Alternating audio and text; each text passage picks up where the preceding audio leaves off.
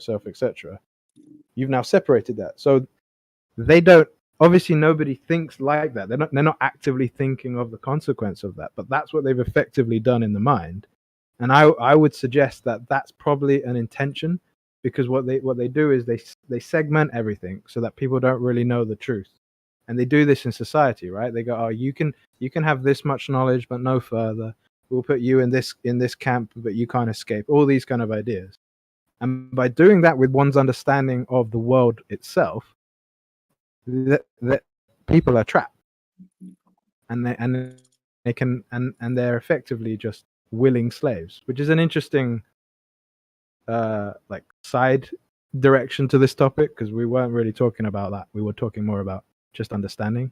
I see it as all connected. What do you think? Well, it's just more disunity and division all around the truth. What's the truth? Because we feel like we're really looking for the truth, and a lot of professionals have been told they have the truth and they know the truth. And so they look at us like we're idiots, but at the same time, like you just talked about, Elijah, it's all patchwork together. It's compartmentalized or whatever, and everybody can go only so far, but no one can join together their intellect, their knowledge, their love for science. Because ultimately, if you take it back to the beginning, you've got a bunch of human beings that are inquisitive and want to explore the world they live in. But there's boundaries now, and there's limits, and it gets to the point to where it's philosophy and it's all just make believe. But you try to tell these people this, and some of them are getting it. Like Park walking away from relativity, he's like, I had to throw it away. It was just all from the minds of men. But anyway, carry on. I'm cleaning the house. But this man held a book up and told me it was space.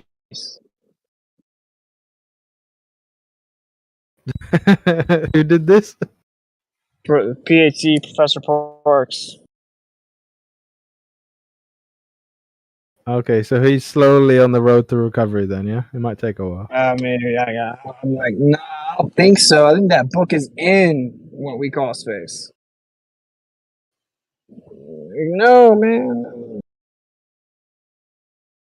Like, well, yeah.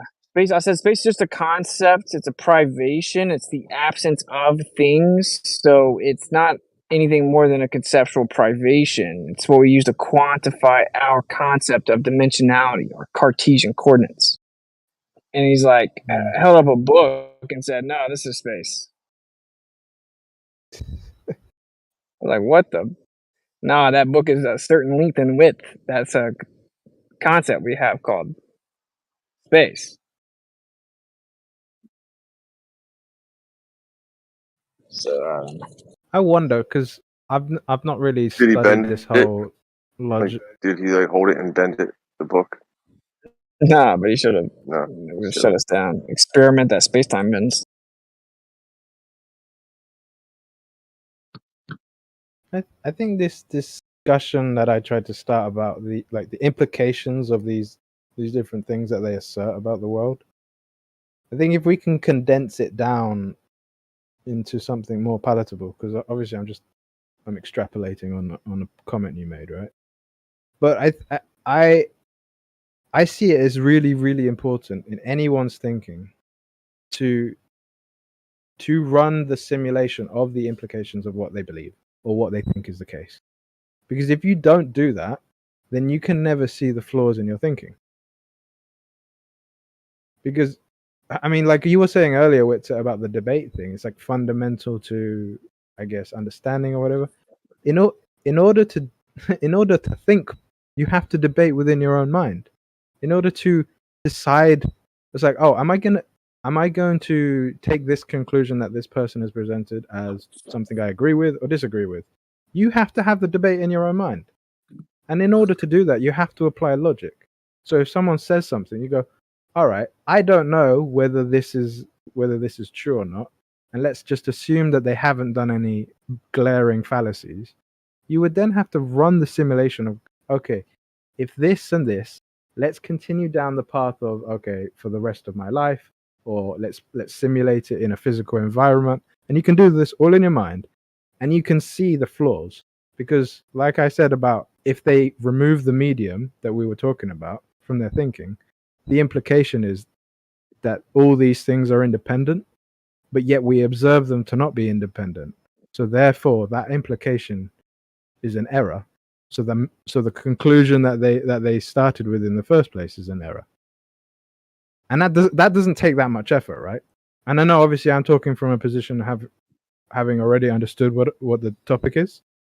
But if people did that with everything of consequences of that thought process, there is no way that they wouldn't improve their life.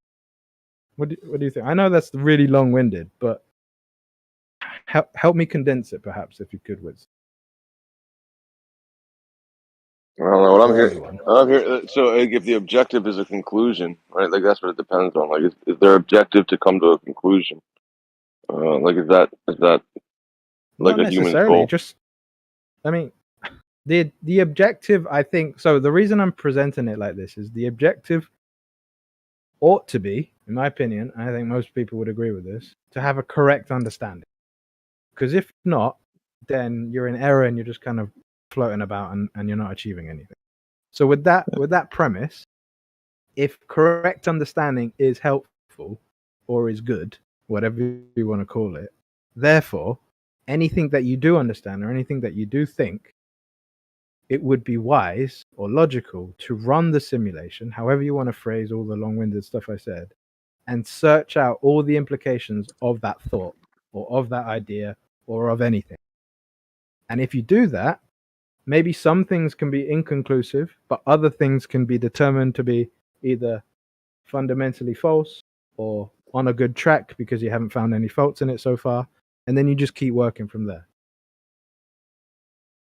But the problem I see is that people, last comment, the problem I see is that people don't do that. And because they don't do that, they don't realize that a lot of what they say and believe has implications of complete chaos that just can't be the case. Anyway.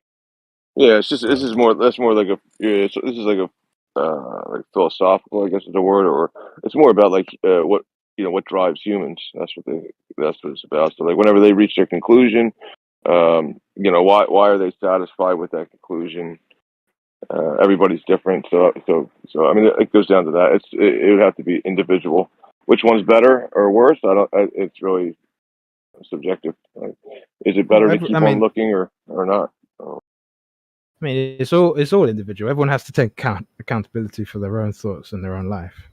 I'm just thinking, like, to condense the idea that I'm talking about into something concise, so that people can appreciate why we talk about what we talk about.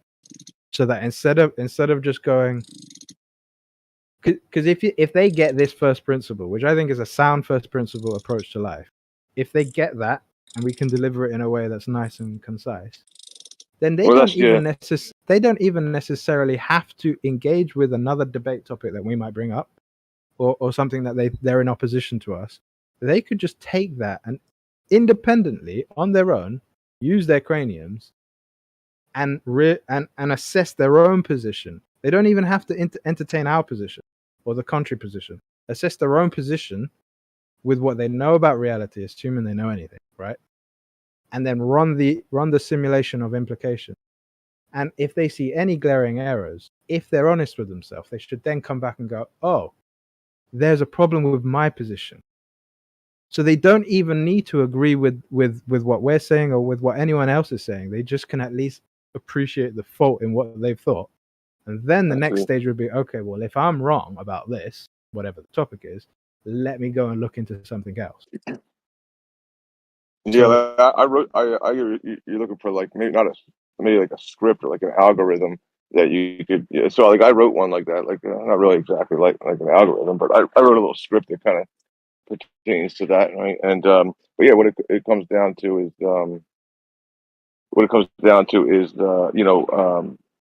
each person's like where their contentment will end, like. But you want to run a script where they can put this through any kind of idea that they have, and until they work out the bugs. Yeah. Like, is this a good decision? Let me run it through the algorithm real quick. Like, should I go to the store? Let me run it through the algorithm real quick. Well, the benefits of going to the store are this, this, and this. The cons are this, this, and that. Yeah. I think it's the fundamental of what every individual with a mind should do. Because if they're not doing that, then they're not using their mind properly. Yeah, but I think they are. I wouldn't be surprised, by the way, because I haven't studied this. This is what I was going to say. What I was going to say earlier was I haven't studied enough the formal logic, the informal logic, and the critical thinking to the depths to even know whether what I'm suggesting is already there anyway, and that people know this, or people who are aware of it know what I'm talking about, and it's probably already been distilled into a simple axiom. But it just came to mind because of what Witzer was saying, because the issue is so glaring when they just make these assertions about reality, such as there isn't this medium, because you can say that statement, then walk away and sure, nothing's really happened. But if you don't assess the implications of making a statement like that and thinking that that's true, then all you've done is make yourself a fool. And surely that's not the pursuit of man, right? Yeah. Become fools. I'm hearing you. Excuse me, sorry. Could I just jump in for a second? That I think the whole point of a debate is the guy you're debating, yeah, you're not trying to convince him. What you're trying to do is do exactly what you said. I think it was Elijah and Witsit was kind of saying the same, is you're actually trying to put across points that the audience is listening to, because through experience, we've all been in this a few years, and we've been debating these guys on whatever Jem Pandas, the Xanax, the Timmy Osmonds, all these guys, right? But in the end up, I think what we should be focusing on, what I started thinking about, that was the only reason I used to go in debating. I knew these guys were, they were, no matter what I said, what science I said, I was more interested in what the audience or the people that were, and that's who you should be focusing on through the Socratic method, neuro-linguistic programming and stuff like that, and giving them not like try to get your point across, but just to give the point to make people think for themselves, in that kind of style. And that's the way to have going to debates. If you're going to big debate channels, forget about the guy you're trying to convince. It's what the perception of the audience, because there's like the other night there with Witsit, there was 900 people, observers there, and I can guarantee you, like, even they were there for David Weiss, which is nothing to them. Say again? They were there for David Weiss, I said. And I just thought it was funny too. No, it doesn't matter. No, but they were on Witsit. No, it doesn't matter. But when I watched that, I thought it was funny when Weiss commented. I'm gonna let you go, man. I'm not gonna stop. Right? I just thought on that video it was funny where he commented after he ran that video. He's like, "Dude, we just had 150 people drop off. You asshole." Yeah, because I'm the one that said that in the chat, and then Dave saw that and repeated it. Because as soon as that guy when I do play the video, people didn't want to sit there. That was. I have to say that was a great, and that's what I'm saying. That was a great style, because you let that guy talk. I was going to do actually. I was thinking because if you notice when all these debates starts, it's like they always start dead calm in that, and then by about an hour through the debate, they're screaming. Right?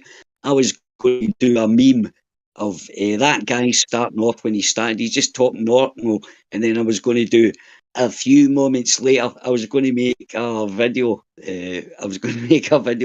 A few moments later, and show him at the end up. He was like a raging. He was like that Professor Phil guy. He totally lost it, man. Totally lost it. I basically saw that as like this dude was like, this dude was yelling at a couple flat earthers for being on his lawn. Yeah. No, he was screaming it. I don't want to talk to Witsit anymore, because he pointed out this guy was a liar, and I actually knew the guy he was talking about. I've seen I'd seen the videos of this guy, right? And he just said he was lying, which he was. That was a fucking and he just evidence that Dave explained, the rotation, the sunrises, sunset, all that kind of thing when he was doing with the map, right? He just totally fucking did. He played a video for about 20 minutes. I was like, oh, gee, fair play to Dave and Witsit for allowing him to, because that, he played a video, he was playing his arguments were totally non-secular, because Witsit would say something, and then this guy, his argument was a video that had fuck all to do with what they were just talking about, and it went on for about 20 minutes. The people were leaving because of this guy, and I thought, and that's the kind of stuff you have to expose. The more you let them talk, is you let them hang themselves. Remember, you're talking to the audience all the time. And a lot of people get that. A lot of flat earthers get that. They've got that. But it's fuck who you're arguing with, the Xanax and all these people. But sometimes it's a double-edged sword. I hate interacting with these people. I've stopped interacting with these people, but I love it when you guys do it. I'm sitting there listening. Good for you, man. Because there's someone listening to their arguments and thinking. Anyway, I'll mute myself, but that was my wee point. Fair play to you, Witsit. Your last things were... But one more point, right? And this is a question to ask. Is there an empirical experiment? Is there an experiment that proves that in order for an object to fall, it needs a force?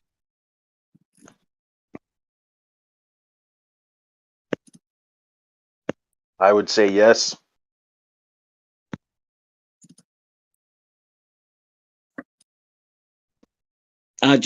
Explain then the experiment then.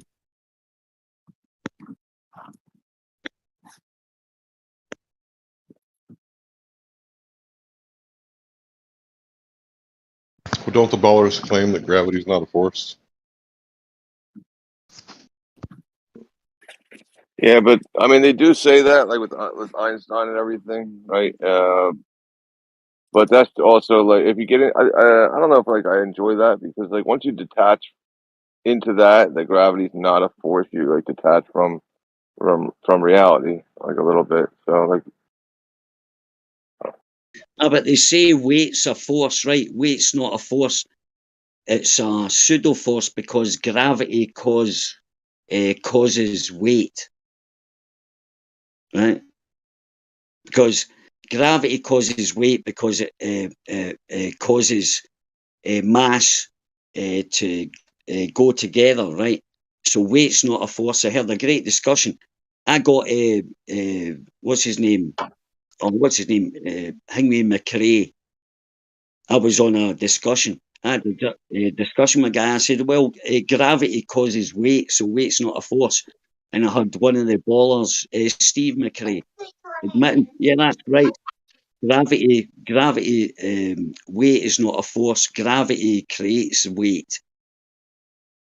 Right? So weight's a result of gravity. So weight's not a force because gravity causes weight. And there was a discussion on this on Earth Awakenings, and I wanted to butt in, but it was going great, so I thought, fuck it, man. But weight's not a force, right? It's not a force. You say that gravity causes... Go ahead. I mean, I just wanted to, is that your assertion, or is that what you heard? That weight's not a force? No, that's what science says. Science says that. I heard that off. If you know Steve McRae, I corrected because one of his what do you call it, atheistic flat earth haters years ago. This is years ago, and I knew this. That's what I'm saying about the thing. We already know this. We've already analysed because that's what we've been taught everything, right, about but subliminally or whatever, throughout our grown-up thing. So we don't have to analyse anybody's argument when they say gravity's this. We know this because we've been taught this in school, but it's in the background, so we don't have to analyse anything. Any time that we have an argument against it is because we know the model that we've been told. We either forget it or it is there, and that's why most flat earthers are going, oh, that doesn't make sense. I know it doesn't make sense. We've already analysed and we believed all the gravity and all that stuff. We analysed that, and then there came to a point someone said, oh, by the way, oh, it's strange how we live in a ball and water's flat. And then you're like, that's strange, and then you go further.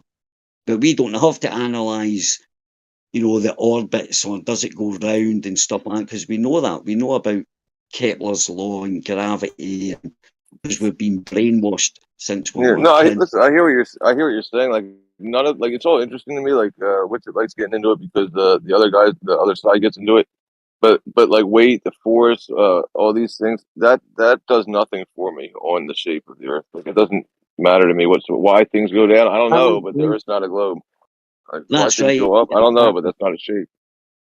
Exactly. It's like whether the universe started a billion or 3 point whatever billions or 25 billion years. It doesn't matter about that. That doesn't prove the shape of the Earth. That's true. And nothing, no the arguments outside about space and the sun and the moon and the angles and the measurements. It doesn't prove anything about the shape of the ellipses. I watched what would that be? I watched the moon getting blacked out. I can't remember what it's called. A lunar eclipse, right? With my daughter in Barcelona.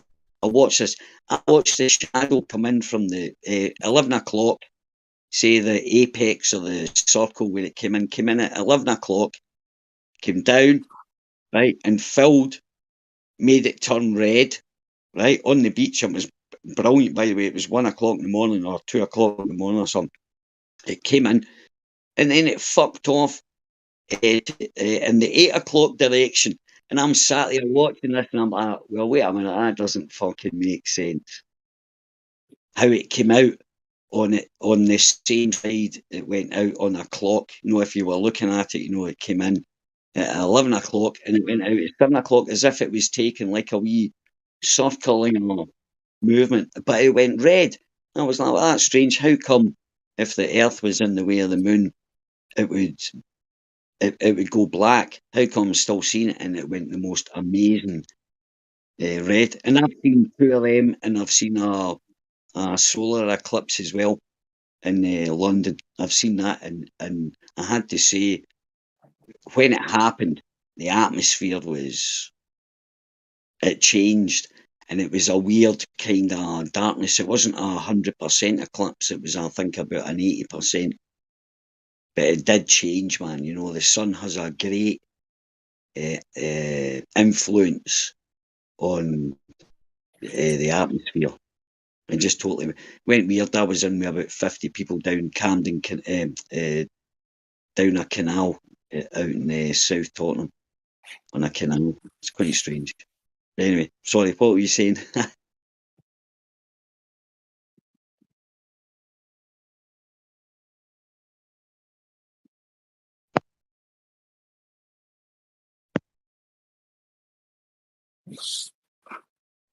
I heard somebody say about a force, the force of down. I've been hearing this a lot the past few weeks. What is this force that everybody keeps talking about? When I lift something up, what is this force that causes it to go down that I keep hearing about? There's a force that interacts between the object and the medium called electrostatic induction. Electrostatics is a force. So as it transfers and induces into the object from the medium or vice versa, there's a force present transferring from one to one. This is the causal mechanism of the pressure mediation that we call buoyancy, or the reaction of density, because there has to be some physical mechanism that's literally exchanging the interaction between the object and the medium. not as much a force down as much as it is a force derivative of the object's interaction with the medium. The causal mechanism for that interaction is electrostatics. Okay, so I agree with the medium part, right? Yeah, that's what I think. I think it's medium induced. Dependent, I mean. So yeah, so you hear these guys now talking about the upward motion of the Earth. Okay, So, yeah. So that was you and Dell's live stream the other day. that definitely was me. Yeah. Okay. And I All tried right. to get Dell. Yeah. Yeah, I was just asking. We don't have to go anywhere but with it, but I was just confirming that was you. Yeah, Oh, it was a bit of a game, SE. How you doing, mate? good, Ali. What's up, bro? That was it. I kind of heard. I don't know what that was about. Yeah. Yeah, well, I asked Dell, like, what speed is the Earth moving upwards? So he said he didn't know. He got a little bit triggered. We started off on the wrong foot there, and he's asking me, so how about you? What's in the bottom of your stationary Earth? So he got all triggered. Yeah, he doesn't know what the because some people are claiming that it's accelerating, but he claims it's moving up at a steady rate. So I asked him, if it's moving up at a steady rate and you claim downward acceleration, how does that jive, right? What was the experiment he did, though? You know, when he dropped something, I couldn't see because I had a bad pixels. You know, when he dropped something, right? What was he proving there? Yeah, Yeah, what he was had that? a whole bunch of stuff in a bottle. He had what? He had a whole bunch of stuff in a bottle. He had a solid object. He had various stuff in a bottle, and he threw the bottle out of the window. Yep. And what happened to the stuff in the bottle? Well, what I saw, they all started falling at the same rate. But he claims a certain difference fall with gas or acceleration stops. So basically, to him, movement, there has to be movement in order for acceleration. Like, no kidding, obviously. Yeah, exactly. Like Newton's laws. That was funny. That, you know, it was like, remember, it's like no shit, Sherlock. You know, objects will continue moving until interacted when another force or change direction or anything. It's like that. Like, and this guy was. Where did you prove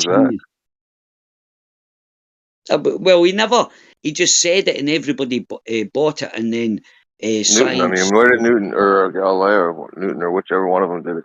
Where did they prove that something will continue in a straight line? Like, where did they never encounter forces to show that, to prove that? No, exactly. I agree with this. But they said it, and that's a law, and that's where this. That's why most people think that there needs to be a force for things to go in a downward direction, because there has to be. It's like the guy that said, right? Do you know what I mean? It's like there's no proof. There's not one experiment that said that you can have that proves you can replicate it. You can use other things to make to say, oh, look, this thing's. I'm making this thing fall. Look, this electrical current or whatever, right? But you can't prove. There's no experiment that does this. That if you have a solid object, that there's a force acting upon it. There's a force acting upon it. I say there's when asked about it, I say there's a lack of force. Sorry, SE, carry on. No, it's good, bro. Like, take a medicine ball. You pick it up, you drop it. You'll say there's a force acting downward. That's what they'll tell you, right? Take that same medicine ball and put it in water and put it on the ground and it'll go up. So is this a selective force, or is it just medium dependent?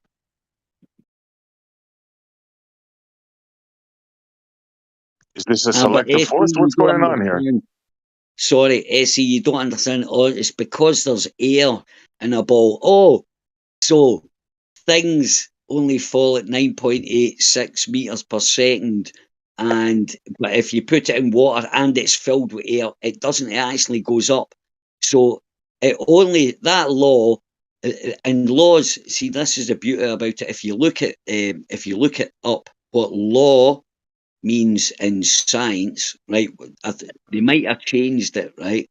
But what it just says a description. A law is not like, and that's why they took that word, because it's got subliminal intonations to it, right? When oh, it's the law, right? And they use that, but what it actually means in science, the word law, it just means a description. That's all it is. That's all. It's just a fucking description. So Newton's universal law, which is not a universal fucking law, because Einstein has superseded it. Oh, it never changed it. It never changed it. It doesn't mean that Newton's law is not real. It just means that it's superseded. It means, they've fine-tuned it, and that's what you hear. But there's still no fucking experiment that proves that there's a force needed for things to fall. And I think it's one of the ones that, it's like one of the ones, like, try to prove existence. I don't think you could ever prove it. Just my opinion. Look, both Newton and Einstein's so-called laws can be disseminated and could be explained wrong to a child. A child could understand that they're wrong. They say, "What you tell me that for, Dad? You're a fucking idiot." Shut up, man. Of course. They think your kid would think you're an idiot for telling them that, because it's obvious. Yeah, tell your kid, if you throw this ball, it'll travel forever. He's going to tell you, what you talking about, Dad? Did you hit your head somewhere? Who told you that? Well, son, it's this guy in the 1600s named Newton. Yeah. But that's a strange thing, that's quite a strange period. Do you know how they have it's called the Dark Ages and stuff like that? If you just Google, for example, jewellery made in the Dark Ages and that, you'll see some of the most amazing bits of fucking gold work, silver work, all this kind of stuff. There's something going on when most people say the Dark Ages, it was like that.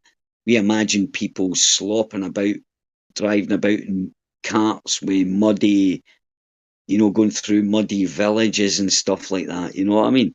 Or I did anyway. That was my images whenever I seen films like that. And if anybody asked me, what the Dark Ages like? Oh, it was like fucking, it was a nightmare. It was thing only because I didn't live there. Yeah, we have no clue what it was like for sure. Yeah, definitely. They could have made any old stuff up. Look, they changed. They lied to us about what happened in the Vietnam War. Heck, they lied to us what happened in Iraq. How is that going to read in history 50 years from now? Is it going to read they found the weapons or they didn't found the weapons of mass destruction? I bet you it's going to read it. They found it and they were legit going in. It doesn't matter to the next generation, Odysee, and that's what they do. They do it generation. And think of all these young peoples that are writing about the climate change and stuff like that. You've got to remember all these kids that are coming out of school that all know this stuff about climate change. You've got to remember these are the next politicians, the next people that work in maybe your local council or is going to be your senator. These are all. I mean, the old people are going out, man. I think Trump's the last dude, man. Look at the guy you've got in charge. He's like a young dude. Look at Biden's he's like 80 or Pelosi. She's fucking 80 odds. Have a look at that. There's some young dudes coming up that have already been brainwashed into believing about global warming, because it doesn't matter what we think, because we don't make decisions that are, do you know, most Americans don't even know that next week, right, America's going to sign over their medical sovereignty to the World Health Organization, as is Britain, Germany, Fiji, Vietnam, fucking Norway, France. They're going to sign over. So where what happened, and do you know how they tried to bring in the mandatory things that they're doing?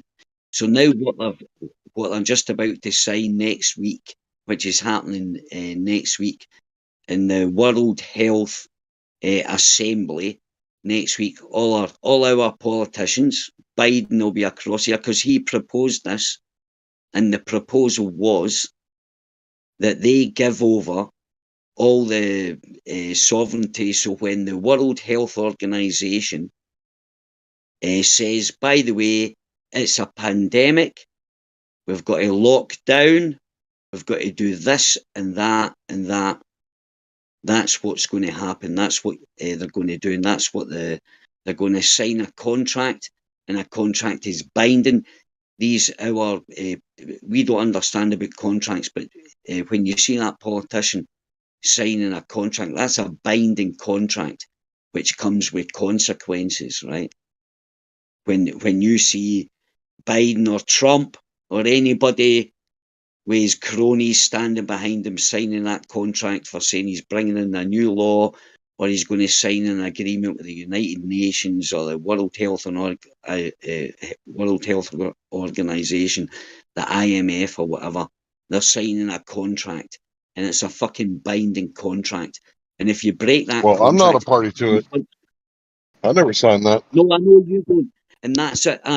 But this is the thing, though, and the thing, they can use force to implement it. I'm just saying that everybody's.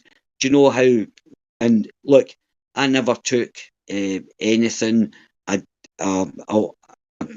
wore the that thing you had to put on your face only for about 2 weeks. I thought, fuck this, man.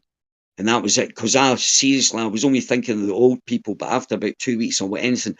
But the thing is, and I've refused it. I told my boss, honestly, mate, he asked me to do that, I'm fucking don't want nothing to do with it, or whatever. But now, right, and you've got to understand, but now, if you refuse it, they'll use force, right? And what you've got to understand, the experience that I had people in London shouting at me, get your distance, not because I was anti anything. It was just at the beginning of what happened. There was people in the middle of the street. I was I was removal. I had a job working from Denmark, coming to Britain. I was moving someone from Britain to Denmark. We had a job contract, came back to Britain just at the height of it. Didn't have to have vaccinations to get in or anything. Went in there, and I had people in the street. I was in the street, and I got too close to someone, and they screamed at me, "Get back, get back!" And I was like, "Whoa, what the fuck, man?" And then also, while I was there, I got approached by someone that told me the specific danger area, the vulnerable area. They explained, "Oh, I'm in the such and such vulnerable what do you call it, fucking list or whatever." And she told me, I was like, what the fuck's happening here? This is freaky. I've been living in Denmark 15 years, and I came back and I seen this. It was like something out of the fucking movie, man. The movies, I thought, oh, this is fucked, man. This is fucked. And so that's what anyway, I don't know what I was saying. Sorry for getting off the topic, or whatever. But it was just wanted quite to say weird. that. Sorry, brother. I just wanted to say that my boss told me that I had to wear a mask.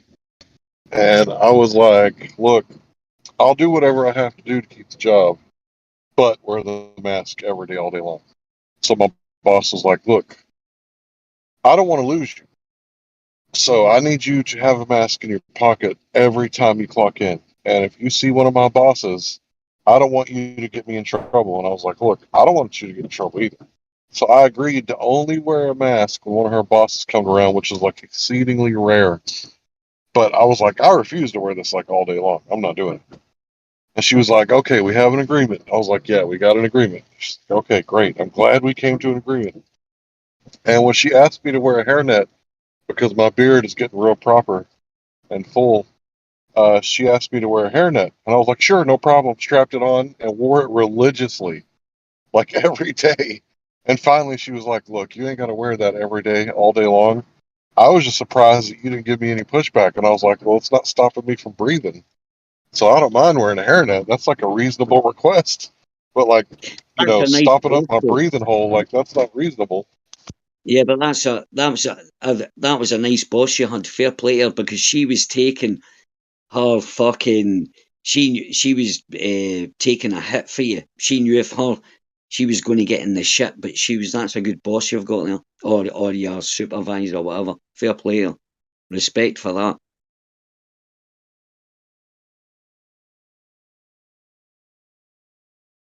My boss, anyway, I convinced him he didn't get his kids vaccinated. He didn't get his two kids. He didn't get vaccinated, right? His wife got vaccinated, and he got it, and he came up and he thanked me for he said it. I said, no, I said, thanks for listening to me. He didn't.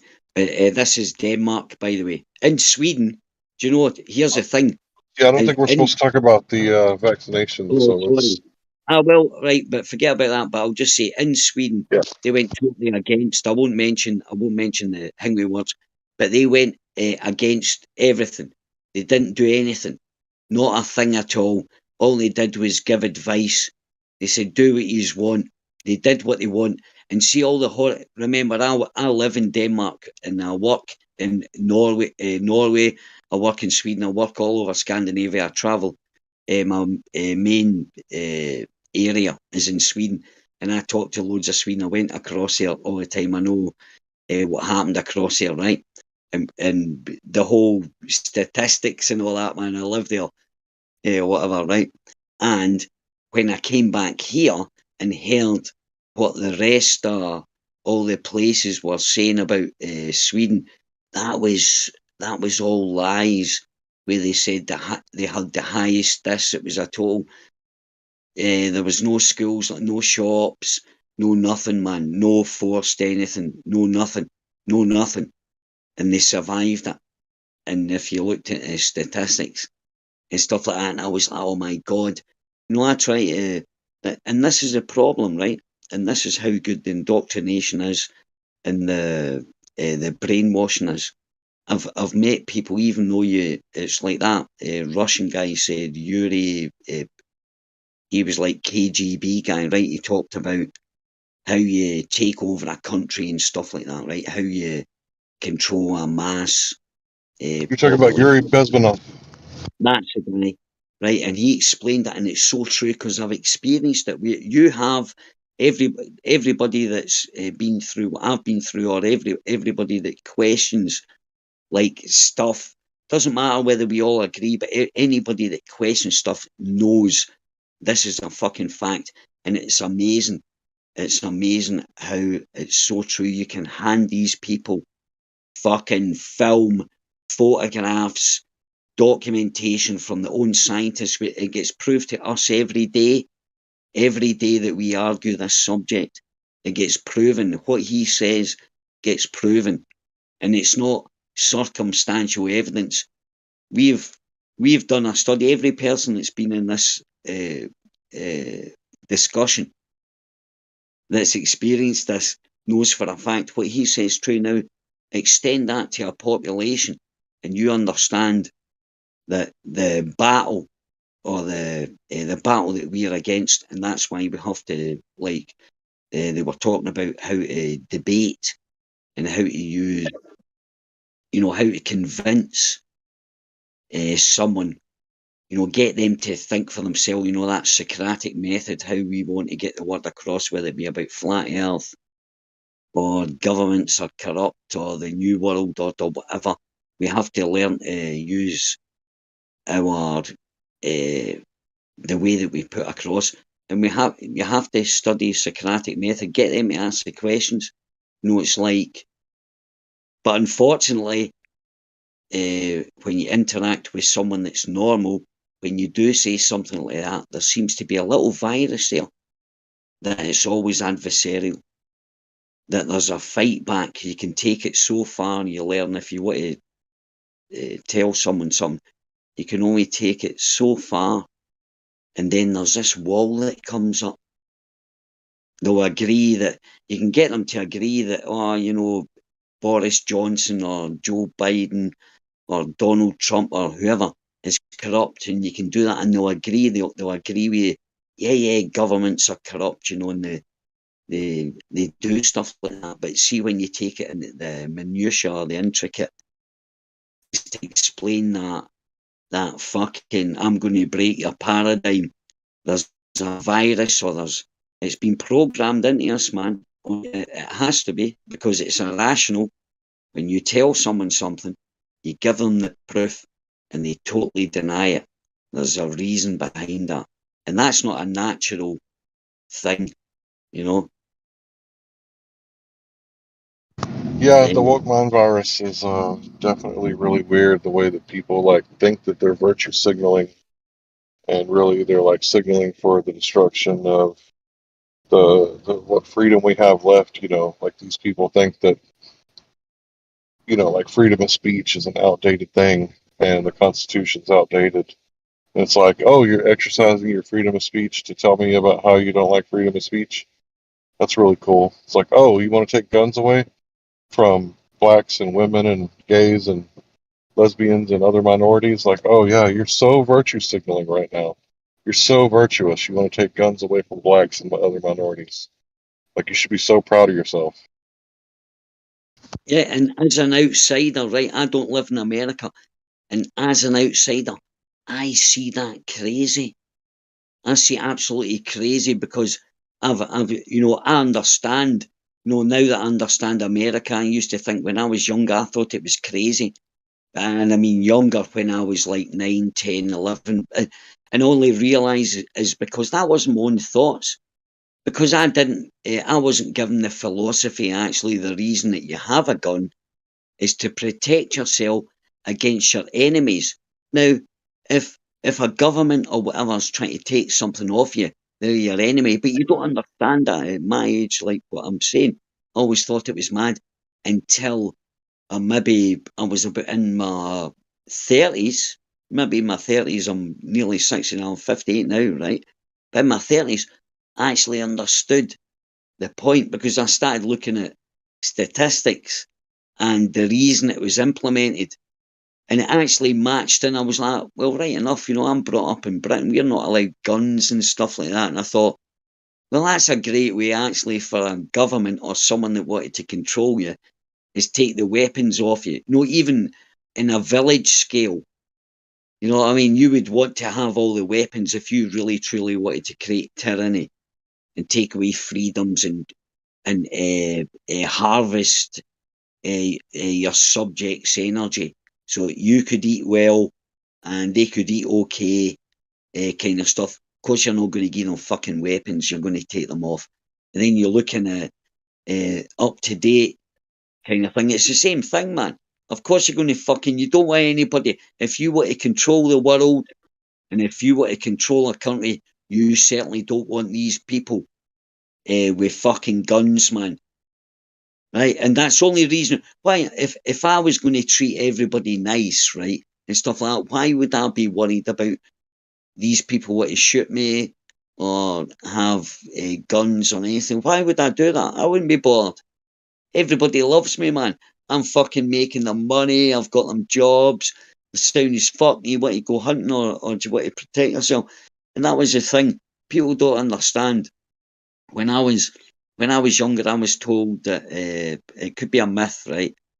But if you had a flag, if you seen a house with a flag, the American flag outside the thing, that meant that was a gun owner. I don't know if that was a myth, but I always thought I thought, right, fucking hell. I bet you there's not many people that would enter that house to go in to rob it, because that's saying, hey, by the way, I've got a fucking gun. And in America, you know, your house, and in Britain, your house is your castle, and you have every right to defend your fucking life. Any cunt comes into your property and you feel threatened, you believe, and that's the secret. If you believe your life is being threatened, it doesn't matter if your life was being threatened, if you believe that. And in court, court can't say, no, you didn't believe that. I believed my life. And nobody can argue as they can say, but it wasn't. That doesn't matter what the other person thought. You shot that guy. You believed your life. And that's all you have to say. You believed your life was getting threatened. You do the guy. You get rid of him. And I find it, from an outsider, I find it amazing that they're trying to stop that right for people. So that proves to me that governments don't like, because to me, I wouldn't be bothered. That would be my least of my worries, that everybody owned a gun in my village. If I had a gun and everybody owned a gun, I don't think I'd be worried. I'd make sure, for starters, that I wouldn't piss them off. But Oh that's yeah, what I'm saying. I don't know if you've ever heard of this thing, Southern hospitality. Like, you could tell that we're totally different down here in the South. Not that there isn't good people up north. That's not what I'm saying. Like, Elijah is a very kind, gentle man. He lives in the city of New York, right? So this is a generalization, right? But for the most part, the people in the South are very kind. We say things like, pardon me, ma'am, mister, excuse me, Yep. you know? And it's because we're so heavily armed that you don't have the ability to have road rage, because you don't know if they got, a knife, a gun, a taser. You don't know what they got, but it ain't worth having road rage. It's just not worth it. Yeah, but you wouldn't anyway, because see, if like, I'm a driver, I'm a professional driver, and I learned this. It was actually a psychologist. He'd done a study on road rage, right? And he explained the illogicity, the illogicalness, or whatever right. So most people think they're the best driver in the world.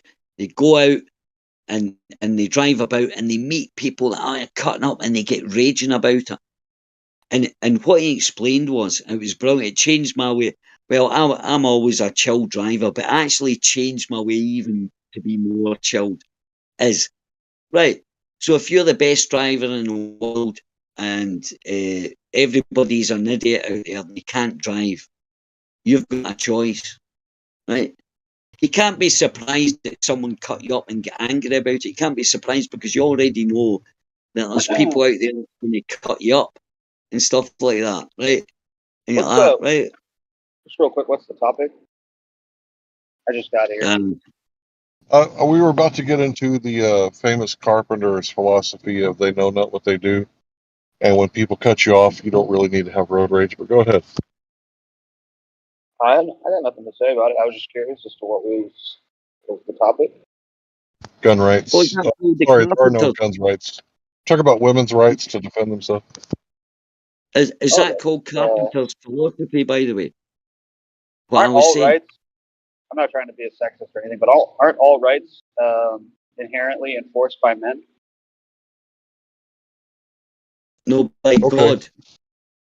Well, I mean, it's like, if all the men in the world, I'm not trying to go super dark here, but I'm just saying, if all the men in the world decided that women should no longer have rights, women really couldn't do anything about it. Like, men are the ones that said women should have rights. We use guns and force to enforce those rights.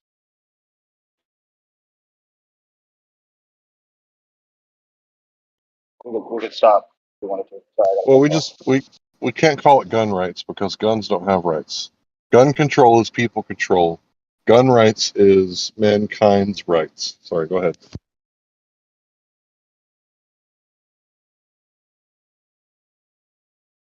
Because you'll never hear leftists saying that we should take away guns from the government, right? They're always saying take away guns from the citizens. Think of it this way. Would you take away the claws of a bear? I think it's reprehensible when people take claws off of cats. So hell no, I wouldn't take claws off a bear. If I wanted it to live in the Since we were circus, not given weapons inherently, right? Because we don't have claws and that. Our weapon is our mind, and our mind designed weapons. So I think that's an inherent right to self-defense. They include Joe Biden. That's for his own protection. dang, you're breaking up pretty badly. All we heard was Joe Biden and then protection. But yeah, Joe Biden needs a lot of protection because he's like the only president that I've ever seen that could probably be like punch assassinated. It's a satire, by the way. I'm not saying that should happen. That's a terrible thing, but I'm just saying one punch and that guy would go down, probably die, honestly. But think about it. Would we survive in the wild without weapons? If you were just to use our hands, like we have no claws, we have what we're going to do, bite the other animal? The first instinct for anyone in the wilderness is to make it spear. What's the PSI jaw strength on a human?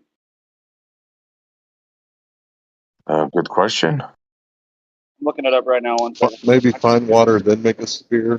Okay, But so the bite force... It's not much at all. We can't really bite through a goddamn thing. Well, the bite force of a human is 162 PSI. I think that's enough to get to an artery if you bite the animal in the right place. Yeah, but they got fur and fat. Oh, no. Well, you got two humans biting at the same time. I don't know. Imagine taking down a gazelle by hand. How are you going to do it? Well, I could use jujitsu. I could put the gazelle in a triangle.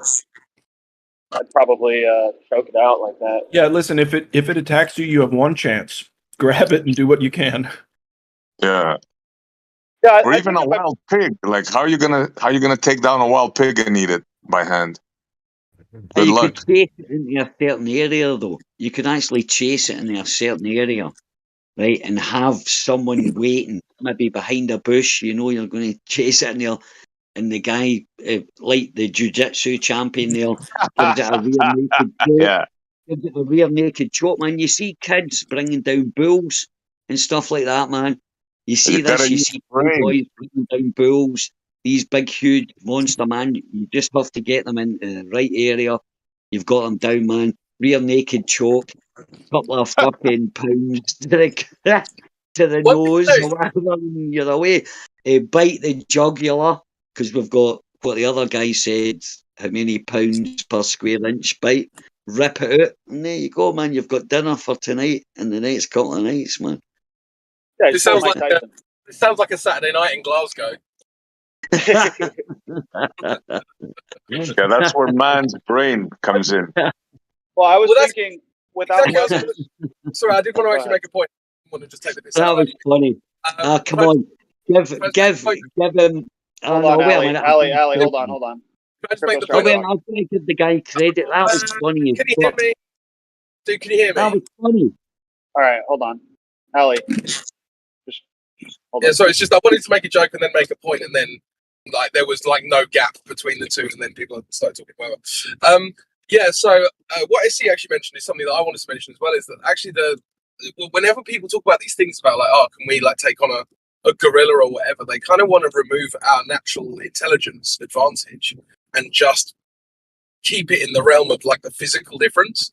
But that you're always going to get done by these bigger animals without your intelligence advantage, right? The intelligence advantage leads to things like tools, which you can then use to take them down. So I mean, at what point do you say, well, the animals can't use their instincts now?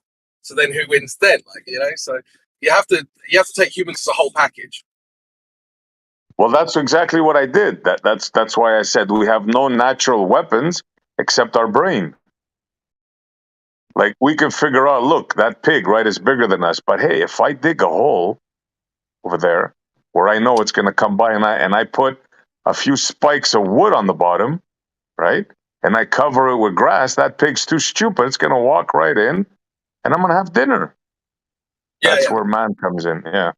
And I understand that you wouldn't want to say, "Oh, we'll just pick up a gun," because that's obviously an unfair advantage. But I would imagine even like most reasonably intelligent people, if they were just dropped into reality, had absolutely no idea about reality, within about a month, you'd figure out, or maybe a year or whatever, you'd figure out how to make sharp tools and use them. You know, so I think that's fair game for that kind of conversation. Yeah, but absolutely. But I'm saying it's deliberate. Whoever created us or however we got here, right? It's deliberate because we're the only animal that I can think of that doesn't have any natural defense or offense except our brain. Like we can't stand the cold, right? We got no fangs. Well, you can argue we got a little bit. We got no claws. We can't run very fast. We can't climb very good. We can't dig. There's nothing. There's no natural weapon that we have except our brain. I would say that our versatility, though, because all of the things that you mentioned, we can do, right? So we can climb and we can swim and we can walk and we can run. We can do all of these things. Whereas there are a lot of animals that can't do a lot of those things. They're very good specialists in certain areas, whereas we seem to be pretty good at everything. Yeah, right. Have you ever seen a wolverine? Can a wolverine run for 6 hours without getting out of breath? Yeah. Or a honey badger? Yeah. I'd fuck up a honey badger if you gave me the right tools. Tools, yeah. But you think you stand a chance against a honey badger one-on-one? Depends how big it is. No chance in hell, bro. No, honey badger don't give a shit. It They'll goes just after take the your nuts testicles. first. Give me a newborn honey badger, I'll fuck it up. I doubt it, bro. I don't think anybody in here could take on a honey badger. I'd bet money on it. You're right. Those guys are vicious little bastards, aren't they? Yeah. I was only having one. And they're what, a foot off the ground? Yeah. Although there are guys I've had a conversation with before who legitimately, they're not even joking. They say like, "Oh yeah, I could take on a crocodile." It's like, I mean, good luck, bro. Like, yeah, for real. Yeah, I could choke out a crocodile or something. I remember us like taking the piss out of a guy who claimed he could choke out a crocodile. It's like, yeah, okay. They could take on a croc on the land, right? Did Steve Irwin ever like jump in the swamp and take on the crocodiles? Like, no, bro. Yeah. I mean, there might be like one or two people who can do something, but the average human's just gonna get wrecked. You know. I was at the zoo just the other day, and I was like literally an inch and a half away from a rhino because they had the plexiglass there and swimming inside. Those freaking things, man. You can't understand how big they are until you just stand beside one. It's like you stand no freaking chance, man. No, it's like a submarine, like a human submarine.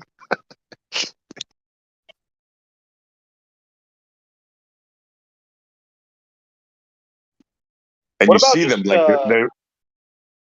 What about just chasing an animal until it gets so tired from heat exhaustion it just sits down and then you just like sit on it? Is that weaponized or? That's the brain figuring it out. Right. That's the brain, man. Wow. Apparently, the old humans, what they used to do now, I don't know how the hell they know this, but they say that woolly mammoths, early man, there's no way they could take him down. So what they would do is they would chase him with fire and spears and stuff, and they would run him off cliffs. And they just go down and have a lot of food right there. Yeah, that's a good strategy. Probably tenderizes the meat. Pretty big fall too. Yeah. Although, actually, the meat might be pretty. It might need to be tenderized because that animal is going to be super stressed out. Lots of chemicals coursing through the blood that you don't necessarily want to ingest. Yeah, but here's a question: wouldn't you want to chase something a bit smaller than woolly mammoths? Not when you're trying to feed 100 people. Not when you're trying to trade. You know, it wasn't just the meat; it was the fur, it was the bones, sinew. the organs. I mean, there's so. I mean, can you imagine just like living off of woolly mammoth liver? How fucking excuse me, That'll be like later how on. strong you'd be. You'd be like seeing through walls and stuff. I mean, you know, Yeah, but hearing a mouse like an acre away. yeah, but wouldn't that be later on when you socialised or whatever? Because you know, it's like how you know where would the separate tribes come from or whatever? You know, you're talking about a specific time where woolly mammoths before man, or did we come at the same time or whatever? You know, Oh you yeah, I got a lot of would ideas about you know that. what I'm saying? They It wouldn't be definitely need to 100. be. They definitely need to be challenged, but I just couldn't say. Like, who's to say? You know, who's to say how things went down back then, or where all the tribes came from? I mean, we could argue about it till the cows come home. You know. Yeah, that's true, isn't it? And that's the amazing thing about it, and that's the good thing about the learning process. We, do you know, even though I think the world's flat, the world's flat, the Earth's flat, and other things and stuff like that, right? I still accept, right? I could be totally fucking wrong, and that's what I find the amazing thing about it. Like all that history, man. That's what I was actually talking to my friend the other night there. And I don't usually fantasize. I stopped doing that when I found out that the Earth, there was a possibility. Well, no, there is. Well, there was a possibility the Earth was flat. And then a day later, I was like, I kind of fucking knew it, or a couple hours later, right? But I went from, you know, that to like understanding, right? Even though that you know, I can say I've got this belief about, you know, what space is, or is it a, you know, super fluid or whatever, right? I've got that belief. I still know that I could be 100% wrong, and that's why what I learned is you should never, ever, ever get emotionally involved in your beliefs, because you don't even know if that's actually, you don't even know if it's even your own thoughts or anything like that. And that's what I learned in the flat Earth, right? And that's why I Yeah, no, accept. totally. I hear you. Thank you for sharing. That's something that everybody needs to kind of be aware of. Is that in order to believe something, you first need to doubt it. You know, doubt is the prerequisite to belief. So you should have some healthy skepticism. Yeah, but I'm convinced. But the thing is, I have to stick up for the fact that I do believe that I'm like 99.999%. But the only thing that's stopping me from believing totally is because I know for the fact that I could be totally wrong, and that's it. End of story. And you can't argue with that because you can't prove anything. That's what I learned when I came into this so many years ago. I can't prove anything. I've got to remember everything I say. Doesn't matter how how strong. What do you mean you can't prove anything? Can you prove that you're a man? Well, yeah, I can. Yep. But that's not. Yeah, but that. I'm talking when I say I can't prove anything. I'm talking about deeper things. But yeah, I can prove I'm a man. I can prove I exist. I can prove anybody that wants to challenge me said you can't prove I exist. I can prove it within a second. Right? I can prove that, and no matter what argument they say against me or whatever, I can prove they're talking all that shite. Yep, I can prove that stuff. But in the end up, still can't prove 100% that my other beliefs, apart from that, what reality is, I can't prove. But I can prove that I exist. But that's about all, and everybody else around me does as well. I can prove that kind of thing. But I can't prove that other stuff about the Earth's flat. I haven't got the capabilities getting up there and fucking saying, hey, look at this, and stuff like that.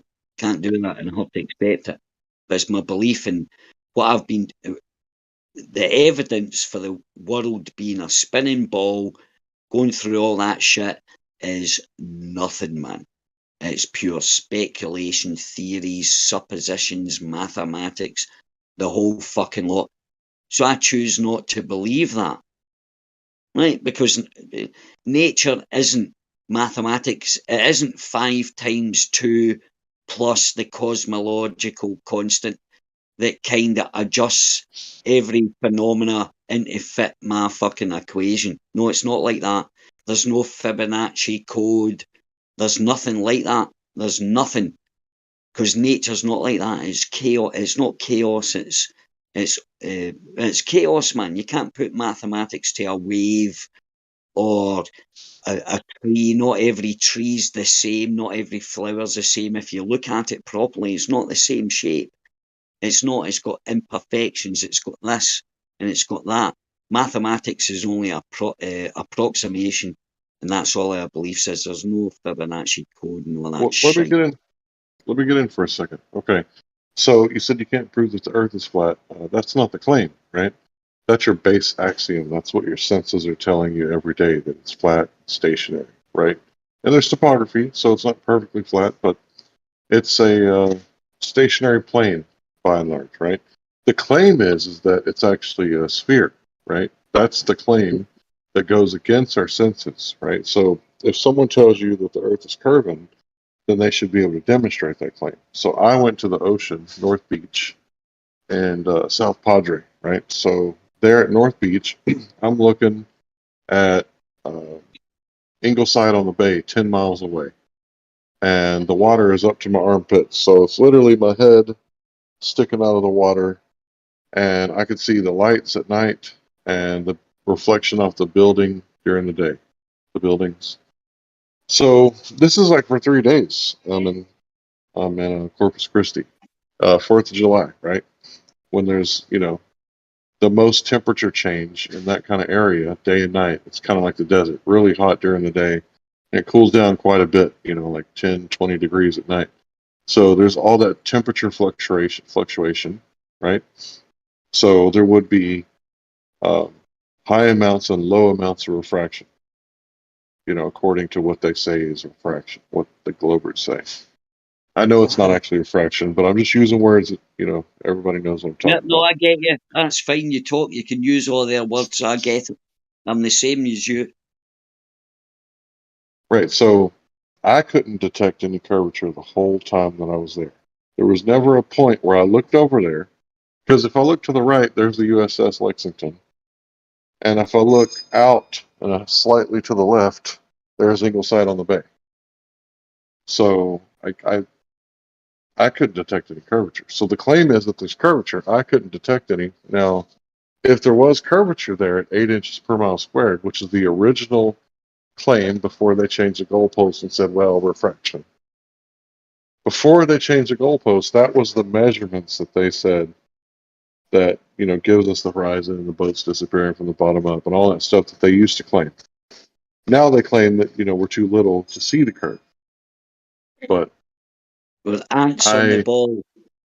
I debunked their claim. But they used to not say we're ants on the ball. They used to say boats disappear over the horizon. Not that long ago. Yeah, but after that was proven wrong or whatever, then they said the ants on the ball. That was the explanation. Right, that's changing the goalpost. Yeah, exactly. Yeah. So it's really an admission. When you change the goalpost, you're like, okay, well, maybe the 8 inches per mile thing was wrong because we didn't know about refraction. It's like, wait a minute, you didn't know about refraction? Well, no, not to you flat earthers claim that we could see further and actually demonstrated that we could see further than the globe Earth math would allow. Now we know there's refraction. It's like, oh, really? You didn't know that before, but you know it now that we debunked your radius.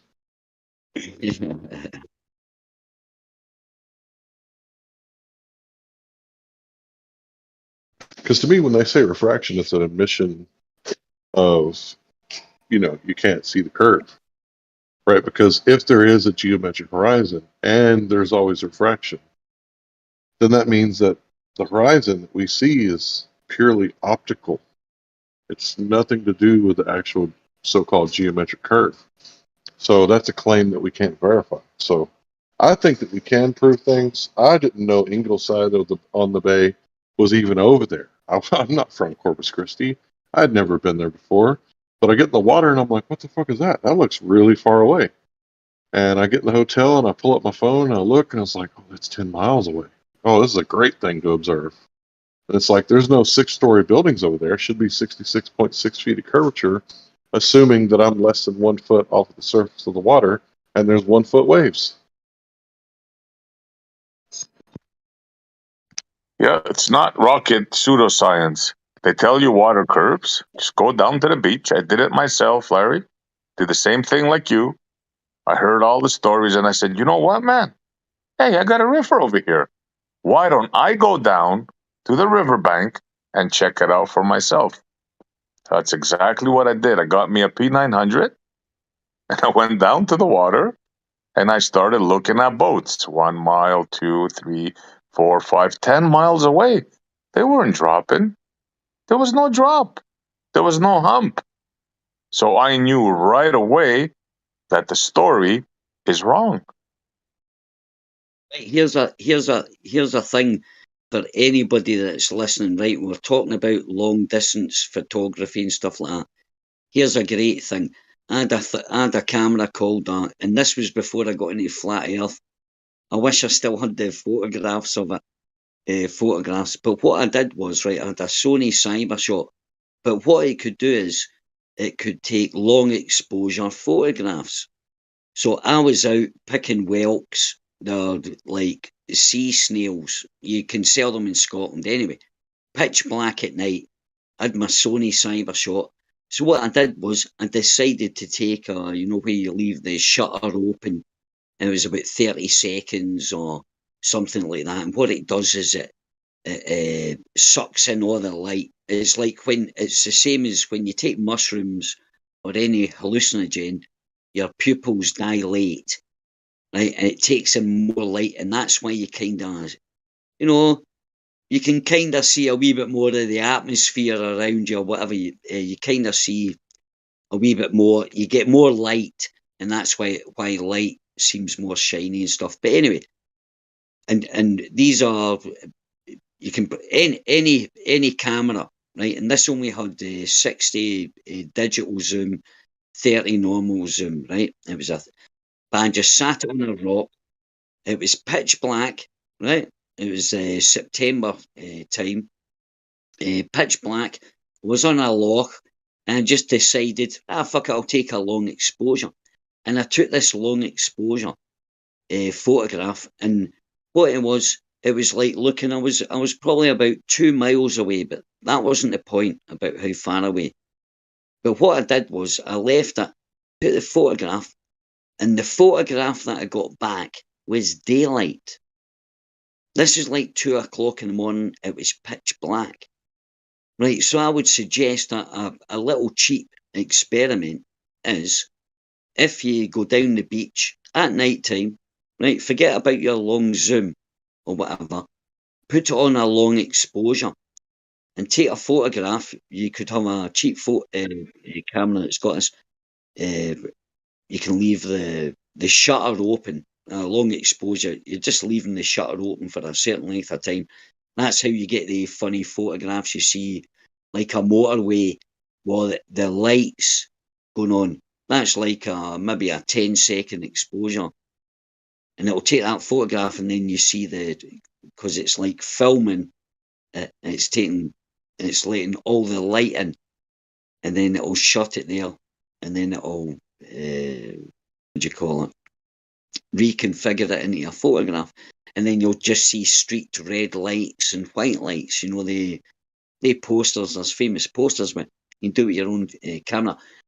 Click on that, and I swear you don't need infrared thing. That'll take every bit of light, and that'll extend, because that cuts out the atmosphere, because it's night time.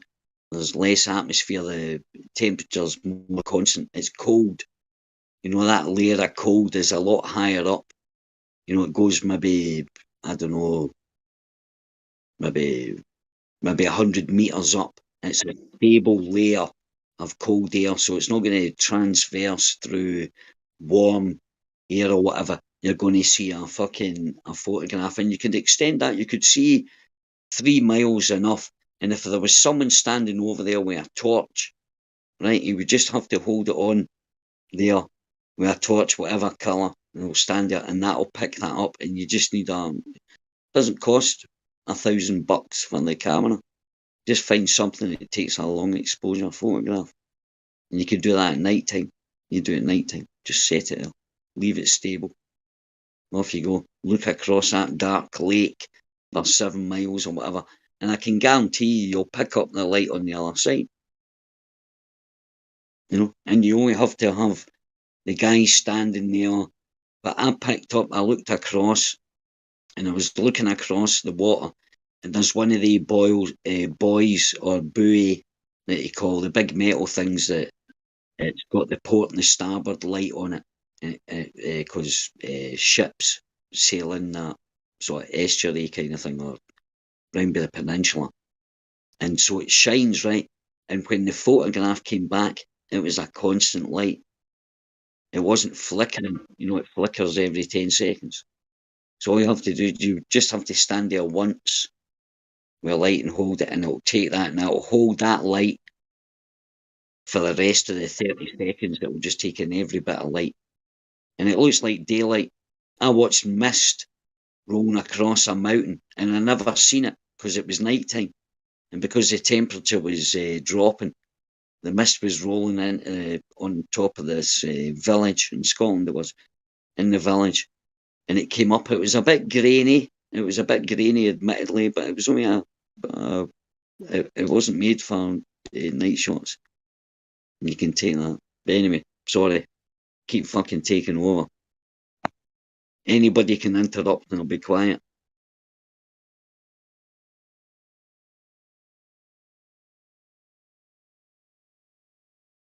How long were you doing the exposure for?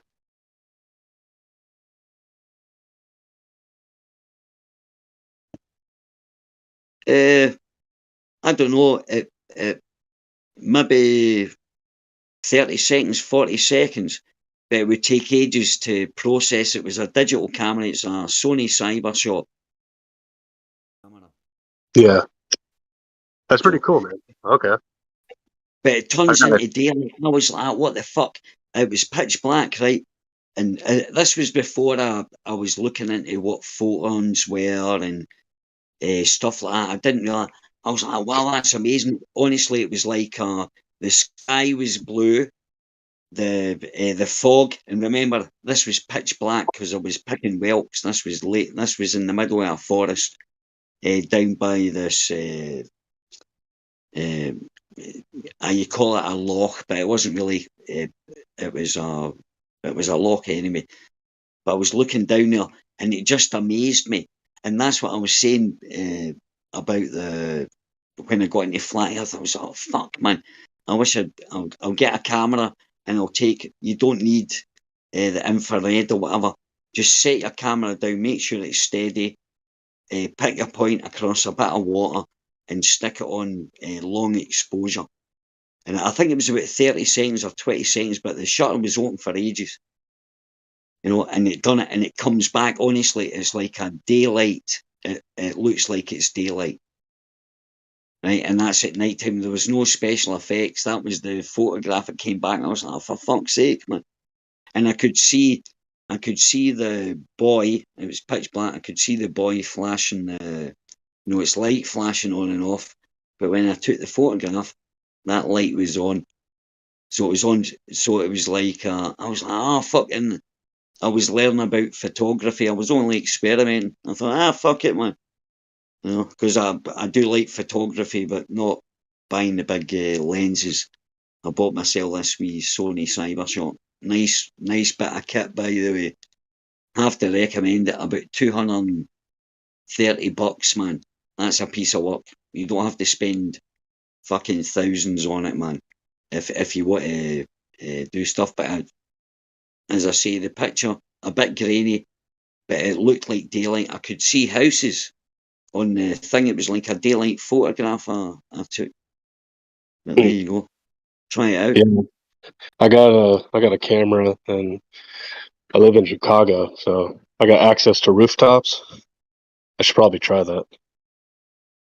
Yeah, go up at night time. Even if you go up at night time, right, and take just to try it out, is look down on if you're up the route, look down on your main road or a road where there's cars, and it only takes you can take loads of photographs and just do it with a 10-second exposure, 20-second. I think on the cyber shot you could adjust it.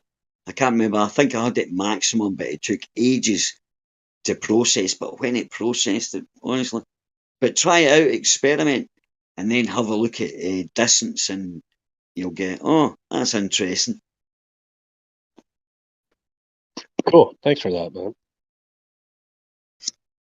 And I'm not even a photographer, but, and read.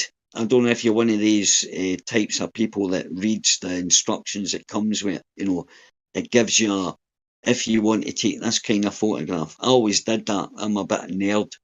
So when I get a camera, I open up the instruction book and it says how to switch on, switch on. It says, this is this button, do this. And it teaches you how to do photographs, understand it. And when I'm finished with the book, off I go, man. They're fucking amazing. And the cheap ones are just as good, man.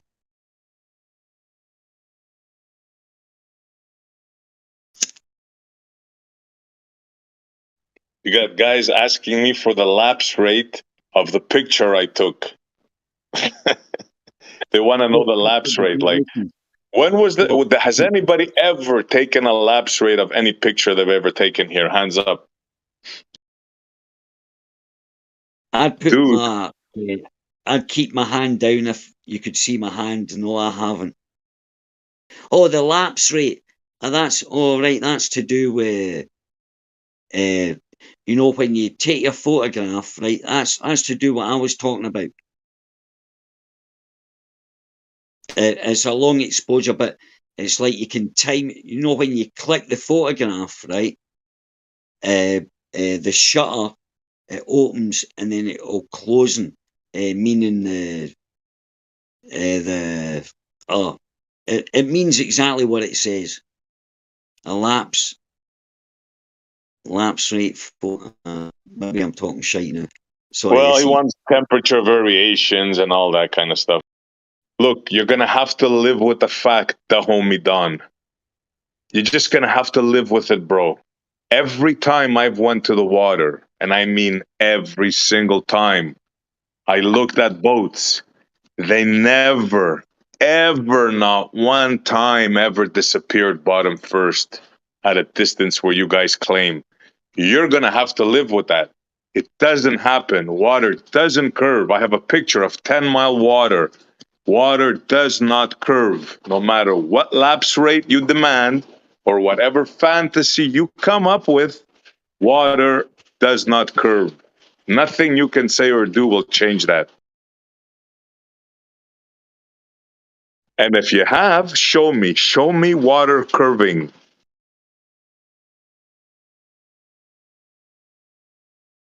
That's not falling off a hill like Niagara Falls, that is.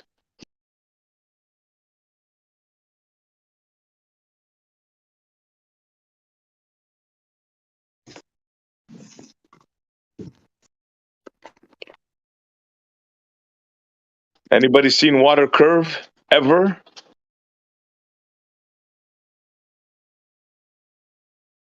Anybody ever measure water curving ever? Taken a picture of it? How about a hump? Anybody have a picture of a hump? Humping water? That's called the Sagittar, remember?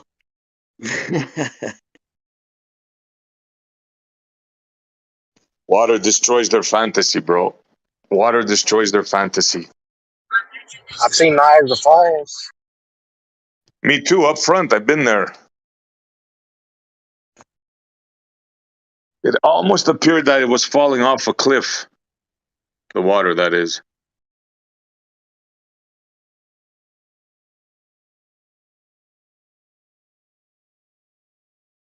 You know, that's what I was saying earlier on, right? The people that would discuss this stuff, I mean, it's, you know, it's straight away water doesn't bend, and then when you say, oh, how does it bend? It's because of gravity. And that's kind of, and then you say, well, how do you, what's gravity? We get told it's a attraction of mass. And then we learn, well, no, it's not actually, it's covering a space-time. And it's so funny, right? They show you, you know, how they, when they show you the sun, how the Earth orbits the sun in that, that funny fucking, it looks like a grid. Looks like a grid, and then there's a ball, and then you've got the bendy lines and stuff like that. But people don't seem to, that's three-dimensional. So there's actually that, they never show you as the sun, right, in the middle of that grid with the bendy lines and showing how the Earth is going to go around that, you know, that gravitational, dip or whatever. They only ever show it in that, you know, just the sun sitting there, the grid underneath, we go in the hump. But they've got to remember, it's a three-dimensional, so that wraps, so there's a sphere of grid around that kind of thing. Now, where's that sort of bending into then? How's that bending into? And where does it start? Does it start at the core of the sun? Or is it the shiny bit? Or is it the other bit that we don't see or whatever? Where does that curvature of space-time start? Because if it starts in the centre, it doesn't make sense. It's like you can't, they always show you sat down on this bit of rubber, or that imaginary bit of rubber made into lines, you know, longitudinal and latitudinal lines. That square grid, they sit it in, and then where it's sat, there seems to be a gap, and then there's this curvature of lines underneath it. What's that gap then? What's that gap in between the that animation that they make? Because if it was bending, if you put a ball in water, the water is attached to the ball, and that'll make the shape of a curve. You could draw a grid round that, but it's attached to the ball. But whenever they show the sun sat in this so-called curvature of space-time, there's a gap between it. And then they show the Earth going round that kind of curvy bit, and because it's going fast enough, it can never, you know, circulate into the centre, which if it did circulate into the centre, it would just go down to the bottom of that, and it would just sit below the sun, wouldn't it? You know, that gap, and it sat there, so that doesn't make fucking sense. So is it this magical barrier? So if you imagine that with a grid all around it, and you were looking through the grid and you seen the sphere, and then you went into the sphere, you would be looking out and you would see these the circular shape outside you, maybe 100,000 miles outside. There's nothing there, and then the curvature starts there, or does it start at the beginning? It's fucking stupid. Absolutely stupid. And that's the people we're meeting. They're never even going to even think about it. They don't even think about it, or they deny it. And the stupidity of what they, you know, they believe virtual particles that come out, they drop their energy, they appear, they create a mass or an energy, whatever the Higgs field has told them to do. They create that, right, just for whatever, and then they disappear again.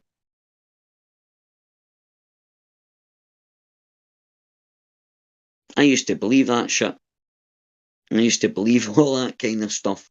I could have probably gave lectures on how that happens.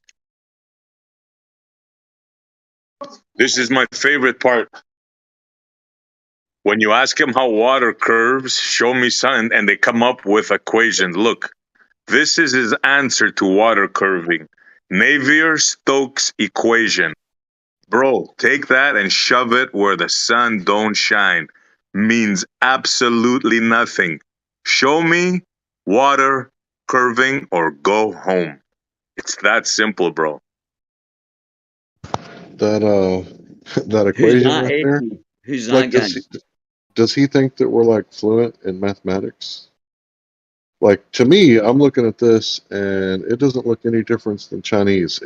Does he think that he's like giving us information? Because the only information that I can, receive from this is the Navier-Stokes equation and look it up.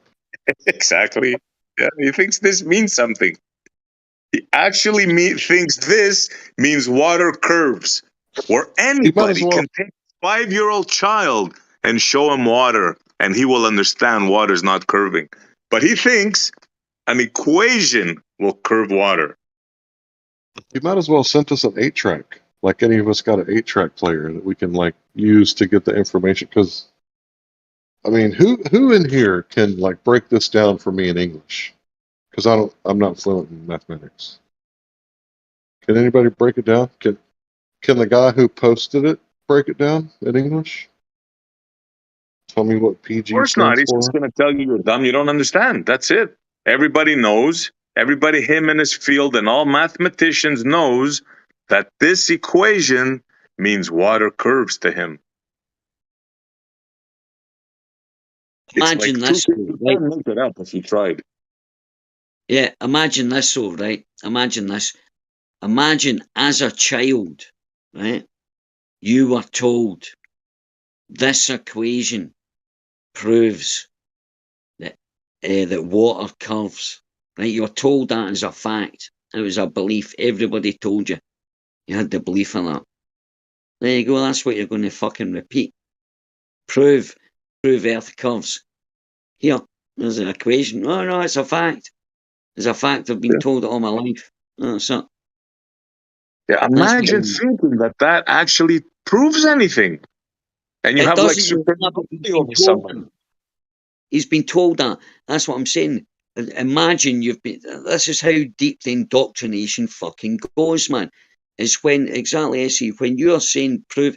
He's hitting you with an equation and numbers, and that's what I'm saying. They believe this is the paradigm these people are in, or the belief system they're in, that mathematics proves everything about science, about molecules and stuff. They believe mathematics. Look, it's fucking chaos. Nature's fucking chaos. Nothing looks the same. No blade of grass is the fucking same. But they try to put on, and then they give averages. Ah, well, that's close enough, man. Right? And then what they've done is they've convinced people like this, or who you're talking to, and they've been told this. We were told this, Essie, as kids. You're just the same as me. You're well interested in science, and Larry sounds the exact same. He knows all about that stuff, because I believed it as I was a kid. So we were taught this, and then it came up. But unfortunately, for some reason, it could be ego, or is because trying to fit in with a group. People are, this is, this is a natural, not a natural thing. I believe it's been programmed into people to join the group and not stand out, because to stand out from the group is you'll be ridiculed and stuff like that. And that's all subliminal, because I believe we're taught that at school and through television programs and films, or the wee nerdy guy, or the wee guy that thought a wee bit different from everybody else. In every film, program, fucking story book you read, they always ridiculed, and so people learn that's a natural thing to fucking do. So when you are it doesn't matter how many, if there's 1 million people, but if there's 1 billion people, it doesn't matter. You're the wee guy that's standing out, and that's the way it is. So it doesn't matter how much proof you give them.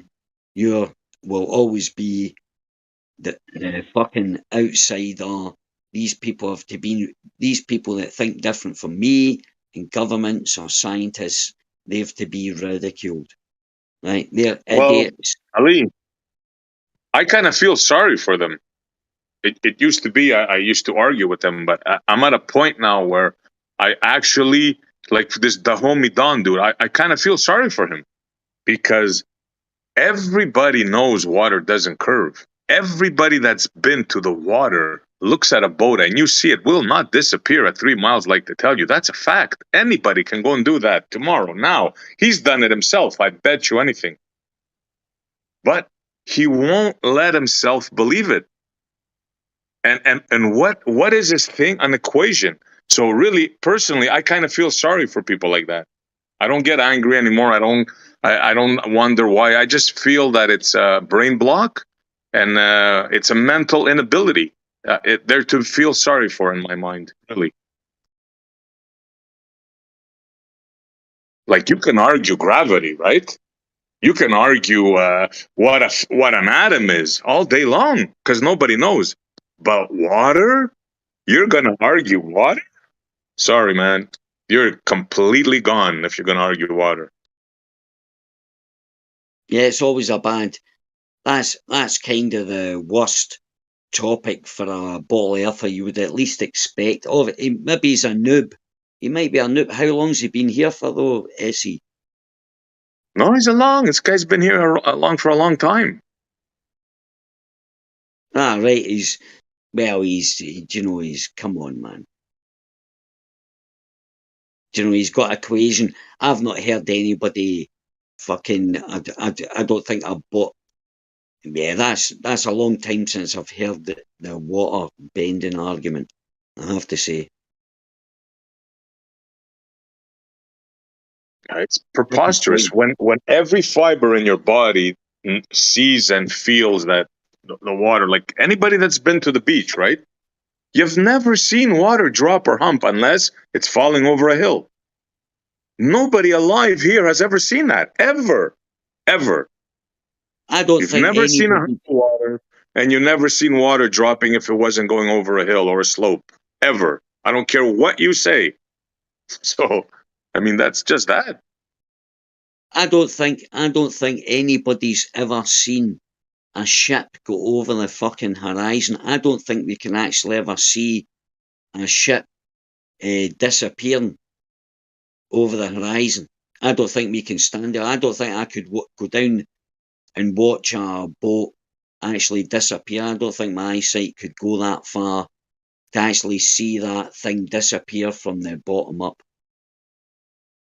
And that's where I question that fucking Aristotle. Maybe somebody has. But that's why I question that thing where, they used that. The other argument they used was Aristotle being ships over the horizon and stuff like that. I'm thinking about that. I've lived with the water all my life, and I'm thinking of boats, and I don't think I've ever seen. I've got a clear lookout to the sunset. The sunset, and I don't think I've ever seen a ship.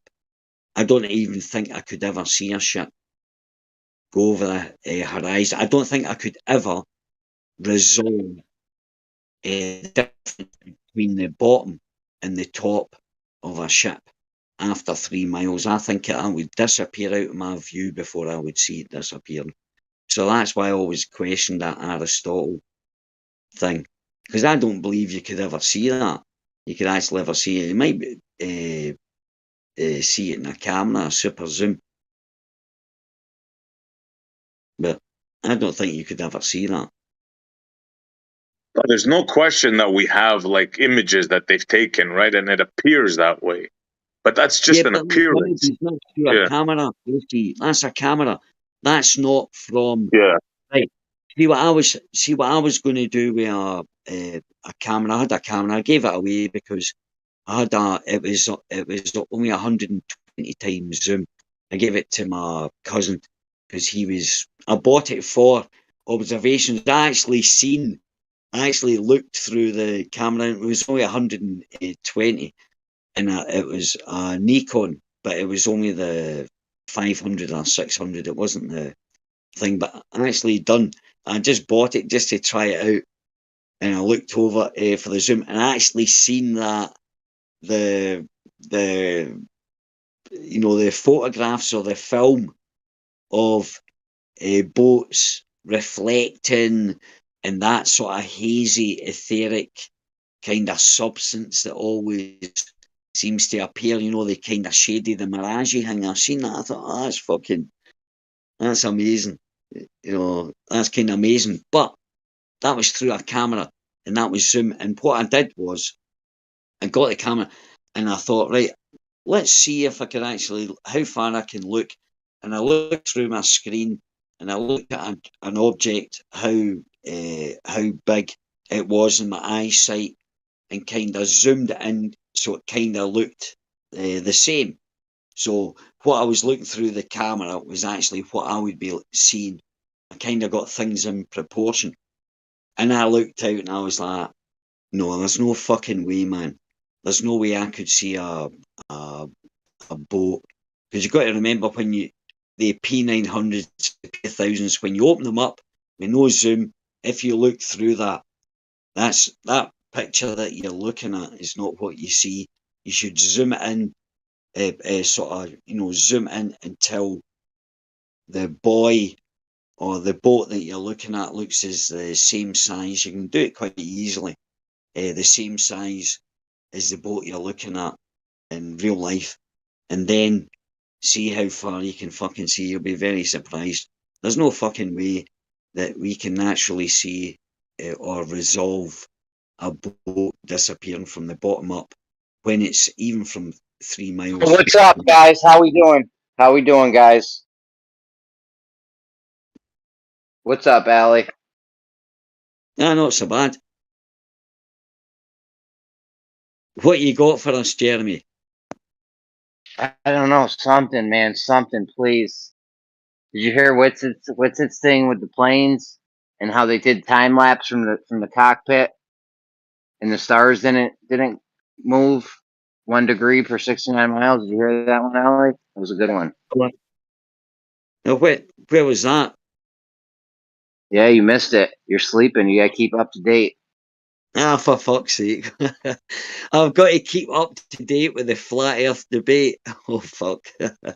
You gotta keep up to date with us, what's going on in this room right here, because we are the cutting edge. I never heard that. Right, so what happened? Fill me in.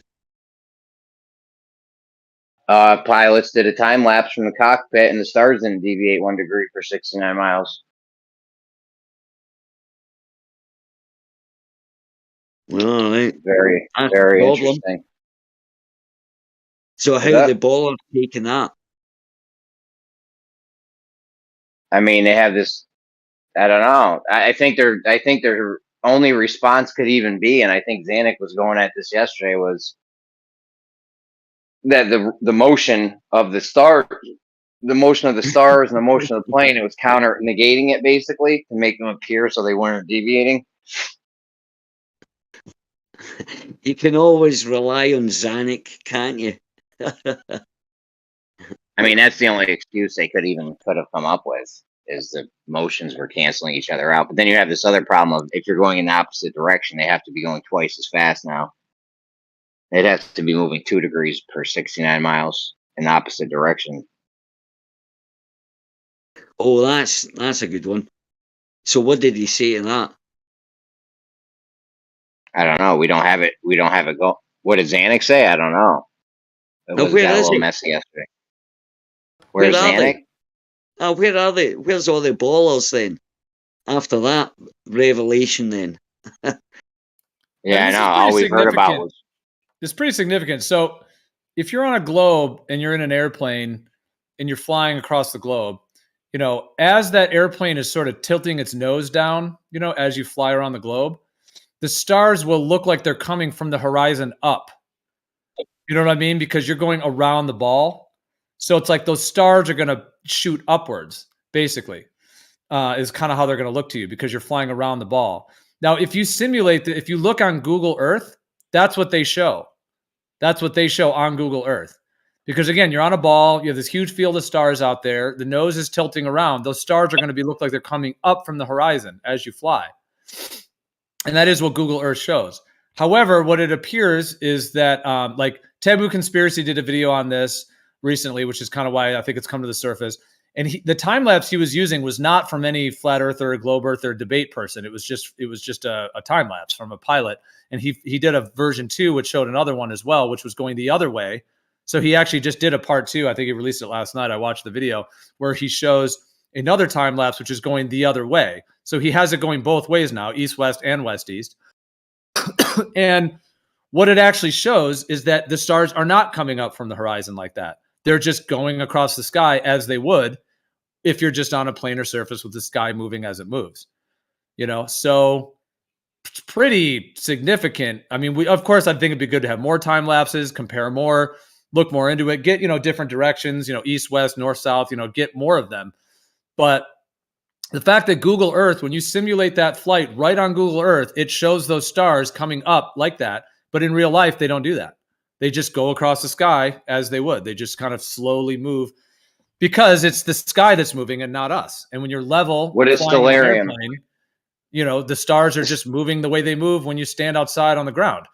So it's a very significant thing. Now, if this is as significant as it seems, I mean, wow, for them to have deceived us about the globe for this long, and it's something that easy to tell the difference, that's pretty interesting to see how that, has bubbled to the surface, at this point in the game. Does stellarium show the same thing Google Earth shows, or? I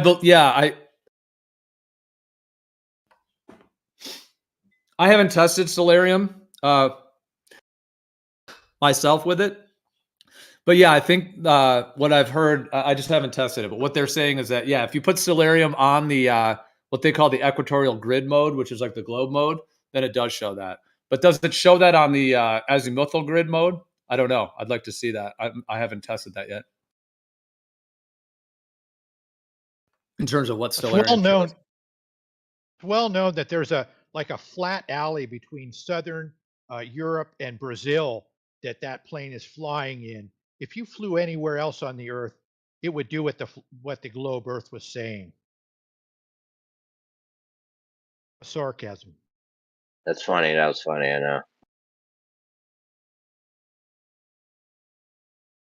Yeah, well, that does sound pretty significant.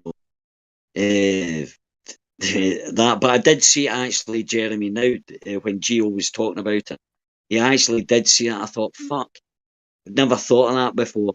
But yeah, what are these? Yeah, that's probably why they're not here then, because that's now there's visual, a bit of visual evidence now, because it would have to be every 69 miles 1 degree, and that would be quite significant, especially at 500 miles an hour or whatever they were doing. So, right, it shows the difference between. I was kind of using that word like whether you kind of peg your movement to the sky or you peg it to the ground. So I was just kind of using that kind of concept, which is the difference. Like, because if you're on a globe and it's the globe that's moving and the sky is just moving as a result of the globe moving, then that would be different than if the sky is moving and the ground is stationary. There's these differences. And I know what you mean. I mean, the possibility that this has been the case for all this time, in the 1960s, 70s, 80s, while we've had commercial air flight and everything, is pretty remarkable to think that it was just right there in front of us. Now, you do have to do a time lapse, you know what I mean? It does take a little bit of insight. You have to, consider this. I mean, the time lapses that were found that, that Taboo Conspiracy used in his videos and other ones you can find online, these are like from pilots that probably believe Earth's a globe. So it's like they're just not even thinking about it. It's maybe not even in their mind or whatever it may be. But yeah, it's kind of amazing to think that it was just right there the whole time. Yeah, but you wouldn't think about it though. I had a guy on. One of the things convinced me was water, right? but also the inertial navigation system in an aeroplane, right? It gives you your horizon, the mechanical system, right? And they always going about ring lasers and stuff like that. But wait a minute, right? That's in commercial airplanes, and they're not as accurate as the mechanical, right? And so I always thought, and I had a guy on that actually calibrated them, repaired them, stripped them down. And I had an interview on my channel with this dude. He didn't believe the Earth was a ball, the Earth was flat or anything like that.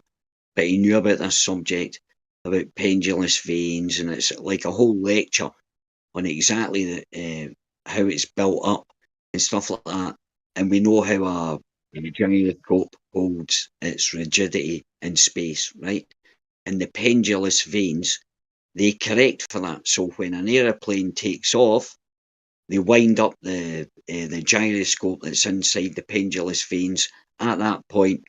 That means that vertical, no matter where that plane goes, is in reference to where it takes off. That right? And that vertical, the minute the aeroplane sort of goes up or down, it's always in reference to that point on Earth, that point where the gyroscope determined vertical and horizontal, right? Because that's what they do. And it takes off. And that's how the inertial navigation system, that horizon thing, it stays straight and level.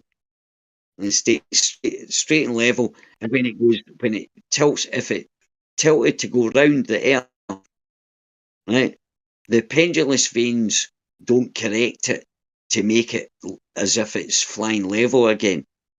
When the pendulous veins don't correct it when it goes round a curve, all it's doing is keeping that gyroscope straight and level, and that's how it can tell when an airplane's ascending, descending, whatever.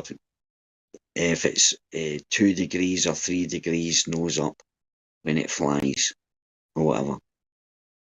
And so it's kind of crazy that they do that thing with the ball and aeroplanes and all that. But quickly, Gio, that was a great conversation when you were talking about the stars the other night, and the aspects, like Pluto and how it worked out. That was awesome. I was wanting to come in, but it was too late on at night, because that was a fascinating conversation you were having with that other guy when you were talking about astrology and astronomy and stuff like that. That was dope. That was fascinating, man.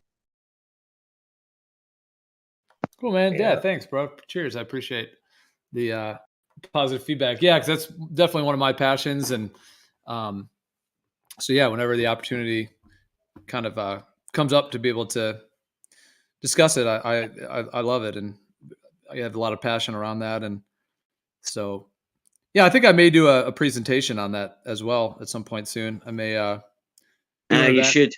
Yeah.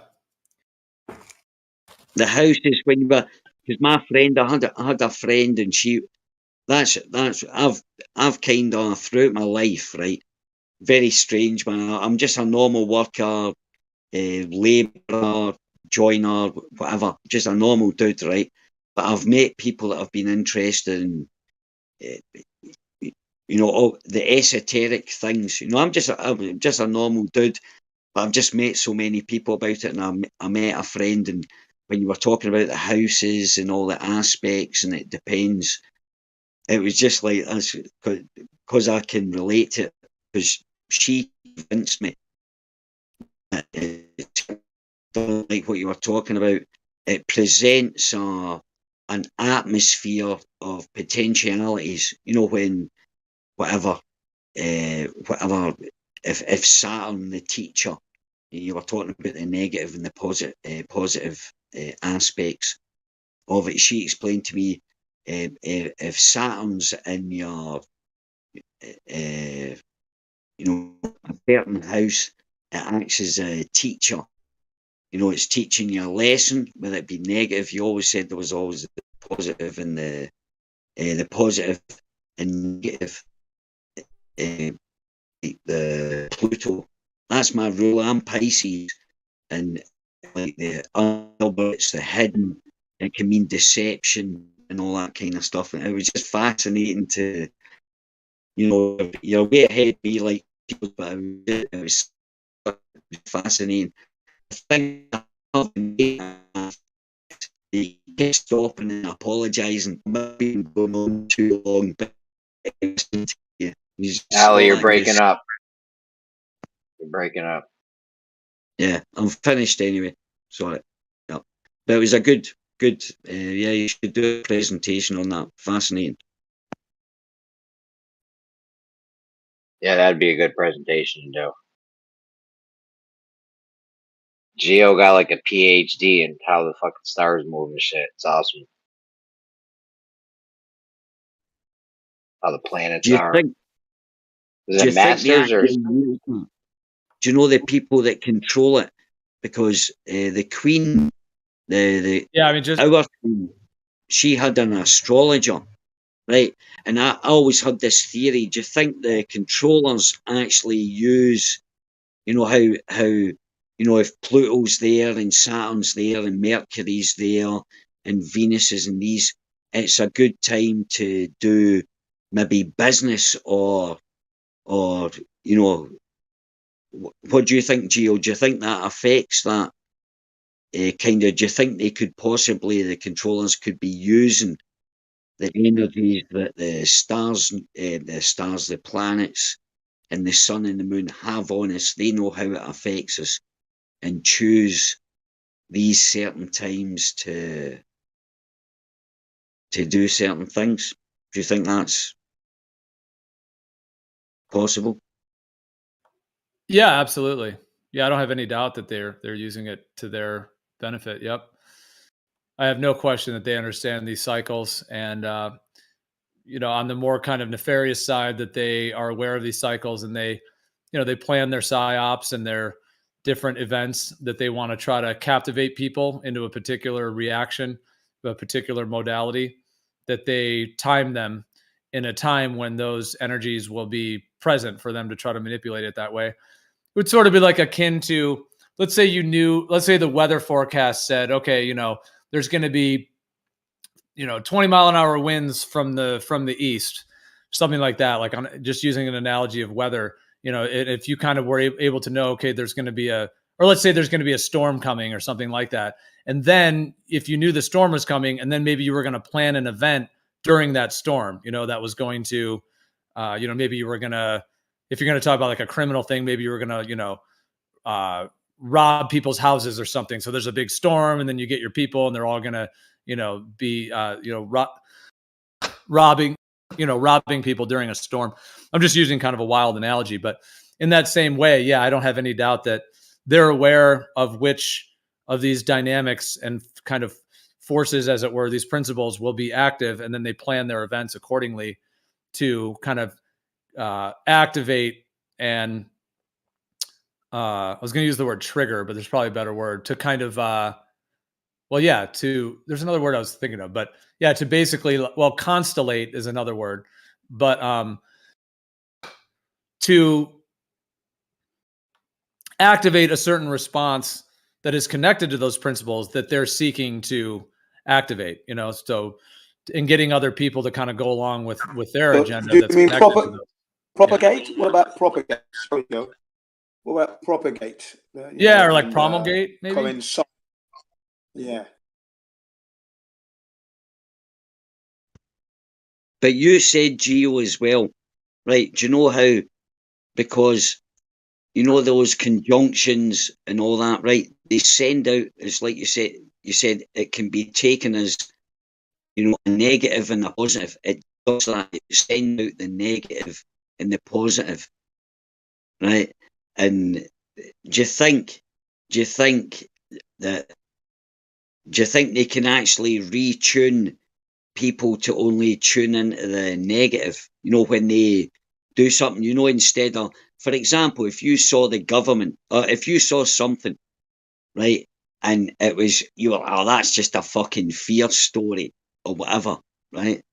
That's a fear story, but they sent that out at a time when there was a negative and a positive, and because you're tuned into the positive aspects, even if it's a Pluto and Saturn together or whatever, you explained they have positive aspects together as well, as the both energies are getting sent out, and they've actually been able to tune people into like tuning into the negative aspects of the movement or planets and stuff like that. They've learned to fuck with that energy basically, but they've had to program Well, us. can I interject there just quickly? Can I just interject there quickly? Sorry. Yeah, go for it. Ali. Yep.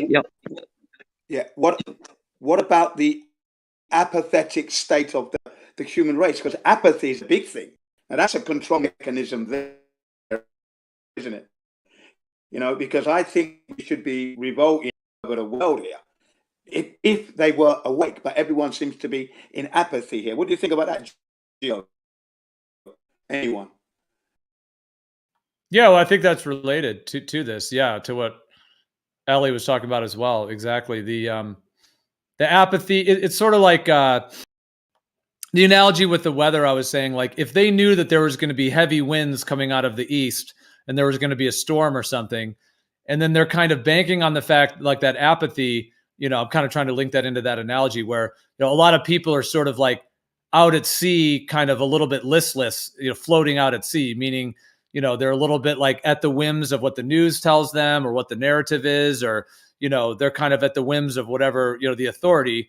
And so if there's a bunch of boats out there that are kind of just, you know, a little bit apathetic, like you said, or a little bit able to be swayed, and then they come in when the storm comes, and then they, you know, run a fear campaign or whatever it may be, and then they get everyone to express that negative aspect of that alignment, you know, to the benefit of whatever their agenda is, you know, rather than us having our own sovereignty and free will to express it in a more positive way.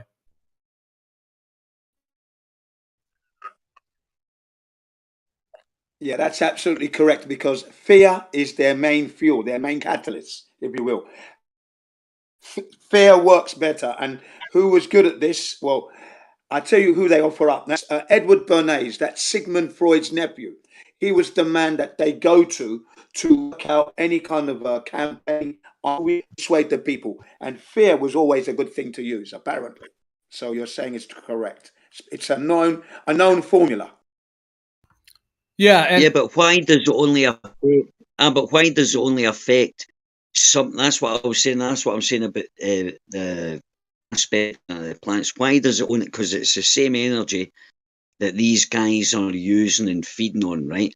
But why does it only affect a certain group of people or a society, like the majority? I have to say, well, or so it seems, the majority. Why does it affect them more than us? Why do we take the what we'd say the positive or the other side of it? Yeah. Well, the answer to that is they've been conditioned from their school days all the way through. So they're hanging on every word of the TV, the radio, the newspaper, movies. They are being controlled by that. People like flat earthers can see through this. I was in the middle of something there. Basically, what I'm trying to say is that, yeah, I'm breaking up. Sorry about that. Sorry if I'm breaking up. What I'm trying to say is that they are conditioned by the television, the newspaper, the media, the movies, and this is how they are controlled. Those of us who are flat earthers were probably under that spell at one stage, even though I admit that. But, you know, even whilst I was confused, I still tried to keep it real. I was still searching for the truth. So I didn't fall foul all the time. I mean, I wrote in my... Yeah, so that was the point, Jim. Sorry, Jim. That was the point I was making. You weren't. And right, even as far back as I can remember, I've always kind of been, not about the shape of the earth, but I've always been not anti-authority, right?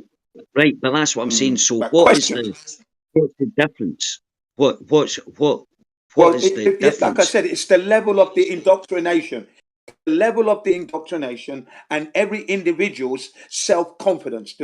Are they confident enough to realize certain things for themselves and then stand up and announce that, or are they going to follow the trend? Because people follow the some people are flat earthers don't want to come out because they're frightened they might lose job or they're ridiculed or to be the odd one out. So sometimes there's a number of factors, but I strongly say it's the condition that they're going under that they don't realize. That's what it is. That's what I feel anyway. That's it. That's all. You made a good point there, actually, Jin. You said it in further back. It was self-esteem, confidence, the confidence in saying that, standing up and saying, oh, going away from the crowd. But it was that self-esteem. Yeah, that's right. That's like believing in yourself and being convicted. But always remember, always be humble, as you know. But yeah, that's a big factor, man. And I think that's how they do that. They make us question our own beliefs. I think that's where it starts.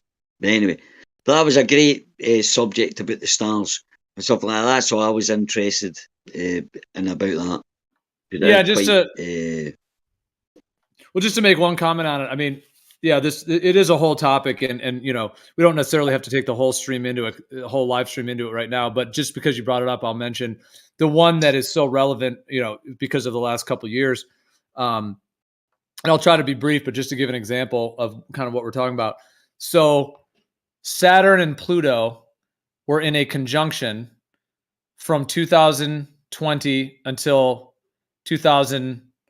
roughly until 2020, about midway through 2022, which is just about when the main kind of pandemic, at least the main peak of it, kind of ended. But on January 21st, 2020, this is why I know they're planning it with these alignments. So on January 21st, 2020, which is when they claim is the official beginning of the pandemic, Saturn and Pluto were exact to the degree a conjunction.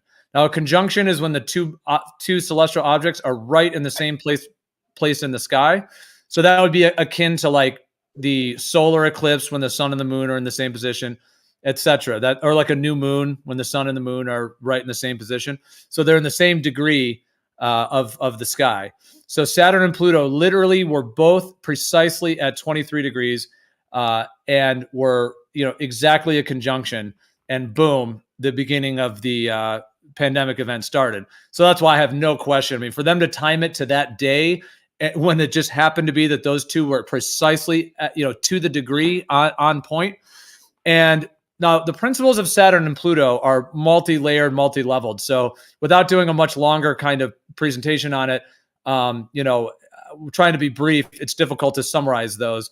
But if I were just to name a couple things, Saturn is that principle. Okay, these archetypes are multi-level. There's multiple layers to them. But if I were just to give a few descriptions, Saturn, Pluto time periods, when we look at previous time periods, like 9/11, the 9/11 event was Saturn, Pluto, World War I, World War II, the Vietnam War. When you look at Saturn, Pluto alignments, they do tend to link with somewhat darker periods, usually where there's control, some kind of control being implemented. Sometimes, death, mass death or an accelerated of death type events, fear, contraction. Saturn is the principle of contraction, limitation, isolation, death, etc. It's a multi-level principle, but it is that principle of contraction and control. And then Pluto tends to intensify, and it accelerates with this kind of churning, regenerative, kind of death, rebirth, kind of churning intensity with whatever it aligns with. So you have this kind of Saturn principle of the kind of control, isolation, etc., and death as well. Saturn, the Grim Reaper, as it were, is kind of connected to that as well. With Pluto, which intensifies and really, brings this kind of tumultuous dynamic. So you have that tumultuous dynamic of Pluto with that control dynamic of Saturn. So it tends to be connected to this, like, the word lockdown is such a Saturn Pluto theme, lockdown, isolation, put the mask on, all, you know, fear as well, accelerated fear, this kind of this accelerated contraction of fear, you know. So that's just an example. Now, we don't have to express those energies that way. Saturn and Pluto can be expressed in much more fruitful, beneficial ways, but it's a perfect example of how that Saturn-Pluto alignment, you know, was activated, and they then activated an event to constellate that type of reaction within people, the accelerated fear, etc., rather than us having the free will to express it in ways that we would choose to. So it's a perfect example. So I know that they're timing these events with it. There's no doubt. So what happened on January 21st? That was 2020. That was the beginning of the pandemic. Oh, well, the WHO declared it on January 30th. So does it matter that it was 9 days off? And August 2001 is when the last, you know, when the other conjunction was. Does it matter that it wasn't September 11th? Okay, so these alignment. First of all, well, when was the official? I had just had it pulled up, but I closed it. The date that I got was December 21st. Are you saying or sorry, January 21st is when they say the pandemic started? Are you getting a different date? Well, yeah, I'm just looking at what the WHO said. Well, the CDC says January 21st. So, I mean, here's the thing, though. So Saturn-Pluto alignment. So Saturn and Pluto move quite slowly, you know, through the zodiac, through the sky. So that alignment lasts. It's a several year long transit. It lasts for years. So you can pick any significant event during that time and claim that astrology predicted it. Is that how? Absolutely not. So what's occurring is that what I was mentioning is that on January 21st, 2012, right at that time, it happened to be when Saturn and Pluto were a precise conjunction. They're both at 23 degrees of Capricorn, right there. So that's why I mentioned that, meaning they were in that like solar eclipse phase. Now the Saturn-Pluto cycle had started earlier. I mean, if I were to go back, like, let's see, really more like in the middle of 2019 is technically when it began coming into alignment. So it's a long transit that lasts for quite some time. What I was pointing out is that at the moment when the pandemic started is precisely when Saturn and Pluto were at the exact same degree. And then the pandemic lasted throughout that entire Saturn-Pluto period. And that entire period, if you were to look back at other Saturn-Pluto periods, the principles, the zeitgeist, the kind of milieu, the entire energy of the world during this entire time was colored by this archetypal complex throughout the entire period. And I was just pointing out that right at the beginning of the pandemic is precisely when they were at the exact same degree. I see. Well, plus or minus 10 days. Yeah, but if I were to go 10 days later, they're still... Right, okay. I mean, let me look at... I mean, I can even look at... which date you were saying the 30th? Yeah, the WHO declared the pandemic on the January 30th, and then the CDC followed suit the next day, I think January 31st. Yeah, so I mean, that entire period, it's all within 1 degree in terms of the conjunction. So it's very tight. And these are like wave patterns, you know, it's like a wave that, you know, peaks, it comes in, it peaks, and then it fades out in terms of the overall cycle. But it does happen to be that they you know, that event started right when it was at the peak of what's called exactitude, meaning they were right. Well, 10 days after the peak of exactitude, so but close enough. Same with September 11th, right? The peak was in August sometime. No, the thing about that one, I mean, actually, if you want to get to the exactitude of Saturn and Pluto, let's see, January 12th is when they were actually right at the same. But dude, these large cycles that last for years, it's not necessarily about when they're at exact, although there is a phenomenon. For example, during the 1960s, in 1965, right in the middle. So from 1960 to 1972, there was a Uranus-Pluto. So instead of Saturn-Pluto, this is Uranus-Pluto. Different combination. And that was happening throughout the entire 1960s. Uranus is the principle of rebellion, revolution, you know, social unrest, kind of you're going against the status quo, etc. So that was a whole theme, as it were, throughout the entire 60s. However, in 1965, when when Uranus and Pluto were at exactitude, there were more riots and revolutions in cities across the world, more riots and revolutions than any other time in the 20th century. And the only time Saturn and Pluto made a conjunction, which is the most powerful, it's when they're both in the same part of the sky. It was the only time in the entire 20th century that Saturn and Pluto were to the degree that tight of a conjunction. And it was in 1965. And there were more riots and revolutions, which is exactly the principle of Uranus. And like I said, Pluto intensifies whatever it contacts. So you have this intensification of Pluto with the rebellions and revolution in 1965, statistically, than any other time in the 20th century. And it was the only time Uranus and Pluto were in an exact conjunction that tightly in 1965, in the middle of that. So the stars are American-centric? No, across the whole world, I said. No, it was happening all around the world. The rebellions and revolutions in 1965. Yeah, all countries around the world. Uranus is expansion and Saturn is contraction or something like that. I was like, I gotta take a video of this fucking sick thing and send it in the chat.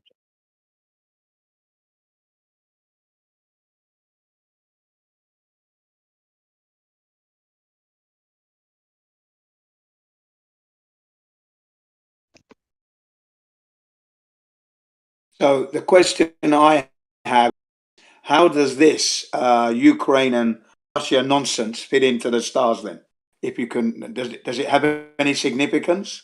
Is there a sign, anything?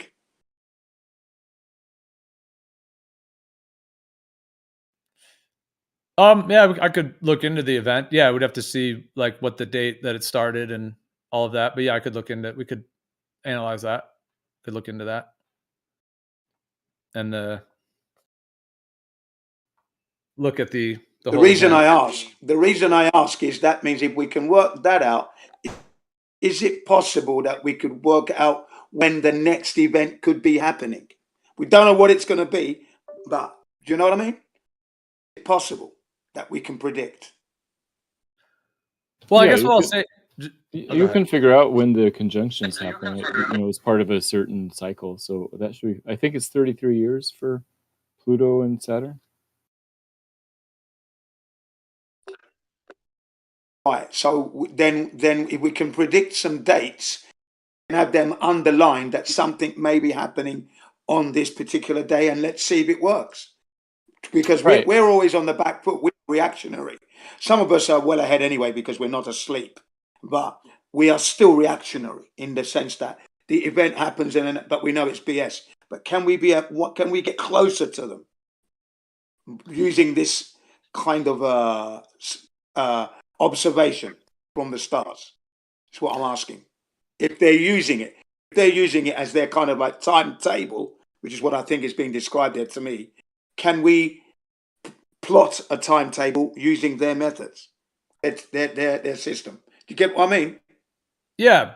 Well, what I would say is this: there's a phrase, like the idea that each of these as they call them planets in their model, including the sun and the moon, the planets. Although I prefer like either the word luminary or there's other words that can be used, but if we consider each of these planets as its own like archetypal force or archetypal principle, like just like a quick example, like Mars is the principle of assertion, aggression, taking action, can be connected to athleticism, like running, shooting, fighting, all of these. That's why they call it Mars, the god of war, etc. So like that whole principle of Mars, for example, is that whole dynamic. And then Saturn is its own, and Jupiter, etc. They're all their own principle. What I can say in terms of the predictability, these can be archetypally predicted in the future, meaning you could have looked in 2005 and you could have said, oh, there's a Saturn-Pluto alignment from 2019 to 2023. Well, that's interesting. I wonder what will happen. There's going to be the themes of Saturn-Pluto for that time, but did we know it was going to be a pandemic exactly? Or, but because it could have been a world war, or it could have been a 9/11 type event, or there could have been other things that it could have been that would fit the Saturn-Pluto theme. And you could have looked at previous Saturn-Pluto times and said, okay, well, 9/11 was a Saturn-Pluto period. World War II, etc. You could look back at these other times, but you couldn't necessarily predict unless you were psychic. I mean, if you're psychic, then yeah, of course you could maybe predict it, or if you're going to be Nostradamus or something where you could try to predict the future. But without that type of approach, just knowing that the Saturn-Pluto was coming would not necessarily tell you exactly what is going to happen, meaning that it's not concretely predictive, but it is archetypally predictive, meaning you can know that the principles of Saturn and Pluto are going to be very activated. And in that way, yeah, you can have some foresight of, okay, what could be the themes? Let's look out for certain things. That's exactly. Yeah. Yeah, that's exactly what I'm saying. Yeah. You won't know what the event is because you're not the planner, but you can be prepared for something. And afterwards, you can do a post-it. And and if you say, keep following that pattern through. Yeah, and if you were really in tune, if all of us on Earth were completely in tune of the Saturn Pluto, when they started rolling that out, I mean, I know that people have different ideas of the pandemic. Some people feel like it's very real and we had to protect each other from the air. I know there's all the ideas. Everyone has different ideas, but perhaps we could have, as a collective human race, we could have, if we were all aware of this, we could have said, okay, guys, we know there's a Saturn Pluto. They're pushing this agenda of extreme fear and lockdown, and is this how we want to express Saturn Pluto? Do we agree with this? You know what I mean? Like potentially we could have, agreed with a different world. I'm just saying, if we were aware of that, we could have not had a revolution. We could have had the choice of not getting swept up in whatever they want us to get swept up in, and made our own choice. Exactly. I call that a revolution in itself, not a violent one, but one where you don't comply. You don't go and get your injections and you don't follow the narrative because you know better. Yeah, that's what I mean. That's exactly what I mean. Perhaps that's what we should be working at. I mean, I kind of did that myself during that whole event. Those of you who are well into this. Yeah. Oh, really? Boy, Jen, you got to. Cool. I know you always have a delay. I don't know if it's like, is it like Japan has a delay, or is it I don't know. You've got at least a good solid 5-second delay. So just keep in mind if you're, that there's a big long delay. But I was just saying, during the whole pandemic event for myself, I knew Saturn and Pluto was activated, and I knew that they were using it. So at least for myself, I decided I was going to think for myself and make my own decision about what they were saying, and I had my own viewpoint on it, et cetera. So I'm just saying I did that in my own little way. It's like, all right, well, I'm not going to get activated into this fear campaign and this lockdown and everything. I mean, obviously they were doing it to a point where you had to wear a mask to go to the store or whatever. There was that kind of stuff that meant, we had to comply to some degree just to get food. Although I only wore a mask about 3 times, an actual mask. I used a face shield, which in California, they let me use a face shield. It was more like a visor. It wasn't even really, it was just like a visor. So it was actually not that bad at all. I didn't have to cover my breathing. So that was a little bit of for me, it was kind of an easy solution. But anyways, yeah. But so there were some things we had to do. But I'm just saying I didn't agree with being swept up into the fear campaign and the lockdown and the whole story they were selling as linked to the Saturn-Pluto complex that I knew they were activating. So yeah, I didn't get swept into it in that way. Yeah, well, for myself, I mean, I knew it was a hoax. I knew it was rubbish from the November of 2019, purely because I'd done the research through the SARS and the swine flu, and I'd done my research on that when it came to 2019, November of 2019, when we heard that Chinese guy was releasing news of a virus that's got crept out of a laboratory, I knew it was rubbish right there then. As soon as I heard that, I knew it was crap. And then 3 weeks to 4 weeks later, he disappears. He's dead. I said, oh, that's ridiculous. What's going on? And then the word lockdown, by the way. That's a prison term, by the way, when they lock you all down. Yeah. Remember that? Just if you can, Jen, I don't know how much they're in terms of the live streaming. If we can try to not say the trigger words, I don't know how, you know what I mean? But the V word, I know it's ridiculous, but I think it, if we, I don't know, maybe try to just use code words and whatnot, just, if that matters still in their systems. But yeah, no, it's a good point. And the thing about the pandemic thing, like I was talking about that Saturn Pluto, and you were mentioning November, because yeah, it didn't really start in January. It was already kind of roiling, like you said, September, October. I mean, it's interesting to think about when did they first start kind of that in the news, like you said, when they released the V or whatever was known about. Because when you look at that with the Saturn Pluto alignment, was it November? November. I mean, because in November, yeah, that's when I said to my family, this is rubbish.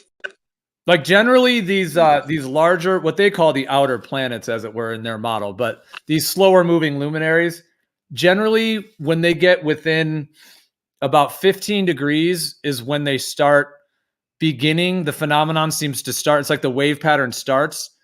Sometimes as wide as 20, but generally 15 to 20 degrees. And then once they get within 10 degrees, they tend to be in that kind of fully activated mode. And so, yeah, November, in that kind of the end of 2019, it would have been within that 5 to 10 degrees, especially November, it was 5 degrees. So that even fits it even more so. Like, so they were within 5 degrees. They're starting to put out the news and, oh, this thing's been released and there's a possible problem. They started when people went to the hospital, they started, oh, have you flown in from China? That kind of deal. So yeah, that was already starting right with when the complex was within 5 degrees. And then when they officially declared it is when it was at the peak, right at the exact, and then it roiled through the whole couple years. So that the phenomenon fits perfectly with the alignment.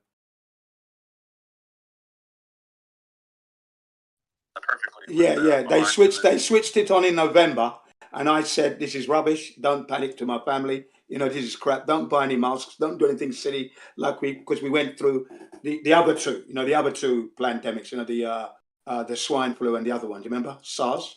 Yeah, we went through that with no problems. So I said we will do the same. Don't change lifestyle. Here we go again, is what I said. Here we go again. China again.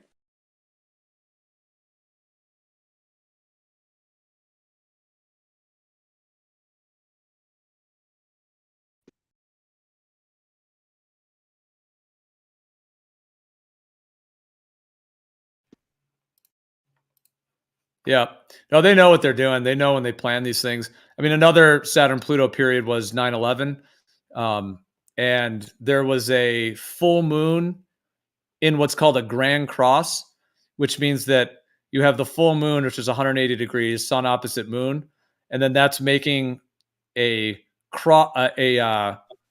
you had Saturn and Pluto, which were, okay, so you know how you have the full moon and the new moon? The new moon is, of course, when the sun and moon are right in the same part of the sky, and the full moon is when they're 180 degrees. And, so these things are like cycles. Like, even if you imagine like the hour hand and the minute hand, when it's 12 noon, you have the hour hand and minute hand. When it's 12:15, they're at 90 degrees. And that would be like the quarter phase of the moon, 90 degrees.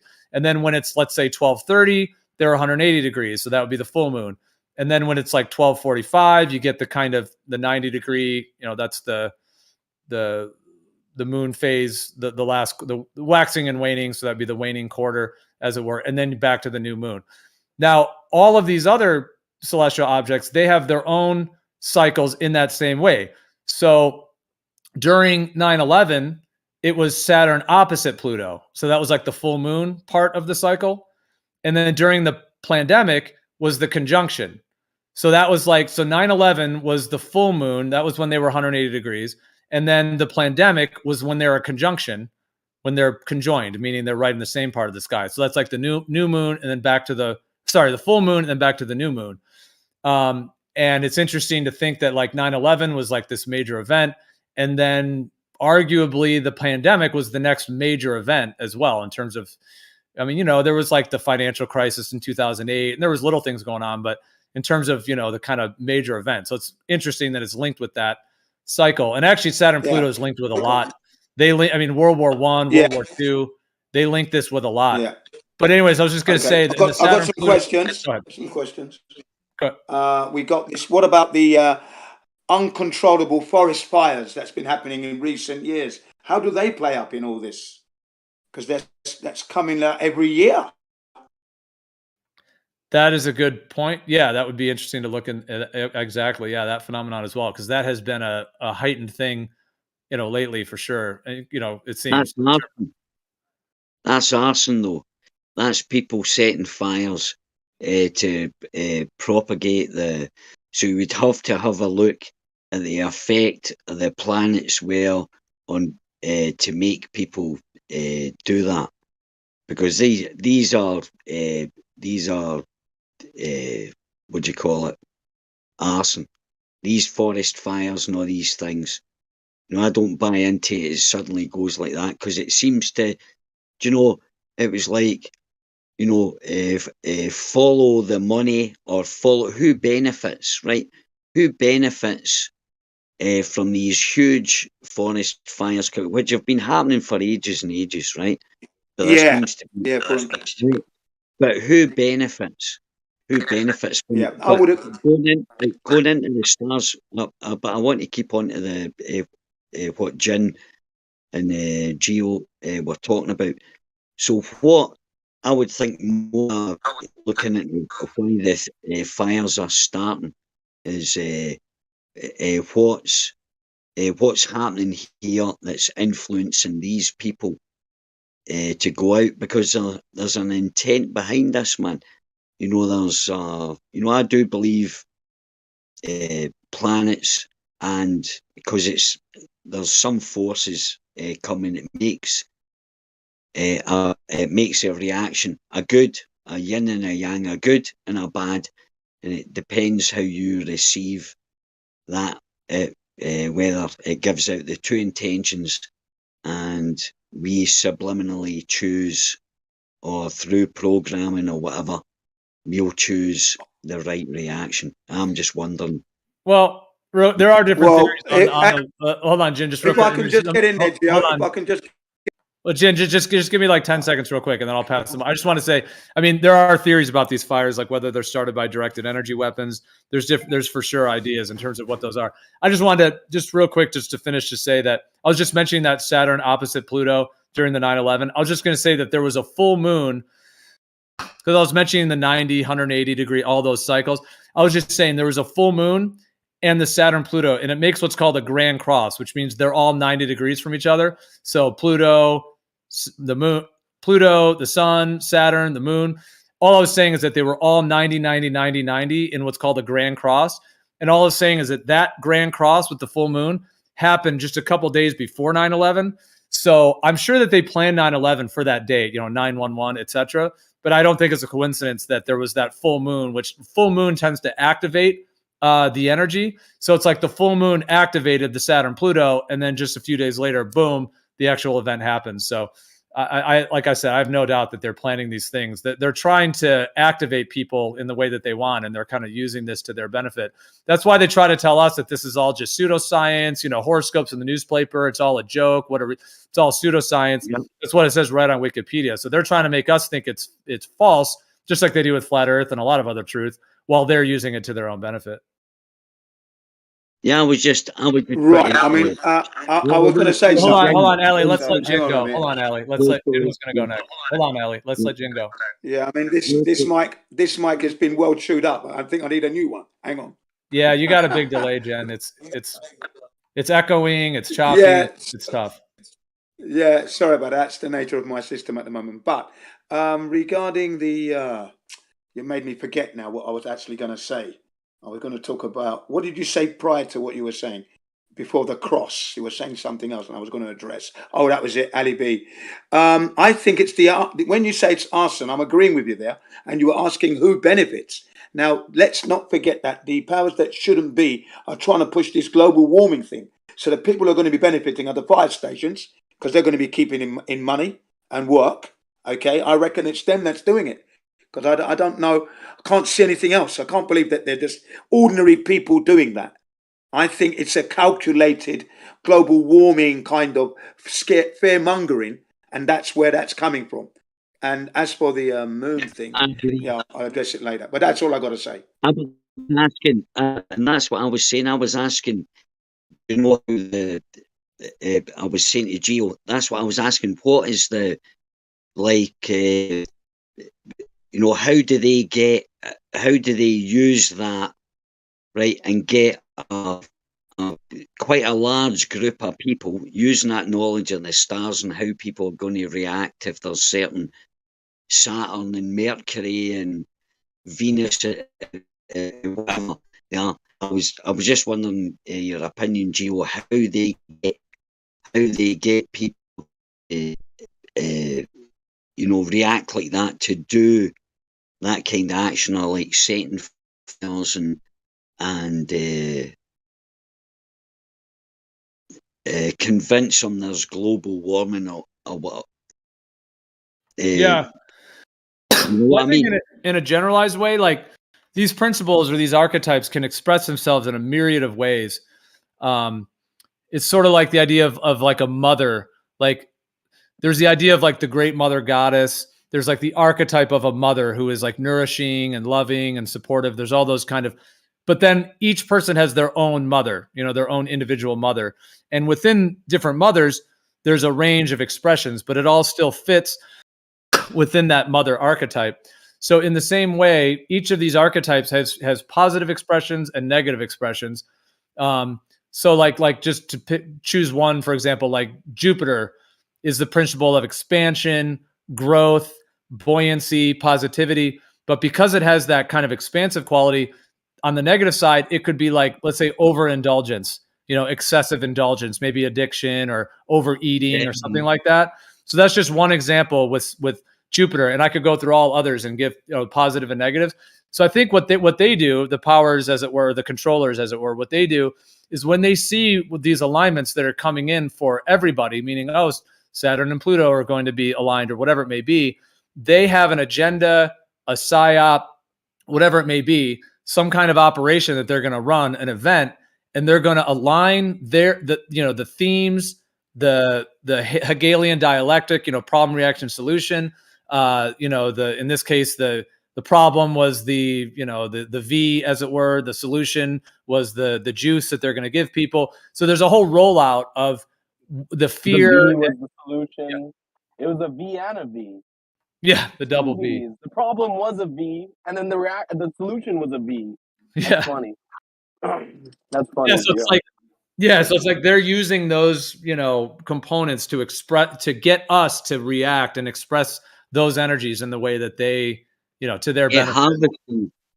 Harvesting the energy, yeah, and directing it. Two V's make a W. But I kind of think, well, did they get a W or did they get an L on that whole thing? That's the question. Well, they got a W in the sense of the world, I guess. They got a 70% W. Yeah, I liken the situation to like a school of fish. A shark comes along and they all move one direction. Another shark comes along in another direction, they all move another direction. That's what humanity is doing at the moment, don't you think? Yeah, like a school of fish. Yeah, that they're kind of trying to sway. They've turned us into reaction. Well, we are reactionary beings, but they've like overhyped it now that we are reactionary beings, and unfortunately, the ones the majority react, the minority doesn't, and that's us, the one react to it. And that's what fascinates me, is why we don't react, because they've had years. What Gio was talking about, the stars, I totally go with that. It's energies. It's creating a atmosphere of ever. There's going to be a majority of reaction kind of thing. You know, they do play about with the aspects of the planets do influence our lives, but energetically or whatever. But whatever. I'm just saying. So it's just fascinating to me the difference between, because the majority react to that, but there's a minority, but many millions of us, you know, even though we're only on Discord, there's maybe about 30, 40 people, and then we've got the others. There might be only that, but I mean, worldwide, there's people that have, for some reason, not reacted to the influence. We're taking the positive influence of it, and I was just wondering, why that is. It's quite fascinating how you go. If I can get in there again now, it would be like earlier. there are people who are definitely reliant on the systems that they got. That's their TV. Everything that comes through that TV is their life. And that's a good 85, 90% of the population, the world's population, that are under control, under indoctrination. That's what makes it fascinating, but it is understandable. If your life, if everything you know and you believe is coming from that TV, the newspaper, the movies, radio, music, fashion, you're being told how to be. A lot of people are like that. People like us who are awake, let's just say, I mean, people don't like that, who are aware of what's going on.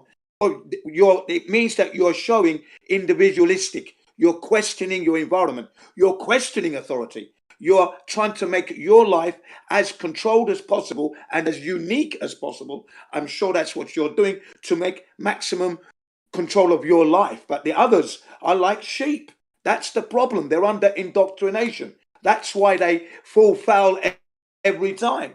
Okay? It's only a small percentage of us who are awake and who can stand up and articulate this point, even as I'm saying. I'm not a psychiatrist, but, you know, that's the kind of thing we have to try and understand, the psychology of people. That's what we're talking about here, and it's interesting and fascinating. It's like Navy SEALs or whatever, right? All the fuckers who go to the Navy SEAL thing, the training camp, they're all physically capable of making it through. But only the ones with the internal spirit and the endurance of, like, essentially like emotional endurance, spiritual endurance, make it through. Even though everyone has the capability, well, not women, but all the men have the capability of physically getting through Bud's training. But it's only the fucking ones with the right mentality that make it through. So it's all about mentality, especially when it comes to this jab thing, right? Every single person, could have refused it. Yeah, could have refused it. It doesn't matter if they're fat, ugly, skinny, man, woman, child, Chinese, black, white, fucking Native American, Muslim, Christian, Hindu. Anyone could have refused the job, and all they would have had to do was be uncomfortable for a bit, maybe deal with some sort of shit. And you know, I think all of us who refused did deal with some shit. But that's what it's about, bro. That's what life's about, is having adversity, and you can overcome it with your spirit. Yeah. That's all I have to say. If I may interject there just slightly, it comes under education now. Regarding what you've said, that would come under education and one's experience. You can gain knowledge through experience and advice from somebody who knows, education. Without that, you're going to make that mistake because, like I said, you're under that indoctrination. The TV is your father, your mother, and it's guiding you. So you're going to follow that. So it's education. They're not able to do that. They haven't had any education regarding that needle thing. You know what I mean? So they've taken it as gospel. And now the fear mongering on top of that, the psychology of fear mongering, that's how they win every time. Me and you, we question. And I haven't been sick in 43 years. But Jen, here's the thing, is we've seen people who have gotten the message and still refused, right? So it's more or less, it's not even about education, because you could give the same information to, say, you or some other guy, the exact same information on the job. And that guy would be like, I don't care, that's fake. I'm going to go take it anyway. Whereas you would say, wow, like, let me look deeper into it. So at the same point, like, it still is about the person. Like, certain people, even if you give them the message, you show them all the stuff, it still doesn't get to them. So I still think it's more internal than external, if anything, because a person who's in the truth will recognize the truth when it's spoken to them. Whereas someone who lives in a lie, when you speak the truth to them, they're going to be adverse to it, right? So, I mean... Well, that would be, but that's what happens. That's what, hang on, last point. That's because they are under the spell of indoctrination. That's the only reason why they're going to go off and get that. I'm not qualified, so they're devaluing me because I'm not a qualified individual to be telling them that. Their doctors have told them what they need to be doing, and that's final. Okay? That's it. That's what that is. That's indoctrination. Cognitive dissonance, when they hear me, they lock. Cognitive dissonance locks in. And I'm not telling them the truth at all. Who the hell am I? Do you know what I mean? And that's what it is. So it's individualistic, but it's indoctrination heavily. Well, that's self-esteem, though, Jin. Because the fact is, and you can look back if you really truly want to look back. We've lived. I'm nearly 60. I think you're the same age or a bit older or maybe a bit younger. But the point is, I've known that kids, girls have been. They've always had that. Oh, you're meant to look like this, right? But and then in the 80s, the guys' magazines came out, or the 90s, or whatever, right? And so it's like we've been indoctrinated into that self-image, and it's about self-esteem. You have to believe what you believe in. I still think it's about faith, like not faith, but spirit, bro. You have to have a certain spirit of truth, and if you don't, then yeah, you're gonna be indoctrinated and deceived because when you hear a lie, it's gonna jive with you. If you lie to Right. yourself, if you lie to yourself normally, and then someone else comes to you and lies to you, that would jive with you. Whereas if you tell yourself the truth and someone comes and lies to you, you'd be like, yo, bro, that's fucking bullshit. Here's the reasons it is. Just the same with truth, bro. Truth will be recognized by truth, and truth will recognize a lie for a lie. Right? So I don't know, bro, because we talk. Jen, think about this. We talk to people all day on Discord who have the exact same access to information. We all share the same information, yet we're split half and half. So what is splitting us? It can't be the information, the education, or the indoctrination because we've all received that same thing. We've all received that same message. It has to be something internal within these people. At least that's what I'm saying, dude. All the other factors are the same except I for agree. the That's what I'm actual saying. people. Sorry, carry on. No, go ahead. No, go ahead. I'm just trying to spark like a little conversation. No, Here. I agree. I agree with you. Carry on. That's what I'm saying. I agree with you. Carry on. Totally, 100%. That's what I'm asking for. Is if you know what is? I know it's about. It's like I know it's about indoctrination and stuff like that. But in the end up, it's like what splits us because I went through the same indoctrination as the same guys that I'm talking to are arguing about a certain subject, whether it be science or what light is or the shape of the earth or whatever, right? I get the same reaction, even though I know I'm being totally genuine in my questions, right? And stuff like that. But yet, the person I'm talking to, I know for a fact that it's not that they're not understanding me because, the thing you have to understand, as Sun Tzu said, right?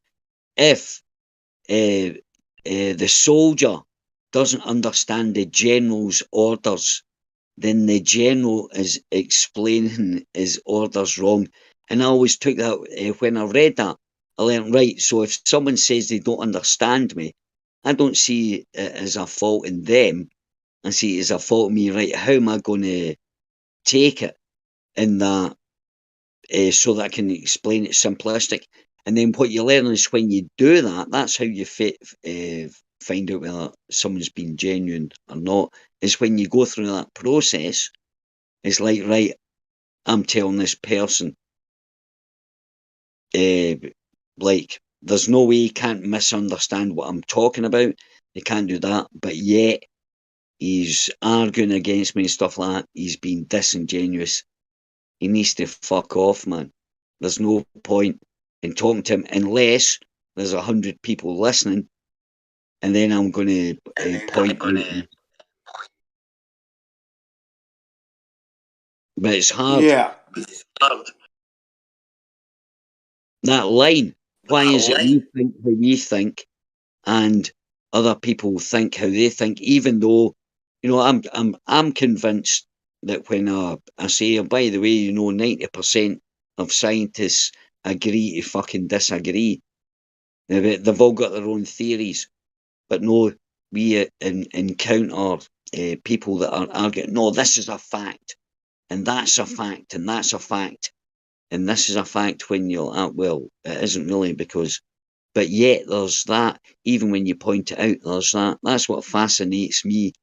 That that separation, what's happened to that other person that is totally denying. I'll agree with that person if I'm wrong or whatever, but it's like you can feel that barrier, and that's what fascinates me anyway. And that's what I'm saying. We've all been people my age have been indoctrinated the same. People anybody else's age, if you're 30, you've all been indoctrinated the same, unless you went to private school or went to another. I'm talking about public education. We've all been done the same. We've all been fucking anybody that's a carpenter. He's fucking been through the same education as the road sweeper or the whatever. The carpenter might have go for an apprenticeship. He got educated in a certain trade, but he didn't get educated in any more in mathematics or whatever, right? So we got all that. So there's that. So it's like that. How did that separation come when we all got brainwashed the same? Bro, I'm telling you. Right, if I can get in there now. If I can get in there. Can I just say Thank something you. real quick, Jim? Like 10 seconds? Yeah, go ahead. Yeah, it's like, because I have this boss. He's the one who fucking, not about this subject, but he talks about like, we work, right? There's people who work hard and don't work hard. He's a small Puerto Rican man, and he does more work than fucking large muscular men, right? And he always tells me, like, it's not like the circumstances, it's your spirit. I can get so much work done because I have that mentality. And I've just been thinking about that. And I apply that to the jab. And that's exactly what it is. Fuckers who have more ability to refuse the jab, live their life, still take it. People who will go through more shit still refuse it because they have the spirit to. They have it's like an internal thing, dude. It's not predicated on the external. Go ahead, Jim. Oh no, I could agree with that. By the way, that's Yeah, nice point. I'm gonna build up on what Ali B and what you've just said, and it's this. My personal experience take about 2 or 3 minutes to articulate, and it's this. When I was at school, I liked technical drawing, woodwork, and metalwork. I used to go after school so that I could finish my project and get on to the next one. In doing that, it got me well ahead of the class to the point where students wouldn't go and ask the teacher what to do next. They'd be asking me. And the teacher, with his pipe in his mouth, looked at me and gave me a wink because he knew what he had taught me, I'd retained, and I was downloading it exactly as he taught me. Okay? And that in itself, because woodwork, technical drawing, and metalwork are precision jobs. You need to be precise, and you're working to low tolerances, okay? Now that can then go into your life. When you clean something, when you do the cleaning, the cooking, this precision follows you through. And that's what happened to me. That was my spirit. I wanted to do things perfectly. And then you start to look at your life, you start to ask questions. All the time you're being indoctrinated though. You see what I mean? Because other things are coming in.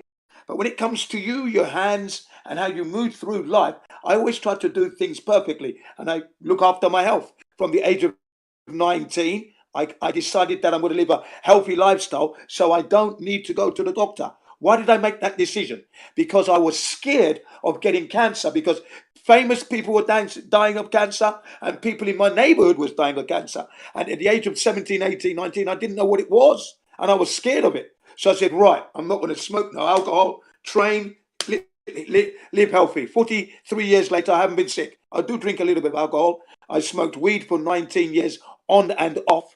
The off periods as long as 8 to 9 months. Okay. But I enjoyed that. What I'm trying to say is that the spirit is there. If you're looking to live a life of perfection, it's there in us. Each one of us has that precision. But at the same time, we're receiving information that is indoctrinating us. And eventually you begin to question. And that's when you start to work things out. It's a slow process. It's trial and error. I mean, it got me to the flat earth. Okay. But that took a number of 46 years of thinking the earth was a globe. Now, when we talk to people about this subject matter, okay, especially those who are intelligent, the articulate heliocentrists, We know they're not stupid because of the language they use and the way they obfuscate very intellectually. So I know that that individual knows the earth is flat. Now, what type of person is he? Is he working for a company, an agent, or is he just spreading this information for the fun of it? That's what we got to work out. I finished. But Jin, I don't think they care whether the earth is flat or not. I don't think they care. They people that debate us, you know, the hardcore ones, thinking that they don't really care, but they do think, or in the beginning, like Jem Pandas and Quartus and all these guys, right? They were living in fear, right? Their debates were driven in fear because they thought that for some reason, right? They thought, and that's why Kosho that comes in here, right? Kosho comes in here, and the only reason he comes in here is he talks waffle, right? But the only reason he comes in here is because he's got the same mentality as some of us flat earthers had. When I didn't care who I was talking to, no matter if it was Steve McRae or whoever it was, because I knew there was people listening, in Google Hangouts or whatever. But there was people listening, and that's all I was concentrated on. So whatever I said, I wasn't really trying. I knew I wasn't going to convince these guys because these guys were invaded. What they did was they're all atheists, right? And they all went about the atheist community, slagging off Christians and stuff like that, right? Then Flat Earth turns up, and suddenly these fuckers turn up. They were master debaters, and we were starting when the Flat Earth started. We didn't have a fucking clue, man. We were musicians or like just normal people. We never got educated. There was a few of us that knew how to debate, but these guys were master debaters, and we would still kill them. We would still destroy them because of their indoctrination, and they couldn't see they were driven by logic. There was a conversation earlier on about logic. I think it was Right the Hand was talking about logic. He was trying to make the point of logic is man-made. He was trying, but he got kicked off. But anyway, it doesn't matter. It was a fascinating conversation between him and I think it was Whitsitt and a couple of other people. But he was making the point that logic, it's fucking man-made. Who decides what logic is? He was trying to explain that logic's subjective or whatever. And when you understand that, it was... I understand what you're saying, Ali. Logic can be measured in animals as well, because animals can be logical. Okay, so it's a natural thing that is inherent in every human being and in some of God's creatures. Okay, logic. And the guy called Korshaw, right, is an intelligent individual. He's not dumb at all. He's not a retard. When you see the way he uses the English language and how he mentally gymnastics his way out of positions where it's irrefutable evidence, it's undeniable, but willful disregard for the truth, you can tell. Okay, he's not a fool, right? He's not that indoctrinated, I'm afraid. Sorry, Jin. If there was gold medals for mental gymnastics, Kosho and Zanuck, but Zanuck's worse. He kind of fucking stumbles, but they would win awards. I must agree with there. Kosho would win awards for mental gymnastics, man. Yeah, and I think we need to be careful of talking about other people anyway when they're not here. Let's remember that. So let's not go any further than that. Let's just. I'll tell you right now, you guys should be glad. You guys should be glad we have Kosho. He's the best Glober. He's the best Glober out. You're the best. Yeah, I'm not knocking it. I'm not knock. All I'm saying about Kosho is that he's an intelligent man. He knows the earth is flat. That's what I'm saying. I'm going by his intelligence. So really, I'm bigging him up by saying that. But at the same time, I'm saying, he's being a little bit disingenuous because you need to be intelligent to actually obfuscate the truth the way he does, or Zanuck for that matter. But I don't mean that in any derogatory way because I know they know. So I've got no worries. I just laugh at what they do. If you know what I mean. I agree with you that talking about people that aren't here can be, it's a fine line and all that. Although this is a positive thing, I will say.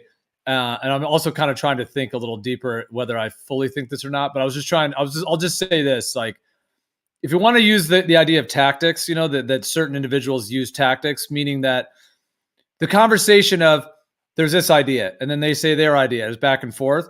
That is a conversation. At least there's the ideas. Now I can go back and forth with Kosho for hours on these topics. We may disagree, etc. But at least in general, I don't feel like he's using a tremendous amount of tactics. So if anything, I'm giving him a compliment saying, now it could be debated whether there's still some in there or whatever it may be. I'm just saying, let's just say minimal tactics, meaning he generally is laying down the ideas. Then I feel like I can respond and go back and forth, which is why I do think there's, like, I find benefit when I talk to him because I can still say my idea. And I don't feel like there's all kinds of shenanigans going on in terms of, the straw mans and the ad homs and all these other things. I mean, no one's perfect, but I'm just saying, like, that to me, and there's others that are asserting the globe that are like that as well. So I think there's something to be said for that, minimal tactics and actually sticking with the information, even though his information is very different than what I may think or how I see it. But I mean, that's the case. He is expressing the mainstream opinion and he's pretty knowledgeable on it. And there's a lot of others in the mainstream that would probably say the same thing. So. Yeah, Gio, what you described is what's called like a reasonable person. There's something called a reasonable conversation. Hold on, I want to hear what you're saying, but your mic's all muffled. If you can. Oh, is it now? No, it's like real muffled and yeah. Can you hear me? There you go. Now it's good. Yeah, my bad. I was gonna say that's what you call like a reasonable deposition or whatever, and it's called a reasonable conversation. And I forget where it was, but there was like some basic tenets to a reasonable conversation, and one of them was like that the other, like if you're arguing over something, the other side could be right and you could be wrong. So like, if you're ever having a conversation with one of these guys and you say like, "Well, is it even possible that the Earth's not a globe?" Like, and they say no, then if there's no possibility of it, then there's no reasonable conversation.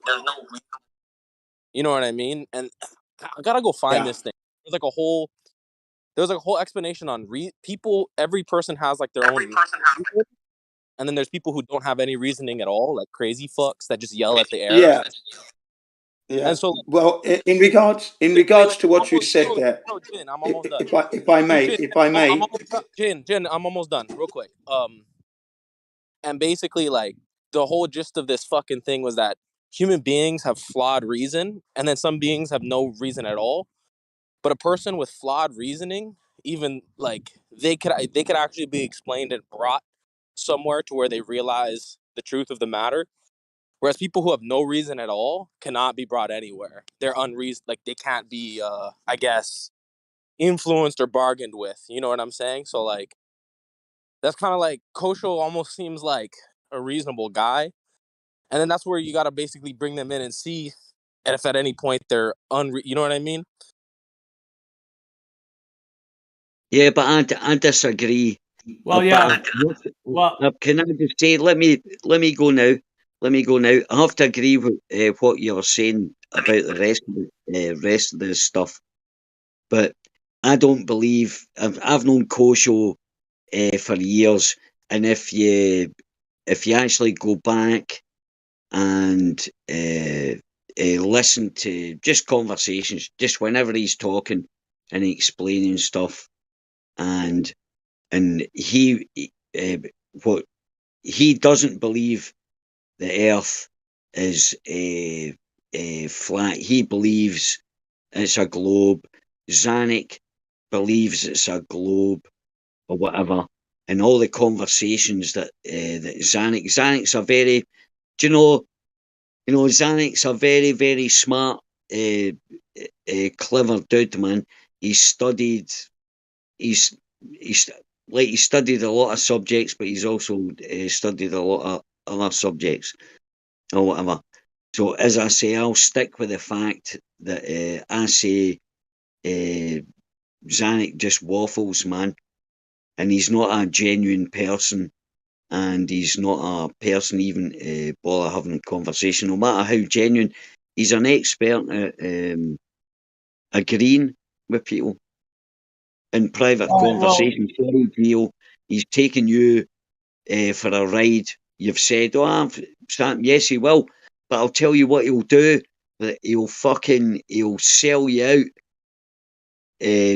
just to protect the globe or whatever. He'll change his mind on it. He'll say one thing to you, and when you pull him up about it, he'll change his thing. There's 100 examples. I've sat and listened to 100 examples. So don't ever kid yourself or think that Kosho is, or Zanuck, or any of these people. They think we're fucking retards. You have to understand that and take it from that as a Well, I mean, not necessarily, dude. That whole thing of just assuming that everyone thinks you're retards, I don't think that's a very healthy way to go about it. Just to blanket.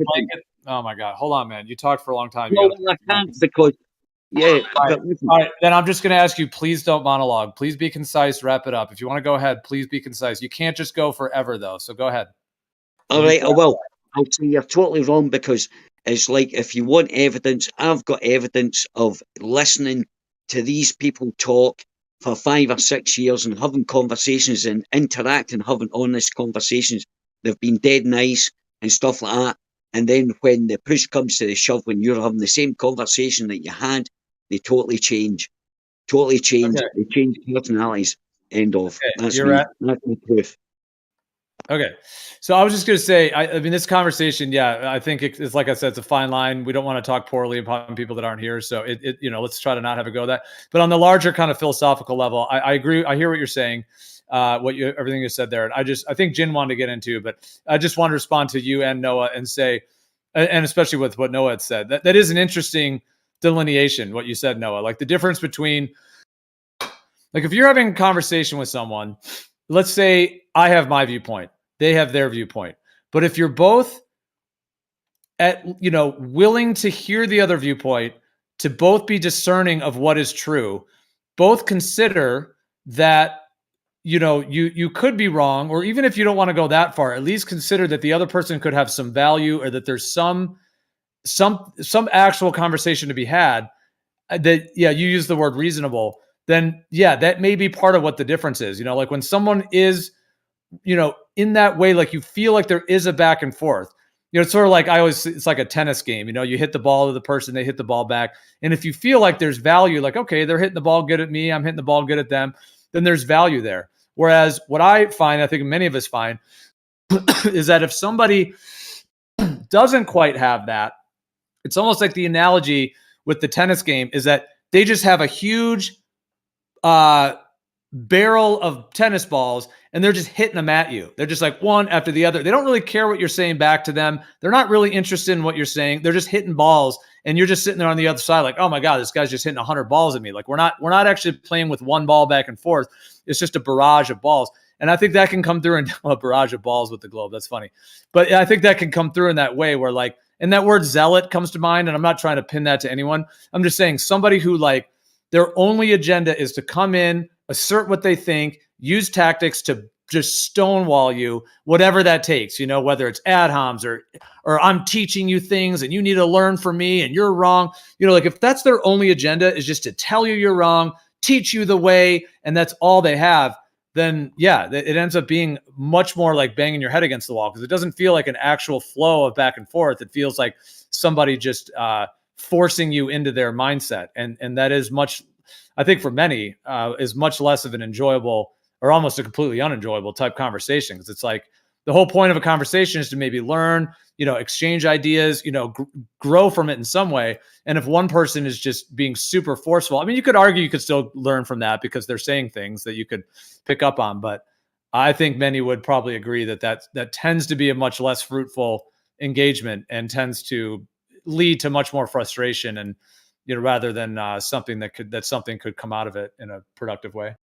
That pretty much fits the that dogs are gods perfectly, wouldn't you say, Gio?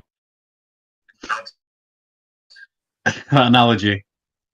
I mean, Yeah, this that's guy. what I was saying. Like, we're talking about this, and that's why I was saying we should be, because people that aren't here, we don't want to talk poorly upon people that aren't here, but yeah, because we're kind of talking about on a philosophical level, but yeah, there certainly are individuals that seem to have that, and when they do that, they kind of run the whole room into that, and it seems like everybody leaves frustrated. Yeah. Yeah.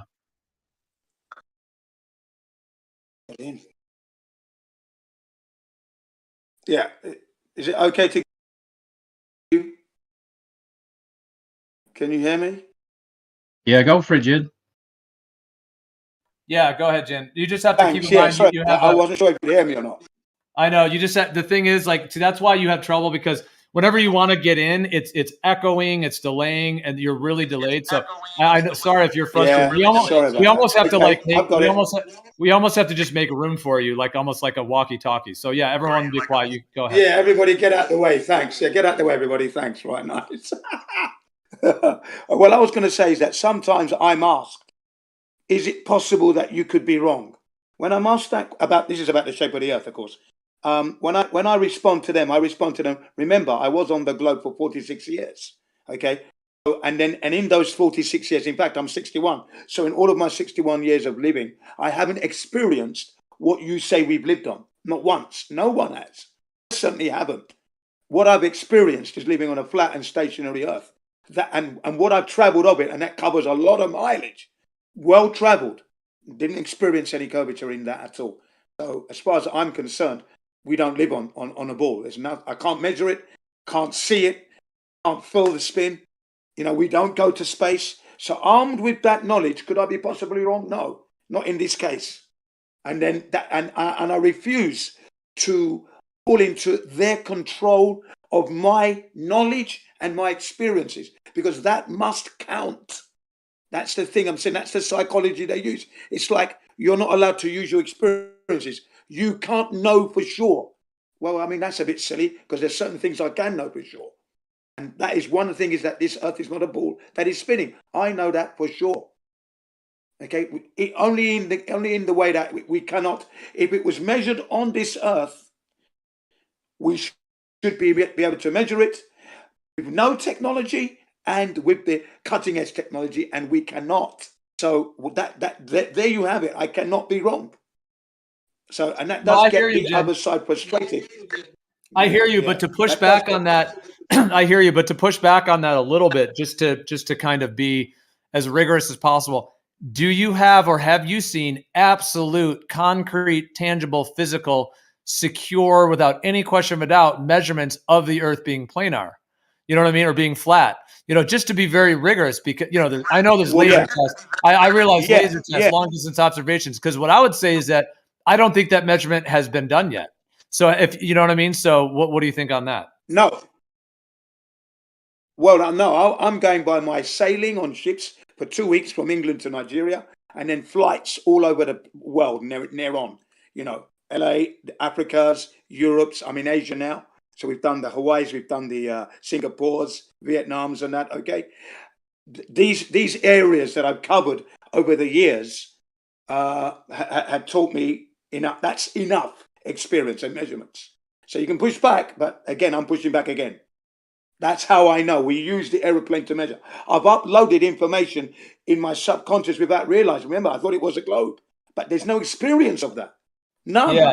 No, I hear you on that, and I think, there's a lot of potency to discernment in those ways, but that the rebuttal to that would be they have their rebuttals, like the Earth is too large, there's refraction, you wouldn't be able to see it just from flying around the world. Like, you realize that, obviously, right? Like that's not going to. Yeah, I don't succumb to those. Are just words. Those are words in the wind where I'm concerned.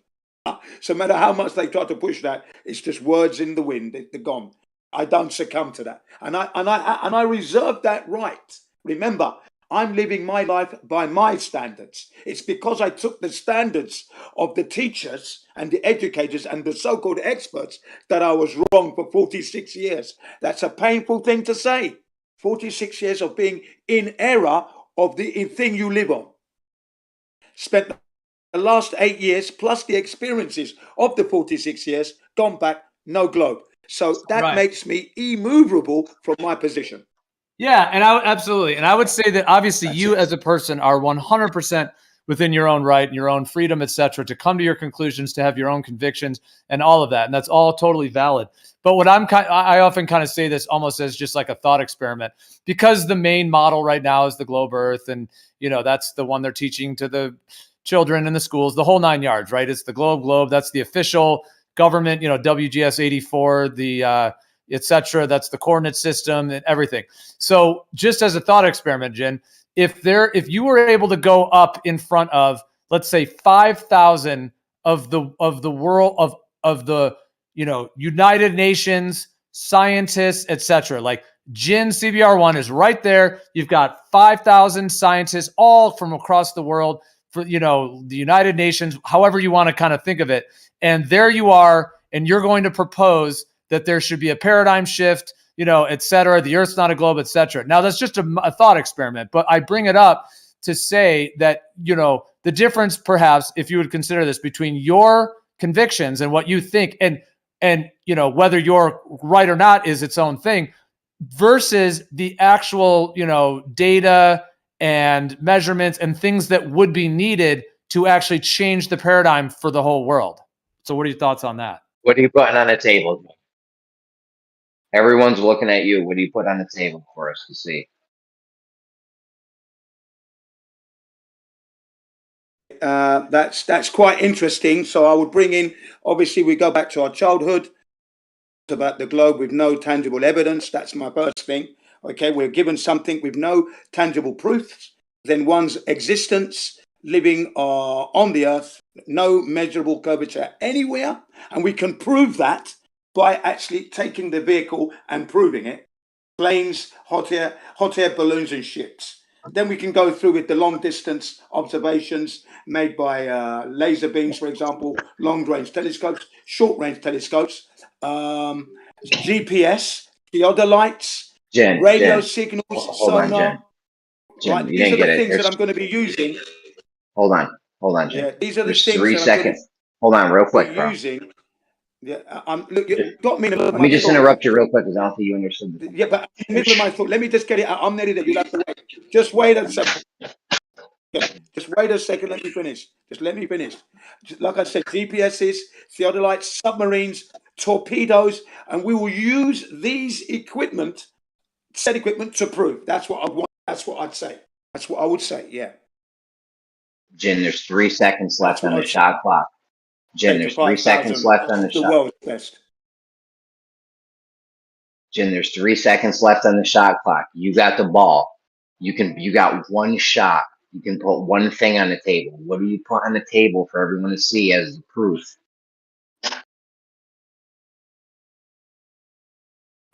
Well, I mean, he did address it. I mean, he was kind of, going through a couple things, but yeah, I mean, 5 seconds on the shot clock. That's a short amount of time. And he did respond to it, but I mean, the kind of thought experiment is, okay, the mainstream model is this globe, and that's the one that the governments and the schools and, people are believing, and it's the whole thing. So that's why, like, the thought experiment is, okay, you got, you're up on the stage, you got a microphone, you got 3 hours, however long you need, and you have, 5,000, 10,000 of all, the best of the scientists, of the governments, the United Nations, right there listening to you, and you're going to propose why the entire paradigm should shift. That's what I'm saying. Like, and that's what gets down to, like, is there data and evidence that you could present, that they would walk away saying, wow, that we guys, we got to change this paradigm, guys. This is it. This is not, you know what I mean? Or we need, in that way. Or would they walk away and say, well, rolling their eyes, well, those are a lot of things that, are just based in belief or are not solid or not definitive. We have all these pictures from space and satellites and all that stuff. So, it's the last curvature in reality. That's what I would put on. I would put that on the. Okay, I'm just gonna answer Forgin or what I would say in the shot. I would just say no curve. No, I was going to answer. I'm going to answer, but you carry on anyway. But go ahead. Well, let's let Noah go, and then you can go next. No, I was just gonna. That's all I had to say was if I had 5 seconds on the shot clock and one answer, and they said, "What's the like? Why is there no globe?" I would just say there's no actual curvature. There's no physical curvature anywhere, and then that would be my fucking. And then they could ask questions, exactly. but that's exactly. the fucking. There's no actual curvature. Like that's the fucking fact. Yeah. Now, in my case, yeah. Hold on, real quick. Let me just address what Noah said. Our childhood. If I may finish off, okay.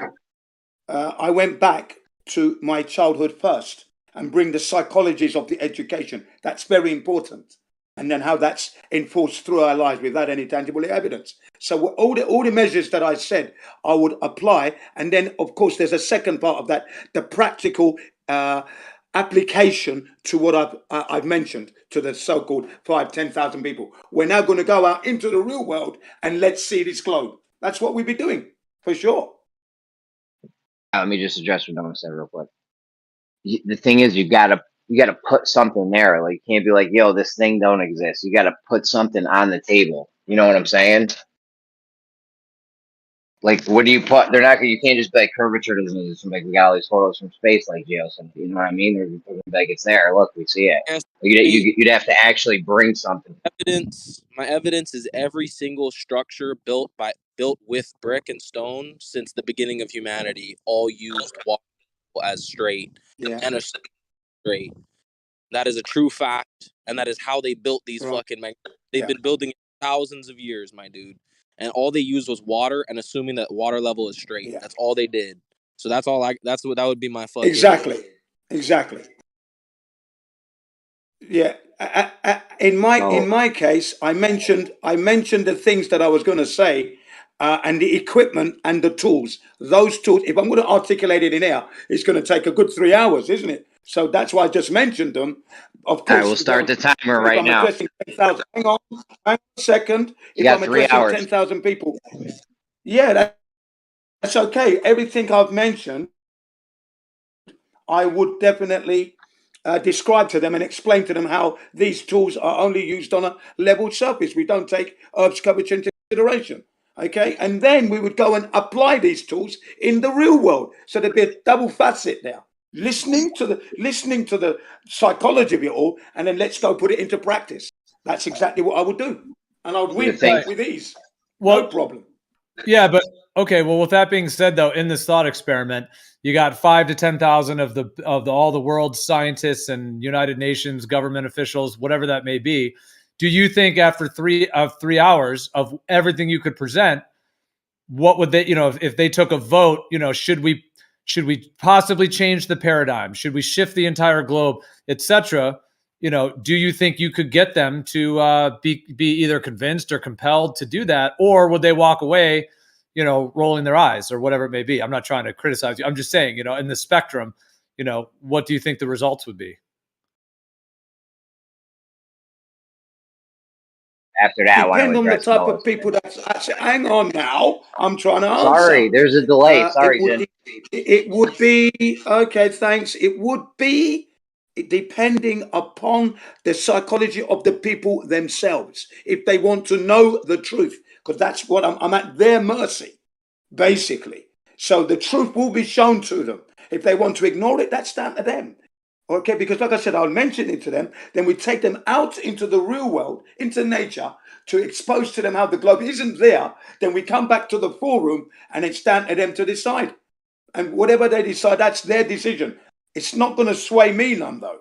Do you know what I mean? It's not going to change my. I'm not suddenly going to go back to the globe. Why would I do that? Come on. It's easy. What you asked me to do is very easy. I would love to have that position. I would love to. Really would. You see real psychology at work. Yeah. Right. Well, I hear you. But I mean, the thought experiment is, could you bring something scientific or something concrete or definitive enough to get, them to consider that there is something to it, or in changing the paradigm. Because you have to keep in mind that they have what they think, pictures of space and governments, and they think surveying. They're gonna, assuming that they're knowledgeable on the topic, they're gonna have a lot of the same rebuttals a lot of these guys in the discussions over the years have had as well. So, well, I'm going to give you something right now. Did anybody see the Wisfit, Dave Weiss, and Jim Fetzer video, a debate that just happened? Did you see it, guys? Any of you? I didn't Dave Fetzer, Jim Fetzer. Yeah, I saw it. It was crazy and Weiss. funny. I actually learned about Flat Earth from watching Fetzer with But his it was stuff very about. interesting, wasn't it? Yeah, he had a meltdown. It was hilarious. I actually made some gifs of him melting down. We call him James Meltzer now. That's cute, but the thing is though, yeah, exactly. Gio's right. Now, These guys, Jim Fetzer would be a perfect candidate. Yeah. But well, for what? Yeah, thank you. I do like Jim Fetzer because he did highlighted the. Oh, but I mean. Jen, you've got a tremendous delay. Jeremy was in the middle of talking. I don't know, man. I really wish you could do something about your setup. It's very difficult. I'll bring up something. Jen, are you watching us on YouTube and then responding? It's just a mess. Sometimes you He dropped out. I don't know what it is. He's got an echo and a delay, but I don't know. Jen He doesn't update his stuff.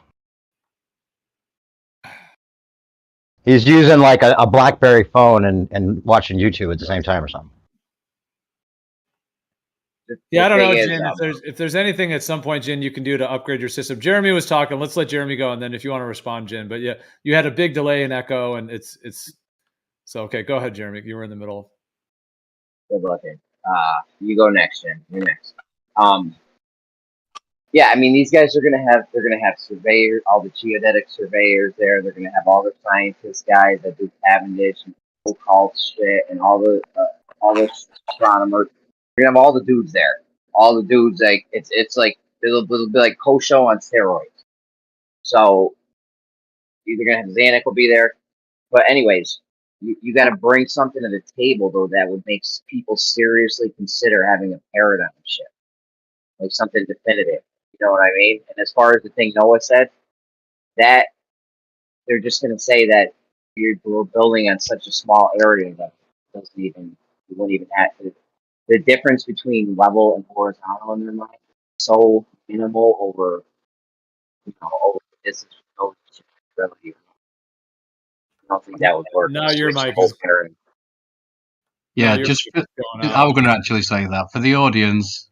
My response Jeremy's to just that- trying to say that they just said one sec, Noah. My response to Noah, Jeremy's- one sec. They just say it's locally flat. That's what they'd say. Oh, Jeremy addressed me. He just said my name, right? Yeah, So dude, I'm gonna he cut out. He cut out. respond real quick. I'm gonna respond to the guy's name. I think I should have the right to do that. If someone directly Noah, he was just trying to clarify what Jeremy said because his mic was all messed up. Go ahead, yeah, Noah. bro. Here's the thing. They're saying that I'm saying. Here's what I'm saying. I'm saying we have a level horizontal water level. We have a water level that's horizontal, and we've used it for every brick and stone building throughout all of time and exists for any fucking skilled individual understands. They say that over some certain scale, there's a curvature away from that water, that level, that horizontal line. That's a positive claim on their end that then they have to prove. If they're going to rest their intellectual superiority over a baseless claim, then that's their problem, not mine. Thank you. Well, the other question about this is like in this thought experiment, I mean, you'd have to wonder how many of them actually know the truth, which I would say at the very top, most of them do. And they just know that they just are assuming or maybe just reasoning that it's better for society to keep this paradigm because otherwise turning all these apple carts over at once is going to be destruction for, the common man in a way he wouldn't even want, even if it is the truth. So that's the other thing to consider. I mean, they've got this reverse engineered just so that any measurements you take could be interpreted either way, according to them. I mean, but we already know it's solidified. The refraction doesn't work the way they say. It doesn't bring things up from behind a wall that's a solid wall. We know that doesn't actually work that way. So it's definitive that we're not on the spinning ball in so many ways. In so many ways, it's already definitive, and that could be presented. But then they'd have to accept there's a conspiracy about outer space being fake, which would turn over those apple carts, which they're not going to be willing to do if you're thinking about this thing realistically. Yeah, but this situation we're in, though, I mean, in terms of like, okay, if an individual obviously each of us as individuals come to our own conclusion on the world and everything. So whatever we think the earth is, life is, etc., we're coming to our own conclusions in terms of truth, etc. But in terms of like the paradigm of the current heliocentrism in the globe model, and there's other things within, medicine and science and other things that could be overturned and there, as well, obviously. But in terms of the earth and the cosmology side, if one just wants to come to their own conclusion and say, hey, this is what I think the earth is, and that's it, then okay, just on their own individual level. But if one wants to change the paradigm or, get the information out there in that way and make a difference on that scale, then you're kind of dealing with a whole different beast. Like you're not just dealing with the truth, you're not just dealing with your own viewpoints, but you're dealing with what you can present that is ultimately convincing or able to be proven to, the mainstream system, as it were, and what will actually get them, as it were, to consider, an alternative viewpoint. I mean, this is like just to use a very small scale, like with these entheogenic substances, or as they often refer to as psychedelic. I'm not trying to take it into that category. I'm just going to say real briefly, like mushrooms, like magic mushrooms, LSD, etc. All of these, these were made illegal in the 1960s. I'm not trying to take into that topic. I'm just saying they were strictly made illegal. They were all put on Schedule 1, no medicinal benefit. Well, there's nothing further from the truth because that's completely false, although they do need to be used correctly and so on. So what's happening now is that a lot of, there's studies with using mushrooms for people that have PTSD and et cetera. There's all these different studies that are being done. Same with cannabis. Cannabis was, claimed to be so terrible. And then it took a lot of time and effort and scientists and people doing research and study to be able to show, hey, cannabis is not damaging. It actually is medicinal, or magic mushrooms don't have these negative effects that you guys claimed that they had, to the point to where you can kind of overturn the mainstream thing. So I'm just using that as an example. So when it comes to the shape of the earth, you've got this globe thing. So, the question of changing outside of just one's own personal worldview, the question of trying to change the larger system, you need to be able to present, very solid information to be able to even have a chance to shift it.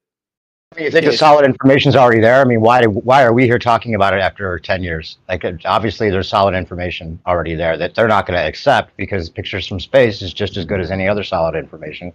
Dude, right? So back to the globe.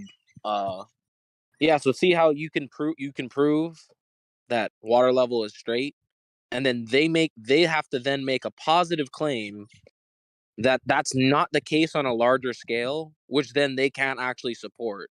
So like you have reality on your side, being that every civilized person has seen a building in their lifetime, whereas they have unreasonable fantasies and they simply can't support, and they assume the burden. Isn't that crazy? They assume a burden and then they support a burden with a fantasy. It's an assumption. It's an assumption, not even a burden. It's an assumption. Yeah, they live on a house. They live on cards. They have no foundation to their understanding. Well, don't you think we should assume that they're acquiescing to a paradigm that they probably know isn't true, but they think it's the best for the society as a whole to just believe it? Because otherwise, I mean, who knows what the truth is? There could be outer ponder. I know it's going to take me just a little bit longer before I say outer ponders, but like, come on. There could be a treaty. There could be like an agreement that we can't go past a certain area, and if they presented it that way and said, okay, well, yeah, it's flat, but we're trapped. We can't go past, we have a treaty, we're not allowed to go past these areas. That's just the way it is, and is that a better option, right? I guess I can only, Dave, I don't want to say I outwardly disagree because I'm not exactly sure what you're saying we'd have to dig into it a bit more to see. But I mean, if you're saying they already know, okay, what I would say, and this is just my own sort of thoughts on it. I don't have any direct way to prove this. I think that 99+% of the mainstream scientists, as it were, quote unquote, of the world definitely believe the Earth's a globe. I don't think that they're all running around thinking the Earth is flat. I do think it's opening up to some extent, maybe not 99, maybe 97, 94, whatever the percentage is. But yeah, I do think that now when you get into the politicians, some of them might be part of these like secret societies and family networks that may know what the Earth actually is. But I don't think when you say like they all know it's flat, you'd have to describe what you mean by that. Because I would say that. Oh yeah, because at the top, virtually- we know that secret societies are like most of the people at the very, very top. They're part of these societies, and that's part of the esoteric knowledge they pride themselves on, and separates them intellectually from the rest of the world. Yeah, I would say like what you just said. Yeah, they may know, those ones at that kind of top level. Yeah, they're at that level. There's the ones who kind of do know, and then there's those are the only people that can actually change the paradigm or make that kind of decision. Well, not necessarily, because I would say, like the powers that be, let's say, may have wanted to keep cannabis illegal, but enough of the people on the ground were able to put forth enough scientific evidence that it was, you know what I mean, and then they fought back. I think they saw a profit in it, and that's the only reason it really changed. They saw they could profit from it and start making these stores and taxing it and all that, making it GMO. Yeah, that's its own topic in and of itself. But I mean, if there's no profit in it, wouldn't they just keep it illegal? Well, but that's the thing. Like, see, that's the question. Like, I don't know. This gets deeper into like do you think that these, the quote unquote controllers, how much control do they really have? That's the question. You know what I mean? Like, can they? They convinced 99% of the world that we're on a freaking globe. How much control could that mean? That's pretty much a huge control. Yeah, if they convinced everybody that our reality is the opposite of what it seems, that's pretty big control. I understand that, but that's kind of like it's like propaganda. Noah, I think your mic's open. Oh, my bad. I hear you. Well, okay, yeah, this goes okay. So there's no doubt propaganda can be very deceptive, and a lot of people can believe things. There's no doubt about that. I guess this gets into like new perspective. Do you think that like they have such ultimate control that if in the example of the cannabis thing, that they could keep cannabis illegal, or do you think we, the people, as it were, have enough leeway within the way the systems are, the kind of all the systems that if you show the truth that cannabis is not problematic, that they have to capitulate to the truth, meaning they have to, you know what I mean? I guess that's a question. Like, do you think in your viewpoint that, because otherwise you don't have a chance on anything, right? Like if you see it as a total totalitarian dictatorship, see, my thought is that that's where they want to get it to, whatever New World Order, they would like to get it to the point, but I don't think they have it there yet. Like, I think we actually do still have a chance to make a change with the truth and everything. I would love to think that's the case. I would love to think, I like to hope that's the case, but I think that on a small level, we know that cannabis is what it is, and if they decided to demonize it again, we would just use it on whatever basis, and maybe have to go into our small groups and whatever else. But it's just a matter of the profit for it. It seems to be like the main reason that they decided that would be okay. But regardless of that, we don't have a platform that, they can just always try to demonize any platform because they have control of the mass media overall, like the main television networks and stuff. So without that, I don't think that you'd be able to really make big changes unless there was open access to all information and broadcasting to everyone and getting the truth across in an unbiased way was actually a thing. But that's not a thing now. We're doing it here, but how do you get, if you have 1 million people watching right now, don't you think they would try to either shut you down or come in and spread some disinformation or send in the shills to disrupt the conversation? If everybody was finding out the whole truth about everything, they would find a way to block it. I'm not saying there's no hope, but we have to be realistic about the control they do have over even a lot of the alternative media. People think there's the truth, they're getting the inside scoop. They have those guys out there, misdirecting them and all that kind of stuff. Right. Go ahead, Noah, if you want to respond. I was just gonna say, what does it fucking matter? They have no actual real fucking evidence. Like, here's the thing. I understand there's this whole Witzit's arguing relativity and trying to show that the Earth doesn't move, but then they're just gonna fucking be like, "Nuh-uh, the Earth moves, and even if it doesn't, it's still a ball." They don't listen. There's Globers that think NASA's fake, but they still believe the globe. Like, I understand that. There's people who know about the moon landings, and they're like, yeah, that shit's fake. I looked into it, it's fake, but the Earth is still a globe. So I honestly, what we need to do is we need to fucking cut the source off at the fucking root. And the fact is, there's no actual physical proof of this globe. We don't even need to focus on outer space and outer ponders and fucking aether and fucking quantum mechanics and special relativity and all that shit. We can just physically go to the physical Earth and the physical seas and go to that instead. Like, that's what I think is the best course, because that's undeniable. It's not some esoteric garbage. It's just undeniable truth. And that's Yeah, it's all we're here because it's undeniable to us, obviously, and that's, I think there's many ways to show it definitively, especially with like the stuff recently with the stars not moving upwards. I mean, like I was talking yesterday with these guys, there's no explanation for how a plane would even land. So I mean, there's so many practical ways that you could show it, but we're talking about whether they would actually, I mean, how much control do they actually have, and would they actually listen? And any proof you brought to them, they could say to nah, or just show you pictures from space and say that's just as good. So, I mean, what are we talking about? Realistically, or just like hopefully, or what are we talking about?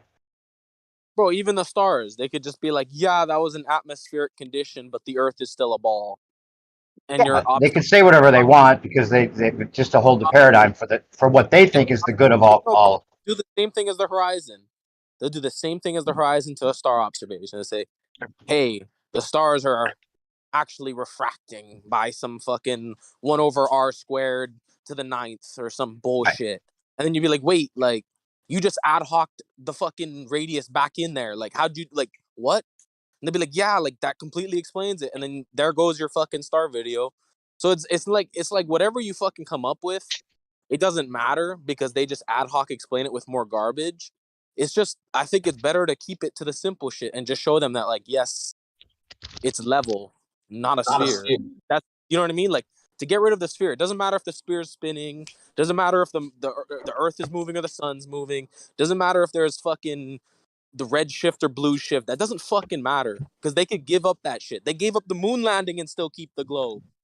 It's about specifically getting rid of the whole sphere globe idea, you know what I mean? And not all that other like added layers. Because if you cut it off at the root, all that other shit tumbles. Whereas if you take the leaves off the tree just grows more leaves. You have to hit the stem.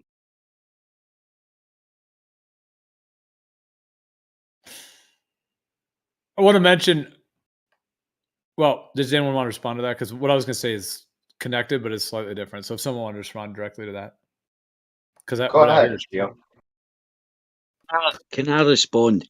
Well, I just want to say, the fact is, I don't agree with it. I think what Whitsitt does, right, even though he's talking about the stars and quantum physics and stuff like that, right, he's talking about stuff that maybe someone that's listening to the stream, he goes like, what do you mean it's not proven? I don't believe that.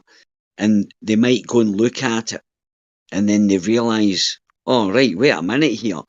And then they'll change their mind. So I think that even though I know it, and I get you, Elijah, what you're saying, right?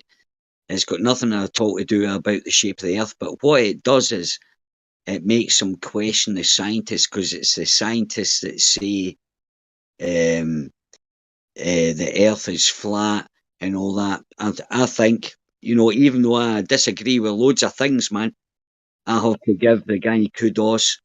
That's hard. That's hard work that he's doing, trying to get a channel going and going about all these channels and talking about the science. It's very important because it makes people sit and question, what do you mean relativity is not a proof? And it brings that way. Let Gio, hey, Ali, let Gio get in before he loses his thought. Before he loses his train of thought. No, yeah, Gotcha. thanks, but that was me finished.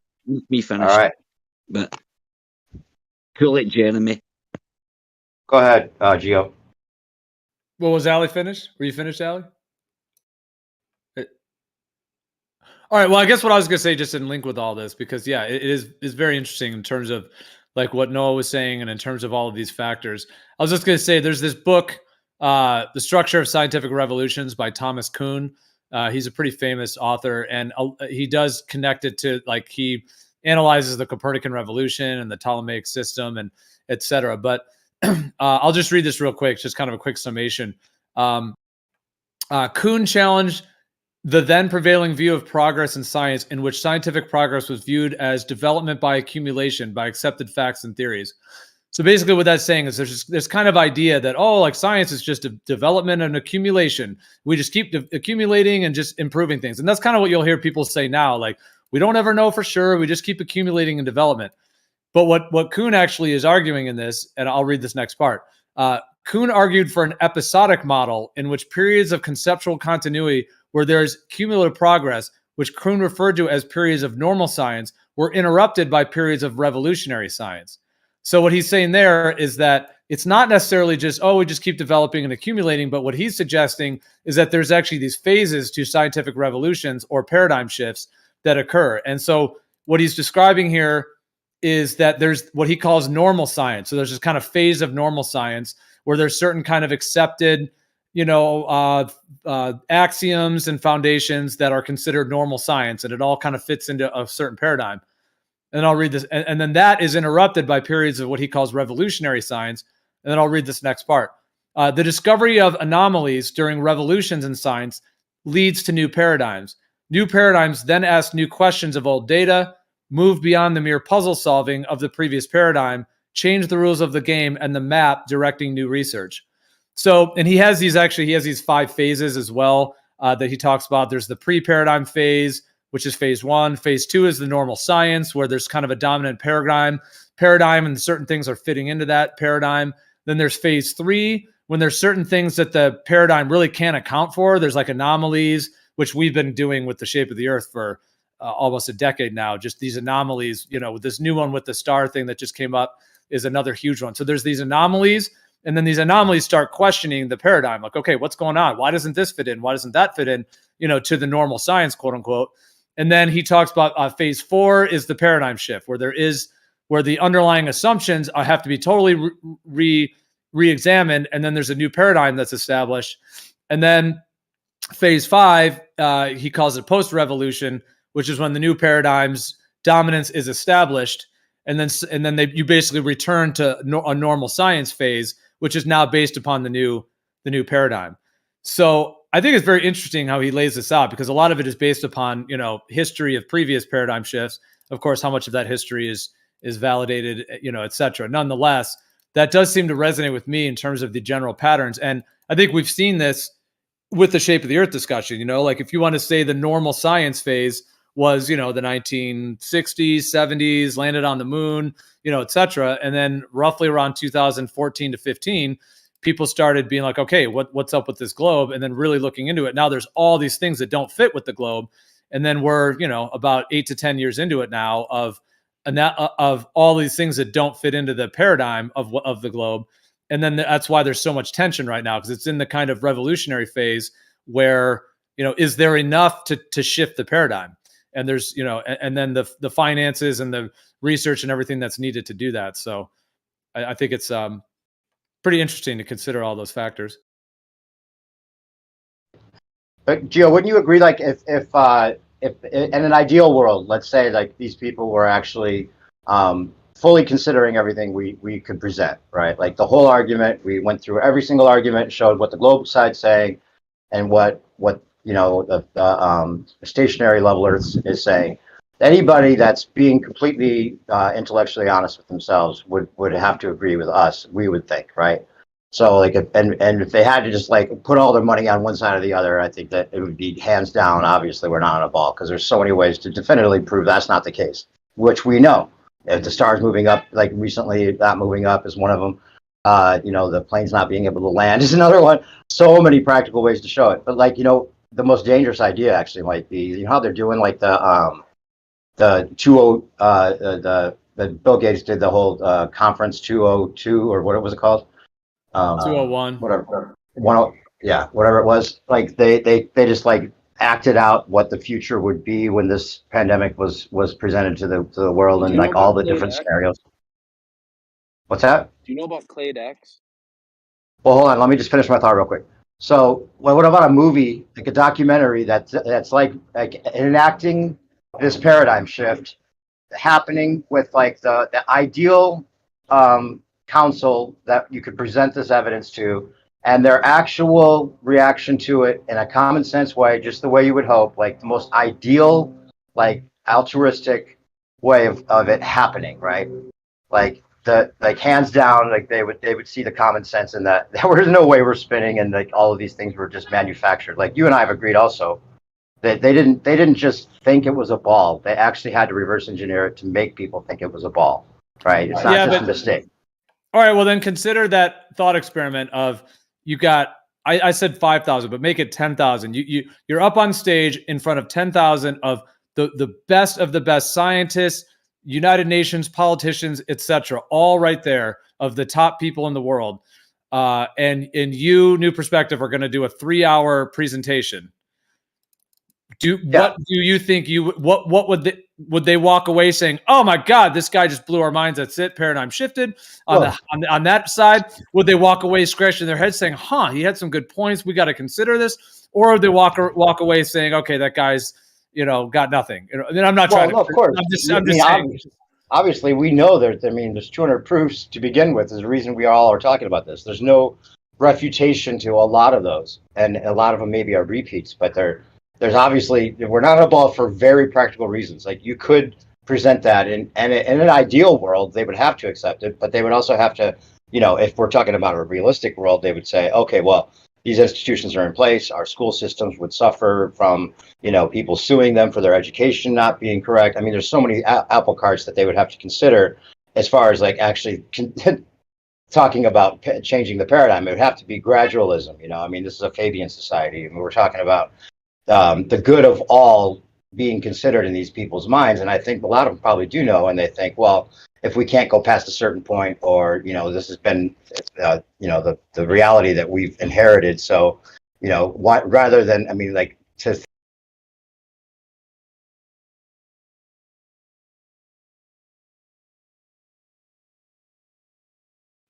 Did his phone just die and he just dipped out of the lobby?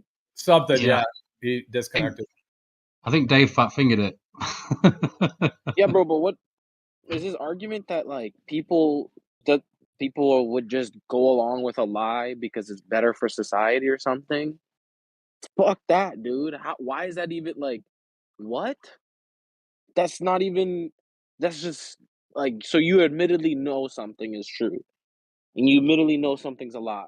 And you go with the lie, and you know it's a lie just because it's better than society. Was that Dave's argument? Because I mean, what's the point? You can't even convince those people then. At that point, they already know the truth. Like, am I wrong? Well, I don't know if he laid out, I don't know if that was a full argument or not, but yeah, I do. I mean, that is I understand that. Yeah, idea. that was the thread of it. That was the thread of it. Yeah. The thread of it. Well, there's a lot that probably, I mean, like, okay, consider this idea. You got 5 or 10,000 of the best scientists, the best politicians, whatever it may be in the entire world, that are in these controlling positions, and, people on the board of the peer review system. I mean, you name it, you've got all of them right there, and you're given a 3-hour presentation. I mean, I think what he was alluding to, I do think that would be a factor, that anytime you're going to change a paradigm, because we know that this discussion, there's so many factors, like the government is directly linked to it. So fortunately or unfortunately, the thing is that when you consider the Earth may not be a globe, it's not just a scientific question or a truth question. It is that, but it also is a deeper implication for the entire power structure of the whole world. You have to question your own very government, the military, the police, all of these factors, and who is actually in control. Because if they're blatantly lying to us, like, first of all, how did they even pull this off? How did they get everybody duped on this level? It's a major thing to even consider. So I think maybe he's back. I think, yeah. Yeah, I don't know when I cut off. A lot, yeah, you cut out. A lot of people probably would have those types of resistances, just to not be able to consider all the implications. Like, I always think it's like a litmus test. Could their logic, scientific mind actually stay strong through the implications, or do they get tripped up at the implications and then flip out, and they don't let their logical mind actually run the show? I don't know when I cut out, but I was saying it would be interesting to make like a pseudo documentary that shows like the ideal response that we would hope for, even though we know that there's probably people in charge that aren't going to allow that information to ever be public, right? We know that that's the case, otherwise it'd already be public, right? They wouldn't be trying to like censor channels and, you know, block things and send in like disinformation agents and stuff. Like that's going on for a reason.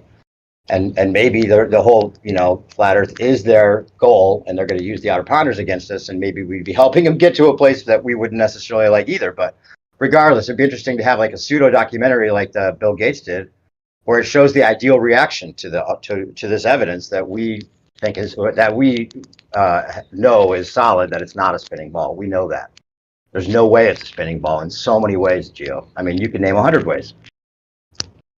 You could have solid information to present to them. I mean, you said you didn't think there was actual measurements that show it's flat, but there's tons of that. What do you mean? No, what I said is no. Hold on, just real quick. What I said though, I'm talking about a tangible, physical, absolutely like unquestioned measurement, like something meaning what's that? A definitive, something that is definitive of the planar shape of either water or the surface. That's what I'm saying. Do you We have all that though, right? And we already have that with Jay Tolan. You have that? Gio, that was my whole point. That was my whole point before. That it doesn't matter. All this other shit is great, but that's only for people who are essentially already get it. The people who don't get it, they really think that we're like dumbasses and whatever. Like the only thing that would act like it doesn't matter, dude, if you were fucking talking to them about Aether, because there's literally people who believe in Aether and the globe. It doesn't matter if you tell them about NASA, because there's literally people who don't believe the moon landing but believe the globe. You have to go for the fucking idol that was in all of our classrooms. That's the thing you have to go for, because literally everything rests upon that. And I understand this whole Fabian society, but that's the point. The Fabian society is a sickness. It's a sick way of living. That you know something's a lie, but you say it's true because you're afraid of society. You're afraid for society. It's just I don't know. It's like yeah, but we're not a good reason, you know. No, I hear you. There's so many different factors to this, but we were talking about a absolute physical, tangible measurement of the shape of the surface. See, I would say the globe doesn't have it. So now you could get into planar surveying. You're right. They don't. Yeah. They don't actually have a physical measurement of curvature. And that's why I said if there was a 5-second shot clock, I would say no curve. Straightness. Straightness is the only thing we use in engineering. Yeah, but if they don't have building. No, I agree. They don't have it for the globe. I would absolutely agree. And we do need have to force the line. That means we're going an extra mile for them. What about Jay Tolan?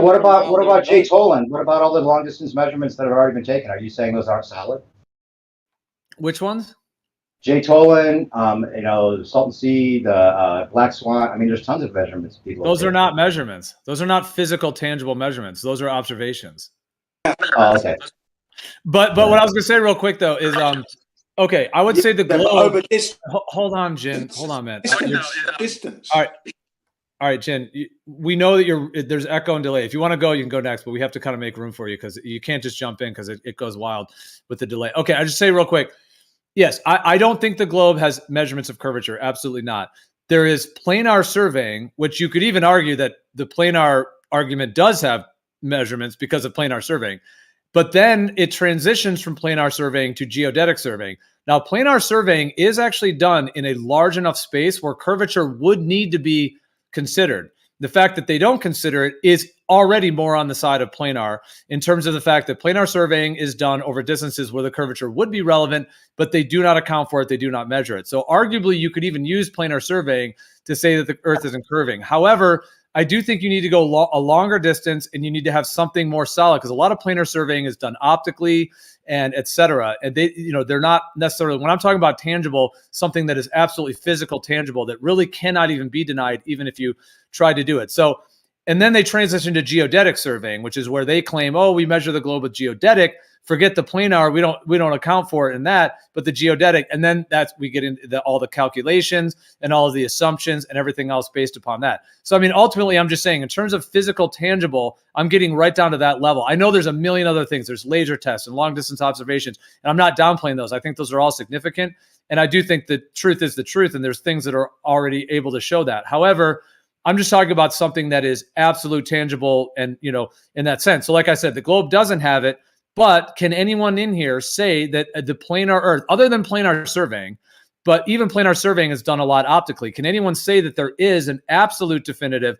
Because what I was talking about, getting in front of 5 or 10,000 of the you know, that whole thought experiment, if you had what I'm talking about, an absolute physical, tangible measurement of the surface of the Earth, you could present just that and it's game over. But if they can use railroad tracks, just to give between railroad tracks is enough for them to say it's a globe. What kind of measurement could you take that would ever suffice?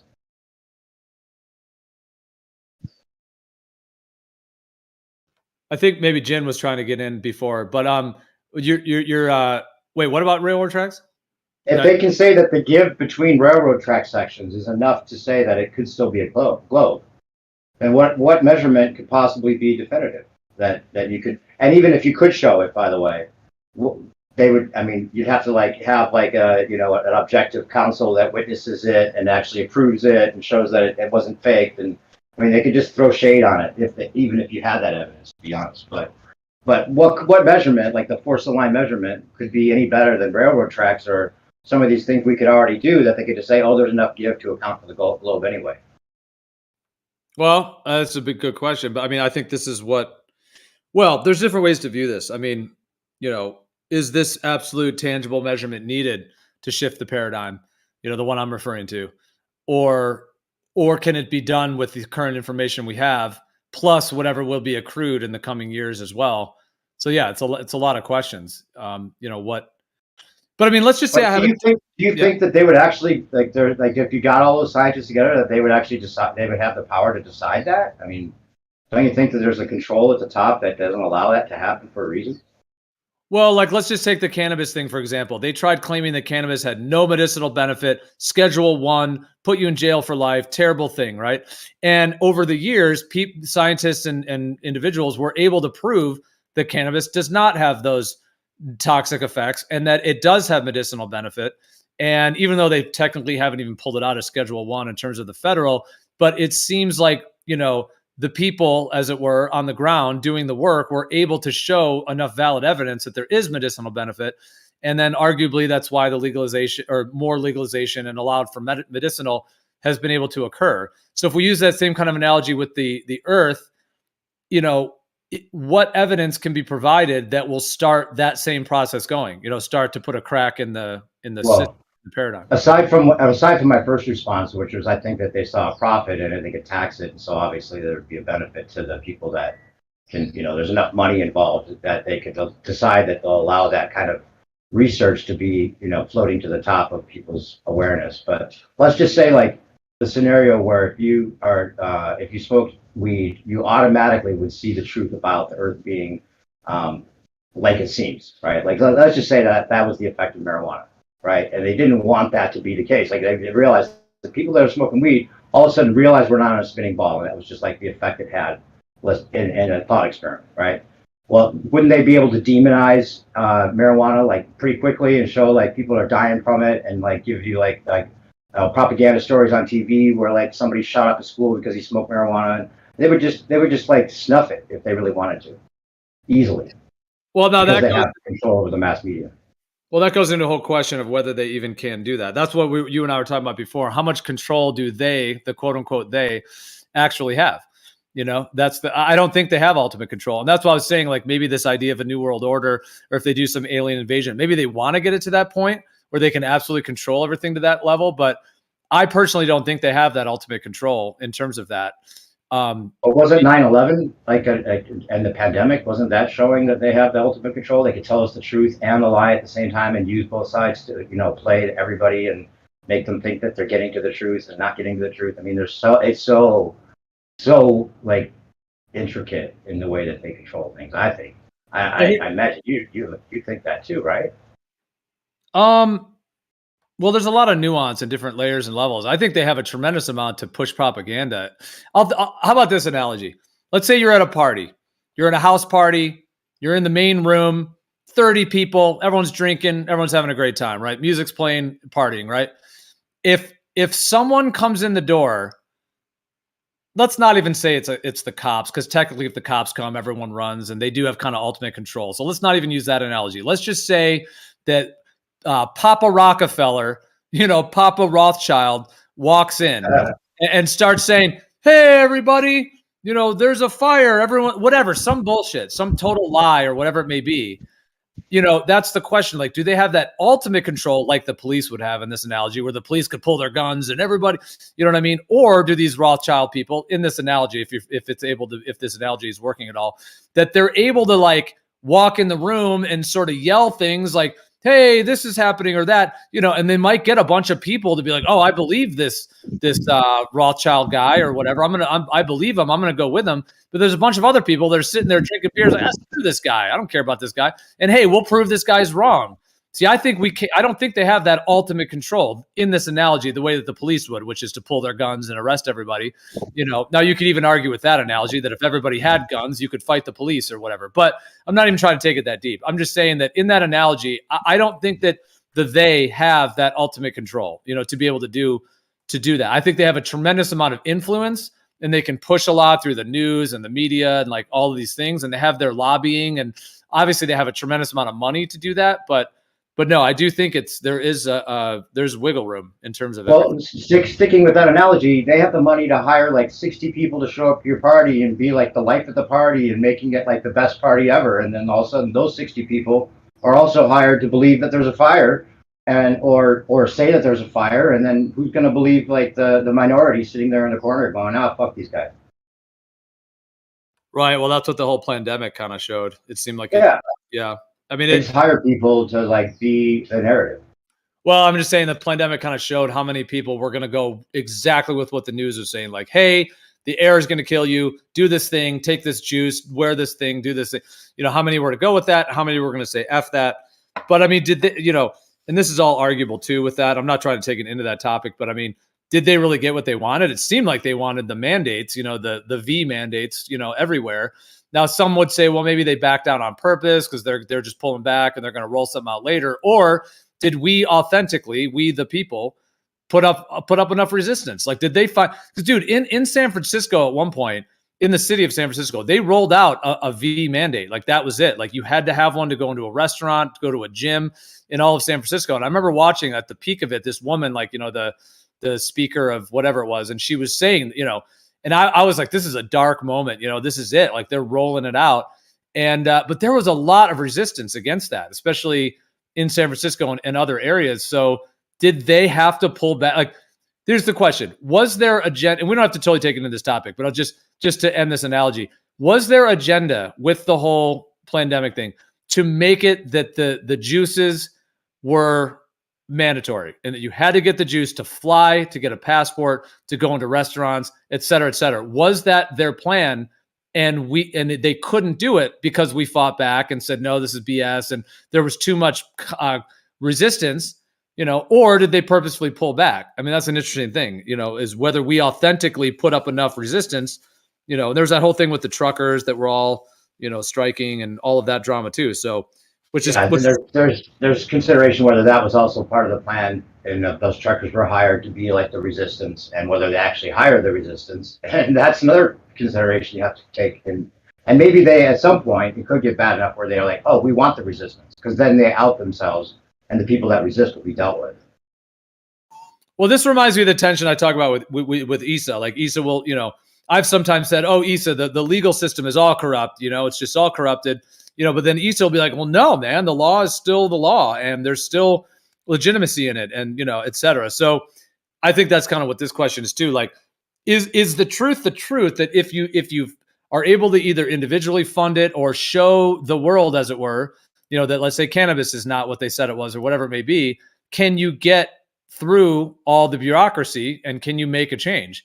Meaning, with the shape of the earth thing, like if enough of this was able to be presented, is it an open enough free society, as you want, an open system enough that you can actually make a difference? Or do you view it on the other extreme that, okay, it's all just totally like, we're just screwed. It's just total dictatorship, can't do anything, just locked in our houses, and it's just impossible. They just control us, and that's it. And it's probably somewhere. It's probably, just to end it, it's probably somewhere in the middle ultimately.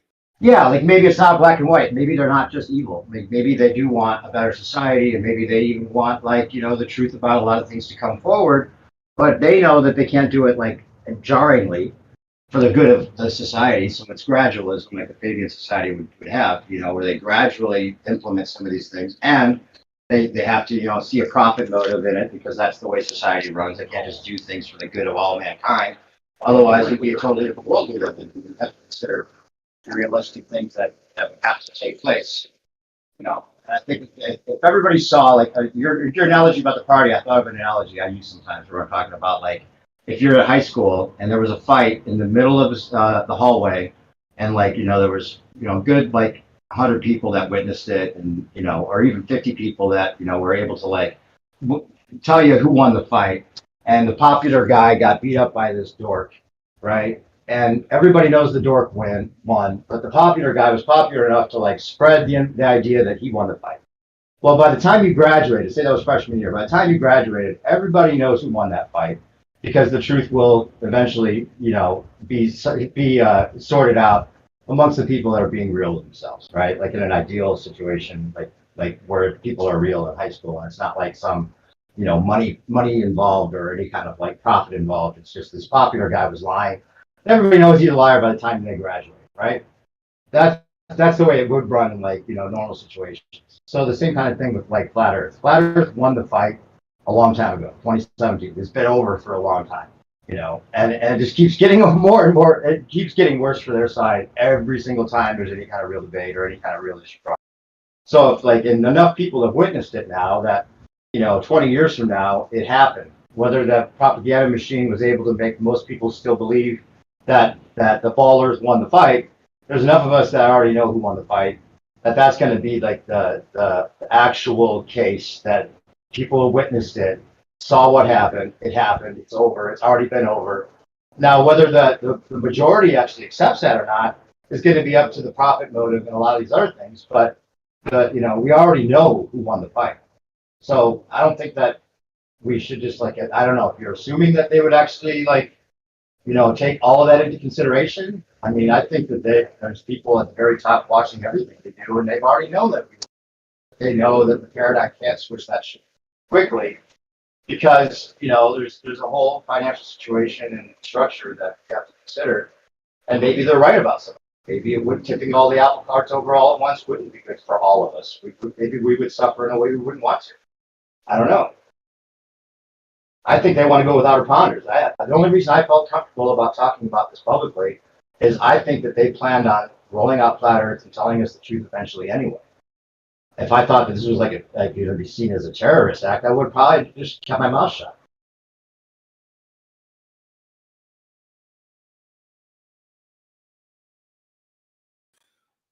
Yeah, well, I guess unless anyone else want to respond, I guess, yeah, there's a lot of angles that discussion could go. Everything you said there, yeah, there's a lot of directions of possible strands to explore in this. But I would say, okay, I would just say this, in my viewpoint, not to get completely into the entire topic of a creator and God and all of that, but I'm just going to use it in a very generalized way. In my viewpoint, the sort of source of all creation, to put it that way, the creator on that level, like the center of it all, I would say that is ultimately what's in ultimate control, as it were, because it is creating it all in the exact way that it wants. Basically, the intention, it sort of like when you create a video game, you can create it any way you want. You put this texture, that texture, you have this character, that character.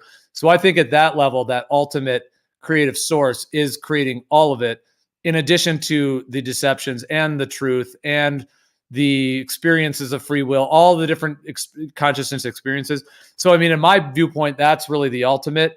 And that creative source has the ability to orchestrate it in a way where, the deception keeps trumping others, or the truth comes through and there's a shift, and all of the different unique components as to how the truth would be able to come through, in these ways, or how the powers that be would lose, You know, like the idea right now that they're pushing something and they really want to move it to some new world order.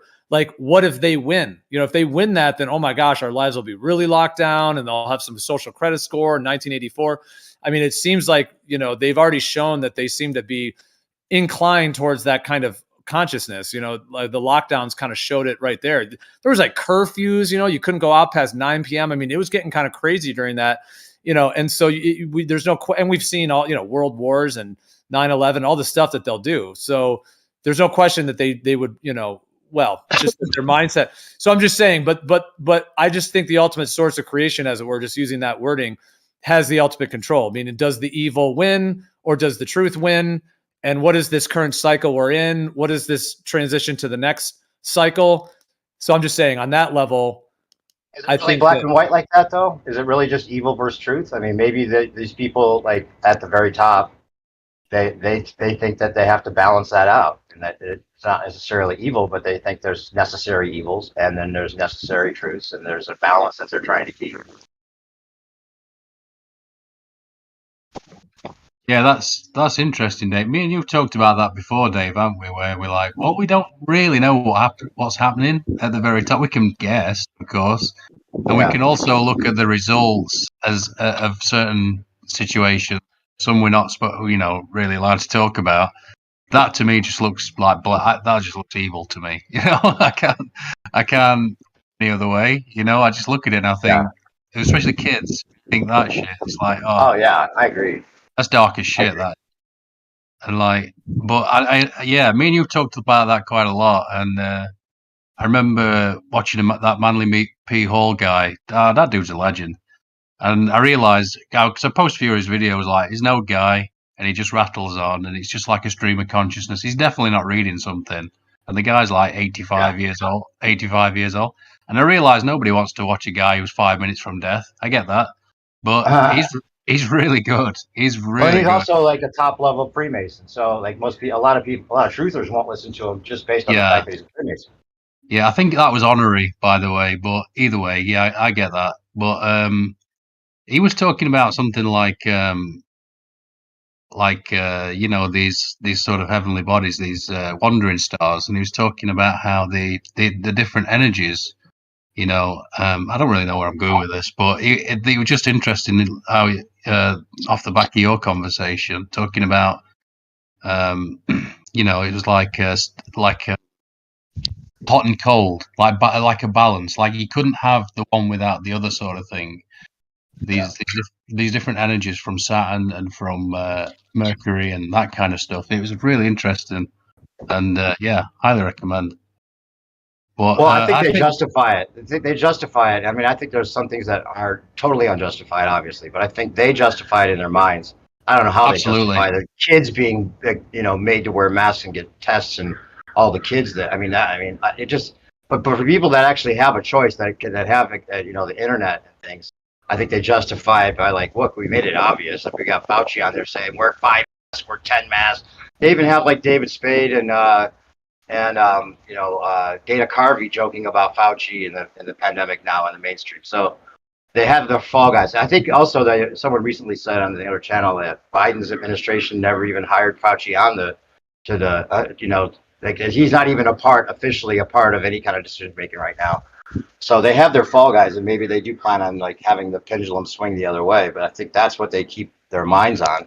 And maybe they felt like if people bought the obviousness of this pandemic being completely what they say, then that's their fault because they had the information right in front of them.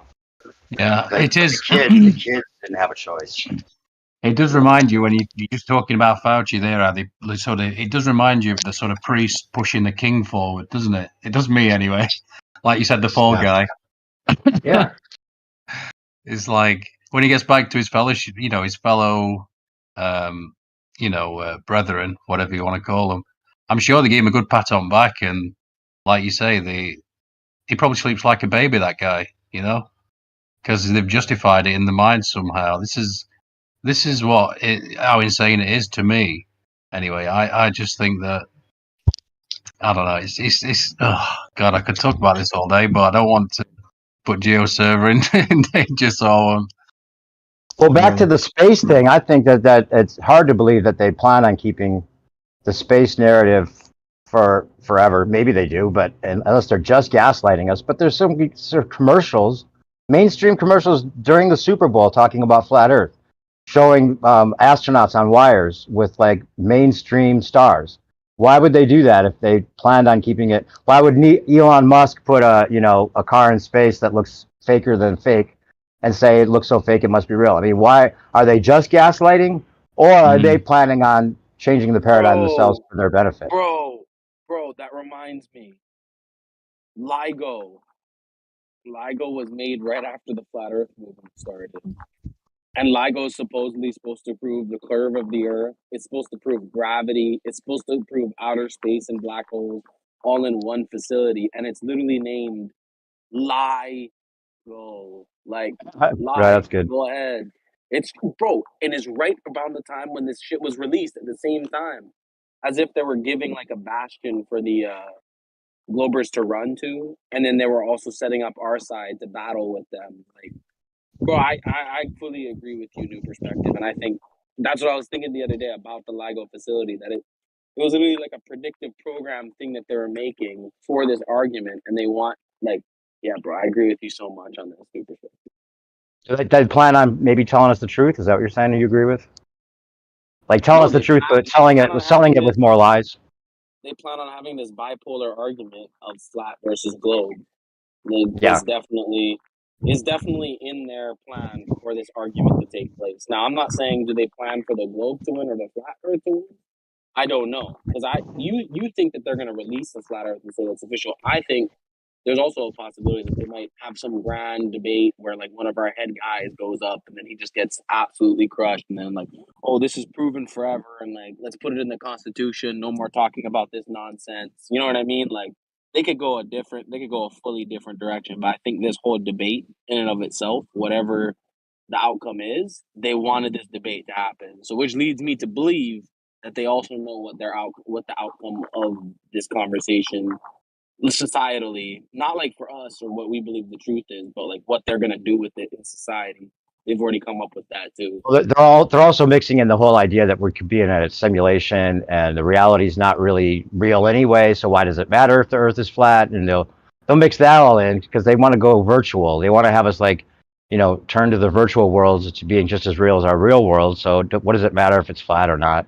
We got this simulation here. You might be in a simulation anyway. So why don't you buy the simulation and just like, explore all possibilities, and they'll just have like every possibility be out there, and you can think what you want. Everybody can argue. They want to separate us more than anything. There's not going to ever be like this is the official thing, and it's the actual truth. If they actually put out an official truth, that's only so they can probably use it to sell you another packaged paradigm that they will somehow benefit from. I imagine that would be the plan.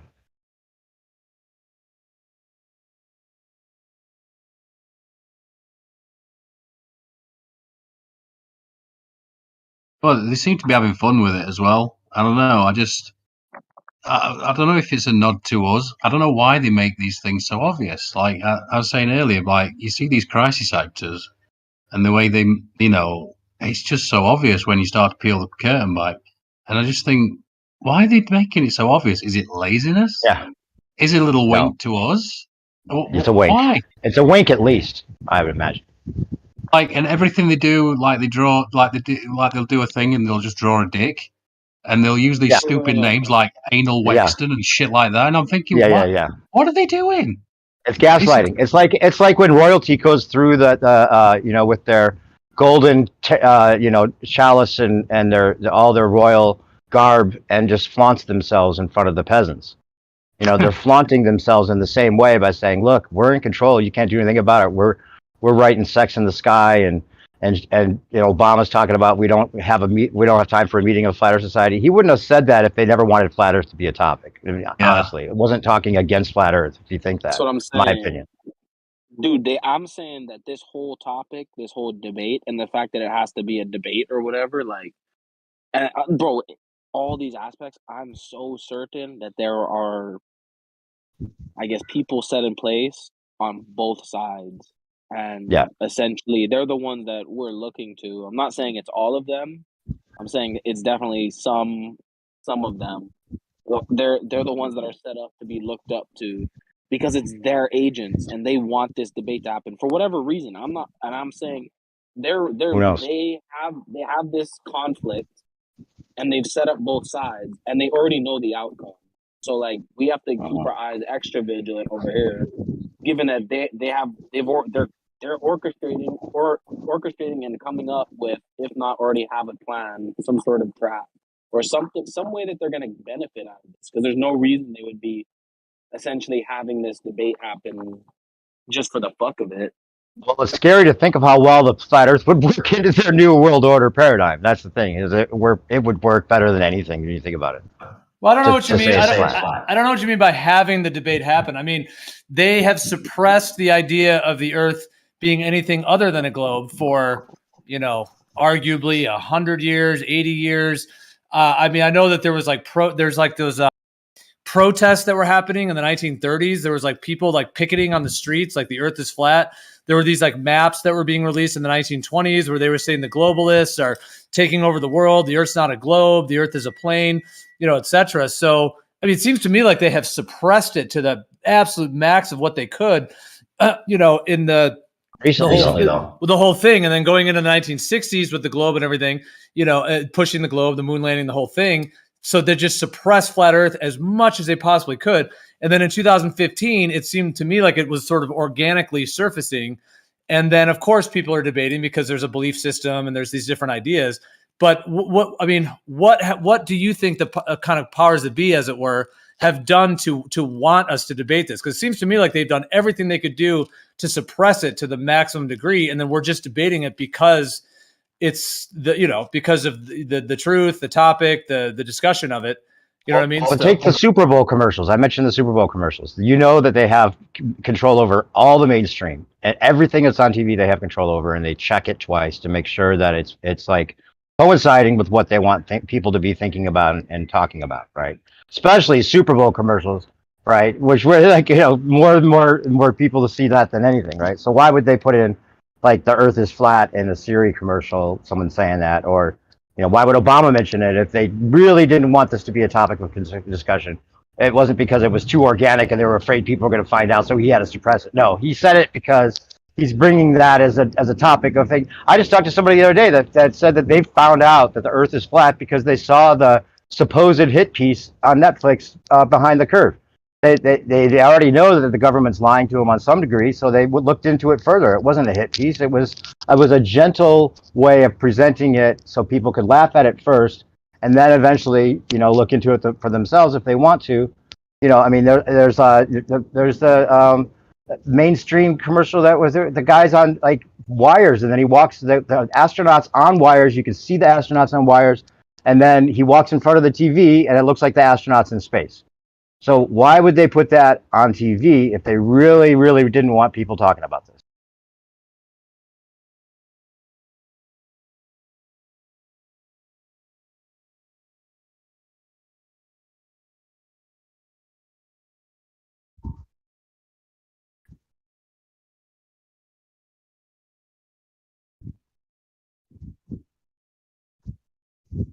Hello? Oh my God, I was talking that whole time I was muted. Damn. I was wondering. My bad. I didn't have. Well, I was just okay. What I was saying is that I don't think that they have put anything like that, like Obama saying it, or in Super Bowl commercials, because they want to engender a realistic discussion about the shape of the Earth within the population. I think that they already know that because of the topic blowing up, that they have to do some level of damage control, because they know that people have family members that, my brother told me the Earth might be flat and this and that. So I think that they have planted that information. I mean, even before, like in 2008, there was Obama was, there was a little, we don't have time for a meeting of the Flat Earth Society, that whole thing. So I think any of the things that they've done in the mainstream have been just to reinforce the ridicule and that it's a joke, like putting it in the Super Bowl commercials, like, haha, the stupid flat earthers. So I'm just saying, I haven't seen anything from their agendas to want to engender or create a real conversation on it. It seems to me like they only are reinforcing that it's not a real conversation, that it's a joke, ridiculous, put it in a commercial. Obama, because when he says we don't have time for a meeting of the flat earth, everybody laughs and jokes and, oh my God, yeah, what a ridiculous thing. So whatever they've done in the mainstream is just anybody that's anti-Obama might look into it. If he's saying we don't have time for it, I have time for it, I'm anti-Obama. So that already puts all those people that are against what Obama says into looking at it.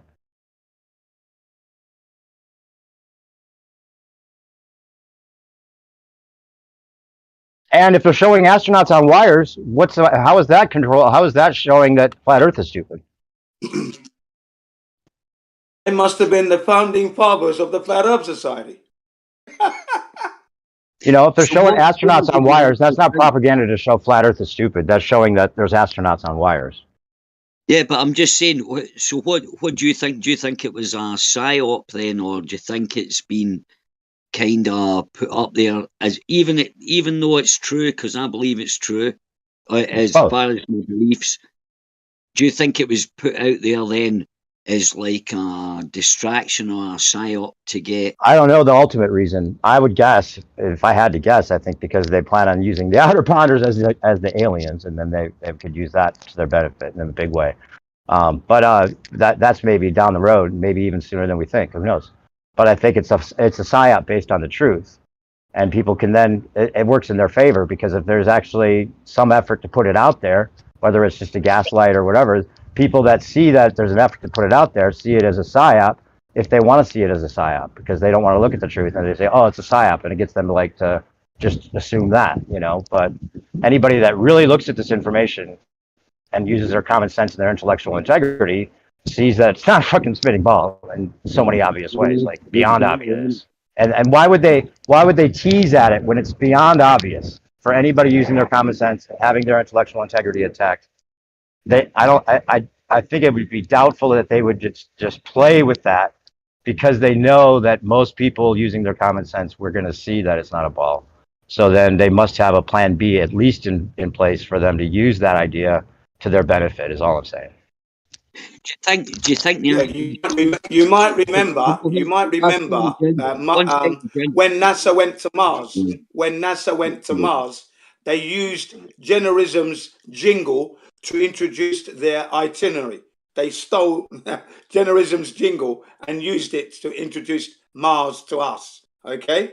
What does that have to do? What do you mean by that, though? What's the reason for that comment? That means they get because Jeranism exposed Mars as being Devon Island, didn't he? Right, and he attacked NASA. Mars was a hoax. Okay. Yeah. So when they introduced their itinerary going to Mars, they used Generation's jingle to his show to introduce the program. NASA did that. But look at all the ways that it's coincided. Like they started talking about the Great Reset and flat Earth at the same time. Like there's a lot of parallels there. Like even when they said flatten the curve, you think that was just like a happenstance of wording? Flatten the curve was an intentional way of gaslighting / making people talk about the idea that they're flattening the curve, right? Literally, they're flattening the world for us to have this new paradigm, all in coinciding with whatever their Great Reset plan is, I'd imagine.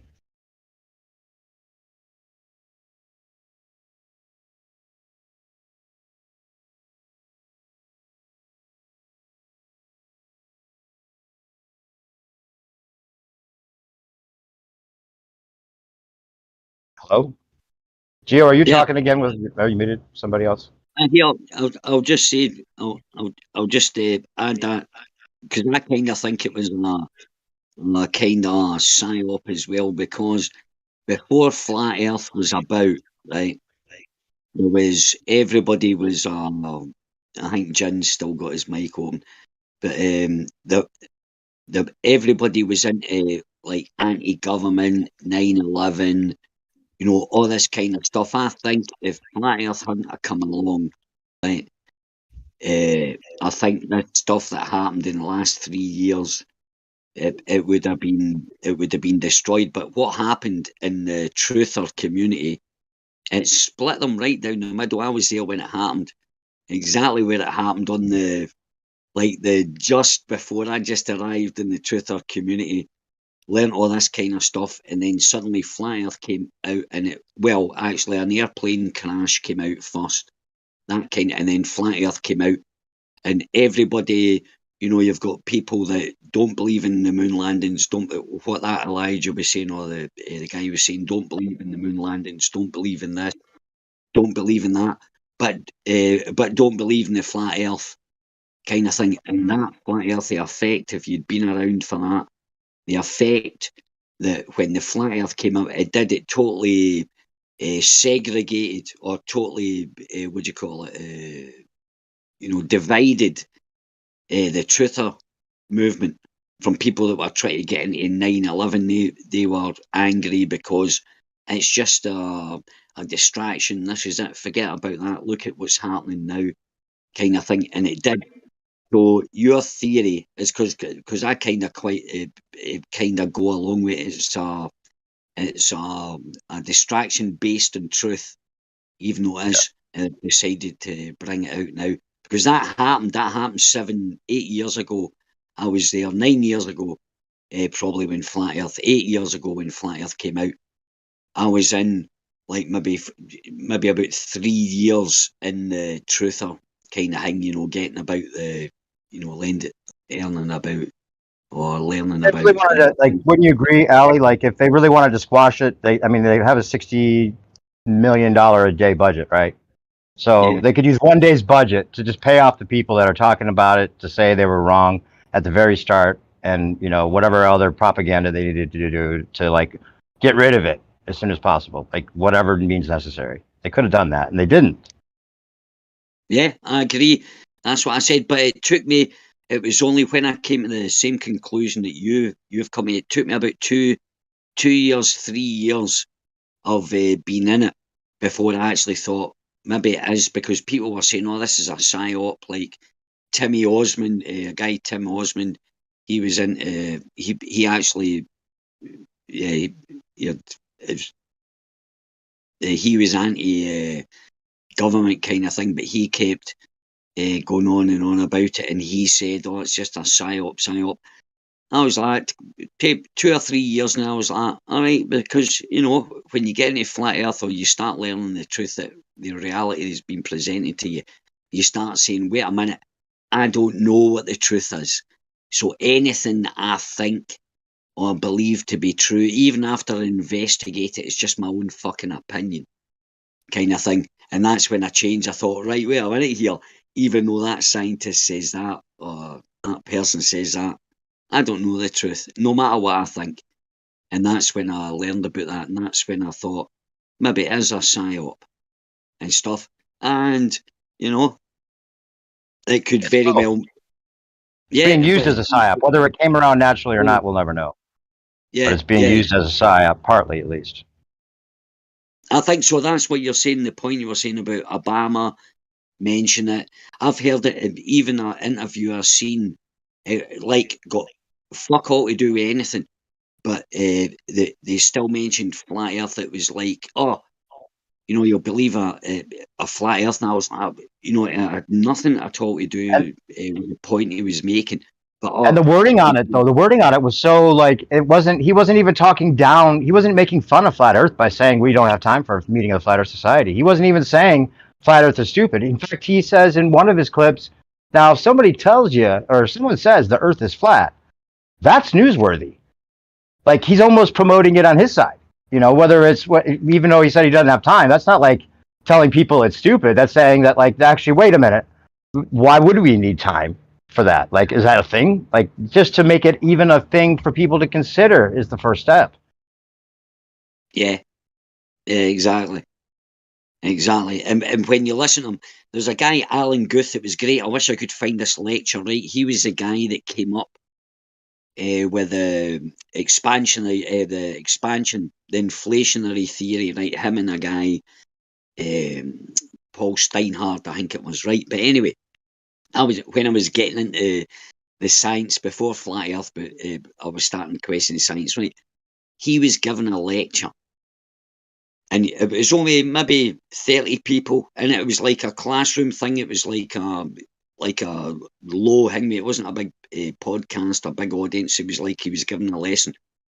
And he was saying, yeah, blah, blah, this and that. And he started walking. And he said, oh, before I start, is there anybody in the Flat Earth Society? Right, and this is about this lecture is about 11 years ago, 12 before the Flat Earth came out. It was like an old he was given a test. I was like, oh, fuck, man. What the fuck is he mentioning that in a lecture? But he was it wasn't like it was a televised lecture. It was just one of the ones, you know, if you're at Berkeley or whatever, you'll record this wee lecture. But it was just and he just asked it, nobody answered. And he just went, oh, right. And then he carried on as if it was nothing. It wasn't to put it down. Like if they wanted to really make fun of it in the mainstream, they could be doing that all the time, and people would just be laughing their asses off at it if they really wanted to get rid of it. But they don't. They tease at it. They keep teasing at it, and then maybe it's just a wink and a nod to the thinking man to have a choice of what you know, like maybe that's the way they clear their conscience, is that the information's out there, and we're not going to like act like we're in denial, because most people then that have a brain aren't going to trust us, because we have to at least acknowledge with a wink and a nod that it's obviously not a ball, but most people need to believe that for the society's, you know, structure to continue. And so we need to give the wink and a nod. At the very least, they're doing that. Otherwise, they would just crush it, and it would be like a taboo thing, and they would find a way to make it taboo with some kind of like, you know, school shooting by a flat earther or something ridiculous like that. Well, this is the thing, right? What my theory is right, because I believe in karma, right? They're actually karma dodgers, right? And the way they dodge it is, imagine that, right? Say I say to you, hey, by the way, I'm going to rob you. And you say, okay then. And then I rob you, right? I've not really done anything bad because I've told you about it, right? And I think, you know, I believe in karma. And I call them karma dodgers, all these guys that are committing evil, because if you look at they're actually telling you, every single day they're telling you, you can go and see, you know, the big V of vaccinations are bad for you. They'll tell you, the politicians are telling you, they're actually telling you to your face. And that's kind of, because I believe there's this, you know, I do believe there's a thing called karma. And and they know that's the secret they're holding. You know, they're holding this secret energy. Yeah, Gio and I talked about that the other day, and I think he's right. It doesn't actually clear their karma, but it makes the people that are going along with the plan feel like they have or believe they have cleared their karma, even though that wouldn't actually do it. Yeah. No, I think it is. Well, look, they're very, very successful, and because these guys, right, they're very successful, and they're telling people, right. But I do believe that I believe in karma. But if you tell someone, no matter what, because listen, karma has no morality, right? I don't believe that. I don't believe it knows karma, because it's not it doesn't know. It doesn't rationalize. It's like a Buddhist, you know, that's a red rose. It's just a plant. It might be beautiful in other people's eyes, but it's just a plant. Let's look at it basically. It's just a plant. And I think that's what the mentality of karma is. It's like, look, that he's made a contract, you know, if we want to put it in the analogy of law, made a contract. Hey, by the way, I've told that person, he's told that person that he's going to do that. And he does that, right? Because law is not about morality. And you tell someone that you're going to do that to them, and then you do that. How's anybody got a complaint about that? Well, I wouldn't say if there is a thing that's like karma, if there's like a karma god or whatever, like if that's the way it works, I don't think the technicalities are important. I think there's a knowing of what's right and what's wrong, especially by the person committing whatever act it is. They know, well, regardless if there's a contract, they know the difference between like what they're doing and as far as their own. Karma is probably more about your personal assessment of yourself that either allows things to happen good for you or bad for you based on your assessment, your true assessment, deep down knowing what you do is good or bad. And, you know, that's all kind of, you know, relative anyway, and people can justify to themselves what's good and bad, but it's very hard to tell. That's the point I'm making. It's all like, if you think you're doing a good thing, the greater good, the guys were talking about it earlier on, how it is, it's like, it's for the greater good, man. If you're educated in the greater good, you believe that's, so your intent is pure, karma works upon your intent. If you believe that you're going to punish that person for the better good, who's karma? Karma doesn't sit down and go, "All right, but wait a minute here," and blah blah. All they're interested is, or my philosophy is, all it's interested in intent. If you tell someone you're going to do something to them and they agree with that, or they don't stand up or stand up against it, then it's not wrong in the eyes of karma. Because karma, No, well, but don't you think there's like more, there's a lot of nuances to that? Like, that just because people are, first of all, dumbed down on purpose through our educational system, so it's not fair to begin with. Also, their propaganda machine is, influencing them in ways through their parents and whatever else the beliefs of people around them to think that they don't even know that they're going along with these contracts. So it's not really fair in that kind of objective way if you want to look at it as like, That's not full disclosure, and that's right. I agree with you. That's not full disclosure. But but the thing is, these motherfuckers, unless, of course, they get their punishment after they die, right? But apparently, these motherfuckers are not subject to the karma then. So the only way that I can rash it, because they're getting away with it. What they're doing, they're getting away with, right? And it's total evil what these people are doing, right? So the only way that I can humanly, this is just me, because the only way I can rationalise that is by saying this is what karma is, that fits in with, because I do believe in karma. And but haven't you ever had a guilty conscience about something? You know what it's like to live with a guilty conscience? I mean, I think that's punishment in itself almost, living with a guilty conscience is their instant karma. Yeah, but if you don't have that guilty conscience, though, right? Do you know? It's like if you're, I mean, you've got to imagine, right? Because I think the biggest problem is that, for example, we could never perceive about someone maybe torturing a young guy, like just kidnapping them, taking them away, and hacking them up, the most horrendous things. We can't contemplate that, right? So therefore, we can't really imagine. We know there's people like that, but they're portrayed as peasants. They're portrayed as the same persons as us. They're not portrayed as like rich people and kings and stuff like that. They're portrayed as the same thing like that. But we can't kind of comprehend that kind of evil. That we can't imagine anybody doing that kind of stuff. So when we get told, or a lot of people get told, hey, by the way, do you know there's a group of people out there, they hate humanity, and do you know what they do? They fucking do all this horrible stuff. They'll enslave you. They'll put you in jail for no reason at all. And if they want to ruin your life, they'll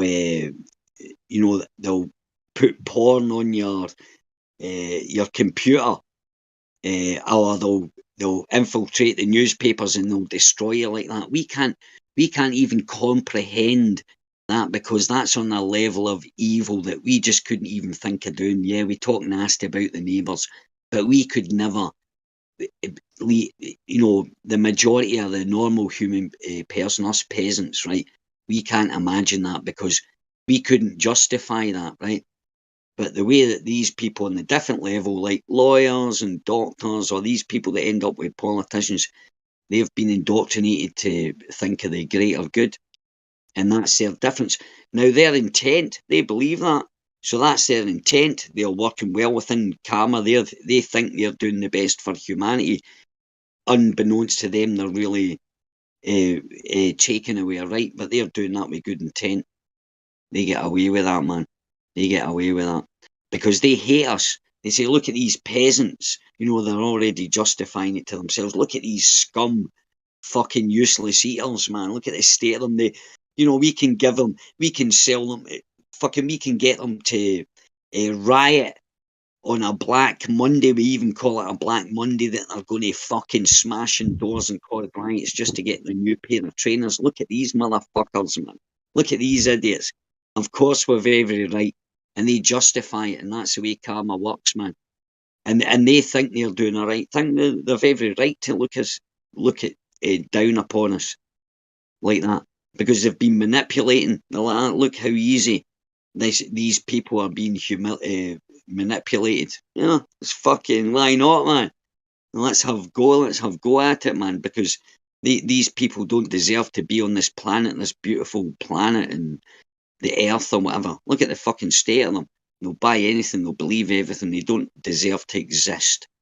They're nothing but shite. And that's how they think. Right. And their intent is to... Hey, Ali? Hey, can you hear me? Sorry, yeah. I know, sorry. Cool, man. You're right.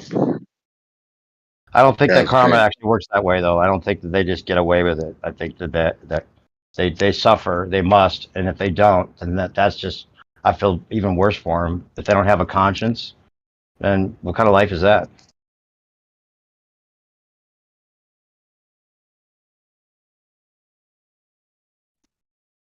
Yeah, but that's suffering. That's what I'm saying.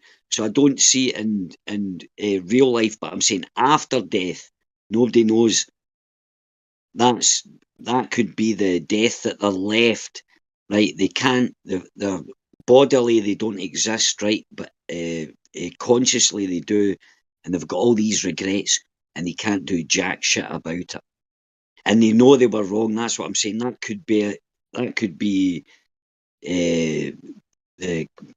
the religious version of hell, is where they've convinced that on their deathbed, because most of these motherfuckers on their deathbed, they'll no matter whether they believe in God, I'm fucking, I can guarantee it, man.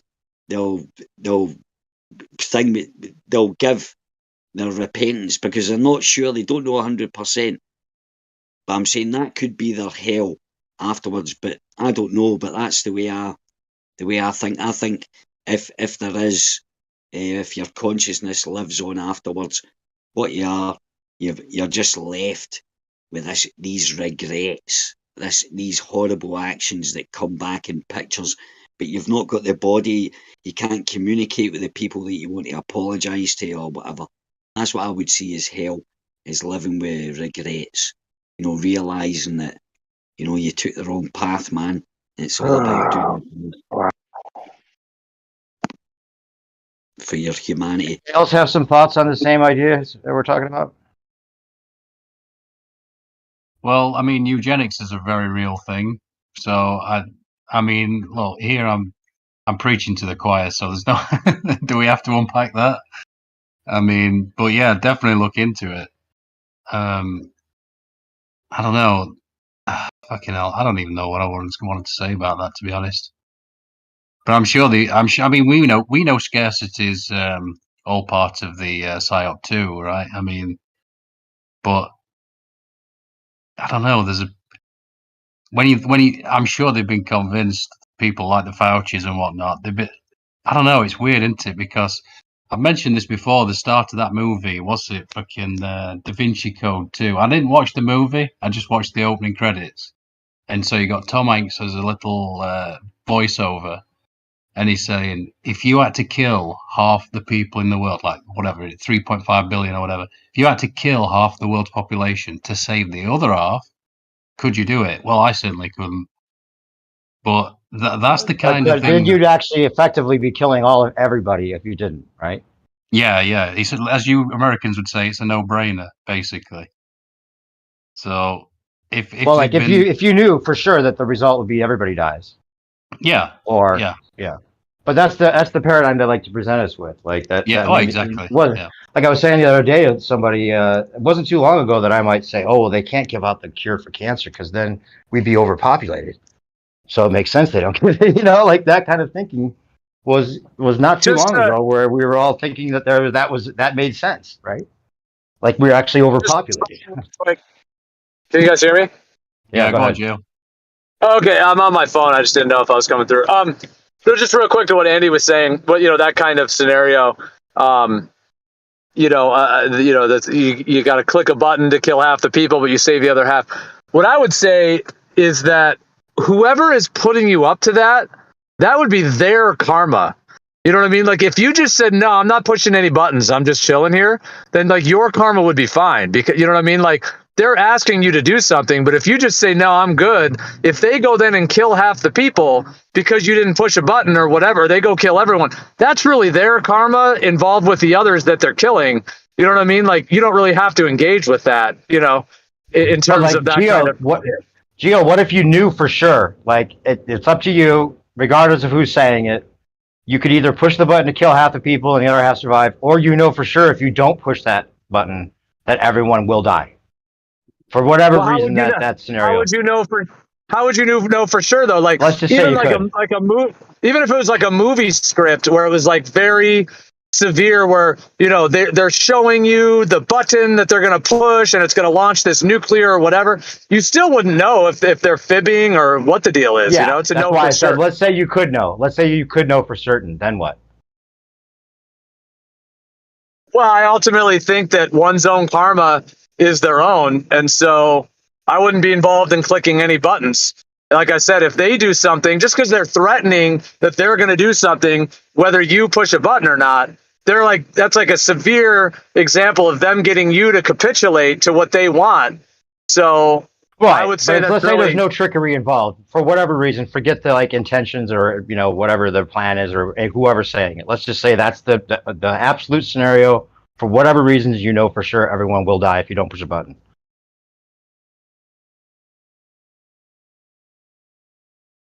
I mean, it's a stupid analogy. It's a stupid question because it just makes somebody like capitulate to the idea that they would kill people, you know. And I hate that question, to be honest.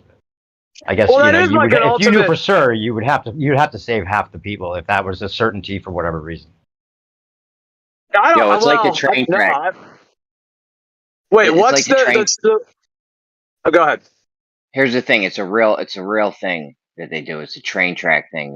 There's one guy is on a train track, and there's another train track right beside it where there's like 6 people on the train track. You can flip the train. The train track's headed for the 6 people. You can hit the button to make the track flip to switch, so it's going to go to the way where only the one guy gets hit. Like, what do you press that button? Yeah, you'd have to, right? Justifiably, yeah. No, I absolutely would not. I would not. Okay, I would say for myself, if I was really in that position karmically, I would say whoever set up this train track and tied people up to a track has got a karmic conundrum going on. I'm dancing with it. I'm not engaging. I don't care if they told me to push a button. I'm not pushing a button. Right, Gio, but it's supposed to be an objective thing. Hold on. It's supposed to be that there's no plot. It's just the situation is what it is, and you have that choice. I mean, come on. Yeah, like you're just the conductor. You're like the guy behind picking where, you know, you got a camera. You're viewing the tracks. You can see there's people on it. Like there's nothing nefarious going on. It's just like this train is going to hit one of these groups. You know, one of these peoples. Well, see. Yeah, I would definitely not push any button. I would not engage with that at all, because then I karmically have been involved in killing someone. Whereas if I don't do anything, I'm not involved. That's not me. Like whoever's telling me to do things, that's their thing that they have going on. So I would not push a button that would end up killing anyone. Right. So Actually, it doesn't work that way, Gio. If you're going to avoid making an action. If you're going to avoid making is an action. Holy shit, bro! If you're going to avoid making the action, when you know that the situation's going down, regardless of whether or not you interfere, the fact that you have the opportunity to interfere and you didn't, kind of puts you in the realm of being a coward. And I don't know if you're scriptural. I don't think you are, but supposedly, being a coward is worse than being a murderer in the eyes of God. Scripturally. Yeah, I just don't agree with what you said right there. I absolutely do not agree with that. That sounds like in general. I'm not saying you're doing this, but that theory or that idea sounds like a manipulative tactic to get people to do very evil things and make them think that it's somehow justified. You're right. By calling them a coward, by quote unquote calling them a coward and labeling them if they don't take some act that involves doing something that's wrong. Well, the thing is that it's supposed to be an objective thought experiment, Gio, where like if you're the only one that could save the 5 people rather than the one person or whatever, like if you are if it's objective, there's no nefariousness no going on. It's just an objective like scenario that you would like. You're for some reason there's no like intent. You have to choose between 1 and 6. You would choose 1 because if you know it's going to hit the 6 and you're the only person that can decide it only hits one person instead, then an inaction would be seen as an action then. Right. Yeah, but you're taking an act. Yeah, but you're taking an action that's engaging with somebody else who set up a train track and tied people onto a track. So now you're engaging with their shenanigans, and you're pushing buttons that then ends up killing people. So now you're like an accessory. I don't know who keeps interrupting. If you guys could please, I'm on my phone. I'm sorry. I can mute. I don't have to talk. But just if I don't know who's interrupting. Anyways, no, I was just saying, like, you end up being an accessory to murder if you're pushing buttons in somebody else's crazy game of tying people to train tracks. That's what I'm saying. But I said, like, if you take the crazy game out of it, for whatever reason, it's an objective scenario. You're not supposed to consider anybody's nefariousness. It's just like take it at face value. There's no like. Right. Could be a car stuck on the tracks or something, or a van, like stuck on the tracks. You don't know who's in the van. You just know that there's 5 people, and on another track, there's a wheelchair. And let's just say hypothetically it plays out. You don't do anything, right? And the 6 people in that van, they get wiped out. And a week later, the guy in the wheelchair dies because it turns out he was already terminally ill from cancer. And you could have made that one decision that just, determined the fate of those 5 people.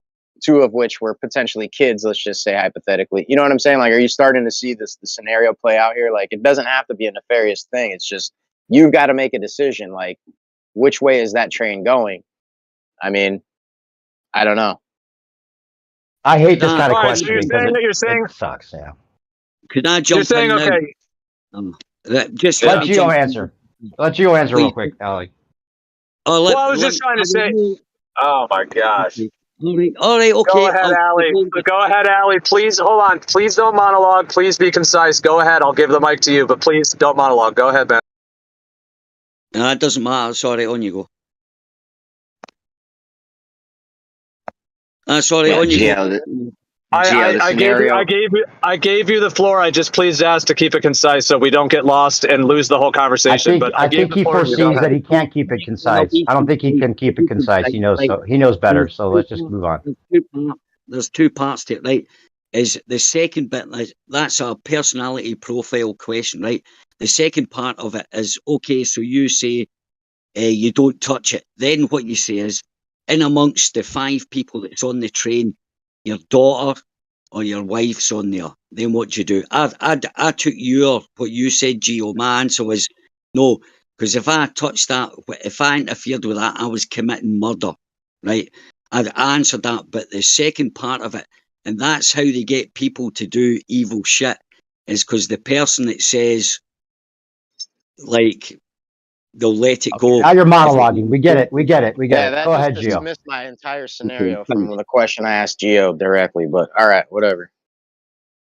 But the thing is I think the point is that they do manipulate us with these kind of scenarios and make it seem as though these are like the only choices we have is between the 1 and the 6. But let's just say objectively, Gio, that it's nothing nefarious. It's just an objective situation. Anybody would choose the 1 person over the 6 because it's only up to them. There's nothing else they could do. It's gonna hit 6 people if you don't make the choice for it to hit the 1 person. Nothing is set up. Nothing, like, just look at it up completely objectively. It's just a random situation you happen to be in that has no kind of like intention to make you do one thing or another. All right, so if I can respond real quick. I feel like Allie was cut off. I don't think he was monologuing. I just think he didn't get to finish. But anyways, I don't know if he wants to finish at some point because I didn't hear the end of what he was saying. But nonetheless, I was the one who said, please don't monologue. So maybe that was my bad. Nonetheless, or my whatever it was that put that into the mix. All right. So even though it is a thing and okay. So what was that? All right. So I understand. Okay. Now it's changed a little bit that instead of these, I like these scenarios, by the way. I think it's very interesting in terms of like karma and bringing down to the wire. And it does like question one's own like morality and ethics and stuff. So I think it's interesting, these kind of things, but with what just to respond to what Daiso said, I hear what you're saying now. So instead of the idea that there's some evil people that have done this and then you have to make your decision, you're saying almost like the idea like, you wake up in a world and there you are. There's a button, there's a track, there's 6 people in a van on one, there's another dude on the other, and you got to click the button. Like, I understand what you're saying, meaning there's not like some, people setting it up or whatever, making you push a button, but you just like wake up in a dream and there you are and there's a decision. Here's my answer to it. All right. I would jump in front of the train to derail it and kill myself and try to save all of them. That's what Not I an would do. option, Gio. Nope, not an option. Yeah, this is a You know real it's not going to work. scenario. We're talking Hold on, realistically. Dave, hold on one second. Let me jump in real quick. Jesus. This is a real scenario they throw at people. Like, people are, in control of deciding which way these trains go. You can hit a button, and they'll one guy just set this up. I don't know if it was Action Lab or one of those other nerds or something, but they just set this up to where some people freeze, they don't hit the button. I don't know. It's a real thing though. Like, you're in charge of this track, this part of a track, and you got to make the decision.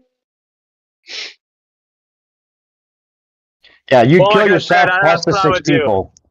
You would kill yourself plus the 6 people. Yeah, but it still would keep going. You're not going to stop the train, obviously. No, I would try to derail. I would try to derail the train by jumping in front of it to try to see if I could derail it. No, that's not an option. That's not an option in this scenario because it doesn't work. Bro, you got 100 people on the train, Gio. None of which are going to be affected by which way you steer the train. You derail it. Now you just increase the default casualty rate. All right. Well, all right. But if like morally, ethically, karmically, etc., you have a thing where it's wrong to kill people or to be involved in the death of people, in that way, then how does engaging and pushing a button not make you guilty of being involved in killing people? Meaning, wouldn't not doing anything and being like, hey, I don't know who set up this crazy system and who built this train and put these humans on a track, but I'm not going to be involved in killing people. I'm just not going to do it. So whatever is going on it's not my karma. It's someone else's, whoever built this train and built the tracks and put these people on it and all that. Whether it's the train scenario or just the event of crossing the street, tragedies everywhere, dude. So it's just a hypothetical. And I think we all see the reason for trains, regardless of the fact that people get killed from trains. I mean, they are efficient at what they do. So, all right. So I don't think trains are ever going to get outlawed. So would any of you guys then feel okay with, like, in that scenario, pushing the button, the one guy dies, and then you walk away from that thinking you feel good about it? Like, is anyone saying that they would be engaged in that scenario to where they would push a button that ends up doing that thing, and then they would somehow walk away feeling like they didn't just, but the whole point, an accessory to murder? No, but the whole point is that the choice is like totally objective. For whatever reason, you're in that situation. You're like the train conductor. It's not anything planned. You see there's 6 people one side and there's 1 person on the other, and you're the only one that can make the decision for whatever reason. It has nothing to do with any kind of plan, any kind of murder, but you chose 1 person over 6, and so you would have to feel like somewhat justified in that. Whether you feel good about it or not is not really the thing. But why is that one person's life more or less valuable than 6 people? Like, why is that? Why would that be a tenet that somehow makes you feel like you did something right? What if that one person was an inventor that was going to invent something that was going to save millions of people's lives, and the other 6 people were not going to do such a thing? Like, why would we value that one guy's life less over 6? Well, that's just an instinct, yeah. Yeah, I would feel absolutely. I mean, that's a tragic, horrific event. You would feel fucked up about that forever. Yeah, and it's a good point. How do you know that guy wasn't about to?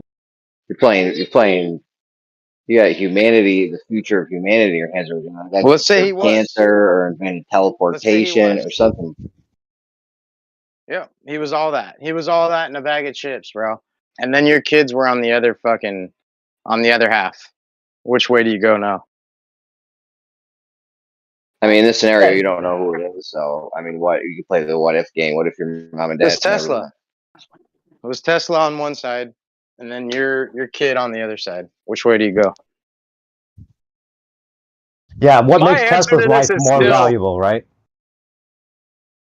I mean, my answer to this, honestly, and I mean, if you, Daiso, if you want to say it's cowardly, I understand. I respect your opinion on it, but I would not engage in this scenario, this dramatic scenario. I would not push buttons and be involved in the death of people. All right. That's what I would Well, do. I would, let's I But not, that in let's and of itself is a not choice. let's get because I rid of feel that like then. even if the scenario Let's is get rid of that. happening, even if the scenario is happening and you wake up in the dream and there it is, there's the button. If you push the button, you now are an accessory to this event. Whereas if you just chill, you don't have, you know, whatever happens is maybe their karma or other people who built the train or whatever. However those guys got there, like, how did that guy get on the train track? I don't know. He's got his own karma. If I'm pushing buttons, then I'm now involved. So I would not push buttons. Well, no, but Gio, you're ignoring the scenario. You're the conductor of the train, right? It's an objective situation. There's no nefariousness. You There's don't want. nothing. You don't happen like to it. be, yeah. The train's already going towards the 6 people, and you have the choice now to Gio go to will the one never be person. a train conductor, is what he's telling you, bro. Yeah. He'll never be in that situation. So we got to remove the button. We got to remove the train. It's We a got to thought remove that. experiment. Yeah. Let's put it in a swimming pool. Let's put it in the swimming pool. You're at the deep end of a swimming pool. You're not a strong swimmer. Somebody falls in a little heavier than you, and they surely can't swim. They're sinking. What do you do then? Do you save yourself or do you save this guy? Well, wait, in this scenario, you're not going to help. Like you're saying he's sinking. You can't even swim very well yourself. He's sinking. Can you even save him in this scenario? Well, I mean, it's possible. Yeah, you can save him, but the likeliness of you saving him without drowning yourself is pretty slim. Like you're pretty incompetent in your abilities here, and you know that you could at least grab this guy and you can push him up to the edge of the pool. Whether or not you can survive yourself is another fact. But the odds Well, are it's a against tough you. one. It's a tough one if you put it in the scenario that like an example. Okay, well, I'm sorry to change it, but I was going to say, like, let's say, somebody's hanging off a cliff and they're going to die, but if you save them, you're going to die. So either they die or you die. I kind of thought that's where you're going with it. Like, So you're a deontological. Pretty much where I'm going with it. But there's a chance you can make it out. Like I'm just kind of giving the certainty on either way. But the odds are stacked against you. Point is, like, So 90% chance you're not going to make it out of this. So the trolley problem is literally just to figure out if you're a utilitarian or if you're a deontological type of person. That's it. Like, there is no right answer necessarily. It's just to figure out how you view ethics. So, like, you choosing not to pull the lever to change the track, you're deontological. You think that every action is either right or wrong. So in this scenario, you making an action, you think it's wrong. But a lot of other people, they would do it because they'd rather save the 5 people because they view saving the most people is the best option. So yeah, but somebody already answered that. They said that the lack of action is an action in itself. Therefore, you're still making a decision. Yes, but it's still deontological. So that in the person's mind, they think if I make a decision, like physically pulling the lever, then I have brought myself into this situation and the consequences are on me. That's how people view it. He thinks that pulling the lever is him bringing himself into a situation, even though he's already in the situation. It's in his mind. He will hold the guilt of killing someone. Right. So he's already removed himself from that. He won't even engage in that situation. So we've got to critique the situation in such a way to where he would engage, and he's got a choice. It's him or the other guy now. Yeah. Well, I thought about, I hear what you're saying. The way that you just laid that down is the distinction, a bit between, like, the idea of karma, ethics, action, and how we do things. Another, I got to step away for a minute, but I will be back in a minute. I got to run into a store real quick. But I'll just say before I do that, just my last thing, I'll just say that another scenario I've thought about, which is an extreme one. Let's say like you're in a war situation, you get captured and they're torturing you. You know, they're absolutely torturing you, and they're telling you to give the information of where, you know, your where the base is or whatever. So, you know, where your guys are, you know, your soldiers, and they're torturing you, and you have to either die yourself, like they're gonna torture you, which is, you know, painful, and they're probably gonna kill you. You know, but if you tell them where the camp is, they're probably going to go kill all those people at the camp. So, you know, if you tell them the truth where the camp is, maybe your life will be saved and they'll let you go, but all of your buddies are probably going to end up dying, you know? So that's just another kind of scenario. And it's like, what's the right thing to do? Is the right thing to just let yourself get tortured and die? Because taking that action to tell them where the other people are is going to end in killing all of them, you know, doing that action. Meanwhile, if you don't do that action, you're just accepting your own fate, basically, the fact that you're even in that scenario, you're accepting your own demise, you know, rather than saving yourself to, you know, have all those other people likely be in danger. I will answer with a scripture. There is no greater love than laying your life down for another. Yeah. Yep. I resonate with that.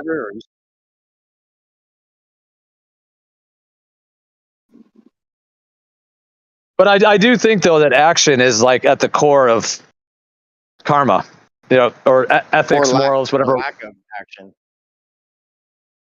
Okay, then can you have bad karma from a lack of action? That's the whole question. Yes, that's where we get being a coward, which is worse than a murder. Like the way I think about the trolley problem, because I consider myself pretty much a realist, I didn't put those people there. I can't stop someone from dying, but I could stop more people dying. And as hard of a choice it would be, I would have to kill the one person. If there is zero choices, I have no choice, and I can stand before God and say, Lord, I made the best decision I thought at the moment. You know, because I'm not killing anyone. I'm just stopping more people from dying. Well, you know, there's even people that take scripture or the idea of killing as like the ultimate sin, where you can never like go to heaven or you'd have to be in hell. Like, but there's even scenarios I've heard people defend the idea that if their family was being attacked, right, that they wouldn't defend, they wouldn't kill the person, because then that would be worse than their whole family dying because they don't want to kill somebody.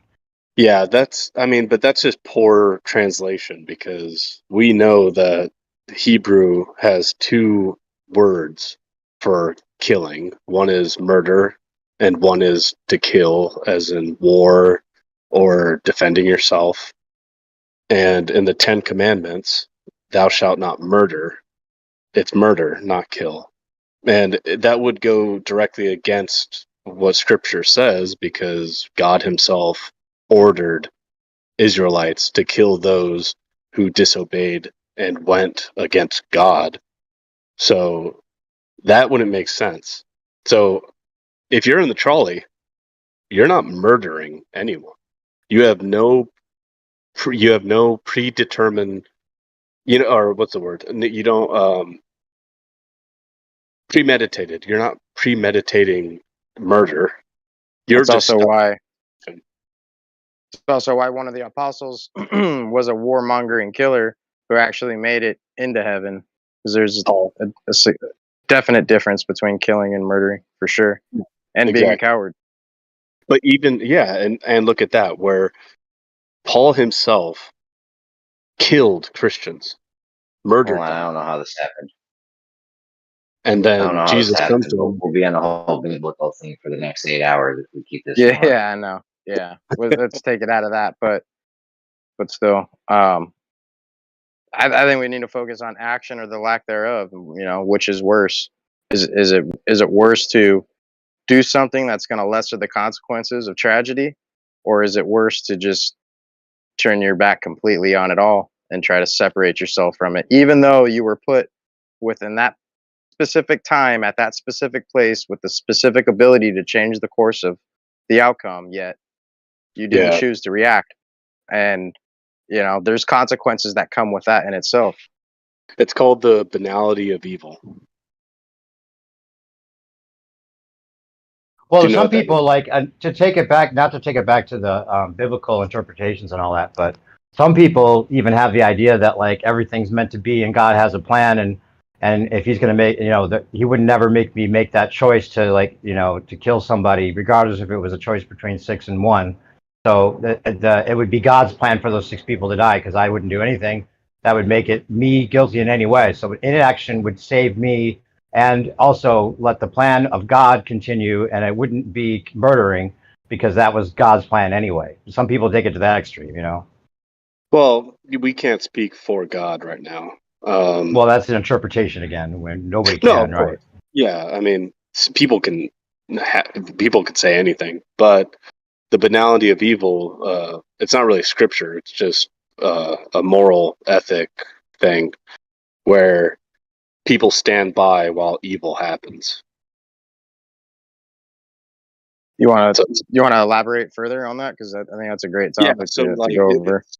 So like one of the examples of the banality of evil would be this happened this happens all the time, but one example I remember is a woman got raped on a subway and people were standing there filming it.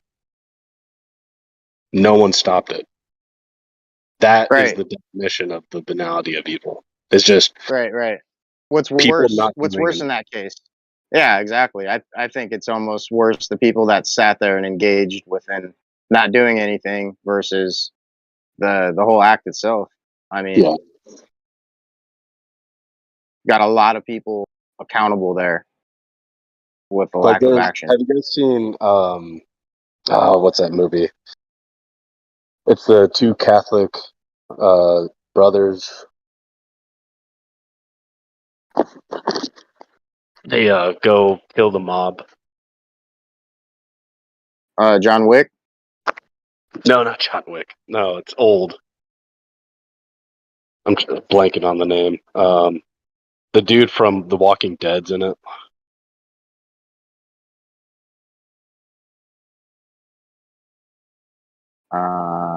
Not sure. Sounds pretty crazy though. But anyway, in it, in the beginning of the movie, the priest or whatever, he makes a comment about what we're talking about, and it's pretty powerful. It's a movie by Tom Duffy, I think. I don't know why it's blanking on me.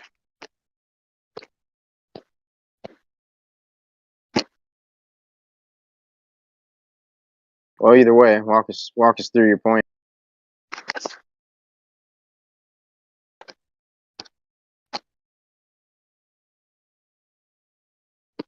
Sorry, it's gonna bug me. I have to look up what the movie is.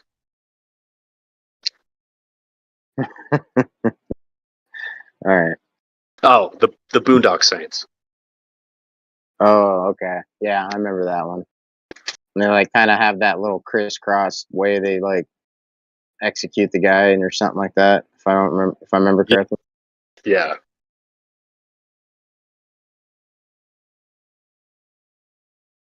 Yeah, that was a pretty good movie for its time. I think I think some people were talking about that for a bit. Oh, here's the quote. We must always fear evil men, but there is another kind of evil that we must fear the most, and that is the indifference of good men. Nice. Yeah, I never remembered that part. That's I think that's a great quote, man. That I actually know what it means. I probably wasn't old enough to make heads or tails of what that meant at the time I watched it. That is an older, say, late '90s, maybe early 2000s. Yeah, it was. I think it was 98 or something.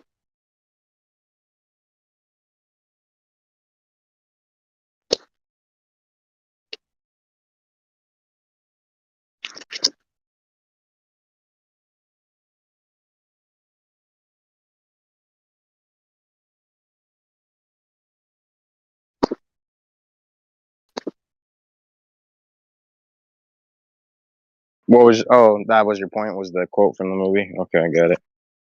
Oh, sorry. Was I supposed to go on? Nah, I was just wondering if that was if you were leading up to something else. Oh, no. It was just the banality of evil thing.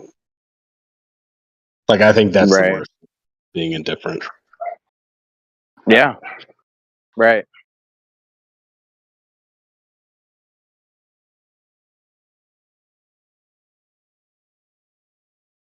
I don't know, a lot of people, I guess, miss that point.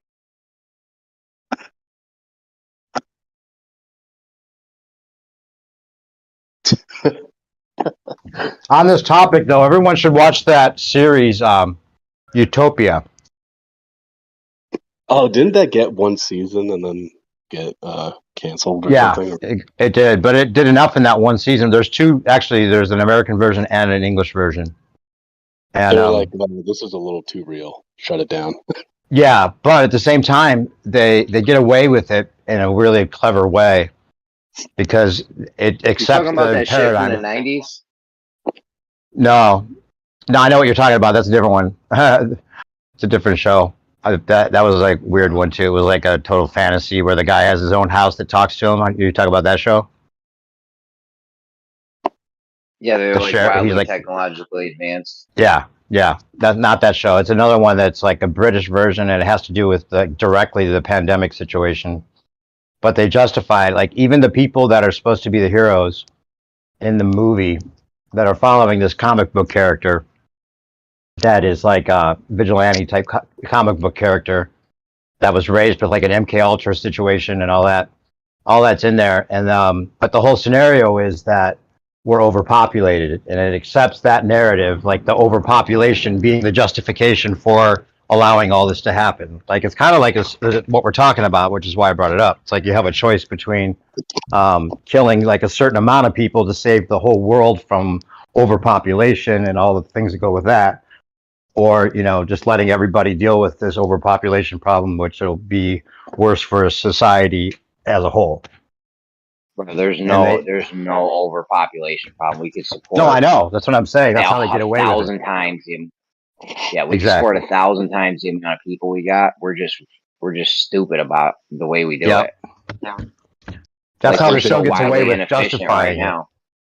Like we're so wildly inefficient right now that I mean maybe we couldn't the way we're doing. We still could the way we're doing things now, but I mean we definitely could if we were smart about it. Do 10, 100, 1,000 times the amount of people we got now. There's plenty of food and water for building materials. What do we need? Yeah. Even in that show, even the heroes end up going on going with the guy that's like the bad guy, like the most evil guy. They like tie him up, and then he gets a chance to explain to them the science behind it, and then they reason that, oh, okay, so what you're doing is a good thing because of the overall situation for everybody being better. So we're gonna untie you and help you. That's how they get away with it in that show. It's like The Watchmen. Yeah, similar. But I think what's your point on that? I think they put that into movies and TV shows so people get used to the idea of genocide, basically. Because at the end of the day, that's what it is.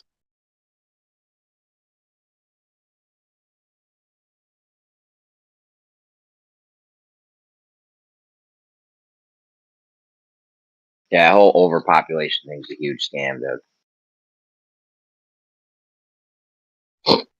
They're just bugging out because our whole thing's been on growth.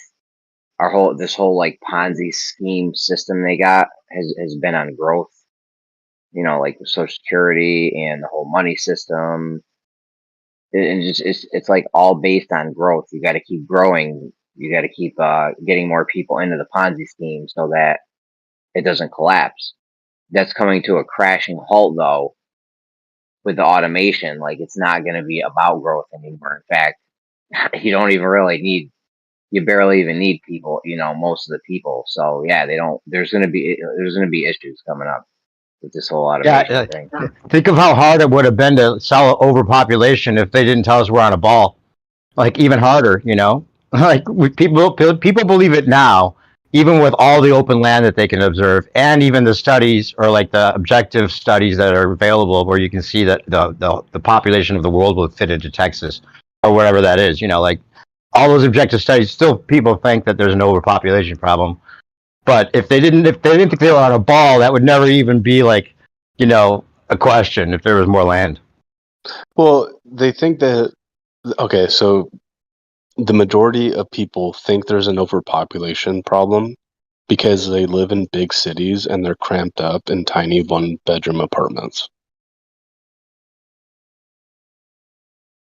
Yep, that's how they keep it. Dude, you could fit all the world's population right now in a very small area. I mean, we'd be crammed in like sardines, maybe, depending on how you did it. But I don't know how high we can build, but I know we can build deep. So they found an ancient city in Turkey that could house 20,000 people. They said had some ventilation and shit. It looked nice. I'm gonna see how much they start charging for rent up in there. Yeah, except they don't even have apartments. They just have literally a bed.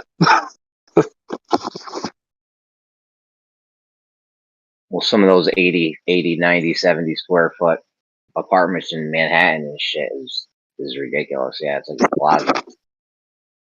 That's not. That's stupid.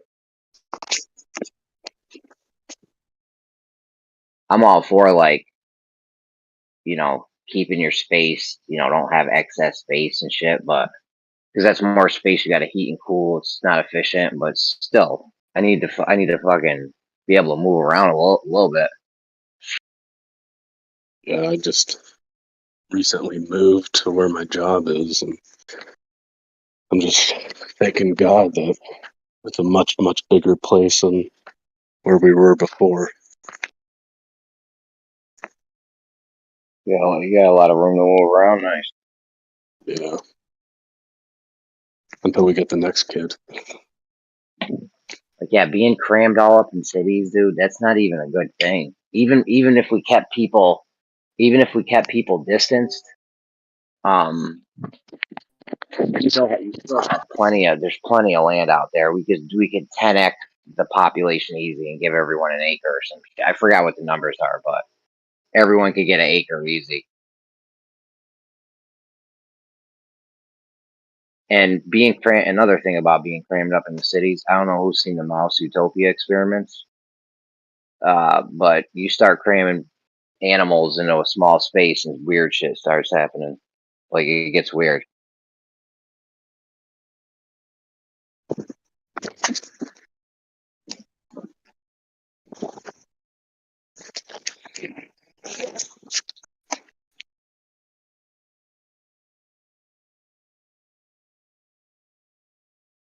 All right.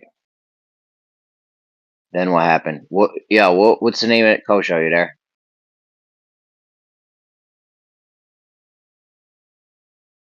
Sorry, what's up? Oh no, I was talking to Kosho. I actually don't even know if I have the right list here. Hold on, I'll be right back.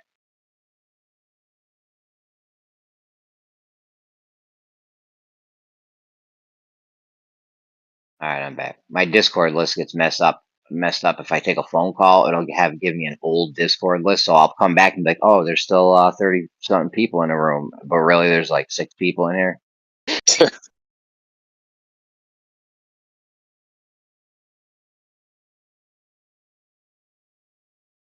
What else we got, Papa Grizz? Where'd you come from? I'm in Chicago, bro, man. I'm not calling you Papa. I'll call you Call me Grizz. Grizz. How's that? Yeah, All right. that's fine. Yeah. All right. No, I'm in Chicago. Good old I'm saying I Chirac. ain't seen you around. Have you been in this room? Have you been in this Discord server Yeah. for a while? Or? I'm in. I was very active probably 6 months ago, 7 months ago, and then life happened. Needed to take care of some stuff, but trying to get my way back. Nice. You got your shit together? You got a toilet and a ruler? Got your shit straight? Yeah, basically. Nice. All right. Good to have you back.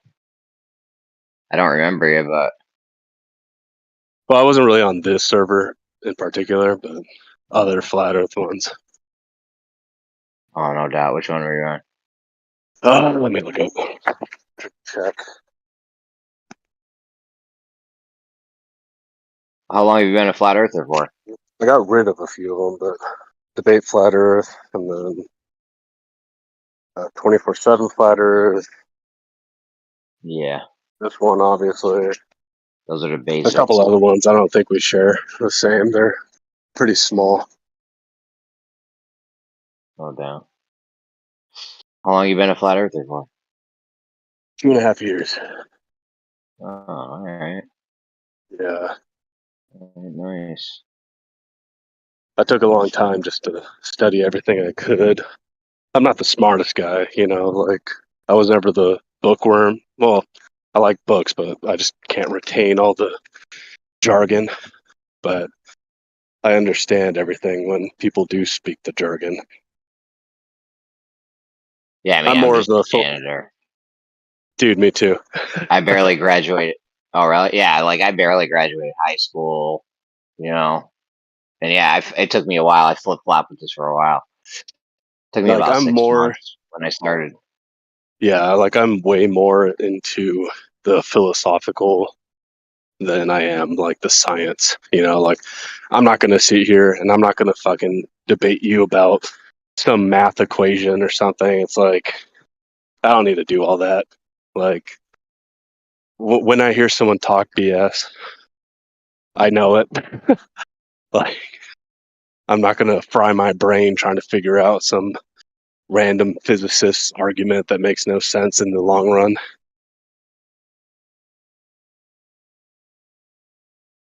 No doubt. Like were you in here when Matthew Learns was here? If he is still here. I was there, yeah. Dude, like me and him go back like a year ago on like other Christian servers, and he's like the exact type of guy who I just hate talking to like about this stuff because he goes in circles, dodges, and like he doesn't even know scripture. Like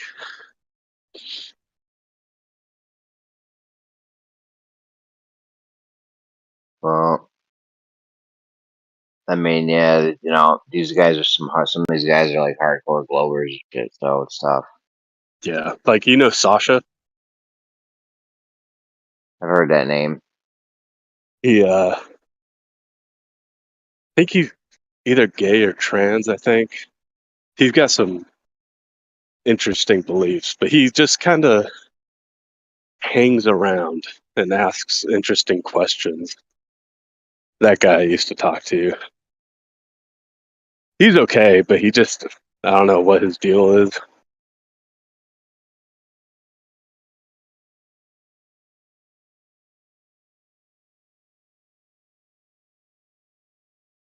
Yo, usually like 8 a.m., about 8 a.m., 9 a.m. Eastern. We get it popping in here. We had like 30 something people in here today earlier. Yeah, I was watching. I was at work, so I couldn't talk a whole bunch when Witsit was on. Oh, and we probably had 25, 30 people on YouTube, probably. I didn't check the numbers at that time, but yeah.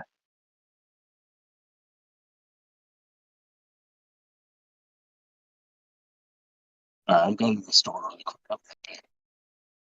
All right.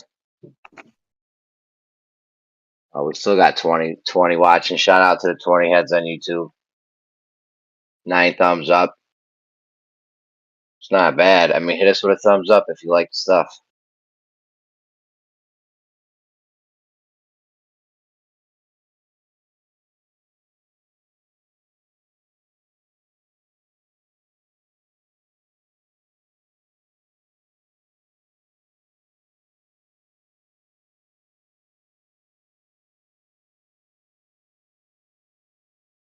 No, if you're looking at something long distance on Earth, that's an apparent angle. That's not even a real angle. Like, bro, you're looking at you look at something 3 miles away, you're not getting an angle of that. You're getting an apparent angle. I guess what apparent means.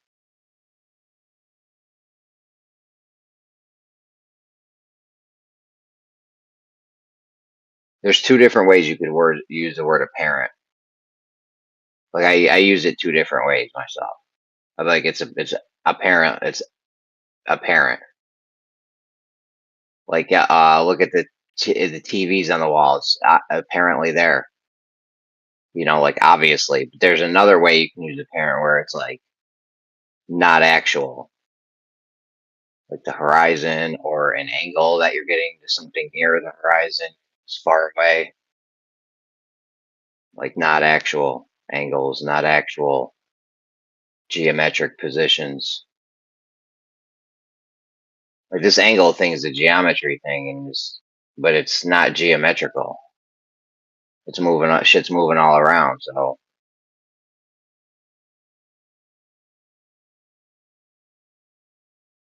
I was just talking to people in the chat.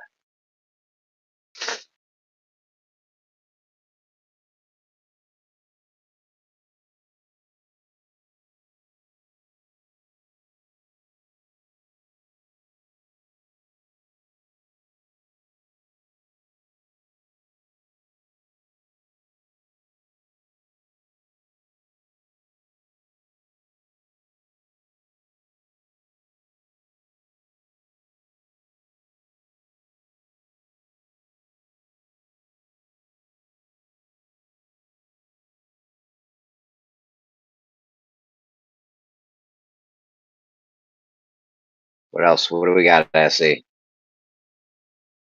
Give us something. Sure, I got something good actually. I be hearing you in my sleep because I listen to Bev sometimes.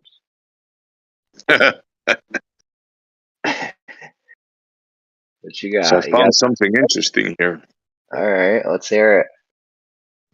We've had some convos many times about the sun and what we think the sun is.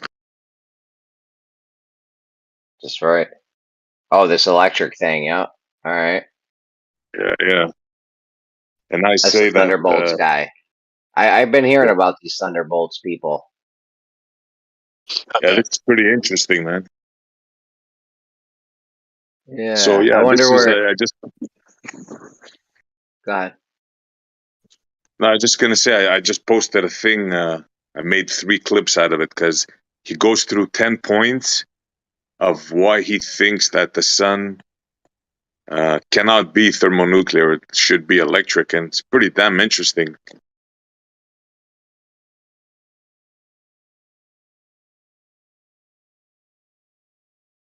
Just on a side note, you remember seeing the jack-o'-lantern sun? NASA gave us, I don't know, 5, 6, 7, 8 Yeah, Halloween one ago. Halloween. What a freaking joke! I remember that. Yeah. Yeah, that was It was cute. during Halloween, and people were going for it. Yeah, it could be. Yeah. It could be a shape of a jack-o'-lantern. Who the yeah. Anyways, though, back to this back to this thing. Yeah, I mean, break us off with a point real quick.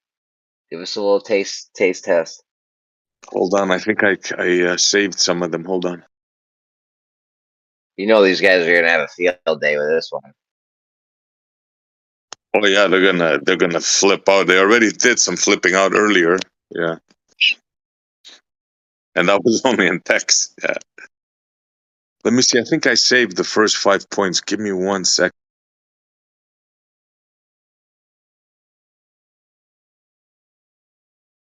Okay,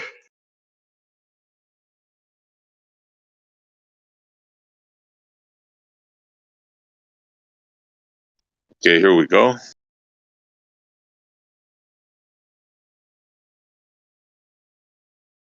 What if the that- sun was sono? Oh, go ahead. Go ahead. You got it. No, go ahead. Finish your thought, bro. What if the sun was like a sonoluminescence type thing? Would that count as that's not thermonuclear? That wouldn't be electric either, would it? What would that be? That's a bubble collapsing. So that wouldn't be it either. Electric or thermo. It might not be either one of these things. But go ahead. Let's hear it out. This electric thing. It's interesting. I'm thinking of Grimm right now. Yeah. I was thinking of Grim too. It's kind of Shout out to small Greg. on my phone. Hold on, I gotta grab the other one because I can barely freaking see.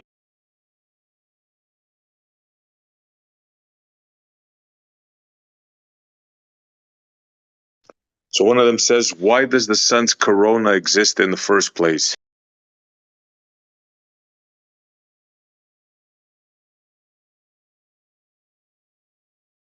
Can you name one non-electrical process that? Yeah. Yeah, I gotta get another. I can't see it good, man. Sorry, hold on. Right, the sun's corona. This is off of. Oh, this is from NASA. Oh no, Can this you is read from it? yeah, this is from NASA. Right here. The sun's corona is the outermost part of the sun's atmosphere. The corona is usually hidden by the bright light of the sun's surface. It makes it difficult to see without using special instruments. However, the corona can be viewed during a total solar eclipse. Was that their version of like the Earth's crust? You know how like they show pictures and you can see like stuff coming off it? Yeah. That's what they're talking about? I think that's what they're talking about. I'm walking, so I can't see whatever you guys are seeing. Hold on, let me see some images. Let me put some images. Okay, I'll check once I'm home.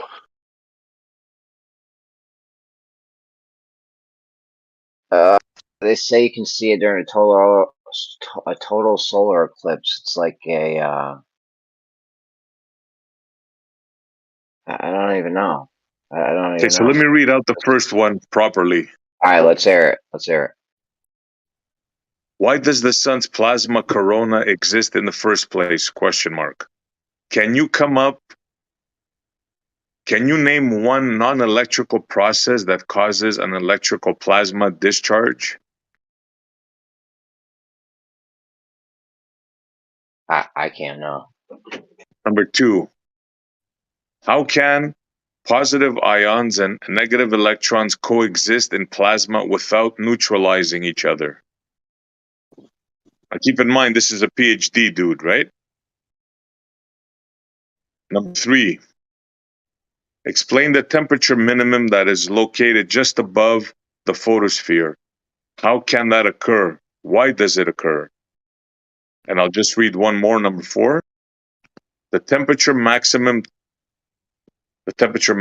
2 million C, that is at the lower corona, above the temperature minimum. How can that happen? What causes this temperature inversion? And he has 10 points, so I'm just giving you a taste.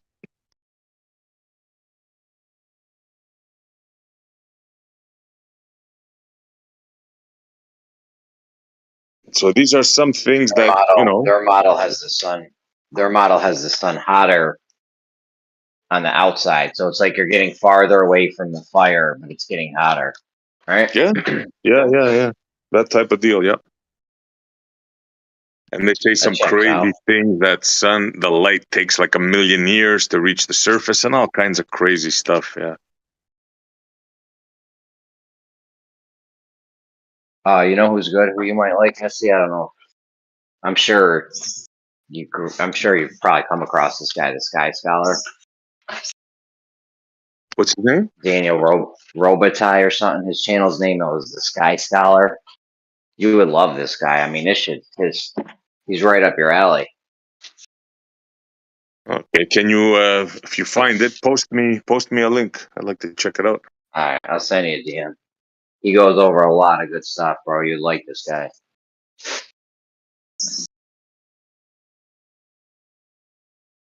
Yeah, like this thing I posted, when you guys get a chance, watch it. It's like he goes through these things and you say, holy crap, man. Like I was just thinking, okay, the sunlight, growing plants, but this guy like PhD breaks it down and I'm like, my jaw was on the floor. I go, okay, I'm not the only one. Like think about it, man. A thermonuclear reaction in a vacuum, containing itself, that is preposterous.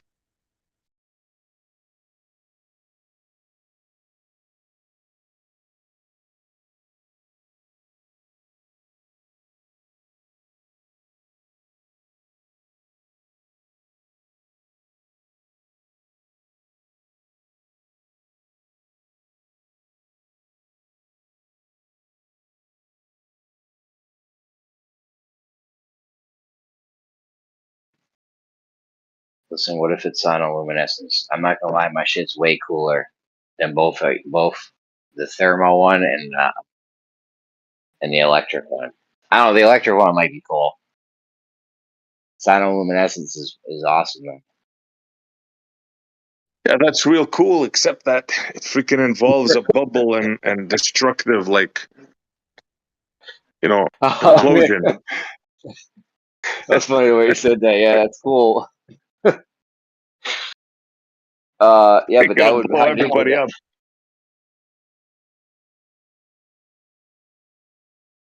But it is cool, man.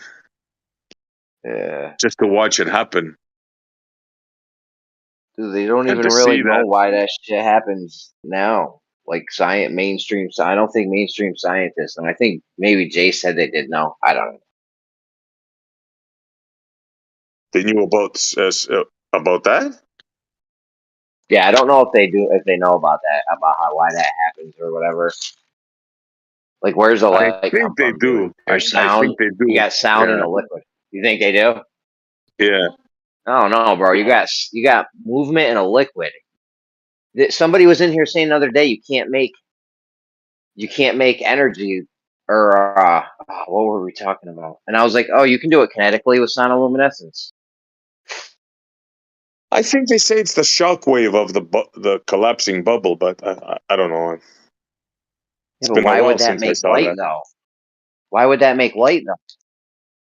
That's a good That's what question. I'm saying. They don't know why Yeah. that happens. They know like what's going on and shit and the thing, but they don't know where the light comes from or something.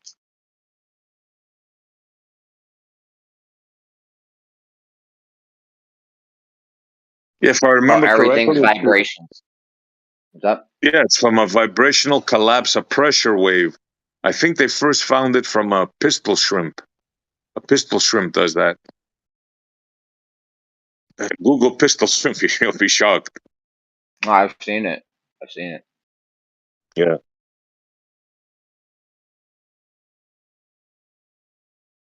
Me and Jace, I think Jace was saying they did spectroscopy on it, and it came up as hydrogen and oxygen or something, whatever the water is made out of. Oh, okay. Yeah. Which means it's burning the water. Like what? If you kept that star in a jar going, you can keep that going indefinitely. So if you had a sealed container, you're telling me it would like use the water up? What the fuck? I don't know, bro. I'm thinking now of a controlled thermonuclear reaction when they say they get one thing going and then popping. Now imagine popping a lot of these things. I don't know, bro. Like, it's beyond my pay grade. So what's his ideas for why it's electrical though? There's many problems with the sun as it is, and that's why you'd like that Sky Scholar guy because he goes over the problems with the sun. He's done a lot of videos on the sun. This guy's fucking great. He debunked the black hole picture. Lovely. You're gonna have to watch a lot of this guy's videos. He does a lot of shit. Well, you gotta find it for me A lot of first, shit. bro. I got you. Hold on.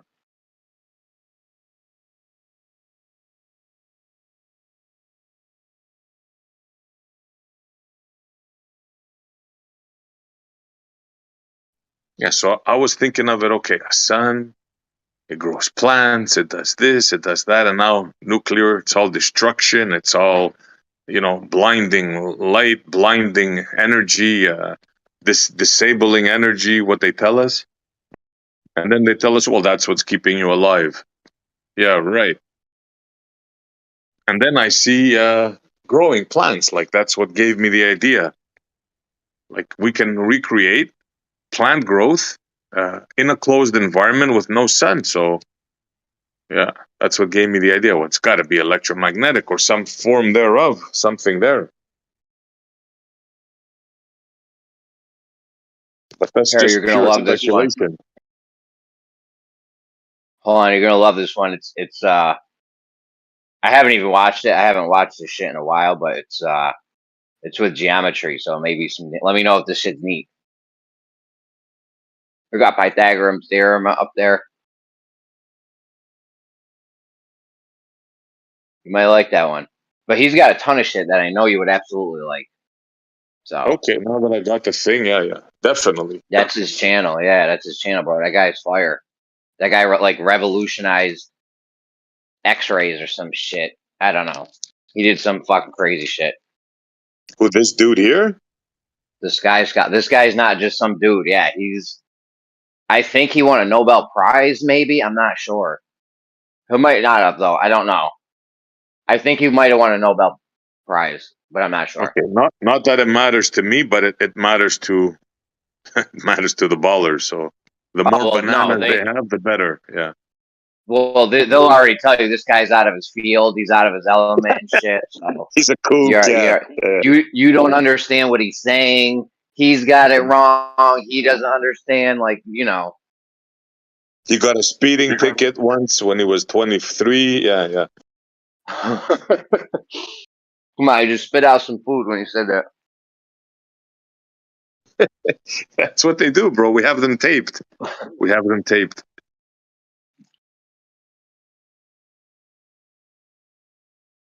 Yeah. But yeah, no, seriously, that guy's good. He's got major issues with all kinds of space shit, bro. He tears it up too. He's sick with it. He goes really in depth on shit.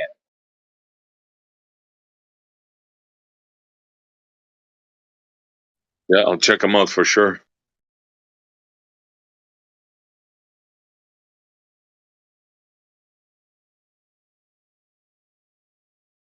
I'm about to watch that one. I DM'd you later with the fucking geometry and shit. That could be a good one. I haven't even brought that guy's channel. Doesn't get when I go to my YouTube, I get suggested shit. That guy's never there. I'm subscribed to him. It's not like they control it or anything. Why aren't they? You know, right? See, if this was back in the day, that guy would have been at the top of my list.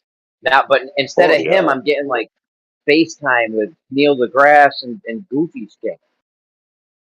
Yeah, bro. I remember years ago, you'd be watching a scientific related thing, and they'd show you something like flat Earth related or whatever you're looking. Now they'll throw like Neil deGrasse or one of these kooks. It's like a deliberate thing, man. Not even they don't even hide it anymore. I mean, bro, this guy's scholar so dope, bro.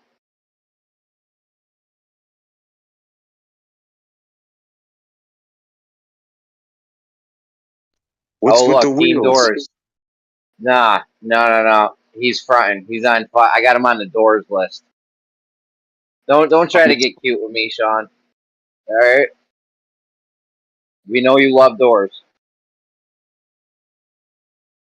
I must have missed something, huh? Oh, you missed the whole Wheels and Doors thing? How'd you miss that, dude? I carried that on for like 4 days.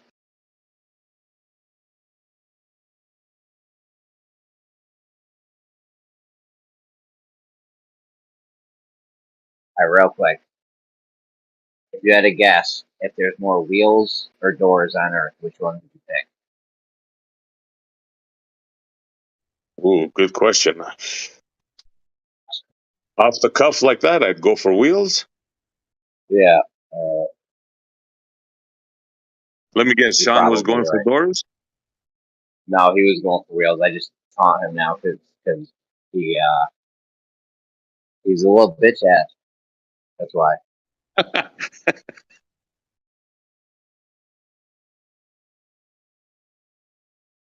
Yo, I'm gonna tackle you too, Sean. We're doing an arm wrestle. Yo, we're gonna get together, the Globers and the Flat Earthers, and we're gonna have a nice, fun-filled day of activities. We'll do like arm wrestling, rock, paper, scissors, slap boxing, like whatever kind of fun stuff you guys, some competitive stuff you guys want. And we're gonna have just a fun day of it. We'll bring some burgers, dogs, do it on a cheap. Just don't let him get you down, uppercut him or knee him, or learn the sprawl because he's a good grappler from what I remember. So we've got to teach you a few moves. You can't uppercut, He's knee, 4'11". or sprawl. He's 4'11", scared to jump in a 5-foot swimming pool. You can't uppercut him. No, I hear he's a pretty good grappler, from what I remember. But like I said, uppercut, knee, and sprawl. If a guy shoots for your legs and he knows he's going to catch a knee or an uppercut, he'll gain his respect. He'll No, think we're not twice. going to do anything. We're not going to do any kind of serious shit where people's going to get hurt. Like, maybe we'll throw the boxing gloves on at the most. You know what I'm saying? Even that, though, could get crazy, but He's we're going just to going to take do you some down, nice, bro. easy stuff. There's a lot of old people in this arena. He's going to try to take you down. He's a grappler. I'm just warning you. That's all. There's a lot of old people here. I'm getting old myself. Like, I can't be fucking around like I used to. I hear that.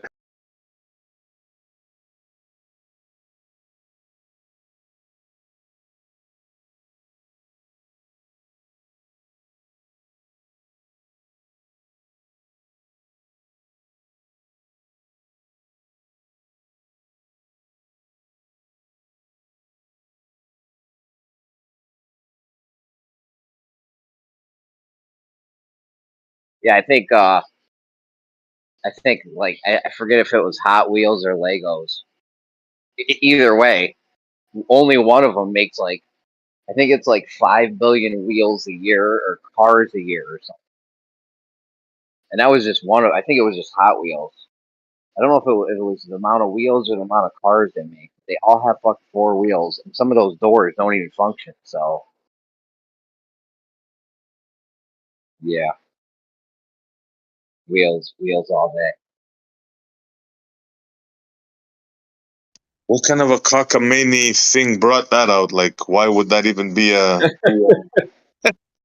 Not only that, we talked about it for like I'm not even lying. I don't know how you missed it, bro. It was like at least two full days spread out. It was probably like over the course of like 3 or 4 days. You're kidding me, man. That could be solved in like 2 seconds. No, this is an unanswerable question. This is like one of those ultimate age-old questions. Yeah.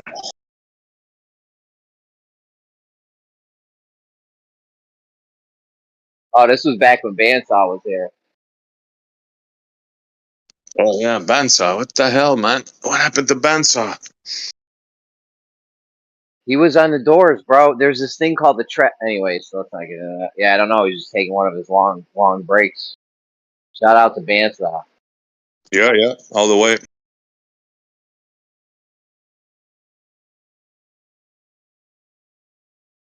There are some good Aussies, no matter what they tell you.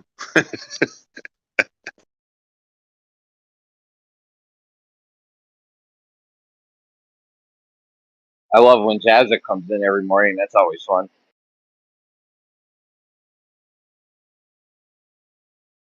They're always fruitful conversations.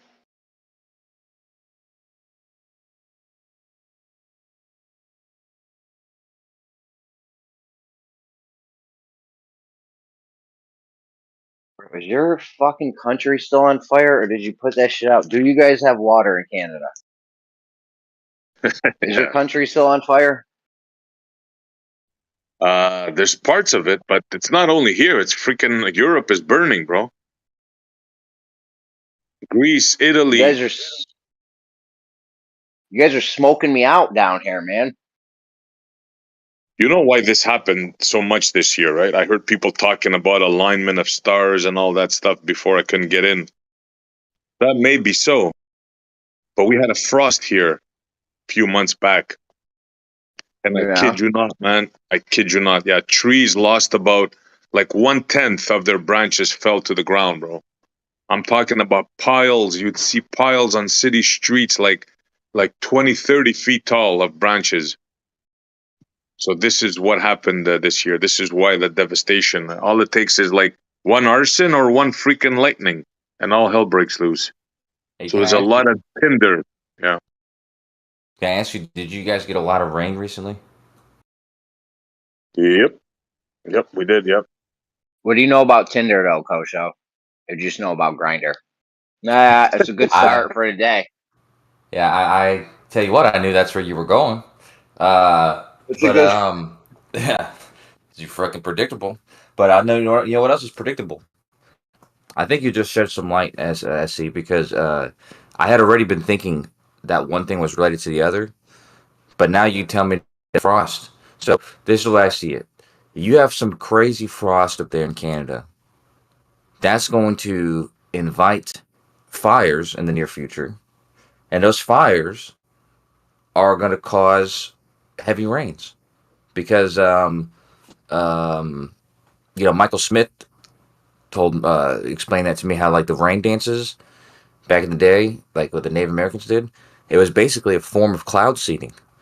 Because they would like stomp on the ground and get the dirt fucking into smoke, and the smoke would rise up into clouds, and you get cloud seeding. But if you have massive fires like that, basically you get the same thing. You get like all this particles that are gonna be uh, in the sky, and you're gonna get this massive amount of rain. So yeah, That it makes actually sense. makes sense, Kosho. Yeah, yeah. Gio, what was that word you made up earlier?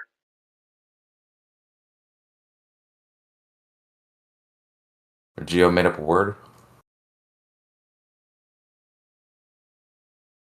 Yeah, I forgot it though. It's not important. It's not important. Here we go. Oh, but Rocket yeah, What does this have to pseudoscience. I do with like that Canada one. being on fire though? so what? We're talking about Canada being on fire, and the Yeah, yeah, right. SC shit made sense because all the tinder fell, and now there's all this tinder all over the ground, and then one little fire here or there, Smokey the Bear, you know. Yeah, Smokey the Bear, he was involved. That's right, and yeah. But so I didn't think about it like that, but that makes sense. Like all that loose tinder. But then, yeah, of course, you have that much fire in place like that. Yeah, it's gonna invite heavy rains. It's crazy how nature works, huh? Yeah, well, that's really part of the process in nature, right? The burning and the lightning and all that, it regenerates.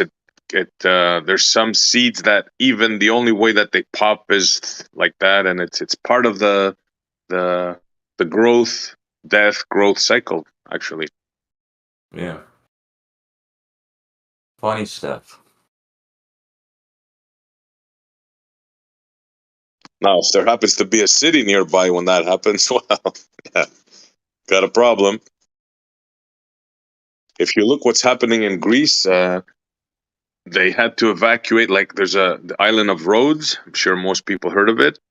They had to evacuate like 20,000 tourists because of fires.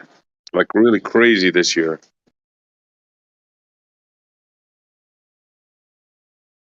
And yeah, there's a lot of Italy's burning, France. There's some countries on the other side of the Mediterranean burning as well.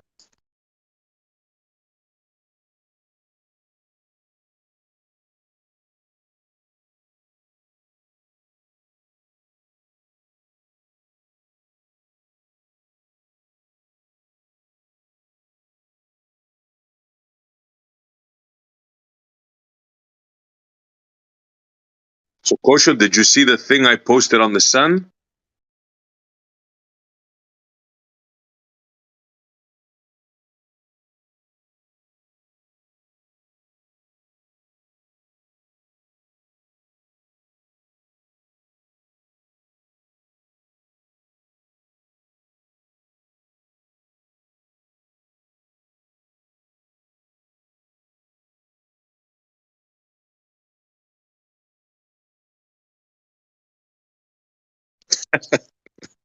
Okay, man.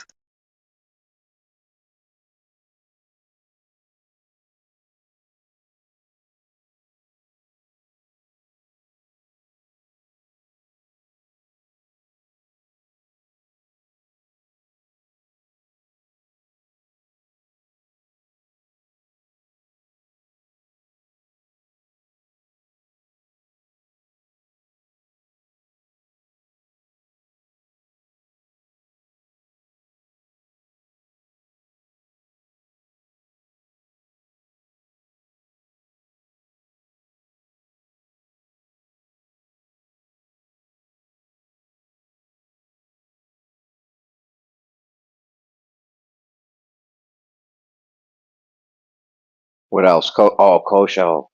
Kosho. You still there? Took a bathroom break. I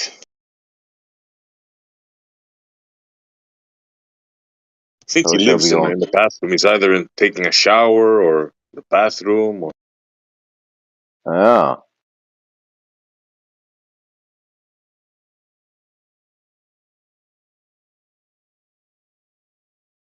He's probably in there powdering his nose from all the stories I heard about him.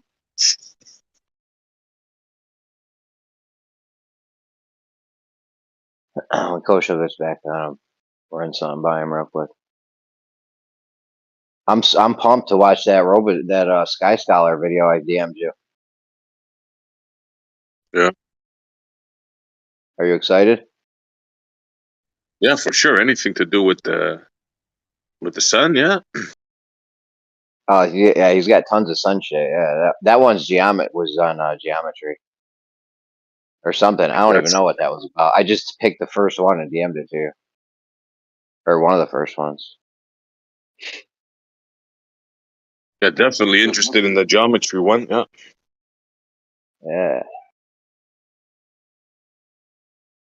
This plane thing with the stars is pretty neat. I was gonna run that by Kosho real quick. Or the one where the stars don't rise type. That one.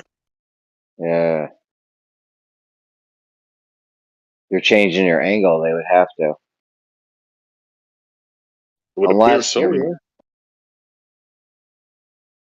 I mean, there is one out, kind of, but it doesn't even really make sense because of the way he was traveling.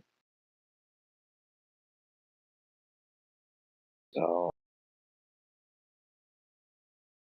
Well, I already know what the route is. I'm surprised they haven't even used it yet. I'm not going to tell them, that's for sure. But I have what should be the standard dollar answer. Wait, don't say anything yet. Hold on. Let's see what Kosho's pretty quick-witted. He'll come up with something. Sorry, I'm back. I actually didn't get to finish. I was excited, so I finished it. Hey, would you? Is that important? I heard Elijah talking about this. He brought it up, and I saved the video, but I never watched it. I thought it was probably retarded. But it sounds like you guys are talking about it still, so there must be something to it. What are you talking about? Yeah. How do we? Talking about the plane flight in the cockpit with the stars. Yeah, like I said, I never watched it, so I can't begin to tell you what it pertains to. But well, let's say we were in a plane flying over Earth. Okay. And we were time lapsing stars, and we went thousands of miles. We should see the stars. We should see the stars moving, right? Kosho, you haven't heard this yet? Kosho, you haven't heard this yet?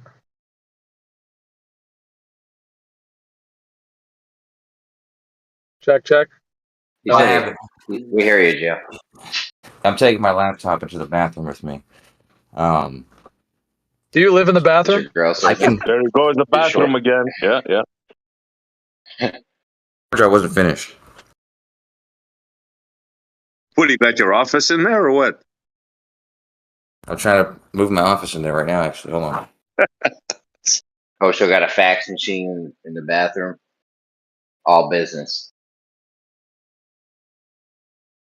I mean, Kosho, do you want a shot to see if you're the first globe enthusiast that can actually come up with an explanation? Because no one's done it yet. Nobody on the globe side has come up with anything yet. Like anything realistic. Even Zanuck. Go ahead, Kosho. Just based on just the way it sounds ridiculous. So, all right. Well, why don't you listen to it first before making some kind of prejudged claim that's false? All right. So, dude, when you're flying on an airplane over a globe, the airplane is tilting its nose to go around the globe. I'm not trying to get in the argument of whether it tilts its nose. I'm just saying you would agree that if the airplane went straight, it would fire off into space. Therefore, it has to curve around the globe, right? Sure. Okay. Now,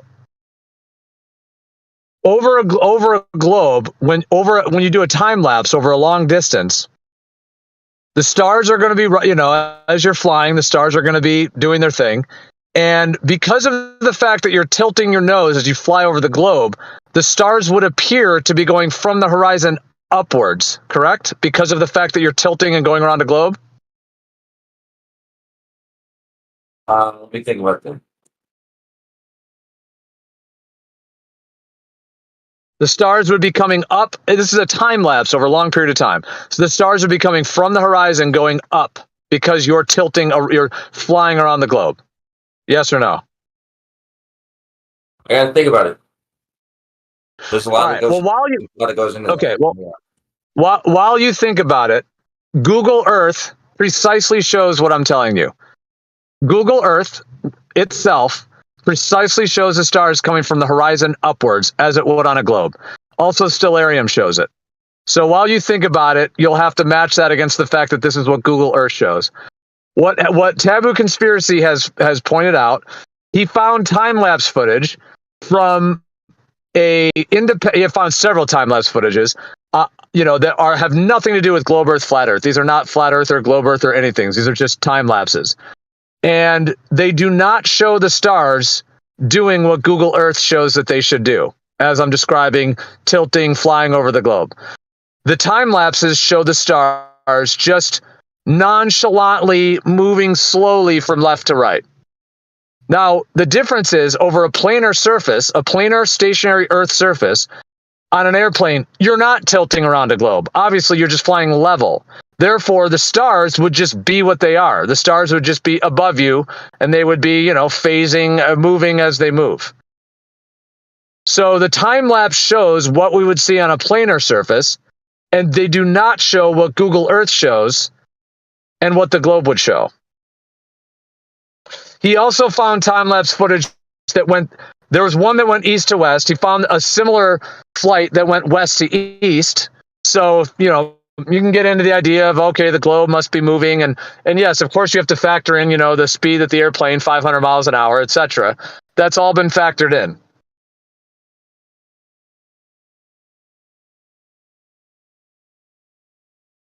So I hope now that you've at least heard a quick break. I mean, there's more to it, but I'm just trying to give a quick breakdown. For you to write it off as absurd is itself absurd, because what I've just laid out is a huge problem for the globe, and it's probably something you've never thought of, probably something a lot of us had never fully thought of. And like I said, nobody on the globe side has had any response other than just to say, oh, the Earth is moving and it cancels it out. Well, yeah, but we have it going east to west and west to east. So, boom, enjoy. I'm watching a bit of the video right now.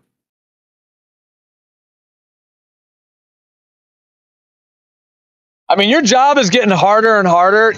You probably shouldn't, in my opinion, add in excessive cockiness to it. Just saying.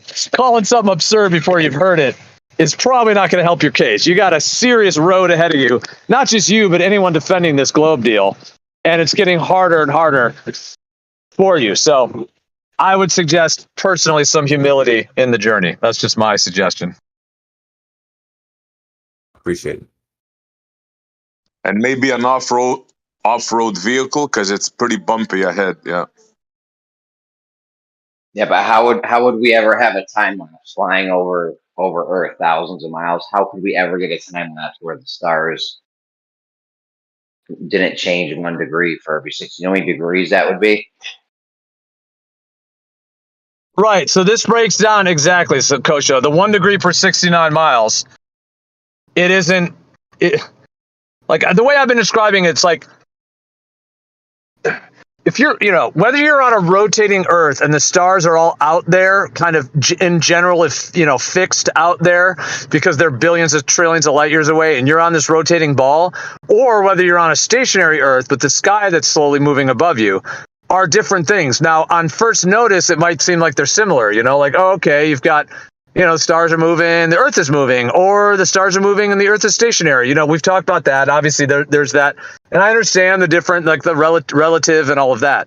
But there are differences. this appears to point out one of those differences, meaning are the stars, I was using the word pegged, meaning like, when you like, are the stars pegged to the earth or is the earth pegged to the stars?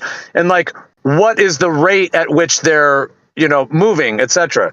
So this one, the claim of the 1 degree per 69 miles comes into play here, because that claim is that the stars are doing that because the earth is curved. So as you're flying that airplane and it's quote unquote tilting as it is, sort of going over the globe, that is equivalent to moving upon the earth every 69 miles, 1 degree, 69 miles, 1 degree. I think the math is like, it was like when you're moving that fast, it's like 1 degree every 8 minutes or something. So when you do a time lapse, if the stars if the declination of the stars is connected to the fact that the earth is curving, that is equivalent to being in the airplane as you're curving around the earth. You're traveling along the earth 69 miles, and you're curving around it, as it were, which is what folks who assert the globe are going to say, that's why the stars are declining. Well, this is kind of accelerating that, because when you're on an airplane, you're getting, you would be getting that 1 degree per 69 miles, which is why, like I said, Google Earth shows it that the stars are all coming up from the horizon, blasting upwards from the horizon, because that 1 degree per 69 miles, boom, boom, boom, you would be getting that. Now, if the 1 degree per 69 miles is not connected to the Earth curve, but instead has something to do with the sky itself, then that's the difference between, like I was saying, it's either pegged to the sky or it's pegged to the ground. This reveals that it is the 1 degree per 69 miles is not because of the Earth is curving, because if it was, then in these time lapses, you would get the effect that Google Earth shows. But it isn't what actually happens in these actual time lapses. It's a big, big problem for the globe. It's amazing that here we are in 2023, and for the first time, this has come to the surface. It's just like, it's like Christmas every day. There's like new things that are coming, and this one, I mean, can you imagine, like, all these years, even that guy that took the time lapse, he's sitting there he probably believes the Earth's a globe, has no idea that this is as basic and as straightforward as this is. It's amazing. Yeah, it's bad for them, bro, because like they found another one where it's the opposite. It's the exact opposite direction of that flight. So it's northeast, which means if you're trying to pull this whole like spin of the Earth excuse, then it should be going twice as fast. They should be going up twice as fast as the Southwest video, because now you're going northeast. And it's the same thing, Yeah, right? I The stars saw just that. don't go up. Yeah. Yeah, I saw that last night. Yeah, he just released the second one. Yeah, I saw that. He found time-lapse footage that was like basically the same route, but going east to west instead of west to east. Yeah, that's awesome. Yeah. This is bad. This is such a direct refutation. Another nail in the coffin. It's beautiful. So many people, and everyone's finding all these little tidbits. It's just great. I mean, Kosho, do you have a response to this, or like why?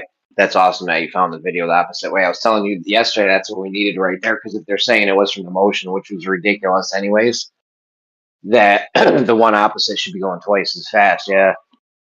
But Kosho, do you have like any kind of response to this that actually makes sense, like geometrically for the globe?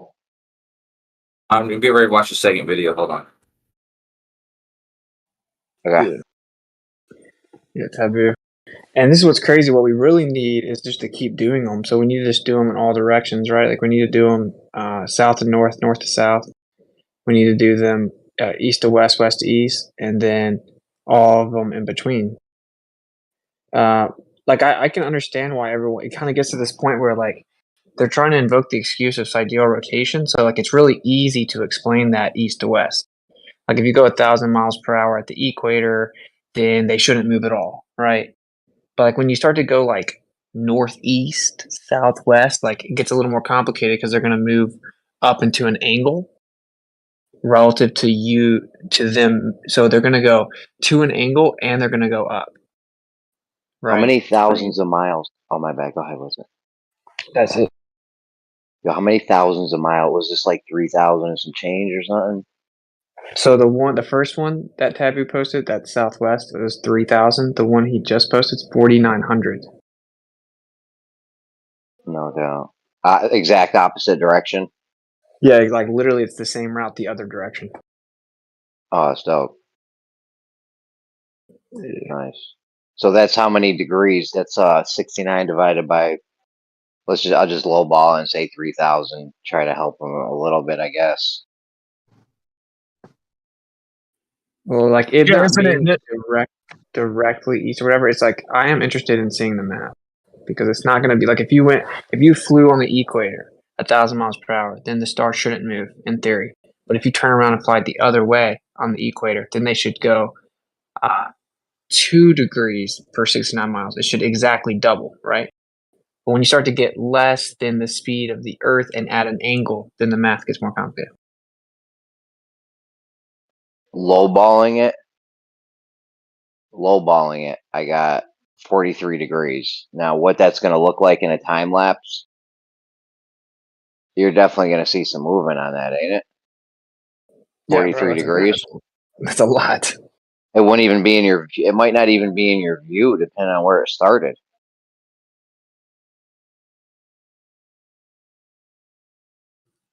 That's halfway to 90, bro. Yeah, it's like Yeah. 1 degree. It's like 1 degree every 8 minutes, right? Yeah, something like that. Yeah, that would be the geometric rate. Yeah, the so the 1 opposite way. degree. Yeah, see, this shows that the 1 degree per 69 miles is not connected to the fact that the ground is curving. Because if it Correct. was, you would get this effect. Because the plane flying around the globe is basically replicating the idea of traveling. Well, it is. It's traveling upon the surface, contoured to the surface. So if that was occurring, then you absolutely should get the 1 degree per 69 miles. In addition to the actual sidereal rotation, you would get it double. Because normally, if you're just standing on the Earth and the 1 degree, and then you move 69 miles, you get a degree shift. In that case, you're just moving that position. You're just moving that 69 miles, and you're taking a snapshot before the 69, snapshot after. You see the 1 degree change. But in this case, you're actually flying upon the surface. You're flying upon it in real time. And then the sidereal rotation is also just doing its own thing. But the fact that it's kind of like you're creating a 1 degree per 69 mile because you're in an airplane and you're doing a time lapse. So it's like you're creating that in real time in addition to the sidereal rotation. So that should be very, very noticeable. And it's crazy that Google Earth shows it that way because they have to in their model. Like if you're going to model it on a sphere, but the fact that it isn't happening shows that it's not connected to the 1 degree per 69 miles has nothing, is not, that's why I keep using the word pegging it. It's like you're pegging it to one or the other. The 1 degree per 69 miles is not pegged to the Earth curvature. It would have something to do with the sky itself, as the Earth being like the Earth being the stationary surface, the sky is just moving in relation to that rather than vice versa. Did we go through this and can you fly through Google Earth and you could see that the stars didn't match? Is that what happened? What's this video? Is this all in one condensed video? No, I mean, you should just see. Yeah, he shows it. He shows Google Earth. Yes, you can basically make Google Earth. You can position yourself above it, and you can pretend like you're an airplane. You can set your altitude, and you can basically make the flight on Google Earth. So, yeah, I mean, if you haven't seen it, the Taboo Conspiracy, there's part 1, part 2. They're only like 8 minutes long, and he shows the animation in Google Earth, precisely what I just said. Yeah. No doubt. These Glovers are fucked. Dude, they're stuck, bro. How did we not catch this before? I don't know, man. It's crazy. And it gets so bad for them because, I was just being told a couple months ago that they use celestial navigation when they go out into space because it's practically the same thing because the stars are so far away. Yeah, there's no 45 degrees. That was 3,000 miles. I lowballed it for him. You're welcome. Divided by 69 miles per degree. I came up with 43 or something. You guys see the one where they have a sextant inside of a capsule and they're using the stars for navigation?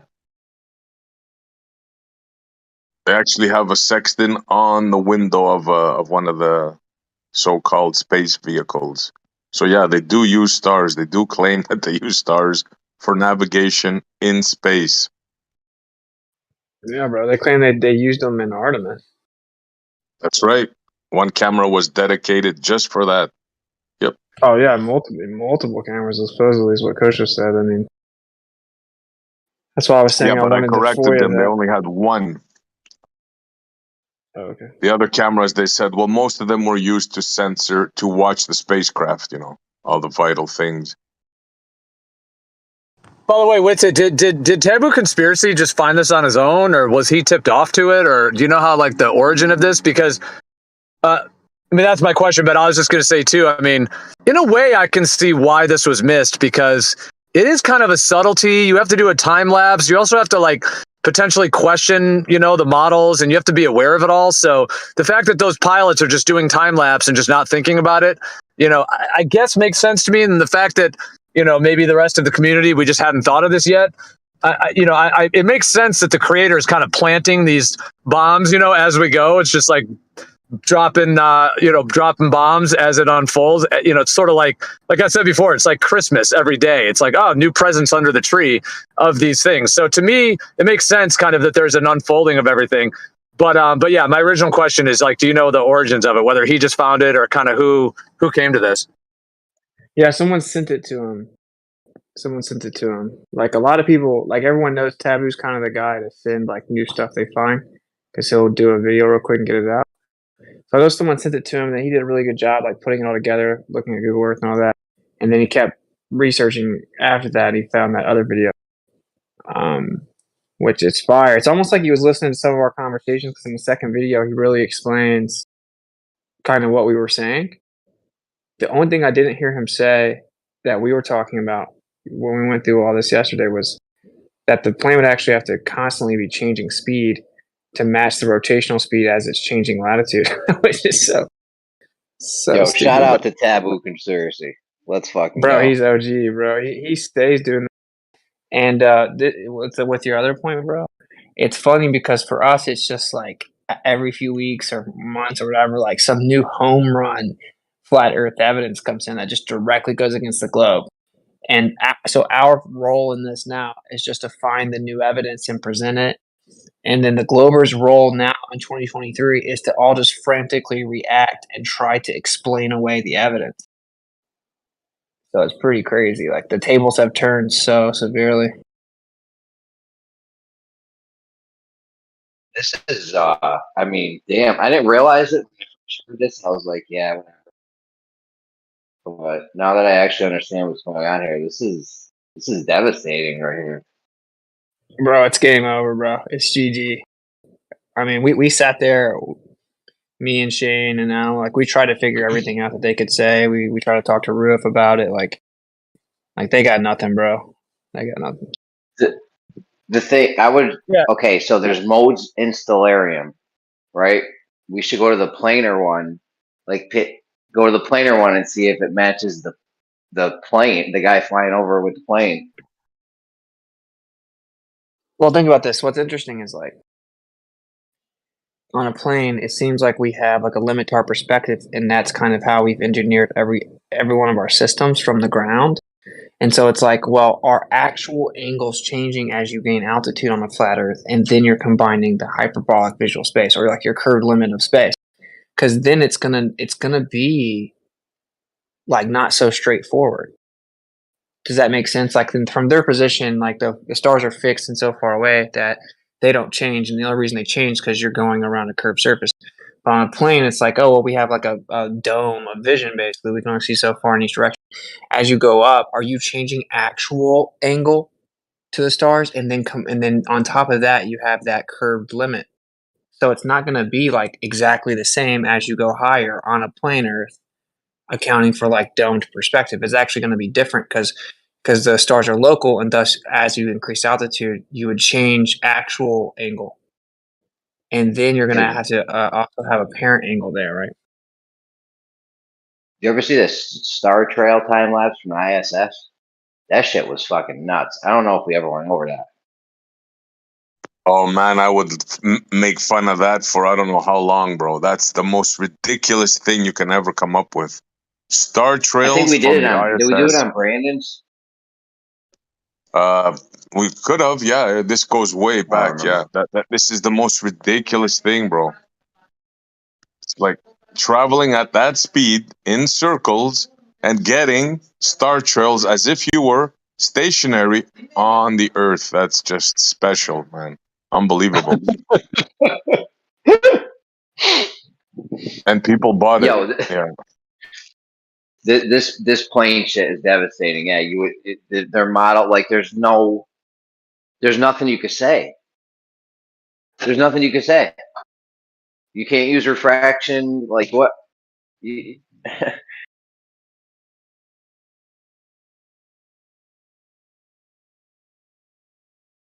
we're way high up. Are we up high enough, Ruhif and all you guys that wanted us to get up super high?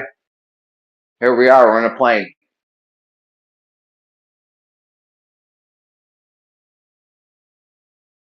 More and more, it reveals itself as a lesson in being able to accept reality as it presents itself and not as you want it to present itself. Exactly. Not as you want it, as they want you to see it. Yeah, exactly, bro. No, They tell you one thing, hold but you on, see sorry. another. Hold on, sorry. You didn't say what I said. What I meant to say, hopefully I'm saying it, is the longer we go in this argument, the more it becomes a lesson in being honest about what you see rather than believing a narrative you were fed your whole life. That's what I meant to say. Gotcha. Yeah. Yeah, it's like I think about it that way too. It's like the ultimate litmus test. It's like the ultimate litmus test between like truth and logic, thinking for yourself, all of those components. Because being confronted with this, there's so many aspects. Like there's like the reality of it, the truth of it, and then there's exactly what you're told and going along with the authorities basically and the consensus. And I would venture to say there's few things that are as much of a litmus test as this, like there's other things in terms of like diet and medicine stuff and, oil and politics. And, there's a lot of other topics that, we're told certain things about that are questionable, but there's something about this one. It's like the size of the Earth is so large. It's the actual sort of realm can fit in. So, I mean, there are things like with the body, like you have microcosm of the body, the macrocosm of the Earth. So I think there are comparable things, in terms of the microcosm of our body, what we put in our body and what we, in terms of the jabs and all that kind of stuff. There are similar litmus tests, I suppose. But yeah, with the Earth, it is like the ultimate test between whether you just consider direct reality and what you can observe and what you can experience and how reality actually presents itself versus the story we're told, and how much will you kind of capitulate to the story you're told because of all the social pressures and all of these factors, and not being able to handle the fact that there could be a deception and all of that versus, direct lived reality. And especially when we're getting to some of these more nuanced components of it, they just cannot happen on a globe. So it's even more of a litmus test at that point. It's like, yeah, at what point will you be like, all right, that's it? Yeah. Well, yeah, it's okay. So anytime someone has to grow up, they're faced with the choice to either do so or not just yet. The problem is, I think a lot of these folks don't see it as that kind of moment in their life. They see it just simply as flat earthers are crazy. There's no way the earth is flat. I'm going to make that point on the internet now. And that's it. Instead of considering anything else, it's weird too, because like we all have to grow up, right? I got to pay bills. I got to do this. I got to do that. That's fine. I got to make sure I know Santa Claus actually isn't real. And so on and so forth.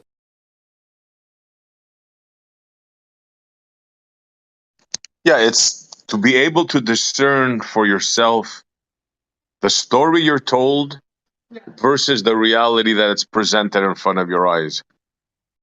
In other words, if somebody tells you you're traveling at 1.5 million miles an hour, you owe it to yourself to say, what? Wait a minute, what? What did he just say? Yeah, 1.5 million? At the very least, say to yourself and maybe a couple other people, "Are you sure?" But I wanted to make this quick point about the emotional toil that a lot of people don't want to have to go through. They don't want to have to do the work that the truth necessitates. Imagine every single, because we know what it's like every single day, waking up, knowing what we know, dealing with the world that way, the best we can. I think a lot of these people, and I mean, for the most part, I guess I don't blame them for this, but at the end of the day, it's, are you going to grow up or not? And then accept the fact that if you want to accept this truth that the earth isn't a globe, then you have to actually accept it and live your life with that piece of information as kind of your MO in that realm, right? So no longer is it, oh, SpaceX, this and that, how cool. Now it's, I'm not sure they're going to space, guys. I'm just not sure. And that's a lot of work for people to, a lot of people aren't willing to do that work day in and day out with their friends and their family, knowing what they know, talking about it, being honest about it, right? So instead, it's go along to get along for the sake of not wanting to do the work of admitting the truth to themselves and others every day. Thank you. If you drive this route, let's say you drove the same route, would you see the same thing in the stars? I mean, could this be why they got rid of Concorde? Are we seeing the same thing in the sky? Are we doing as we do on the ground? Well, there could be a few reasons they got rid of Concorde. Yeah, that's an interesting kind of thing, because they were rolling that out, and then it seemed like they kind of put a stop to that, but and limited us at 35,000 feet, basically, other than like military. And you guys, anybody on this panel ever taken Concorde? I took it twice. It was awesome, and of course, I didn't see any Earth curve.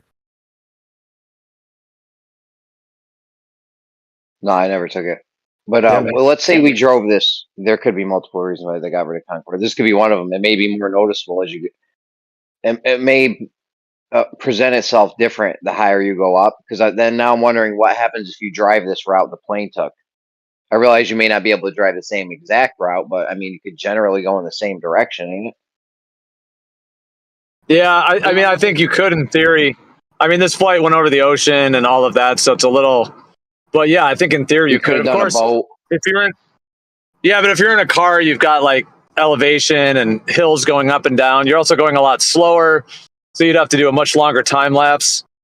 Whereas in an airplane, you're at a set speed and you're just following the contours of the earth because you're staying at 30,000 feet or whatever. So it's a bit more poignant, I think, in an airplane. But I think in theory it could be done.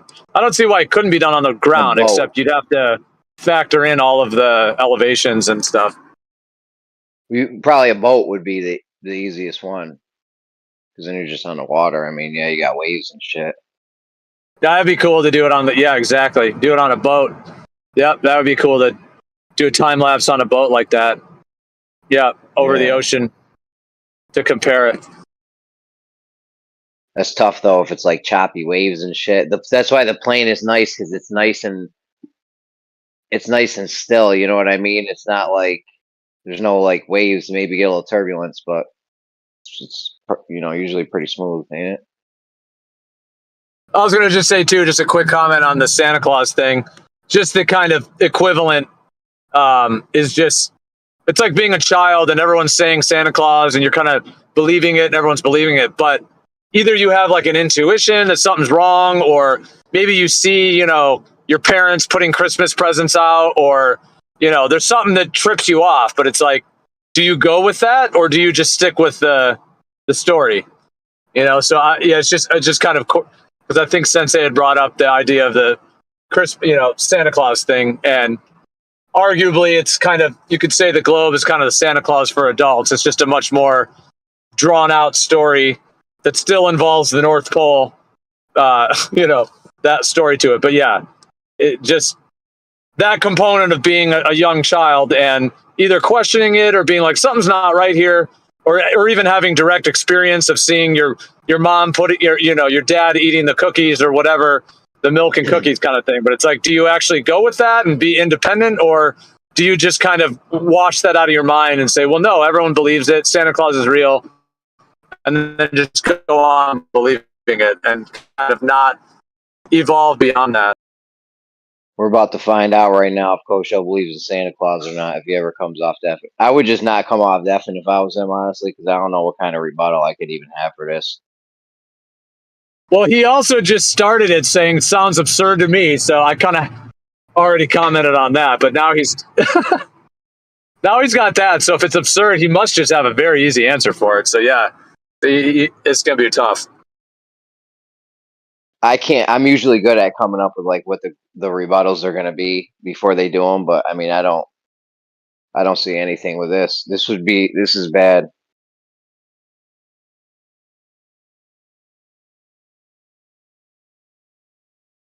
Yeah, I mean, the only thing you could say is like, I understand the idea that if you were going in theory, the only way it would really work is if you're going at 1,000 miles an hour in the airplane and you're going directly against the spin of the globe. You have to be on the equator. Yeah, exactly. Or You might be able to extrapolate an idea. Yeah. Or following a latitude line, but if that was the planes don't even fly like that. But that would be another way. Any latitude line, I think, matching the tangential speed, you could probably keep the stars. I'm not sure that would. Yeah, I'm not sure that would even do it though, because you still have like the tilt of the airplane. The airplane is still tilting, which is why they say the 1 degree per 69 miles, because you're on a different position on the curve.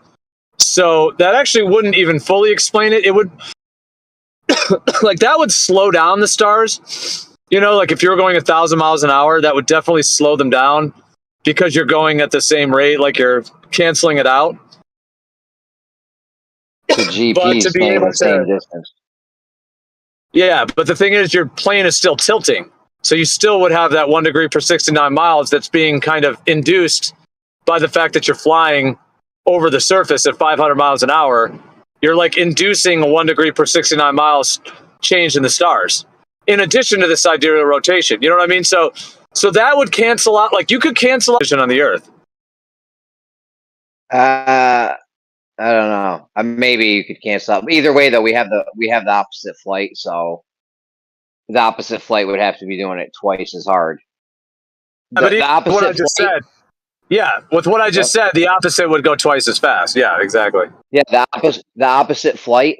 I did the math for the one. I lowballed it for him for the Glovers because I'm a nice guy. Okay, so I lowballed it to 3,000 miles. Came up with 43 degrees. The opposite flight was actually 1,000 miles longer or something. So it'd be even worse, way worse. But that if it had to go double, that's like 86 degrees. It would have to go up. That means if a star is in front of you, there's no way, unless you got some kind of crazy 360 cam or something on the roof. I don't know. Yeah. It's a geometric impossibility. This reveals whether the stars are moving and the Earth is not, or whether the Earth is moving and the stars are essentially kind of still, stationary out there, millions of light years away. Kosho's off deafened. What do you got, Kosho?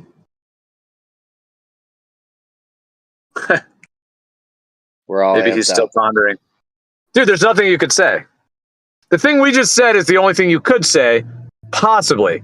But we also just broke down that that's not even in the realm. Like, it's not even, refraction, you can definitely fudge some of these arguments. Like, refraction, you can kind of do some of that. That's what these guys have kind of done for all this time. And we've gone in circles with them, and not with this. Yeah. Yeah. There's no way they could get away with refraction with this. I don't know. Kosho's pretty clever, though, so we'll see. Well, you could say that. Did you guys add the equipotential gravitational flux to the equation? Oh my gosh, that might be it. You see, you missed it, huh? So the equipotential gravitational flux will slow down the 1 degree per 69 miles to where it just cancels it out, right? Because all the stars are refracting in a way that just is as it is on stationary Earth. It's just every single star is being refracted and displayed to us differently than it normally would. It can't be refracted. Now you got it. There There's it no is. way. It can't be the motion of the Earth because we have it going the opposite way. It can't be refraction. There's no way. Yeah, so you can replicate this on a small scale. If you were to take well, I'm trying to think of a couple ways to do it, but let's just say you made a small scale version of it. You could do it on soft, like on one of these computer software simulations as well. But have like a Minecraft world with the stars moving above and the ground is at rest in the Minecraft world, and then do this very same thing. And see, the thing is, if the Earth's stationary, the sky is moving. If you're going 500 miles an hour in an airplane, that being the case, you're going to get a little alteration of the sidereal rotation because you're moving 500 miles an hour. But it's not. But that 1 degree per 69 miles that would be occurring if the Earth was a globe would not be present on a planar surface. So if you're looking at that computer software, you can replicate the exact thing, which is we don't see that. Geo, you're breaking the stars up. actually. All right, I thought I might. Oh be. no, you came back. You came back. Go ahead, finish it up. Go ahead, you came back. I know I'm driving up and down these mountains, so yeah, it's going to go in and out.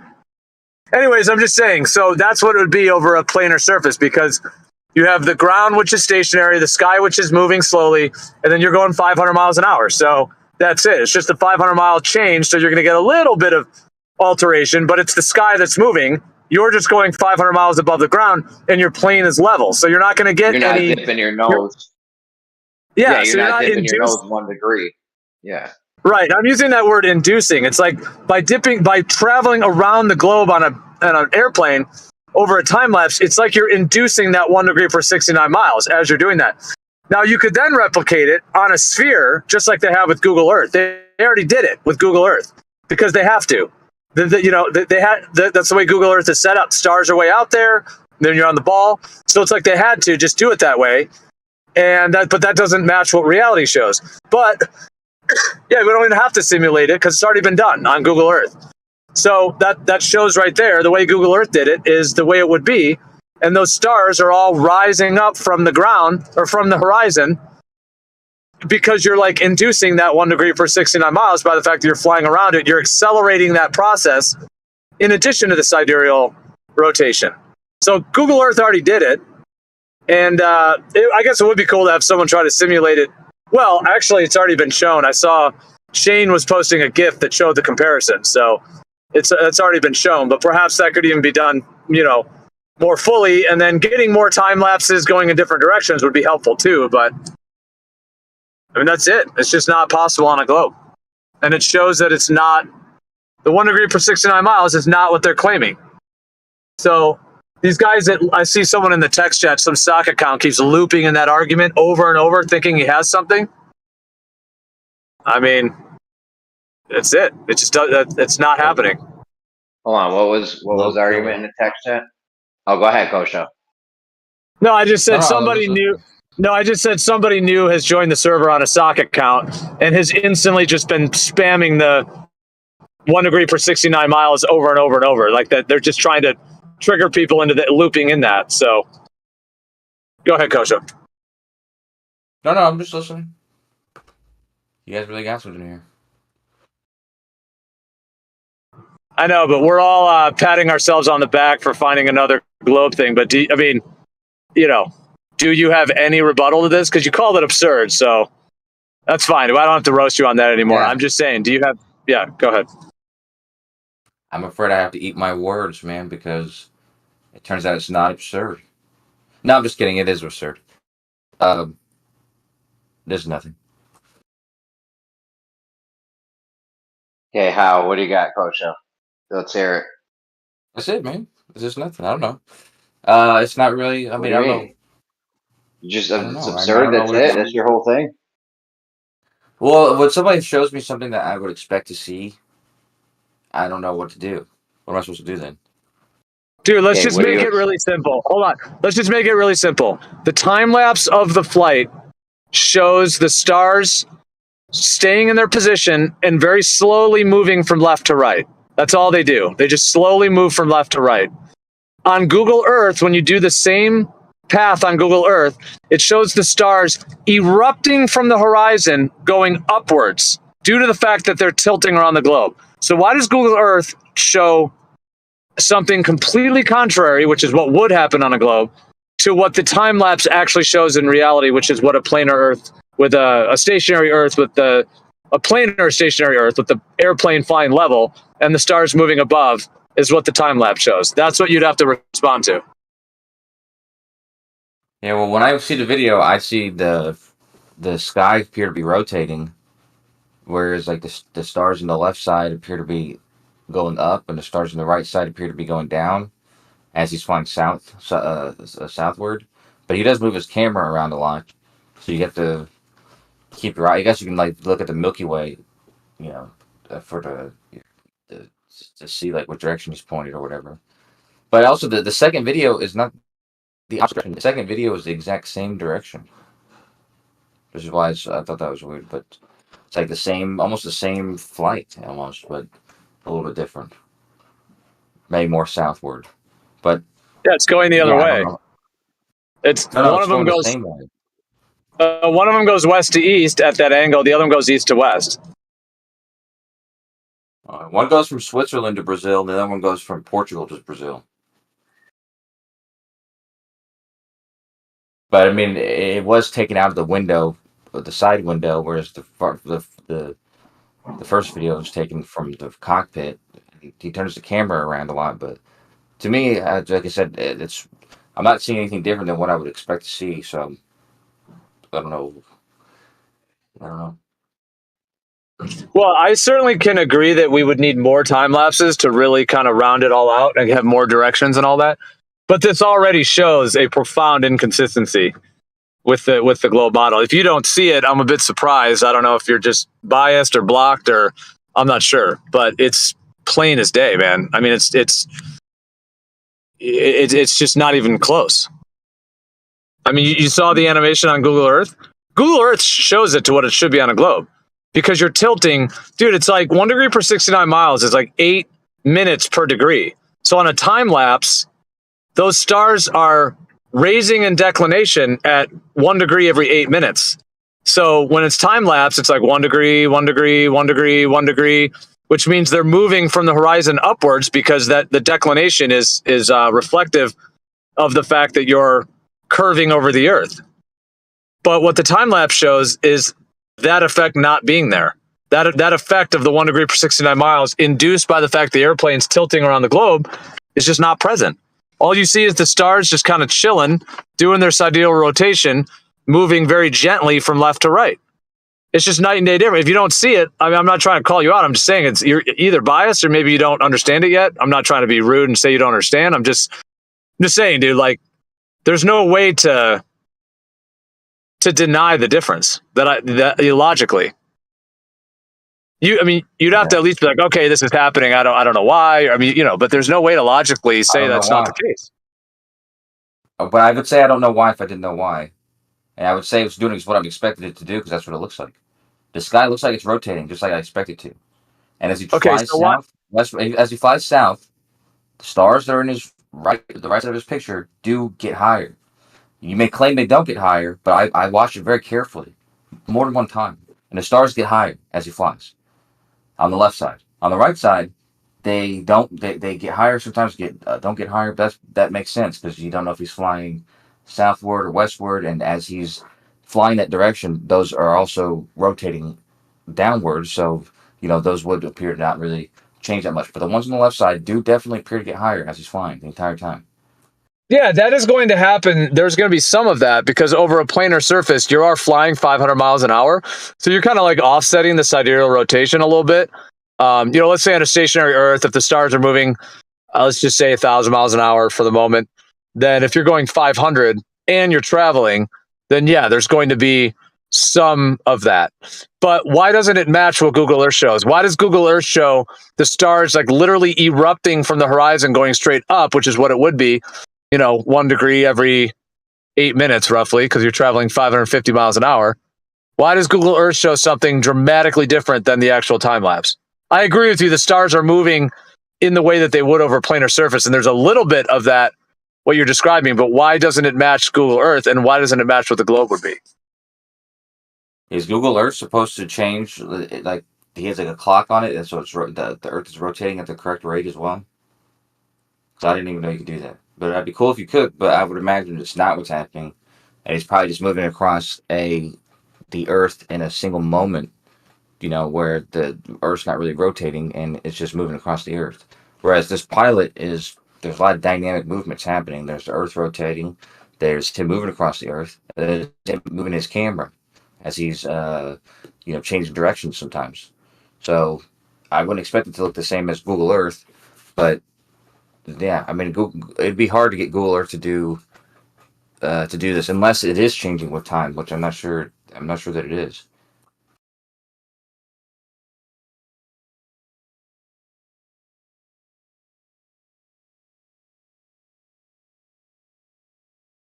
But I gotta be honest. I gotta watch Taboo Conspiracy's video again because I watched it a little bit, but then I just watched the original videos to get a better idea of what he was trying to show. But the second video he shows, it's the same direction, and it kind of makes it sound like it's going the opposite direction, which is is why I wanted to watch the original ones.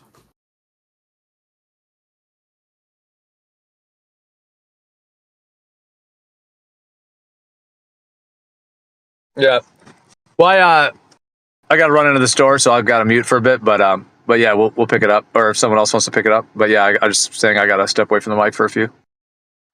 Well, I gotta watch this video again, anyways. Taboo Conspiracies.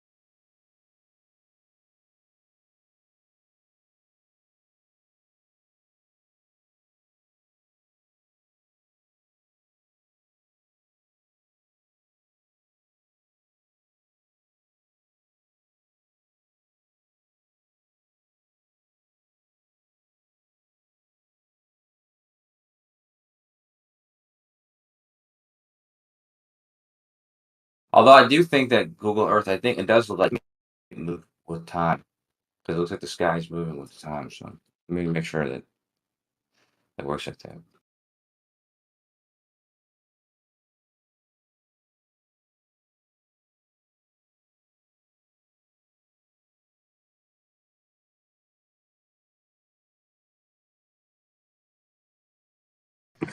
All right, I'll talk for a minute. I don't like talking in stores, but I'm in an aisle that no one's here, so I'll talk. But anyways, yeah, I was just gonna say. I mean, the main difference is that. I mean, sorry if I'm repeating myself, but it's like if you on a stationary Earth with the sky slowly moving above it. If you're in an airplane that's level and you're going 500 miles an hour, the only difference you're gonna get is the 500 miles an hour is going to offset that a little bit. Otherwise, everything would be as is, as you see it when you're, if you were just stationary. But if you are if you're on a globe, and the globe is the thing that's moving, and the stars are all, out there light years away, basically kind of fixed, far away, then it's a different scenario where now you're in an airplane and you're flying. So you still have that 500 mile an hour difference or whatever compared to the rotation of the globe. But because you're in an airplane that is flying in the contour to the curve of the Earth, the 8 inches per mile squared, et cetera, at a time lapse, you are flying over curvature. And this argument's not really about like how the plane, tilts its nose down and all. It's not really about that. The fact is that however that's happening, obviously if the plane was flying straight, it would just shoot off into space. So obviously it's not doing that. It has to fly to the contour of the globe in whatever way the nose has to kind of point, angle downwards. So the fact that the plane is flying in that way and the nose is angling downwards like I keep using the word inducing. It's like you're inducing a 1 degree per 69 mile view of the stars because the airplane is literally tilting around the ball. So if that was the case, you would get what Google Earth shows, which is that 1 degree per 69 miles, roughly 8 minutes per degree. If you're going 550 miles an hour, you would get that sort of dramatic effect of the declination of the stars rising 8 inches per, 8 minutes, 1 degree. And over a time lapse, that's very significant, which is why Google Earth shows that, but it isn't what the actual time lapses on the Earth show. That's the problem. The time lapses on the Earth just show what it would be on a stationary Earth.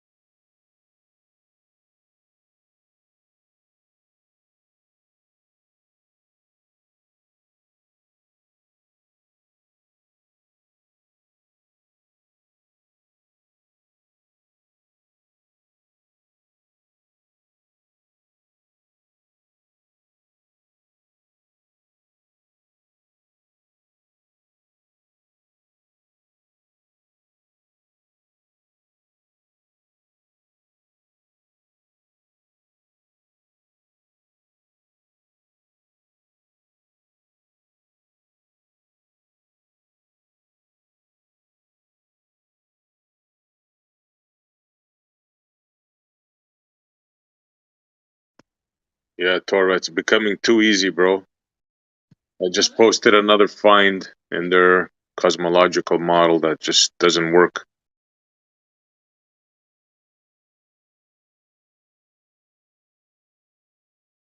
They found a black hole quite big where it just cannot be in their timeline.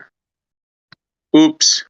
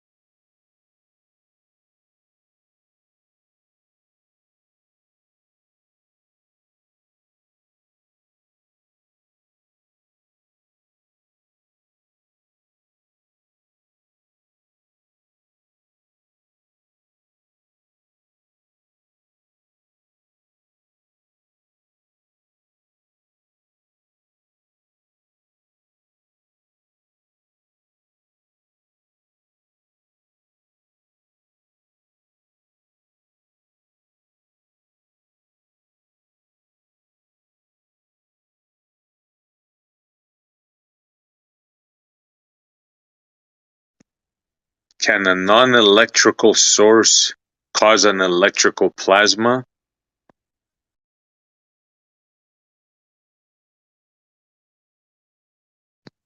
Anybody know?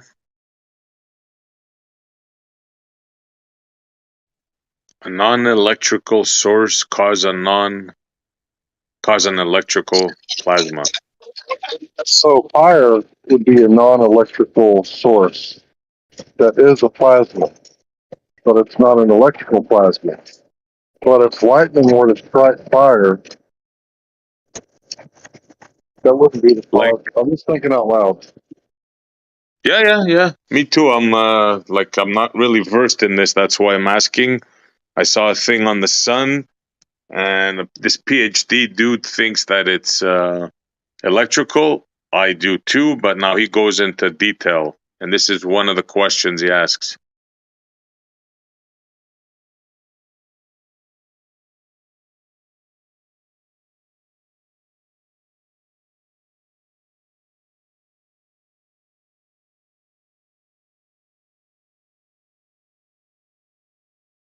Here, I'll repost the things. Here's just 4 of them. He has 10 questions. Here's just 4 of them for an appetizer.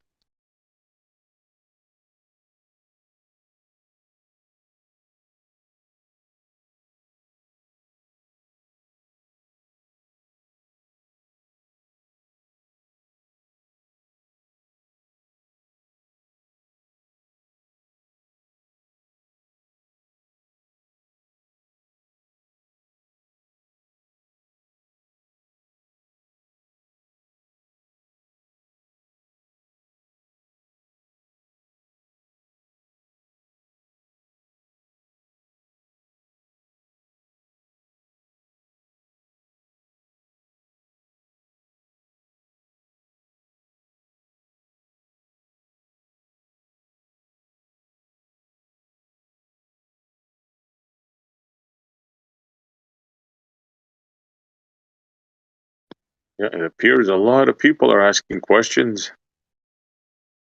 It appears a lot of people are starting to wake up slowly. And the right kind of people, like this dude is a PhD.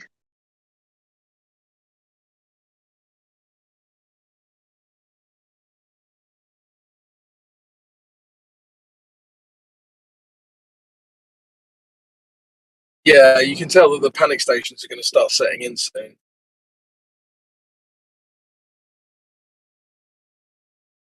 Yep. I just posted a thing on the guy, so it's a clip. I clipped out a piece of it. It's a minute, so you guys can get an idea of what I'm talking about. It's pretty cool stuff. Yep.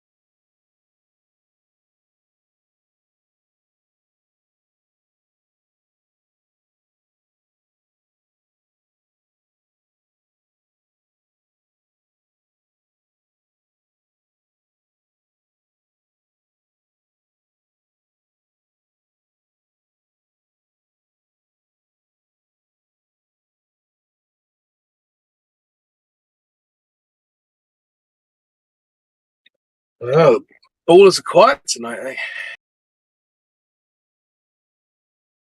Yeah, what's going on, everybody? Yeah.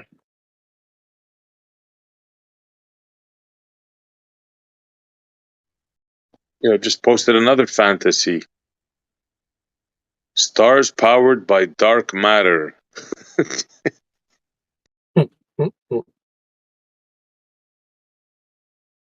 It's just too funny, man. I love a good sci-fi. Yeah.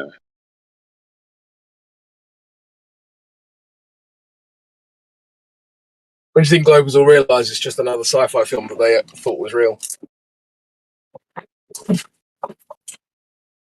Yeah, I wonder if the ball is ever going to drop. I don't think it will for them. A lot of them.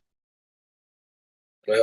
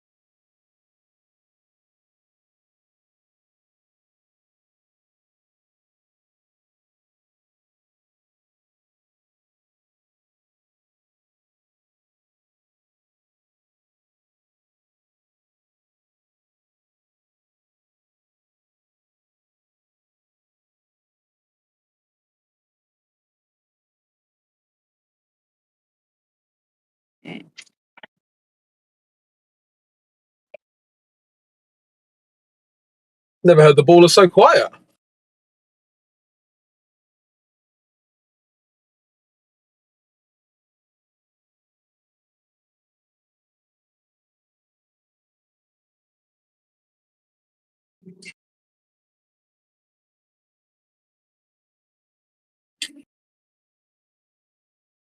It's not a good time for them. We're finding too many things that are contrary to the model, and they just have no answer for them. Yeah. Hasn't been a good time for them since 2015, though. Yeah, but they were more bold back then. Mm. The education system is failing them. It's like it's not working, guys. Russian education is failing them. Poor bastards. Russian education. Yes, whoever said that, correct. Russian education. It's failing them. We're supposed to be slaves after coming out of that education. Not questioning authority. Getting loads of college debt. And paying the government to teach our children wrong things. Yeah, and it's way more sinister than that Prussian education system. It started off, of course, in Prussia, back when the kings would, have people fight for them, but the people hated the kings and queens, right? And they wouldn't fight for them. They would run away a lot of the times. So that's where they invented the Prussian education system, teach you to salute the flag and obedient and the bell and all that stuff. That's where all that stuff came from. The reason you pledge allegiance to the flag and you sing like we do, we used to sing "Oh Canada" every day, and you guys do your song, right? That comes from the Prussian education system, designed to make you obedient and designed to make you feel something for your state, for the flag, to fight for it, to kill for it. Well, the problem is that used to make some sort of sense because people would conflate a people group with a nation state, and they would think, "Oh yeah, my people are the English people or whatever." And so then they would sing a flag because, they would sing to a flag because they would think, "Well, I'm a member of this group, right?" So, problem is, you can't have like nations of obedient, loyal nationalists and also force mass immigration on them, because then they start to realize this nation state is a joke. So I think that's where it fucked up. Absolutely. But now that's the plan. This is the new plan now. This is the destruction of the state through immigration.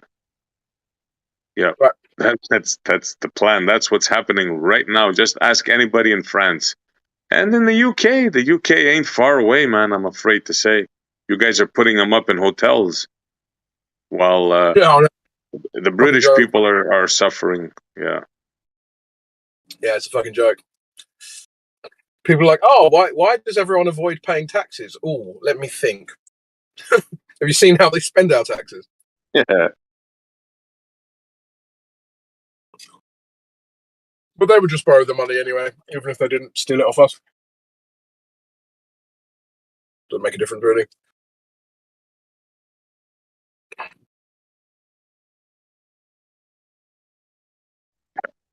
Ruining a country without firing a single bullet. It's ingenious. Yeah, that it is. And then they try and shame the population into silence by calling them racists. Exactly. That's part of the plan. Yeah. Most people I know don't really give a fuck about it, but they don't want their nation destroyed. In fact, they don't want to hate people, right? But at the same time, they see what's going on. It's madness. Yeah, absolutely. And it's a certain kind of people that you have to worry about. Because most other type of people will come to another country, appreciate, and I hate to use the word assimilate, right? But if you go to Rome, do as the Romans, as they say, right? Don't leave your country for a better country and then try to make that country what your crap country was, right? That's the reason why you left your crap country, because of those archaic Neanderthal laws, mostly religious. So it's ironic, they come to another country and then they try to change that country into the country they left. Well, why don't you just stay there? Yeah, well, exactly. Oh, but it's not them. It's they're leaving the nasty people. Sure thing. Yeah, it's a sad thing going on right now. Yeah, it's disgusting, to be honest. We're just being shamed into silence. It's awful.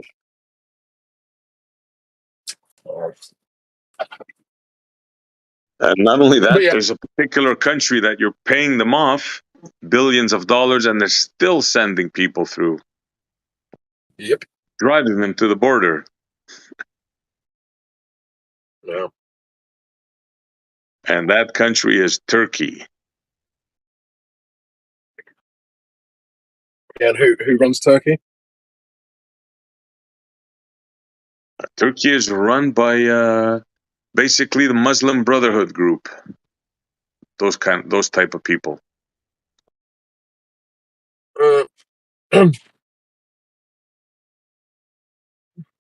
Erdogan and a lot. which if you can get arrested there for just insulting the president. The president smells. You're in jail the next day. Well,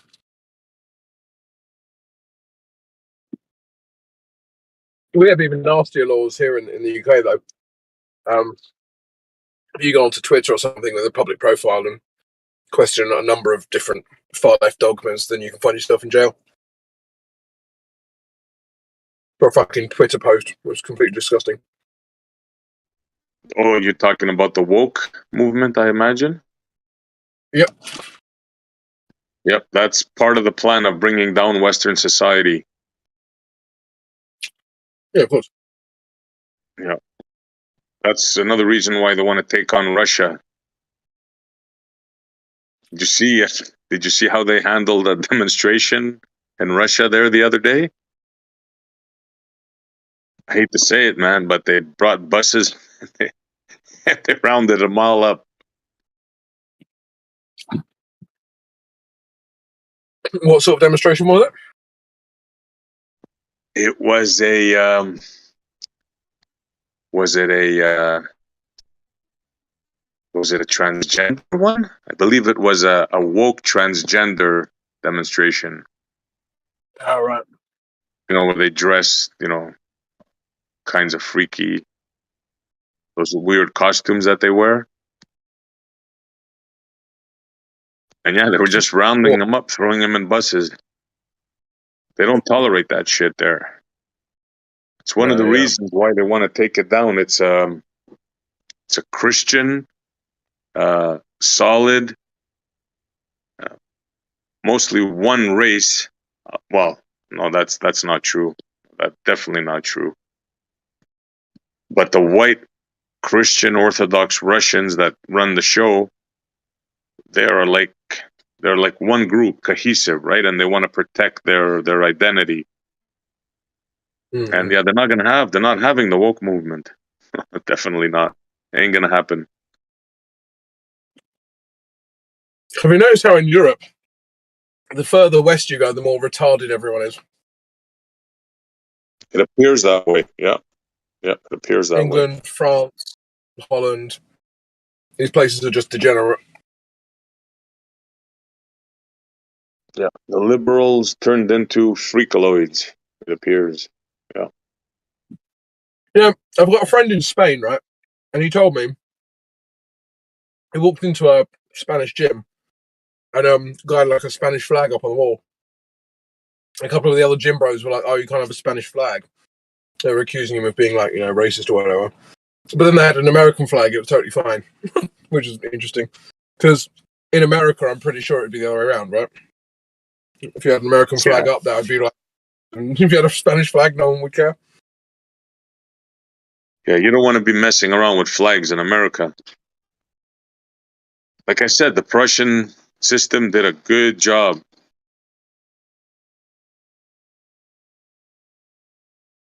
And I'm not saying you should go about stepping on people's country's flags, but what's the big deal if you think about it, right? Why do you feel that thing? It's designed, it's bred into us. It's crazy, man. Well, we conflate the people group with the flag, right? With the nation state. Yeah. But the nation state doesn't exist. Like, nation states don't exist. Yep, agreed. Not anymore, anyway. No, they never did. People exist. Land exists. But the nation state is just a person saying this land is ours. I mean, what's that even worth? Yeah, in that sense, yeah, agreed, yeah. Especially if you're not going to defend that land. I mean, it becomes truly worthless at that point. Like,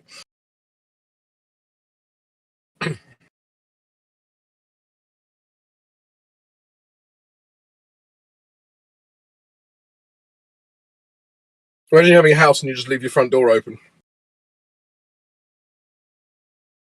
Well, that's where most nations appear to be right now. Yep.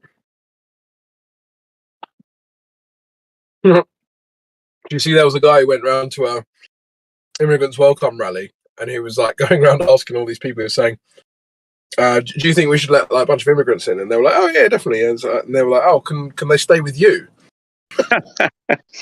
Yeah. And they were like, oh no, I'm rent. Or like, oh no, my mum wouldn't allow it. Yeah. No, okay. But I'll tell you what I'll do. I'll let them stay in my shitty apartment, and you can put me up in the hotel. How's that? You should answer them. I'll switch places. Yeah, put me up in a Premier Inn. I'll have my bedding changed every day for free. It sounds good. Yeah.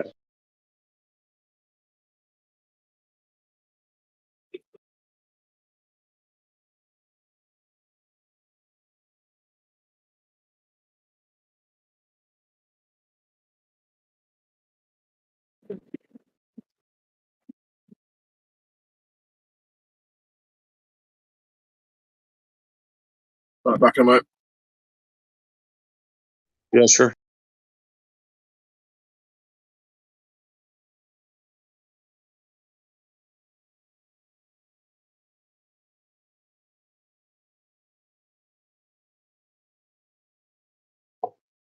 Was Kocho saying that he would expect the stars to do what they did in the plane video?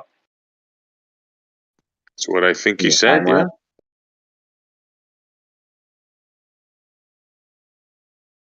Yeah, he said he So wouldn't expect Google to see Earth got it anything wrong. different. So Google Earth got it wrong.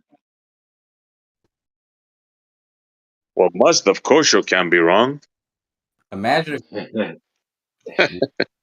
I saw him come in. That's why I said that. now the moment I've been talking for like a whole minute, dude, and nobody could hear me. I just realized nobody could hear me. Oh, no, we couldn't hear you. Yeah, what's your thing? Honestly, Jeremy, I feel bad about this whole thing, but I would toss this out. This is kind of yesterday's. I wouldn't bring this up anymore. Are the stars deviating 1 degree per 69 miles? Hard to say. I thought this was still on a tripod. You're telling me I haven't even seen the video. You're saying it's moving around and shit. Yeah, in both videos, both pilots are turning their cameras a little bit. The plane's turning a little bit, but you can, if you keep your eyes on the sky, you can see how it's rotating, and you can see the spot it's rotating around in both videos. You can observe that's a good tool to use. No. Hold on. We don't need to see it rotating around a spot. What we need to see is if there's a degree, if there's a star directly in front of you. By the end of this flight, that star should be like 43 degrees up because you've now tilted your nose down 43 degrees. Yeah, I'm not sure if it's that simple. No, it's that Well, that's simple. what the globe necessitates. Yeah. The globe necessitates that. Yeah, I probably have a little delay. The globe necessitates that. That's all, real quick. Yeah. Yeah, but that's assuming that his camera's pointed the same direction and he's flying the same direction the whole time. But I don't think it's the case. He's not flying. Don't they fly in geodesics? Great circle routes? Barely. But like I said, if you watch the direction he's flying and you compare that with what would be south because the sky's rotating around the southern celestial pole, whatever, you can see if he's staying in the same direction or not, which he's not. And then you can also see how that's shifting in the image, how the south celestial pole is shifting, and it does. And the southern rotation point does indeed raise up as he flies further south. So, yeah, I don't know.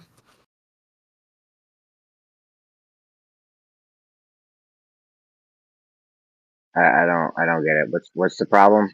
The camera's moving around and shit. We need to do one where the camera's still. You're saying 43 degrees is a lot. Did it move 43 degrees? Like when they start the video, there's a star, right? And by the end of the flight, is that star 43 degrees higher in the frame, or what's up? It would have to be on a globe. Did we get a Glober answer? Well, Kosho, what do you got, Kosho? Well, Kosho says that what did you just say, Kosho? You said we should throw this one out, huh? It's just nothing. But he hasn't really offered anything yet of any substance. What's your rebuttal, Kosho? Yeah, give us something we can sink our teeth into here. I bet you want to You're set usually that better out. than us. He was trying. Yeah, I know. He was trying to say that the stars were moving up a little bit in the footage, but I mean, you're flying 500 miles an hour, so obviously there's going to be, you're moving across the ground, so there's going to. But they should be doing is a dramatic, 8 minutes every 1 degree. They should be just like they do on Google Earth. They should be like basically ripping from the horizon upwards as you're tilting around the globe, 1 degree per Yeah. 69 miles. Yeah, I mean, they're going to actually, you're going to start to see more stars from the bottom up on a flat Earth, right? Because you're going to be able to, you're getting closer. Right, like the way that things rise and set over a stationary Earth, if you're moving 500 miles an hour, you're kind of like inducing a slightly different rising and setting because you're moving at a speed across the ground. So yeah, it's going to change that effect a little bit. Yeah, sorry, my headphones died, but yeah. Yeah, like I was just talking to them about it. Like it's actually on a, so first of all, I don't care about explaining on a flat Earth. We don't have to. We didn't make a geometric claim. But there's a lot to it, right? Like I think that we live in a torus field that has different layers of plasma. You're going to change angle of incident of perceiving that light through whatever it is that's above us in different layers of whatever it is, ionized gas or superfluid or plasma or whatever it is. Right, like think about it, if it's curved like a torus field, it's gonna have different angles based on your geographic location and your altitude, and then also on a plane Earth, like if they're local stars, then as you increase altitude, if you get high enough, they'll change actual position on a globe. If you go up from a singular point, they shouldn't, because they are supposedly only changing position because we're going around a globe and curving away from it because they're so far away that they're fixed. So if say you have azimuthal grid of vision, that's a limit. There's a lot to this, is what I'm saying. What another one of them is. So we have a dome of vision, but why? Because we're on the ground. So really we see in a sphere, but it's cut off, it's cut through the middle because we're on the ground. So what would happen if you go higher above the ground? Well, now you're going to start to see below that halfway mark, it's actually going to start curving in. And like your limit's actually going to decrease at the bottom, because it's actually curving in to complete the circle. Does that make sense? Like say you have the dome, right? Like you're standing on the ground and you have a dome around you. Well, the reason it's a dome is because the sphere is cut in half because it's blocked by the ground. So like if you go up in the air, you're going to start to see below that halfway mark. It's not going to be a dome anymore. It's going to start getting closer and closer to the full sphere. But that's actually going to be a shorter distance because now it's curving in, and then the maximum will be the halfway mark, just like a sphere is wide at the center. So you would combine that with whatever the medium is, and if there are different layers or different angles of incident. Is there a geometry to the sky? Is there a flat plane within a torus field? And then them being local, they're going to your angle's going to change to the stars as you go high, because higher because they're like actually local, as opposed to their idea, where they're so far away they don't change. But we're not going to see the actual position because we have this perspective effect. You would have to account for all those variables. So it would be backwards to try to figure it out until you just got a whole bunch of like very specific tests, monitoring how they appear from different altitudes and different directions and stuff like that. It's a lot more complicated for our position, but we don't really need to answer why it's happening. So like what we do know is that as you get closer to something, you can see more of it. So you're going to start seeing the stars as you go further and further. But there's a very specific latitude that you're supposed to see new stars on a globe because it's a geometry thing. It's a geometric physical obstruction of a sphere. So at a certain latitude, you should know exactly what stars you're going to start seeing. And so as you fly south, you should start to see the stars at predictable latitudes. So if you don't see them until further down than that, that works fine for a flat Earth. It doesn't work for a globe. And the rate should be all going up at a predictable geometric rate. Is a lot. I know it's a lot. So I don't even know that you should go down the rabbit hole of how it works on a flat Earth. But well, sorry, I just went all over the place. Basically, the point is that it would just be different. Like it would be much more drastic on a globe. Wiz, have you seen the new Taboo conspiracy video where he has a flight going northeast as well now? Yep. So, I mean, that's they had an ad hoc excuse that was kind of trash, but now it's like observably and provably trash. Yeah, exactly. How sure are you that the plane's going northeast? Well, it's the return flight. So, if the first one was going southwest, what direction would you suggest it was going?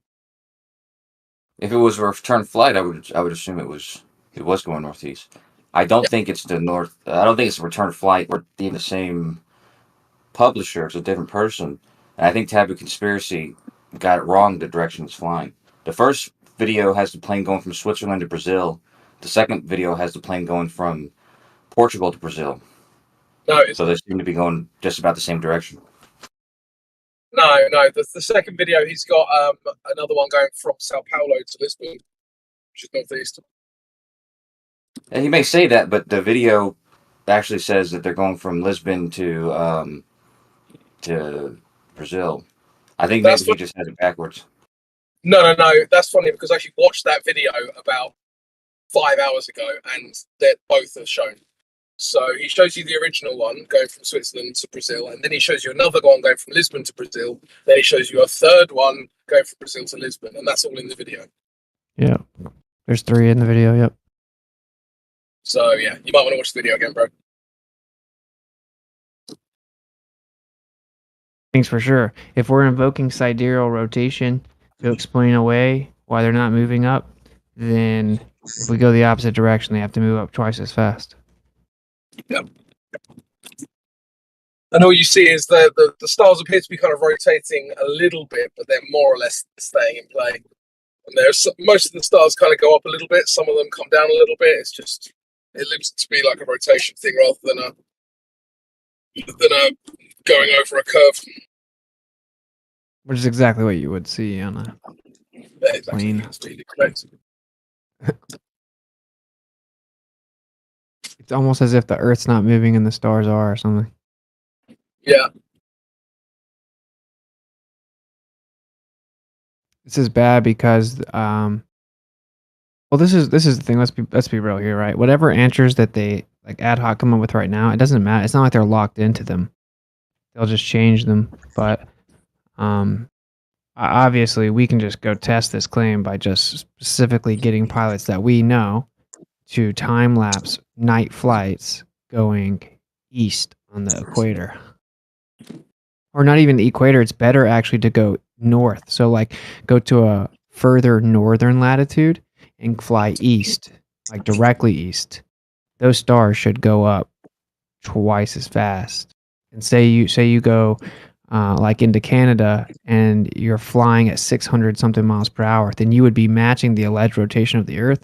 It means it should go up 2 degrees per 60 nautical miles. I was just going to suggest if you change latitudes, that would change as well. Exactly. Yeah, so it's more feasible to maximize how much it should move up by going further north or further south because or south. Correct. Yeah. Yeah, exactly. Because it's slower, and so the plane can actually match the alleged rotational speed. Well, I'm thinking I might be Mexico in either September or October. I haven't confirmed it yet, but from England, that's southwest northeast. So I might be able to test it myself. You can try. You notice he did find one from inside the plane, but what I'm going to do is actually talk to pilots. I actually know a few pilots that aren't out publicly, but there are quite a few that are out publicly as well. Commercial pilots. And I know a few that fly internationally. So I'm going to see like, bro, like, but it's hard to get like a direct east east flight, right? Like almost all of them are never going to be exactly east. Yeah. But close enough. It doesn't really matter. There should be a very specific mathematical equation that the Glober should have provided. To be This is fair, different. England to Canada would be probably more or less directly west and then east. The return. So Well, then, if I ever get to Canada, then I suppose I can let you guys know. yeah, What about the I think it's same? obviously you want the cockpit, ideally, right? You want the cockpit. Oh yeah, true.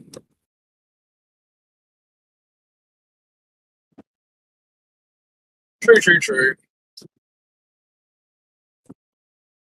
I mean, this is another thing too, right? It's like if you go, say, you go to a really high latitude, northern latitude, and then you go, you fly west, and then you fly east back.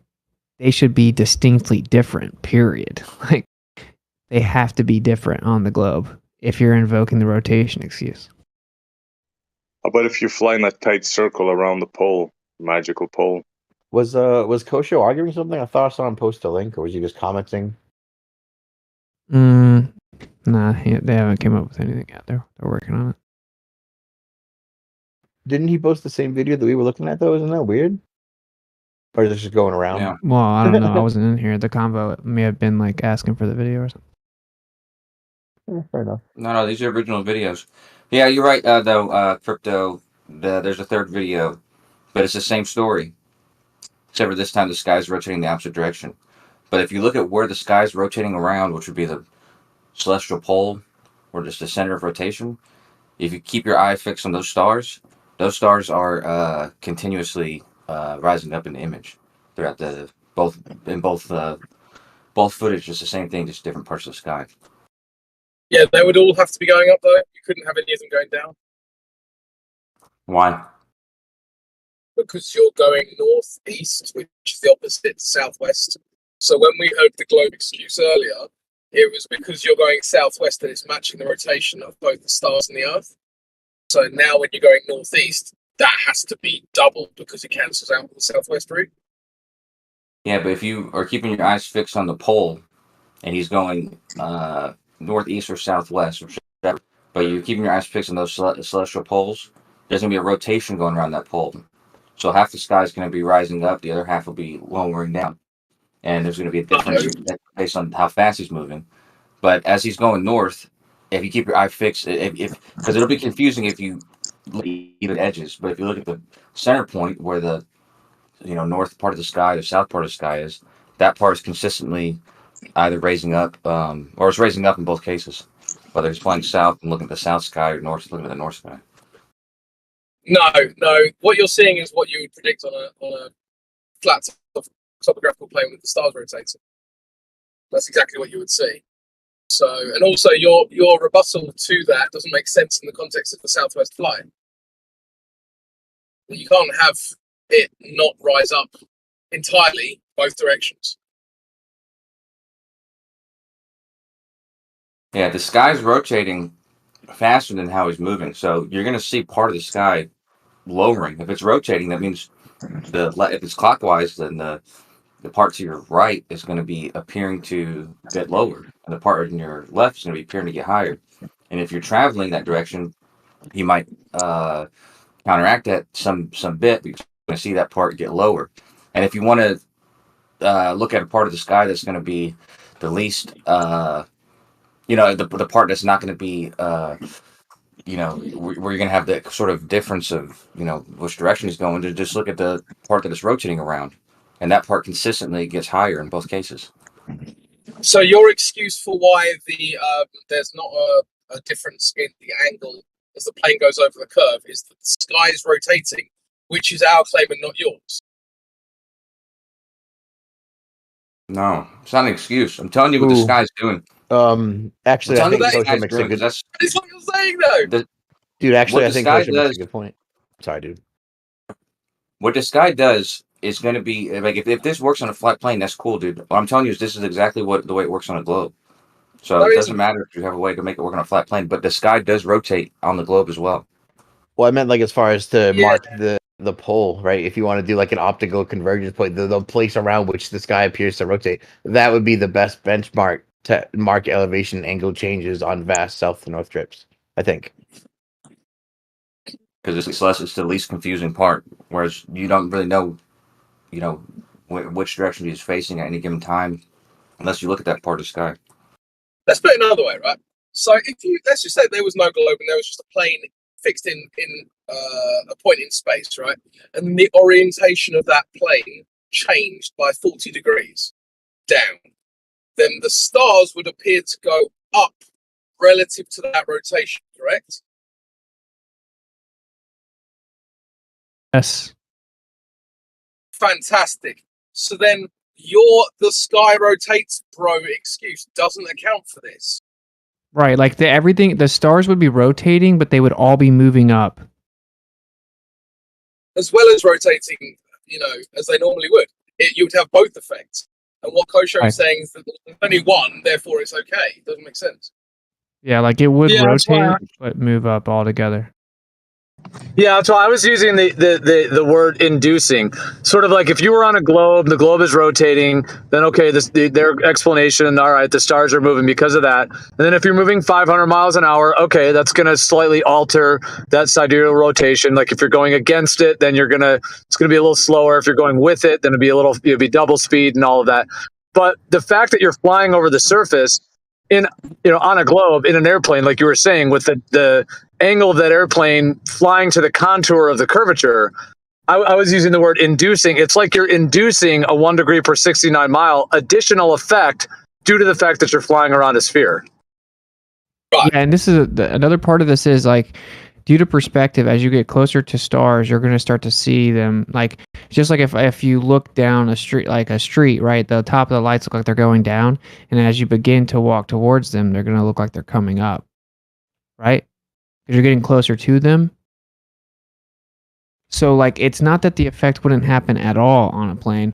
There's a very specific rate it has to happen on a globe. And it's not happening. Right, because on a stationary planar surface, if you're flying, that 500 mile an hour speed is still going to affect, like that has to be factored into the sidereal. So yeah, and your altitude as well. So yeah, I know what you mean. There will still be, there'll be a change in that, but it's not going to be the same dramatic 1 degree per 69 miles of tilting around the contours of a sphere as the plane makes that movement. Like that part would not be present. But you're right, there would be some changes depending on the direction, because you are kind of like you're moving across the surface and kind of in a sense kind of either counteracting or going with the sidereal rotation at some angle.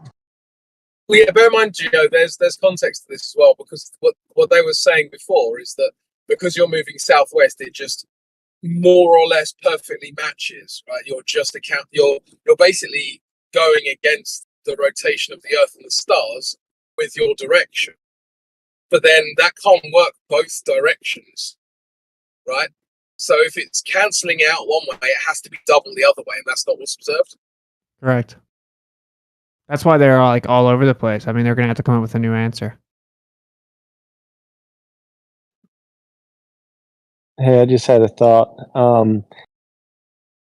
I've been thinking about this whole thing from just a flat earther's perspective, but if I bring in what the stars look like to a globe Earth going 66,700 miles an hour around the sun, and the sun going 500,000 miles an hour through, like if you take in these massive movements that are already supposed to be taking place, for somebody to be standing on the Earth and they have a tripod and they do a time lapse of the sky, it spins and rotates a particular way. We're all used to that.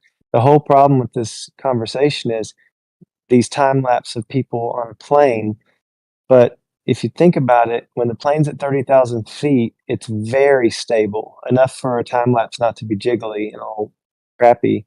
So what's the difference of being up in an atmosphere that's supposedly spinning or sticking to this 66,000 mile per hour moving Earth? And if you just add 550 miles an hour to 66,000 miles an hour, you're not really doing much different as far as like what you're time lapsing. Because when you're on the plane at 30,000 feet, it's very stable and still. There's not a lot of, things bumping you around. People sleep. I mean, you can have a cup sitting on the tray table and it's just hardly even moving. You know what I mean? There's a little slight vibration. But the main point of this whole argument is over 3 or 4,000 miles, you're going around the curved Earth, and a time lapse would show massive movement of stars going upward. You're right. It works out to it's like 1 degree every 8 minutes. So in a time lapse, like 8 minutes a degree, 8 minutes a degree, 8 minutes a degree. Yeah, that all that's why I was calling it. It's like you're inducing that by the fact that you're flying and curving around the surface, rather than, for example, if you were just on the Earth and if it was a globe and then you moved 69 miles, like if you took a snapshot of the sky, you moved 69 miles, you get another snapshot, then that's kind of their explanation of the 1 degree. But in this case, since you're flying and then you're time lapsing, I was kind of using that word it's almost like you're inducing that effect. So yeah, 1 degree every 8 minutes is dramatic when it comes to a time lapse, which is why Google Earth shows that, but the actual time lapse of the real thing on Earth does not show that. Well, Gio, so I'm thinking that I want to get an honest or a true Earth pilot to get us new time lapse footage, because some people are saying that ground-based time lapse footage is being sewn in or CGI or added or created in some of these time lapse videos on YouTube. So everyone's trying to figure it out, and everyone's saying, oh, it's proof and da da da. But until we can say, no, I actually flew a plane in this heading at this speed, and I use my iPhone, and I'm not faking anybody out. You know what I mean? Like, that's going to be really great when we can check off the box that it's just authentic footage.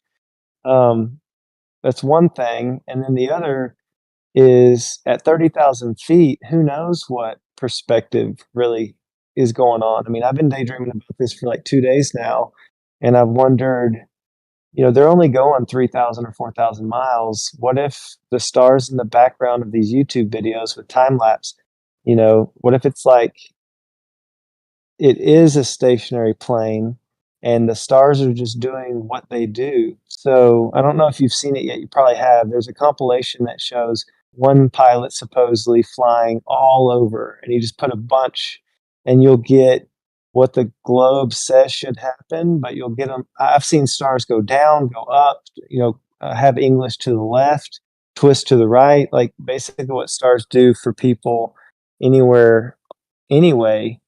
So like, yeah, I'm just really eager to see how this thing pans out. I know I'm just rambling, but it's been fun to think about. Yeah, wait, so what do you guys think about this, right? So like say you're flying southwest or whatever. If it's supposedly you matching the rotation of the Earth, then what that would mean is you would have to be changing your speed as you change latitudes. I mean, honestly, the entire time. Latitudes are just arbitrary lines that we drew. I mean, the entire time the speed of the Earth would be changing, right? But more than that, we know that planes don't do that. Obviously, they fly a certain speed. So that would mean that the star should be moving up faster and faster the closer you get to the equator. So the time lapse should specifically show the rate at which the stars are displaced up should increase as you get closer to the equator. Well, you can just ignore all of the stars apart from Polaris, right? If you focus on Polaris, let's just say that you're from a southwesterly direction, and you're going towards the northeast, and you can see Polaris. There's absolutely no way that if you change, say, 20, 30, 40 degrees, that Polaris shouldn't be 20, 30, 40 degrees above, if it's the center of that rotation anyway. So you can ignore all the other stars, just look at Polaris, and you see that it doesn't do that.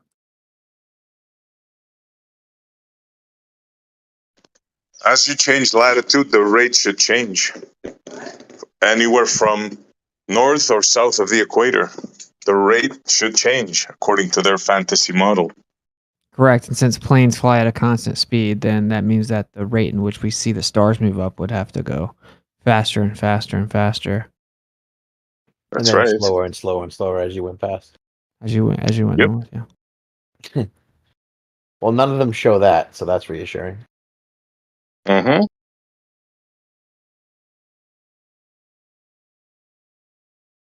Honestly, I don't even feel the need to fully grant them the rotational speed argument anyway, because like aren't the air is moving with the Earth and it's all in lockstep. So how is the plane counteracting the sidereal rotation by its speed? Well, I guess I understand. It's just the two different optical effects is what they're saying, and there's the optical effect of us flying around the due to the geometry of the globe, and then the sidereal rotation. So I understand that, but this is where they stepped in it because that requires very specific claim.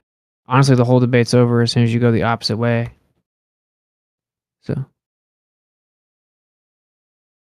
we have a lot of stuff on the table that needs to be addressed, right? I mean, am I tripping? They just haven't been addressed. The stars have to move up twice as fast in the opposite direction if the claim is that it's actually the sidereal rotation that cancels it out. You have to see the stars move up faster and faster the closer you get to the equator. These two things dunk on their explanation, so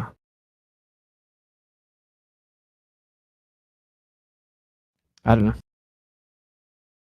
Yeah, they should see from the equator north and then from the equator south. You would have that speed, but on a planar stationary Earth with the stars all, like an AE map type thing with the stars coming out from the center, though, wouldn't there also be the ground speed changes? Except it would expand out and continually increase going south rather than from the equator changing from south. Like on a globe, it should go from equator.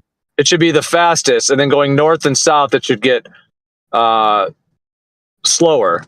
But what I was saying is on a planar Earth with the stars above in the way where they all come out from the center, it would go from the slowest in the center to the fastest on the outer, right? So wouldn't that be factored in too? Yeah, that's true, right? If they have a greater distance away from the center, then they have to go faster to all spin together at the same angular momentum. Angular speed, right? Yeah, but it would be different. Yeah, it would be a different exactly. tangential speed at the edge, yeah. It would be different. Yeah. But it's not going like from the equator south, it would go faster rather than going slower on it as it would on a globe. Correct. But it yeah, but like it's kind of different, right? Because like the stars aren't rising up due to geometry on a flat earth necessarily, right? Like it's just perspective. Like I don't know, this is a very interesting thing, right? When it comes into the flat earth position, yeah. Well, it is different, yeah, because on a globe, the fact that it's not only the kind of speed of the stars, but it's like the actual ground is rotating at a different speed. So now you have to deal with the fact that you're flying an airplane, let's say 500 miles an hour, like that difference, the fact that you're actually flying across the ground, which is changing. It's like the ground speed's changing versus the sky speed having a slight change. So yeah, it throws a whole different wrench in the mix in terms of, because like you said, like the geometry of the surface that they claim is moving would be like a different vector in terms of your ground speed and how that factors into the sidereal rotation versus on a stationary surface where the stars are just moving that slightly different ground speed. Like it's a different factor that is like overall seems like less dramatic in a way. Like it's a less dramatic effect rather than on the globe. That ground speed is so much different, especially going south from the equator south, which would be like very interesting to also do these time lapses comparing the north to the south, which would also tap into that idea of like the ground speed of the sun change, being different at the Tropic of Cancer versus the Tropic of Capricorn. Like that effect is still there, but yeah, the globe effect having the actual geometry and the sidereal rotation makes it much more like overall dramatic, like just trying to categorize it as dramatic, but it would be a much greater effect overall.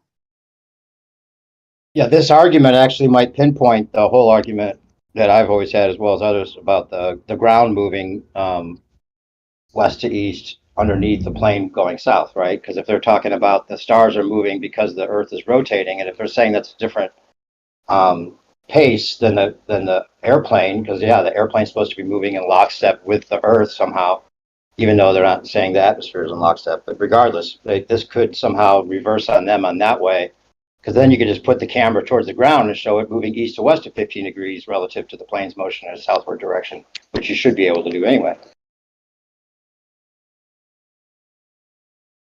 What would you see Also, on the in globe if addition you? to all that, Good. I was just going to say, in addition to all that, the north and south movement from the equator and all the other stuff, also a change in heading, a change in vector would affect the motion as well. So we have east-west, north-south, but anything in between as well. Think about it; it would change. It would change the motion.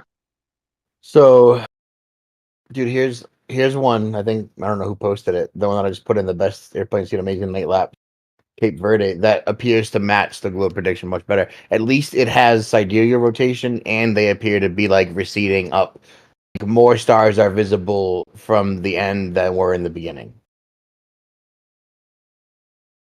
You're right, but I mean that has to happen to some extent on a flat Earth as well, because Right. It should either way. That's what I was But there's looking a for before. there's a very specific rate it has to happen on a globe. We don't really have a specific rate because I'm certainly not gonna straw man the flat Earth with Euclidean geometry, and you know, it's more complicated than that for us. So, but like either way, you as you are approaching other stars, they're gonna become visible because they're all above the ground on a flat Earth, right? Right. But you can't see the whole sky from anywhere, so you have to like go a certain amount north or south to see either way. Like there are definitely constellations and latitudes that you can see them at, right? Like we've been over this before, like Taurus, Pisces, and Leo from pretty much anywhere in the north to 65 south. Aquarius and Libra, any like from 65 north to like 90 south, so majorly southerly visible and only a certain amount past the equator, right? And then Virgo is like vastly most of the Earth, 80 degrees north, 80 degrees south.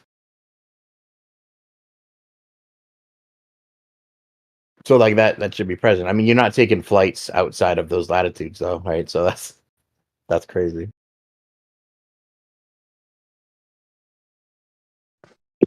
Yeah, there's also a difference, like the idea that the stars are much closer and local. When you go up in altitude, you may actually be making a real change in terms of how close you are to them. Now, how much that is, whether it's 2% or 5% or whatever the percentage is, the fact that you're going up in altitude, you're actually sort of like if the sky is like a ceiling of a room, and let's say the ceiling's 30 feet tall, but if you're on the ground versus being 3 feet up off the ground or 4 feet or 5, whatever it may be, you actually are making a noticeable change in terms of that, the positioning of that. Whereas on a globe, that really isn't the case because the stars, they're saying are light years away. So it's almost like those are fixed all the way out there.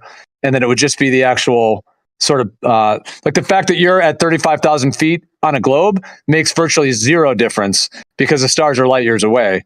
So it's sort of like that geometry is pretty consistent. So that's why it should be consistent ratio wise versus over a stationary Earth with the stars at we don't know what distance. But I'm just saying if they're more local in that sense, then going up at altitude, you may be able to see, you're going to see more, and there's going to be less refraction and less atmosphere, and you're up above the cloud layer. So yeah, that all has to be factored in terms of like the range of visibility, is going to adjust as you move up, in altitude in that way.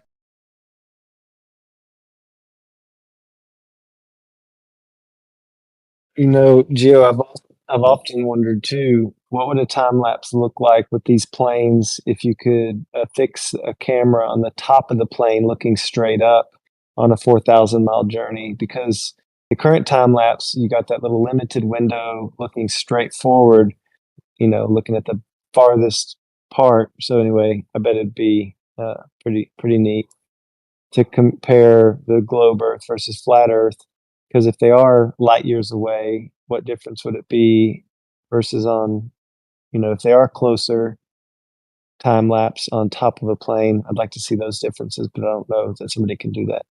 Well, so what would be super interesting is to see like the fastest military jet going over 2,000 miles per hour east. Yeah. The stars would have to fly up. Yeah, that would be Flat much Earth, they're more gonna. noticeable. Yeah. Also, what do you guys think you would see on a globe if you time lapsed, looking behind you?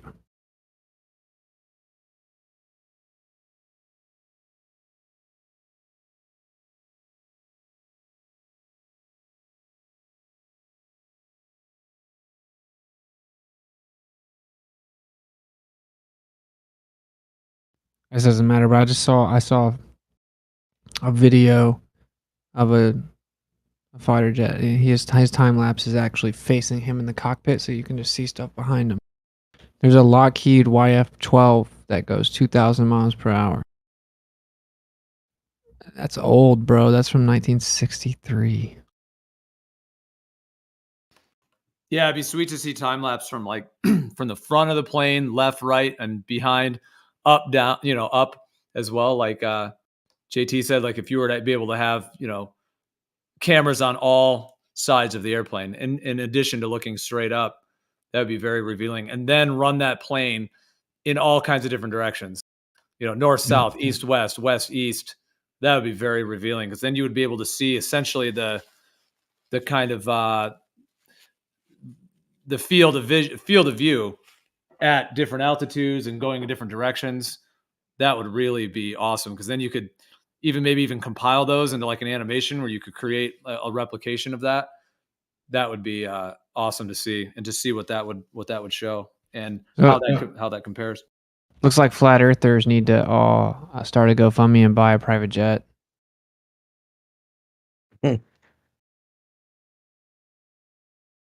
Seriously, imagine if we had a private jet at our disposal. I was saying, man. Isn't there Obviously, like it's very a flat Earth millionaire dude?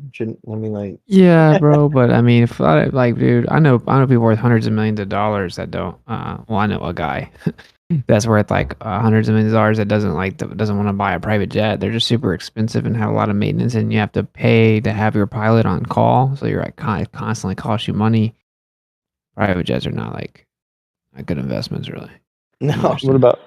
What about crowdfunding just for rental, or like, okay, we're gonna book this guy, charter a couple experiments and do what we can. Yeah, but the only problem is like what happens when it's cloudy. You can get a private jet for $2 million. There's over 30 million flat earthers. Everybody chips in $1, you buy a flat earth private jet. I'm just saying. I mean, it'll never happen. Let's be real. Dude, looks like that guy left with his tail between his legs. Dude, like here's another video that kind of supports the globe that looks. This one is going like northeast. They appear to rise like exactly as you'd expect. It's not very long though, but you could definitely see stars like from the horizon and rising in elevation from beginning to end. Now I'm just looking at a whole bunch.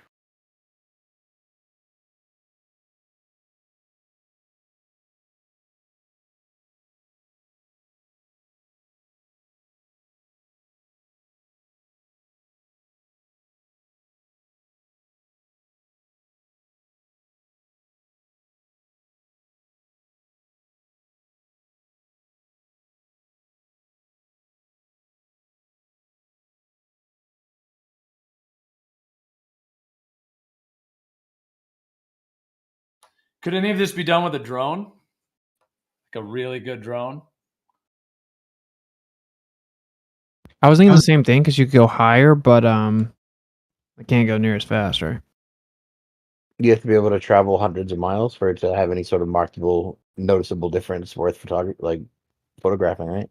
But there are commercial drones that are solar powered and can effectively attain damn near perpetual flight. They just they're not going to go as fast, obviously. Yeah, Shane, I'm just watching this one. You said it appears to sort of support the globe. I don't really see how, because I don't see. Like, you only see about 3 seconds worth of stars, and they kind of look like they stay in place to me. Well, I mean, they don't like there's only one motion, right? It looks like they're rising up. That's what I'm saying. But it looks like so they're facing like right into the rising of the sky. They're going northeast. So if everything rises east to west, then everything rises in the east and sets in the west, right? So they're going into like the rising horizon of the night sky, and that's what it looks like. So maybe that's the trick. I don't know. It's just showing that like directionally dependent viewing then, because that's noticeably different from facing the other way. They don't look like they're rising to me. No, it makes sense that we're going to see a directional difference though, because like on a stationary Earth, the stars are moving a certain direction. Sure. And here's one going right into the direction from which they're rising from, and it looks just like that. I mean, it makes sense to me. Yeah, that Lisbon to Brussels is northeast as well, to be fair. Yeah. Yeah, it's definitely northeast or whatever.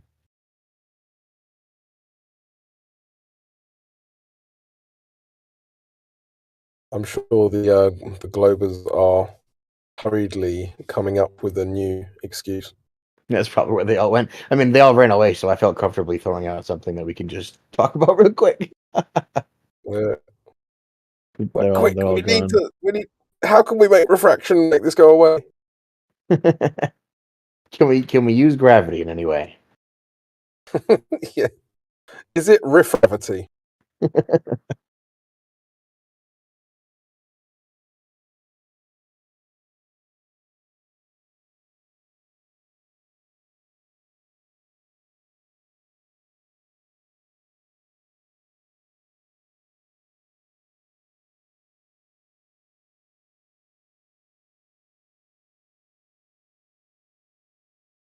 So I heard there was some lively conversation at Show going on, but he was getting fucking killed about some shit.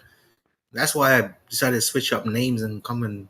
That's Branch under Hellboy. Oh man. Yeah, no, it's Branch. You can tell. Okay, I'm sorry, Shane. Everyone knows that Hellboy is Branch, so you don't need to fucking tell anyone that. Thanks, bud. Yeah, we can all tell It's anyway. it's not like you're doing a fucking justice to society and shit by saying that shit, motherfucker. Don't cut me off when I'm talking. Branch, how shit-faced are you right now? I'm not at all, but he in the middle of me talking, he decides to tell everyone that, hey, this is Branch. In the middle of me fucking talking. Let's see how long you can stay unmuted, Branch, until you get muted. We'll see how it goes. So I'm actually I'm in a decent mood today. I'm not going to be saying like flat Earth shit.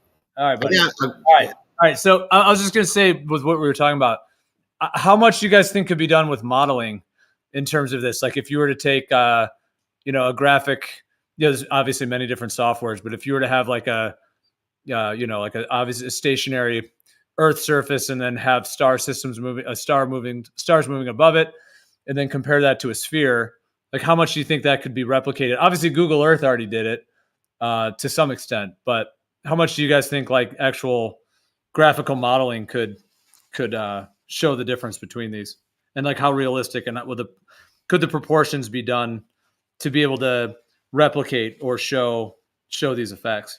I mean, the thing is, Gio, we run simulations all the time now of the universe and the creation of the universe and shit like that, right? And none of them end up with a flat, stationary fucking.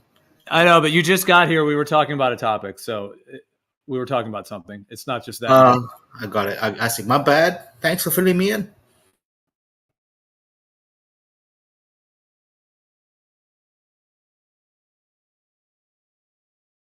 Because you should be able to replicate, like if you were to create graphically a globe and then make the stars very far away, you should be able to replicate that, in theory, that 1 degree per 69 mile type of effect the way that it would be on a globe. And then you should be able to map that on a planar surface with the stars moving, the sidereal rotation, Right, but Gio, here's the thing, right? If you're gonna start a simulation, why would you start the simulation midway through? Just start at the Big Bang.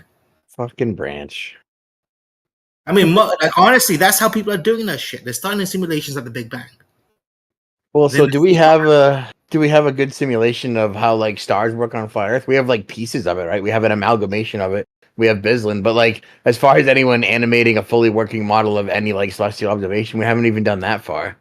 I don't know. So Oh. I mean, obviously, like the big difference here is like they're actually starting simulations at the Big Bang, and if the Earth Well, is Zach and them did one, right? if the Who's Zach and them? Not Zach- Good Times for All, but the other Zach. Oh, that one. Right. The one that was on Globus. That's like an actual like 3D rendering, and then he adds atmosphere and it does that southern rotation point. Yeah. Yeah. But like That's that's at least just a like step in the right direction, though. yeah, but like if we try to get like realism, we have to cross combine like the accuracy of Stellarium with the maneuverability of Bislin's model, and then throw in something else, right? Like I mean, that's kind of what we would need to show, and then we could add a plane to that model and then drive it over the flat Earth and see what we should be seeing. That'd be probably the closest we could get. Yeah. Is there a difference on Stellarium with this effect between the azimuthal grid and the equatorial grid? Is there a difference? No, like I did I recorded a time lapse doing. I did like along the flight path, and I went to Stellarium and I recorded it, and I used both the equatorial grid and that azimuthal grid, but it really just different ways of marking the elevation angles of certain stars. Essentially, the Stellarium matches the Google Earth simulation that Taboo Conspiracy started with. But I'll throw it in chat real quick. Right. Yeah. I wouldn't expect there to be a difference because you can't really replicate like an airplane tilting around the curve on Stellarium. Like you said, it's just the elevation angles and the position. Yeah. You can't really replicate that part of it.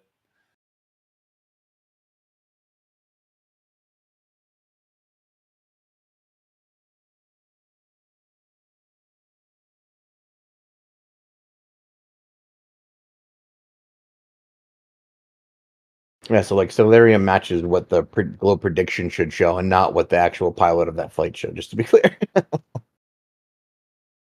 But it doesn't. Yeah, the Stellarium footage is like time frozen.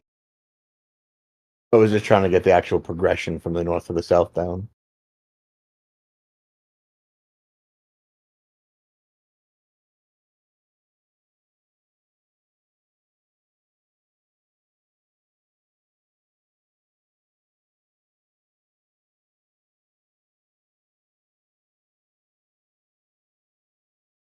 We really should be able to like blend Stellarium with Walter Bislin's model, right? Just have a manipulable azimuthal grid around an observer, scalable, right? To show it should be scaled to size, right? So it should be like half of the celestial sky should represent about half of the board, half of the map that it's on, and then you can move that around, combine it with the actual observations of Stellarium, and like overlay it. It shouldn't be that hard, right? Because Stellarium is relatively small of a program. It doesn't take a huge amount of processing power to run, and it has all the observations for every observer, roughly, like by latitude and longitude, right? And so does Bislin's model. So like I did a couple overlays. That's why I like to throw in those GIFs where I overlaid Stellarium with Bislin's model. But there should be like an actual program that we should start funding that gets those two things together, because then we can rock the sky, I think. Yeah, exactly. Something that's accurate like Stellarium, or that has those elevation angles and everything actually positioned correctly. Because yeah, Bislin's obviously it's like a cartoon. Like the stars are just kind of there for, just to kind of show there are stars there, but they're not. It's not the actual star field. So yeah, exactly. Being able to combine those, that would be awesome. And then to be able to move around and navigate within it, that'd be sweet. That could also, yeah, that could also even help to getting the map a bit laid out too. Like, in terms of getting like the general layout of the continents and then actually comparing it to the sky. Because it's the part of Stellarium that I always feel is a little bit, it's like inconclusive in a way, because they just tell you, like they just give you a position. They claim that that's a position on Earth, but really it's just a position under the sky. Like it's a position of the sky, and then they just kind of have that fake graphic, obviously, of just being in a field. And then they tell you like, oh, this is whatever the location on Earth is. But like actually verifying the soil to the sky is what's key. And I feel like they, in a sense, it's kind of that part of it's lacking. Like it's Right. yeah. No, I feel you, but it's more or less like related and corresponding to latitude, which is exactly how it should be. Like when you're starting in the north, elevation to Polaris would equal your latitude. That's how they made the observation. So as long as they stick roughly to that like declination throughout the points that you pick on the Mercator, then it should be easy to just smoothly model it, right? Exactly as they've done.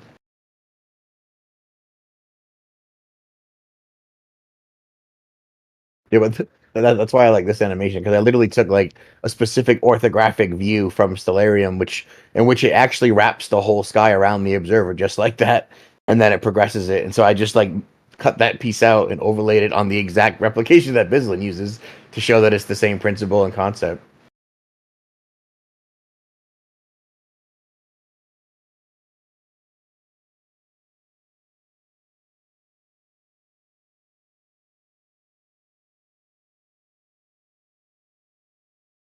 Yeah, for sure. It's awesome you did that. Yeah, it's cool to see it that way, because yeah, that's like combining the two.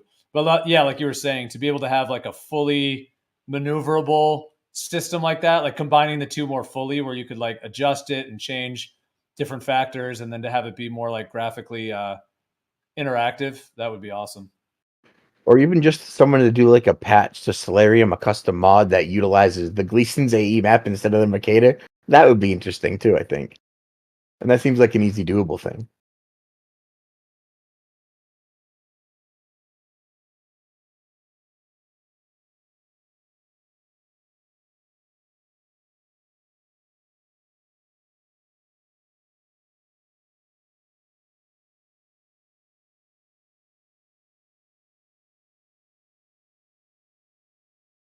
So like their main critique against this and the plane argument is that we don't get to use a linear relationship for 69 miles per degree on flat Earth, because they don't understand how that works in their 3D orthographic Euclidean perception of reality and charts and stuff.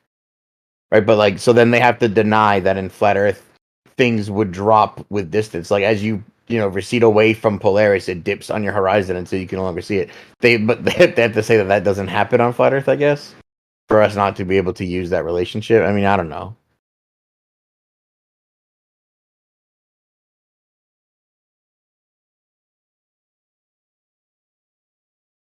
Yeah, but I mean, like we've talked about, but that would still happen. I mean, like if you walk outside and you just point right directly up, and then you point down to the horizon, like where the sun rises, and then you point back up, and then you point to where the sun sets. You're basically creating like a dome, a little local dome with your finger, if you were to track your finger. So, the whole concept of that field of view that is limited to some extent, meaning it can't see forever, that whole part of that. And that's exactly what it would be on a massive planar surface that is extending way beyond what the human eye could see and what the atmosphere even allows for. Then you basically have, that's why it's, even in ancient times, they've referred to it as a celestial sphere. They didn't mean that it's a sphere around a globe. They just meant that it has that kind of geometry to it. And so that concept of the 1 degree per 69 miles that fits with that geometry would still fit if it's just mapping on the sky instead of having to do with the ground. Yep. Hey, about the celestial sphere, right? I was thinking about this the other day. Like they get away with the celestial sphere because they mapped the actual sky to a spherical model, meaning that on flat Earth, the half that you can see, they just pretended that the other half you couldn't see was below your feet. So like a way to like envision how I think they did it is like, when the sun sets, you could equally say that it's below your feet, corresponding going around the edge of a sphere. Timing wise, you could say this as it is to go around the flat Earth and then come around where you can see it and it rises on your eastward horizon again. Like, those two things are like synonymous, and that's how they got away with modeling it as a sphere, even though it's just a flat plane above us. We experience it in spherical geometry. So the way that they mapped it was that the stars that you can't see are below your feet, like, right? So I don't know if that makes sense to anyone.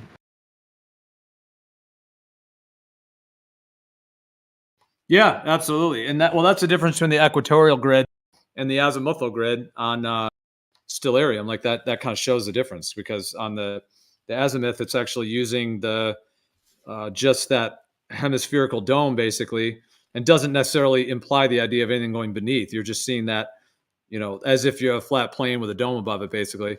Whereas the equatorial grid basically just converts that and makes it to where those stars go down under you and then go under your feet, you know, back around the other side of a sphere. So yeah, I know what you mean though. Yeah, it's pretty wild to think about that. How, yeah, they basically took like the idea, like if you take like a dartboard from above, kind of like the AE map as a general idea of a layout. Yeah, they took that, the fact that the sun lights up half of it and all of that geometry, and then just inverted that into the globe model to make it to where, you know, the dark side of the Earth is on the back of a sphere rather than just across yonder, across the plane, horizontal. Right. Like if you turn the ground off in Stellarium, the stuff that you don't see doesn't set, like when it sets below the horizon, it continues below your feet and then it comes out the other side. And like if they time that the same it takes for the actual Botanic cycle of the sky to rotate above us, like, you know, like that, they just say that it's below your feet and they time it that way, and the celestial sphere equals reality because they've got the timing, you know, to presume that it's beneath your feet and around the sphere instead of going around the you know, the whole flat Earth out of your perception range and then back into it. Exactly. How much do you think that has to do, like, in the ideas or concepts of being on a planar surface, somehow either like surrounded by a toroidal field or surrounded by a sphere? Like, how much do you think that would have to be the case, or like that, you know, even just the basic idea of like a planar surface surrounded by a toroidal field, that spherical toroidal field, whatever the size of that is, and et cetera, would be like, if that's the reality of the situation, do you like, what do you think about that and how that connects to the fact that they've been able to pull off this globe model? Because I just think about how they've pulled off this sphere model, and it's like, well, what in reality is, you know, coordinate wise transferable to the point to where they even could have pulled this off, like as an inversion? Well, everything is possible that way, right? Because they converted it to a coordinate system, as Alan so aptly pointed out, with satellites and distance based on interferometry and speed of light. When they transfer it from coordinate systems to coordinate systems, the only one where you can use C as an invariant transfer is the reference frame in which it's measured, which is the Earth-centered, Earth-fixed one. And when you try to transfer that as a constant to another coordinate system, they have to do all sorts of other corrections to accommodate that now variant invariant speed, right? So definitely makes a difference, and they definitely backwards engineered, reverse engineered it from what they observe. But the celestial dome model, man, like that's got me. I think Napalm pointed it out to me. He pointed out that it's just like the flat Earth with like the sky rotating around you, and it could be modeled that way and imperceptibly different to what you like see. Like it would exactly match reality, but you have it in your head going around a sphere. I mean, I don't know. I'm trying to wrap my head around that. I think I have a GIF that shows it really well. I think Habitat for Dodd put it together. Let's see.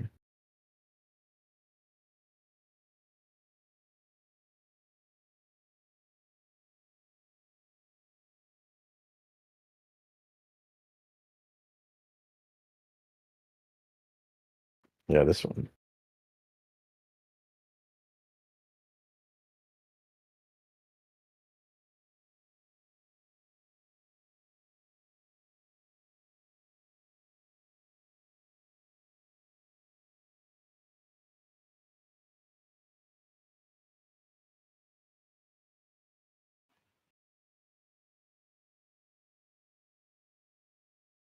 Oh, nice. Right, like so when it models the sun, it puts it when you don't see it below you, right? But they just say that it takes the amount of time below you as it does when it goes away from you and circles back. They've like married those two concepts together. Yeah, exactly.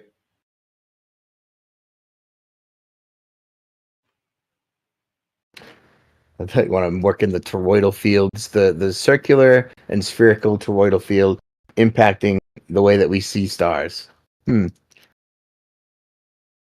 Yeah, because like in one conception, you would have, like, there's even the idea that our body has a toroidal field, like our aura, the electric field of our body, the heart, etc., the circulation of the blood, all of these factors that would be like perhaps the idea of like a local toroidal field, and then you would potentially have the toroidal field of your field of vision, that you're able to see, within the larger system, and then potentially even a larger toroidal field if the entire thing is enveloped within one, like on the larger size of however large the plane is, however large this realm is, would then, and perhaps there's even layers and layers of those going out as well. Like a lot of the ancient conceptions show these multiple layers going out, kind of like layers of an onion.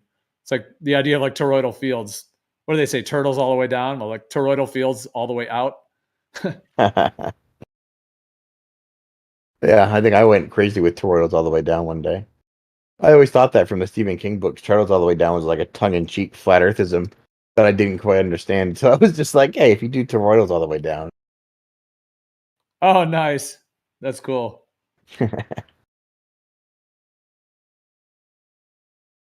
Tortoises, a Taurus, the tortoise Taurus.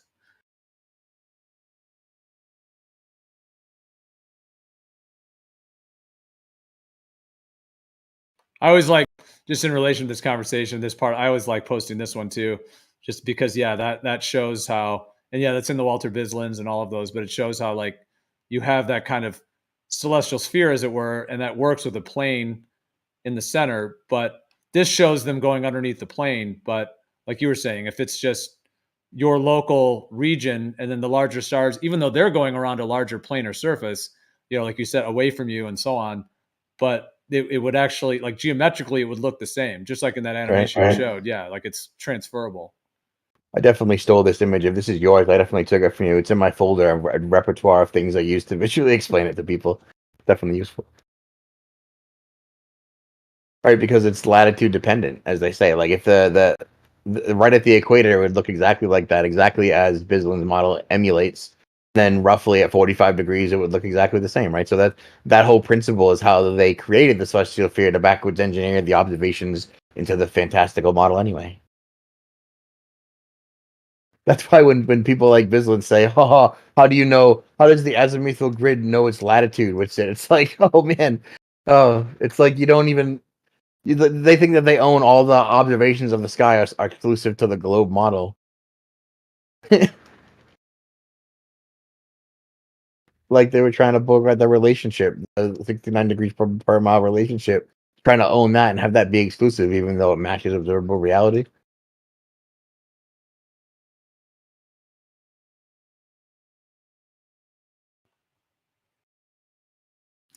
Well, yeah, I'm still when I think about it though, I mean, I think I know what he's saying though.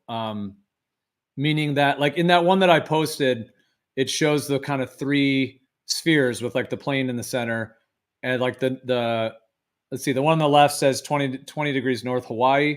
So the North Star is tilted, or is in its position, and then all the stars are kind of tilted accordingly, almost like a tilted sphere. And then at the equator, it's like horizontal, basically, it's like equal.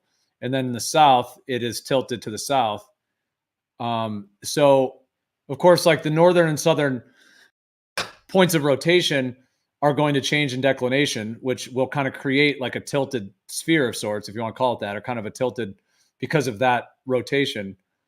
But when he was saying that, he's basically saying that if it's only an effect of the field of view or the field of vision, then how would the position of the rotation know? I'm not wording it right, but how would the rotational points know what your field of view is? Meaning that like if you were in the north, like why wouldn't you just see the southern rotation if you were in Texas, for example, or if you were in Canada? Why do you have to actually go south to see that? I think, is that what he was trying to say? Is like it's position, it's position dependent. No, well, that's a much better objection to the concept, honestly. Like if he had put that on there, I'd have more respect for him. But like he's just saying that how is it that the elevation changes with latitude, and it's like, well, that's the tenet that they've engineered backwards from the model, right? They made that observation. They know that if you go to the equator, polarity dips to 90 degrees. If you go halfway, it's at 45 degrees. And they know that the corresponding thing happens with this. So that's like a known observation. That's what they built the model upon. And he's like, how come you didn't know that? But what you said is more interesting, right? So why wouldn't you see the southern rotation in the north if it's just a facet of human perspective on a grand scale? And I think that the answer to that is like dependent on how much of the sky you can see. So if you can see 50% of the sky on flat Earth and you're in the middle, then you would have to go a sufficient distance away from the center to be able to see any sort of counter rotation. So that's why you have to get like to the equator, which is about half as far away from the center, before you can even start to see the perspective-induced counter rotation pop up. It has to do with the range and how much you can see. It's so freaking much that you have to go so far away from the center for it to have an effect. Hence why it's only in the south. Okay, so you're saying that the field of view that we can see is smaller than the perspective effects of the larger system, basically? Is that how you're describing that? Or is that Field of view. I mean, I'm using field of view differently then. Like, so like the amount of sky that anyone can see from anywhere, right? If it's measured in squared degrees, which is what the globe does, it's like 21,000 square degrees or something. It's roughly half of the celestial sphere. So half of the celestial sphere on a flat Earth is kind of represented by this little animation that I put together, which is based on a daytime observation of the sun in Alaska and how it rises and sets.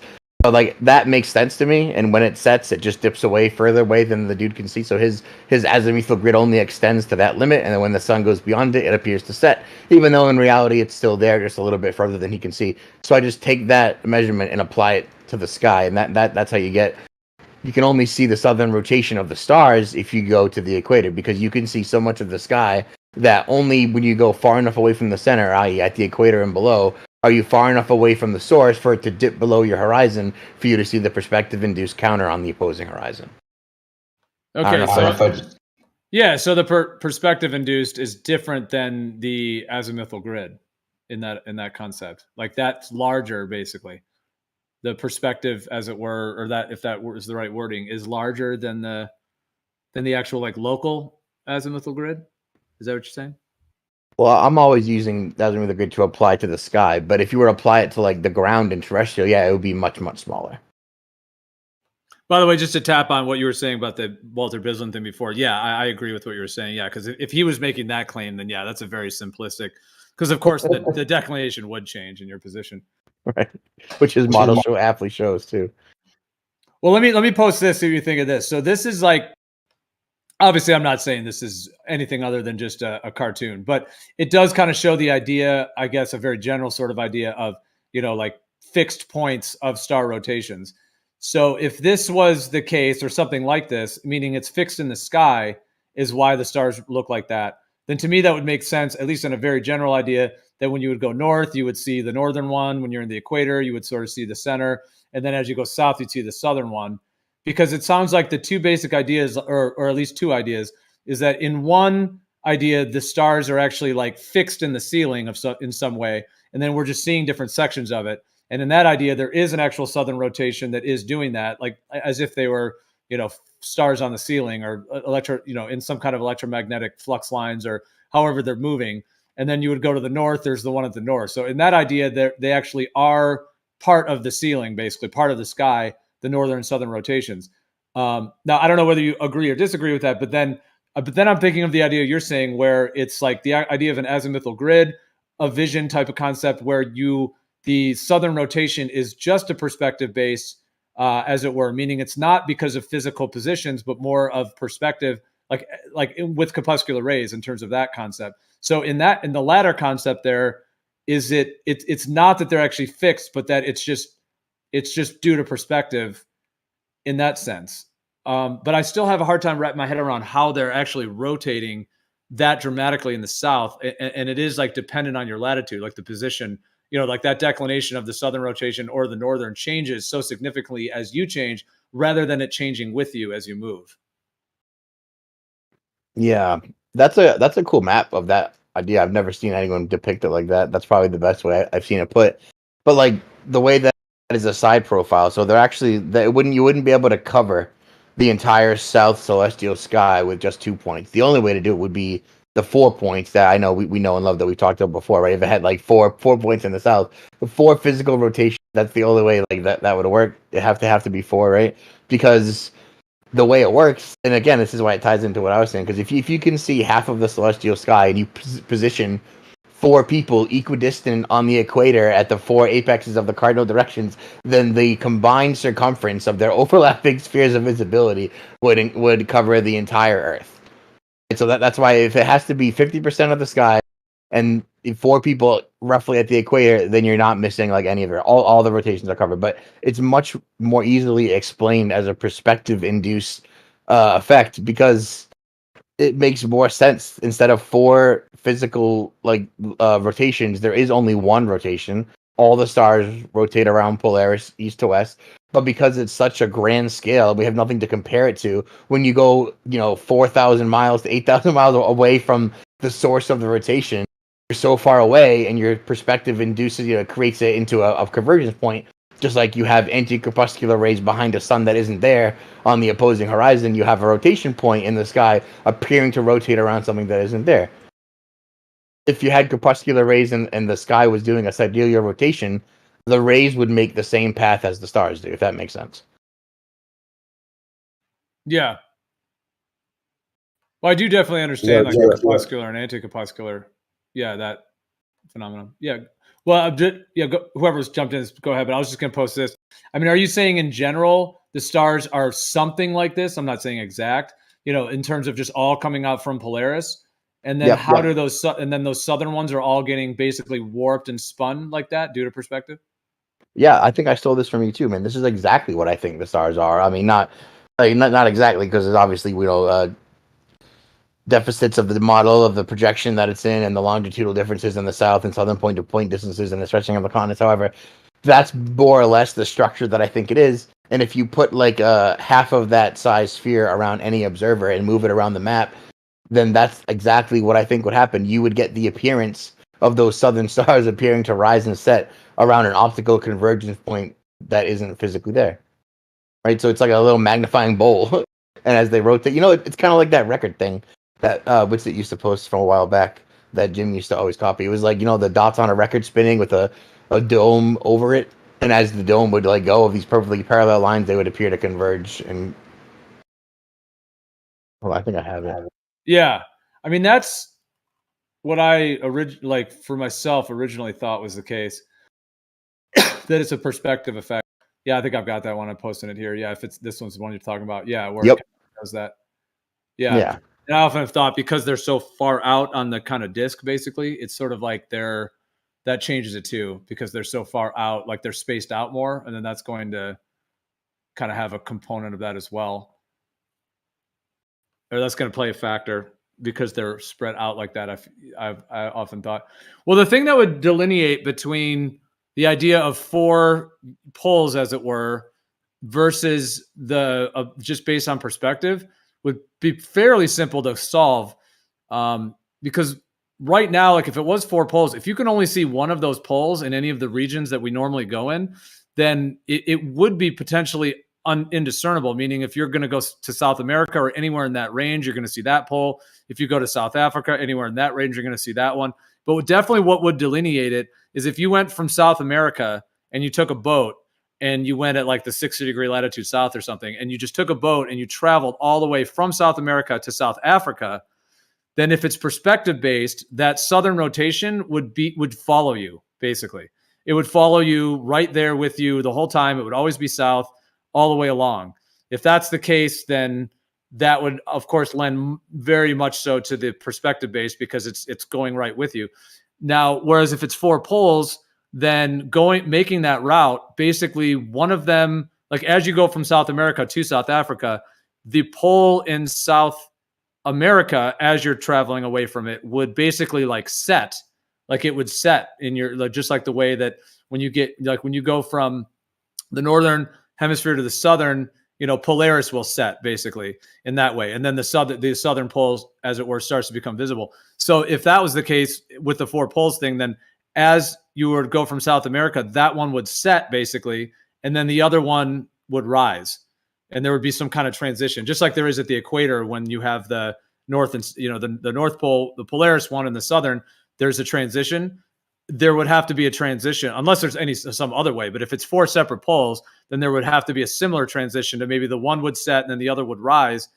And I know that does sound wild to think that that's the case, but I mean, have we been able to document like the star, the exact sky in those deep southern oceans to be able to see that effect? But it seems like that would, unless anyone agrees or disagrees, but it seems like that would, in terms of those two, that would definitely reveal quite a bit.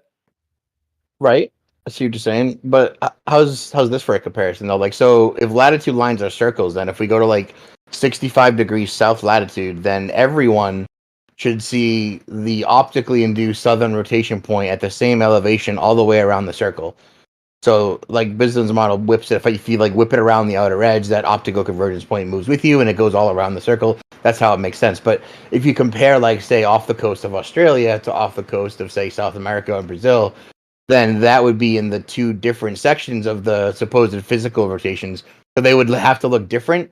The South Pole rotations time lapse would have to look different off the coast of Australia as it would off the coast of Brazil. And if it didn't, then it would be lending credence to the perspective induced. But if you think about it, it's also how they convince everyone it's a globe, because it would also match the bottom of a converging ball as well.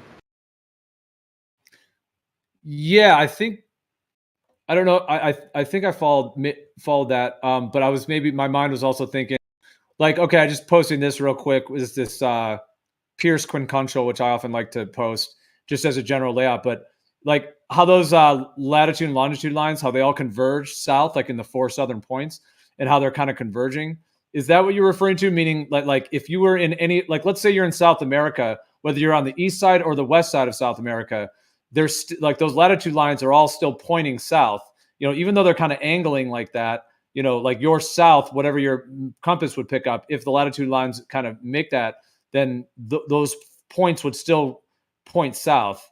I guess that's what my mind was thinking of when you said that, but I don't know if you wanted to repeat it or something, because I don't know if I fully follow what you were saying, but that's what it made me think of, is that, like, if it was the 4 points, then there would have to be a way in which the latitude lines would have to correlate with kind of focusing on that point, because south, whether you're on like the west side of Africa or the east side, south would still point at that center point, meaning it wouldn't just totally move with you necessarily. If it worked like this, it wouldn't just track across the sky. It would still be focused there in that way, which would also fit the perspective based one as well.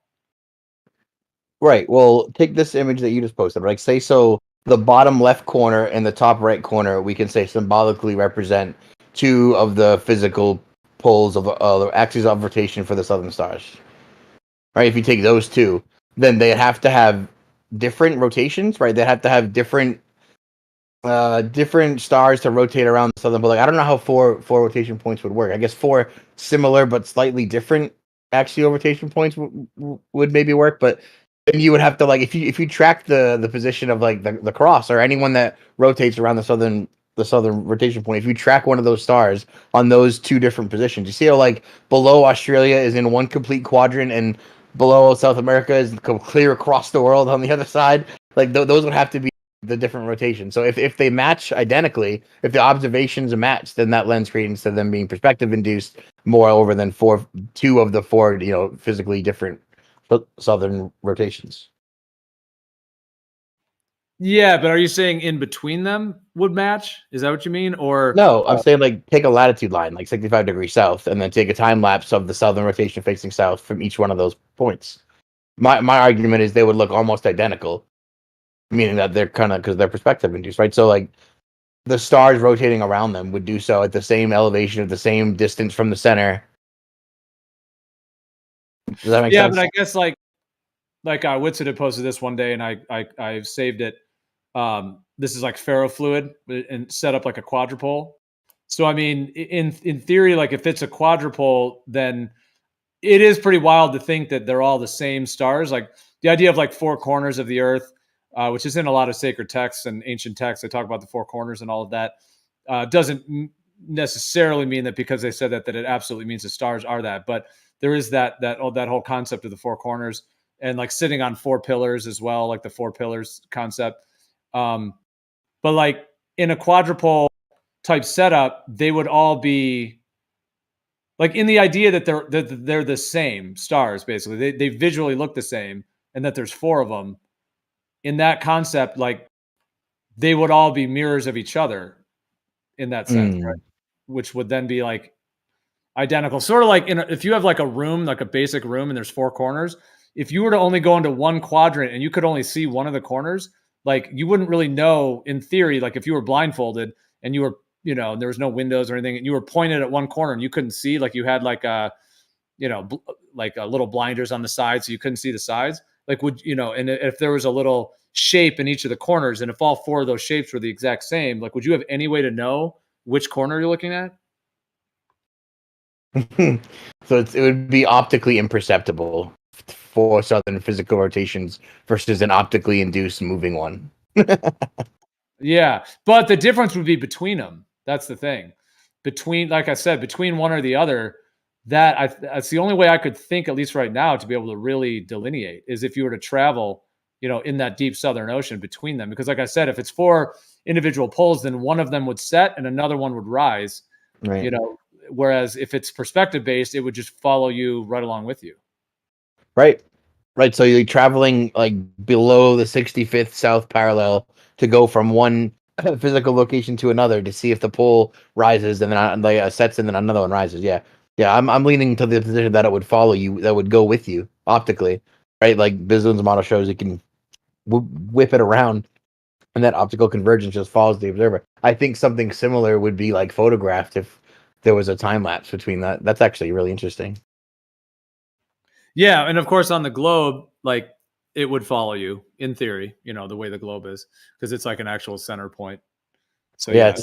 it sucks that my observations also match the globe. But it's kind of my position though. Like they've backwards engineered it and convinced everyone that it's the case. So it fits in my mind that naturally a lot of their observations would lend itself to a globe, and especially the celestial observations. The sky is by far and low the highest thing that people refer to when they say why they think there's a globe. It's the biggest factor in convincing them that it is a globe. So it makes sense that a lot of the optical things that I'm witnessing also lend credence or work with the globe, because that's kind of how they did it, right?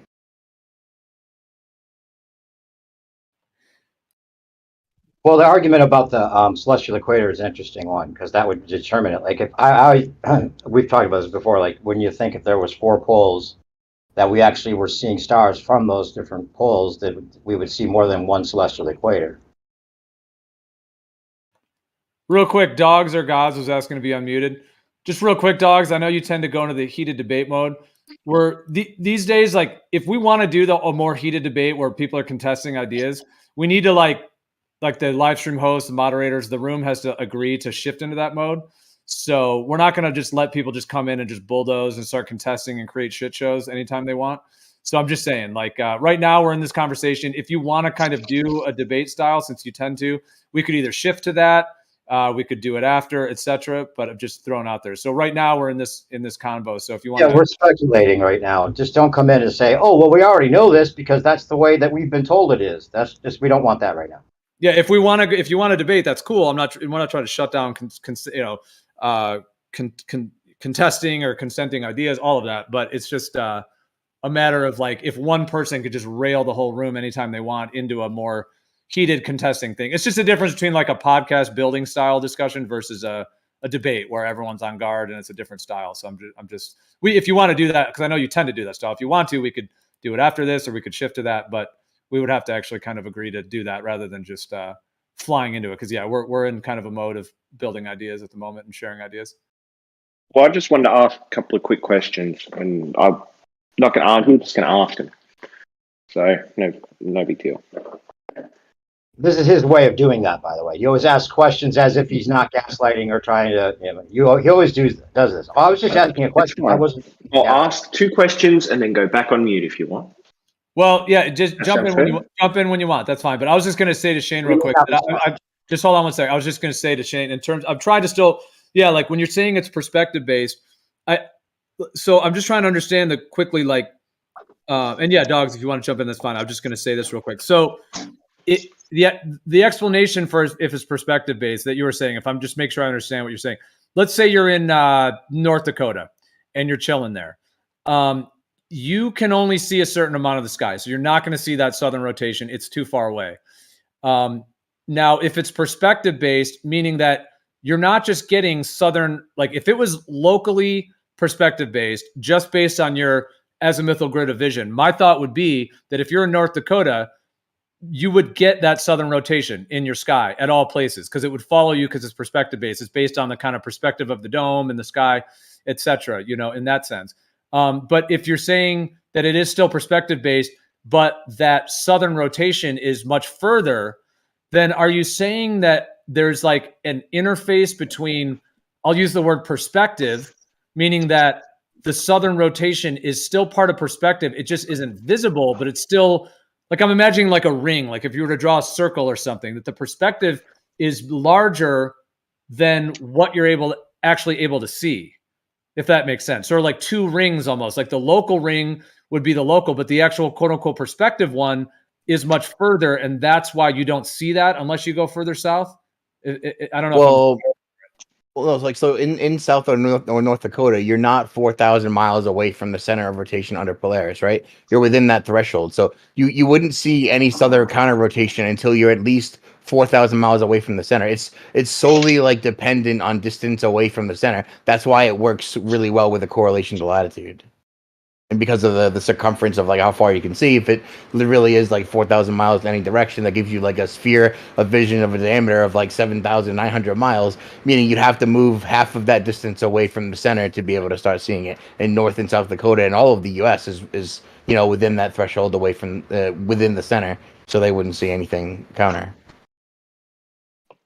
All right. So you're saying it's perspective. So is everything just optics based? Like there's no physical motion at all?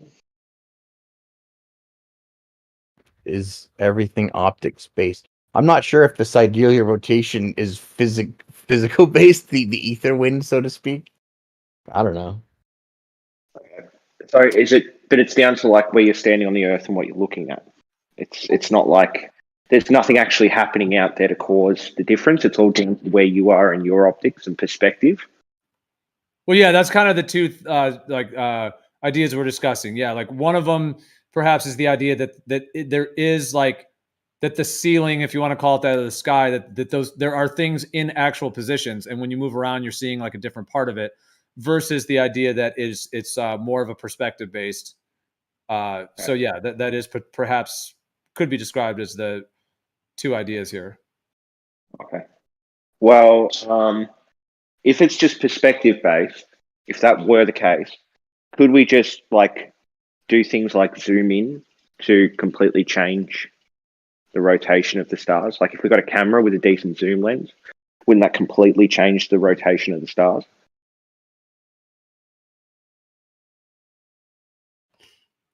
Okay, that's interesting.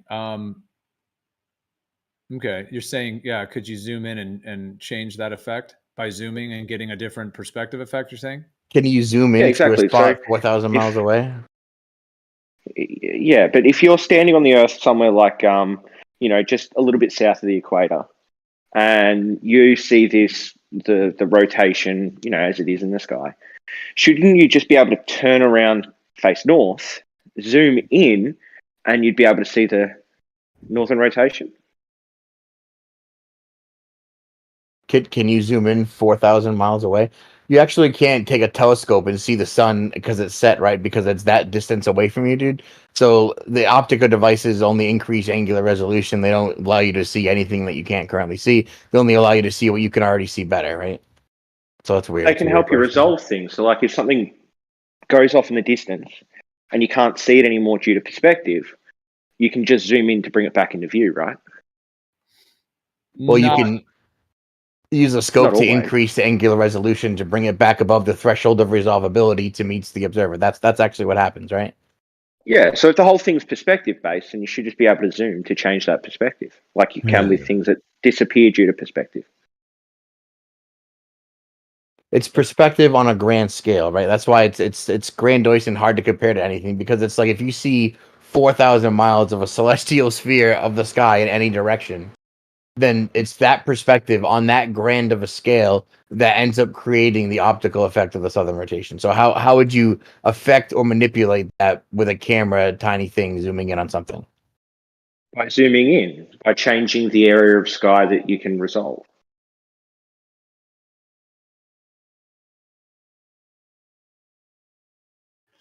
I think there's sort of some deeper components to that. Because if you talk, there's a couple factors. So if you're talking about something that, look, okay, on my understanding, if you're on a massive planar surface and you have Polaris, in that sense, as you walk away from Polaris on a planar surface, Polaris is going to, lower in declination, lower, because it's getting further away from you.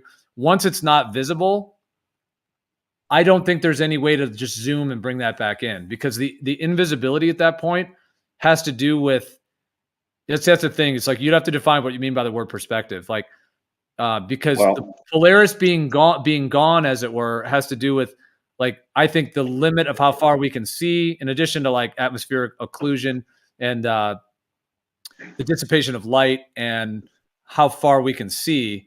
And so geometrically, if it's at an angle that is beyond the range of what you can see, then there's nothing that will bring it back.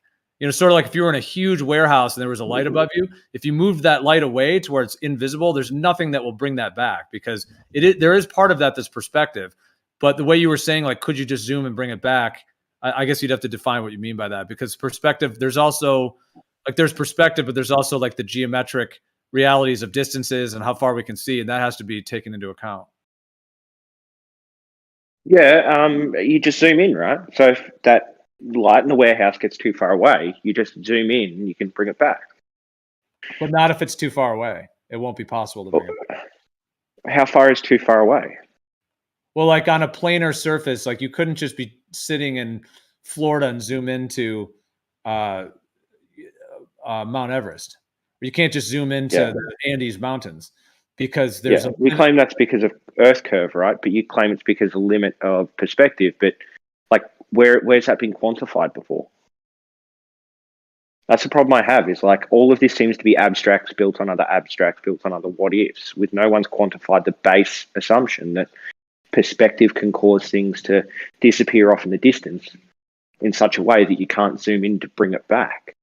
Well, I guess in a sense, this is the topic. This is the crux of it, because on a globe Earth idea, the things are disappearing because of Earth curve, essentially. The geometry, the 3959, the radius, all these factors. That's their claim. And you're just like, let's say as simple as a sunset.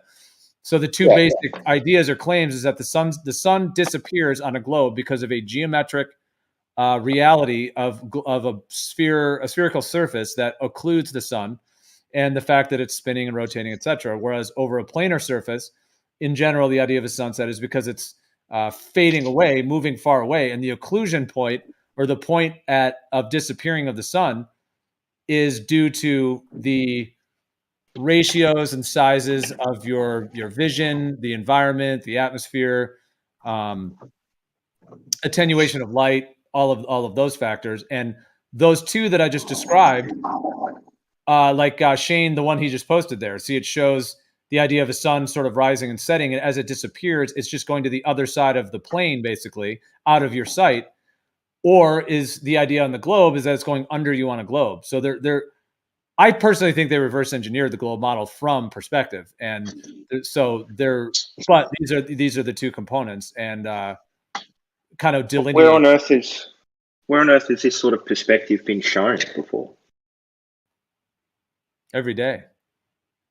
What do you mean? Every human that's ever lived on Earth. Like, if I have a plane, it's up in the sky, it's really, really, really far away from me, right?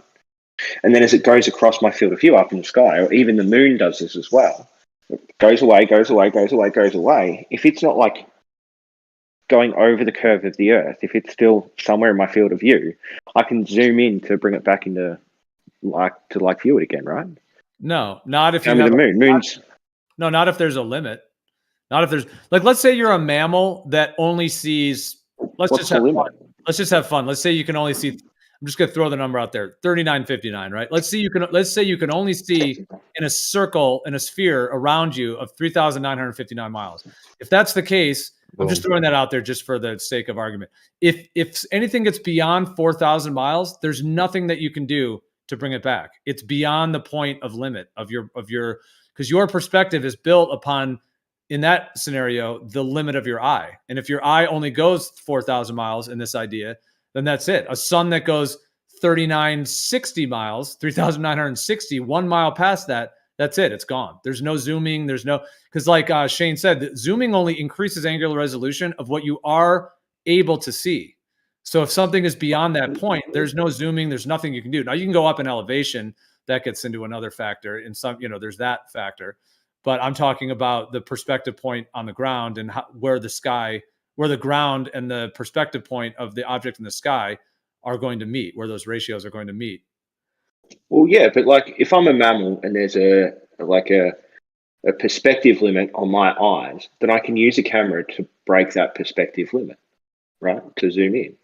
No, I now have a larger perspective limit. No, you don't. So You I have can't see things further away with a zoom. you have the same limit with a higher threshold for visibility for regular resolution, right? So that's all you do. Same limit. But I can see things that are further away if I use a No, zoom, right? you can see things that you couldn't previously resolve because you've increased the resolvability of those things. Okay, but if you're saying that perspective is just you being unable to resolve that thing anymore, like it doesn't physically disappear when it gets further away from me, you just can't resolve it anymore at that distance. Well, then you just be able to zoom to change, like what the stars are doing, right? I mean, the way I see it, there's just a couple components.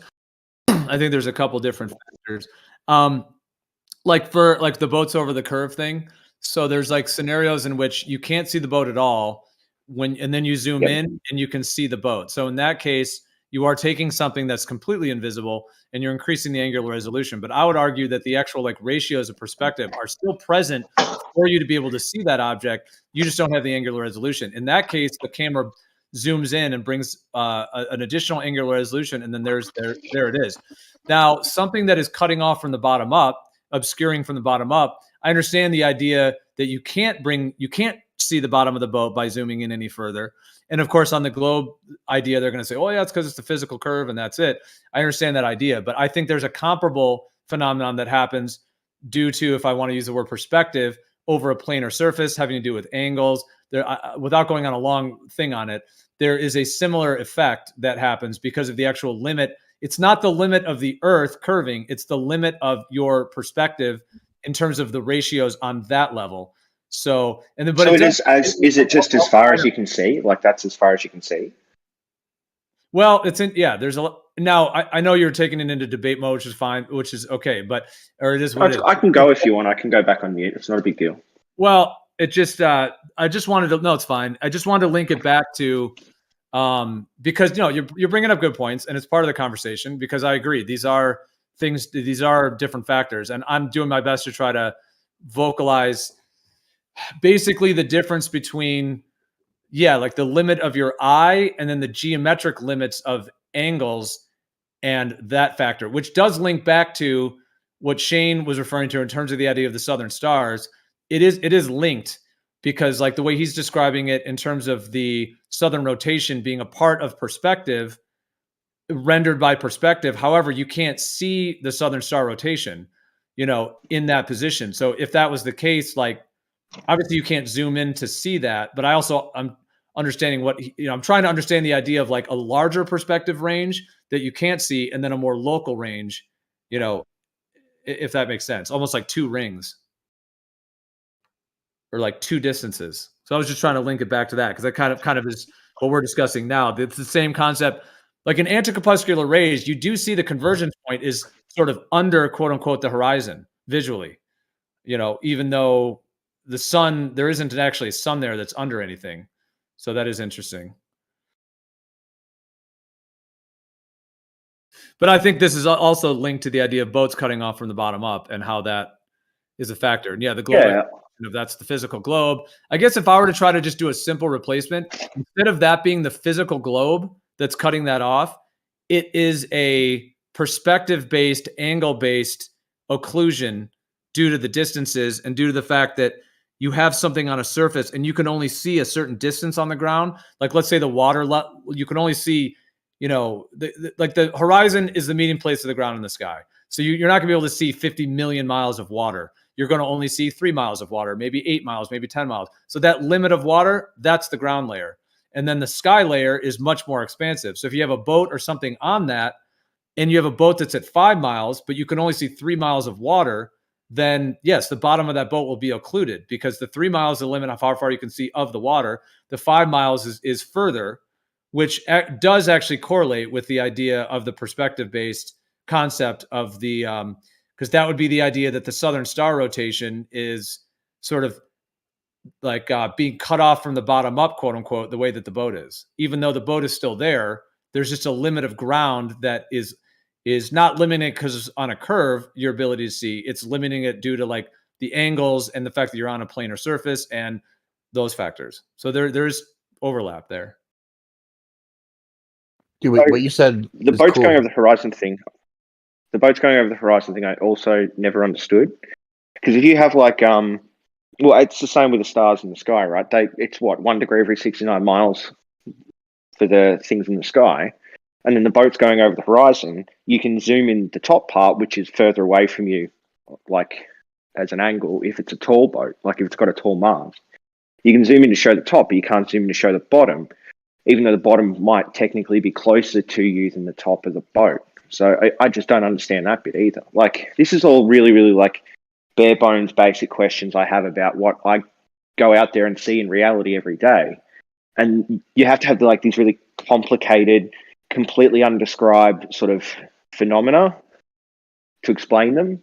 And it doesn't fit with what we see in a lot of cases. It's like special pleading just for this weird like observation that fits a sphere Earth perfectly. I don't get it.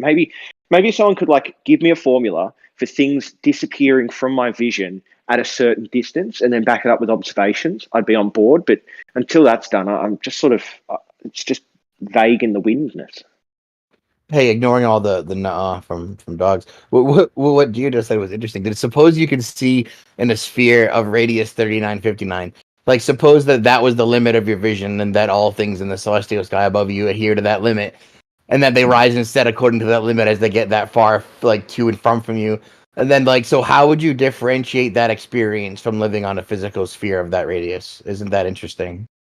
Yeah, exactly, dude. I know, it's wild. And then when you do some of the calculations, like where they've done some of those, where like the sun is 4,000 miles in altitude. You know, you've got that like 3,500 number that Robotham, and then there's I remember on Glowbusters, Bob Nodell and others were talking about the calculation. And there was another calculation that was done, and it came like right, as he said, on the money, right at that 4,000 miles.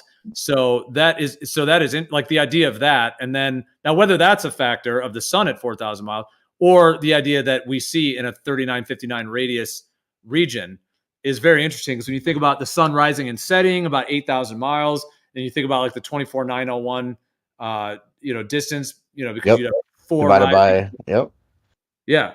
So if like, see, there's even a wild way in which like, what if that is 3959 of the limit, what we can see? But then what if there's like another factor of perspective, as it were, I'm just using that term, that functions kind of like you were saying on the larger scale?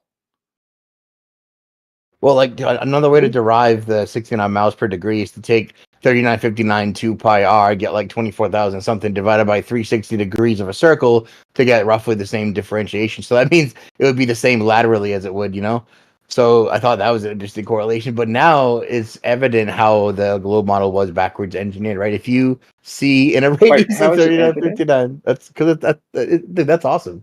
I didn't even realize that's what I was saying earlier with an 8,000 mile diameter sphere. It is just literally a visible radius of 3959. Yeah, dude, it's crazy. And then when you add to that, if you take 24... Is that miles or feet or what? If you take, we're talking miles, 3959 miles.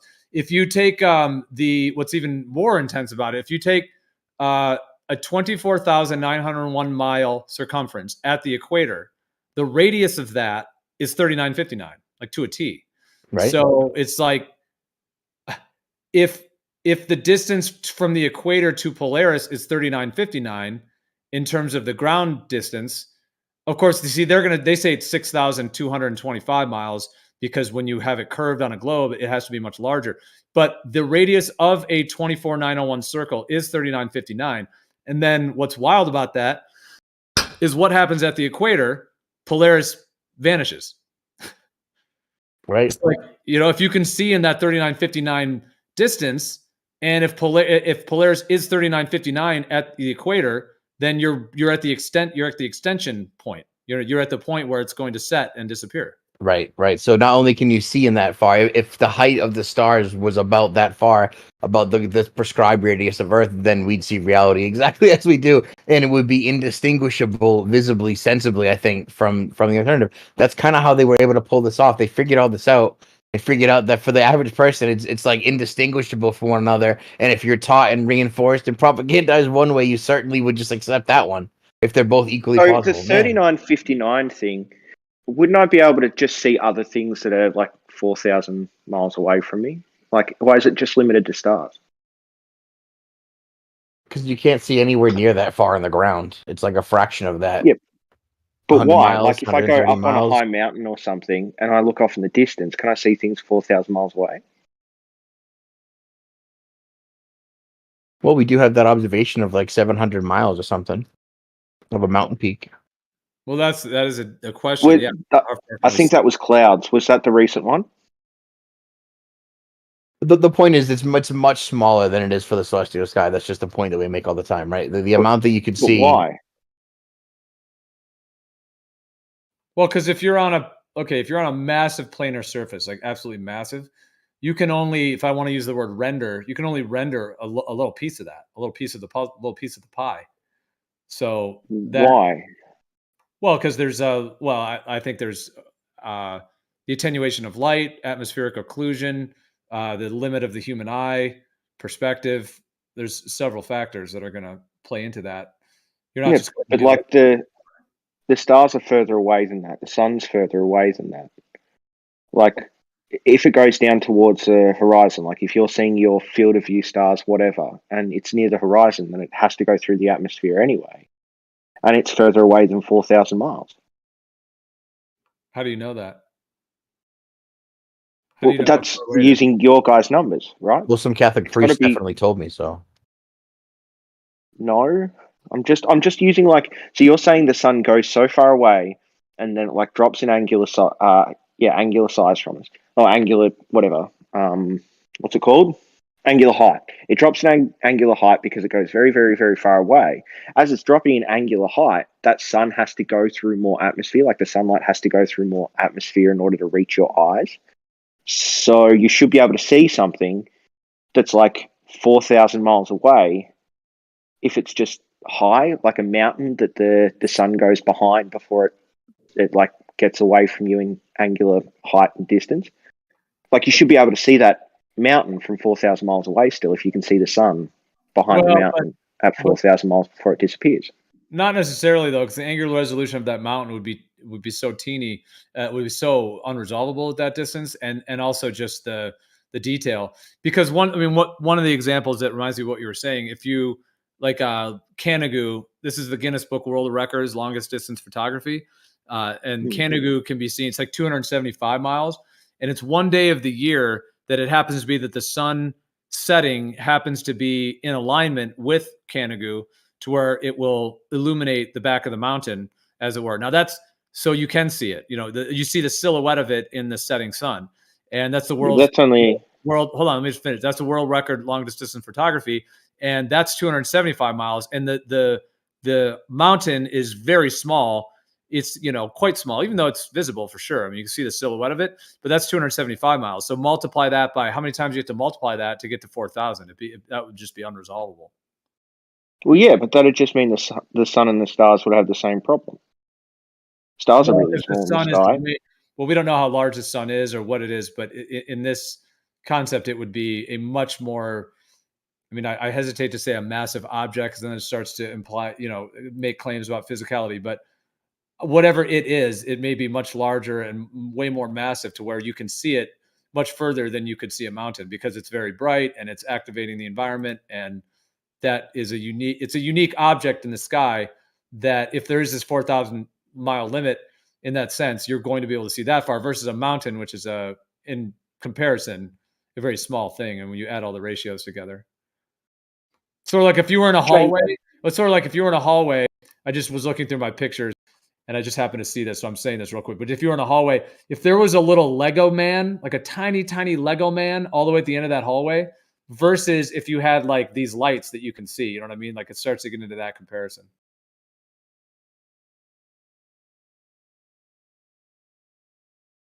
Shane, do you understand the problem I'm having with all this?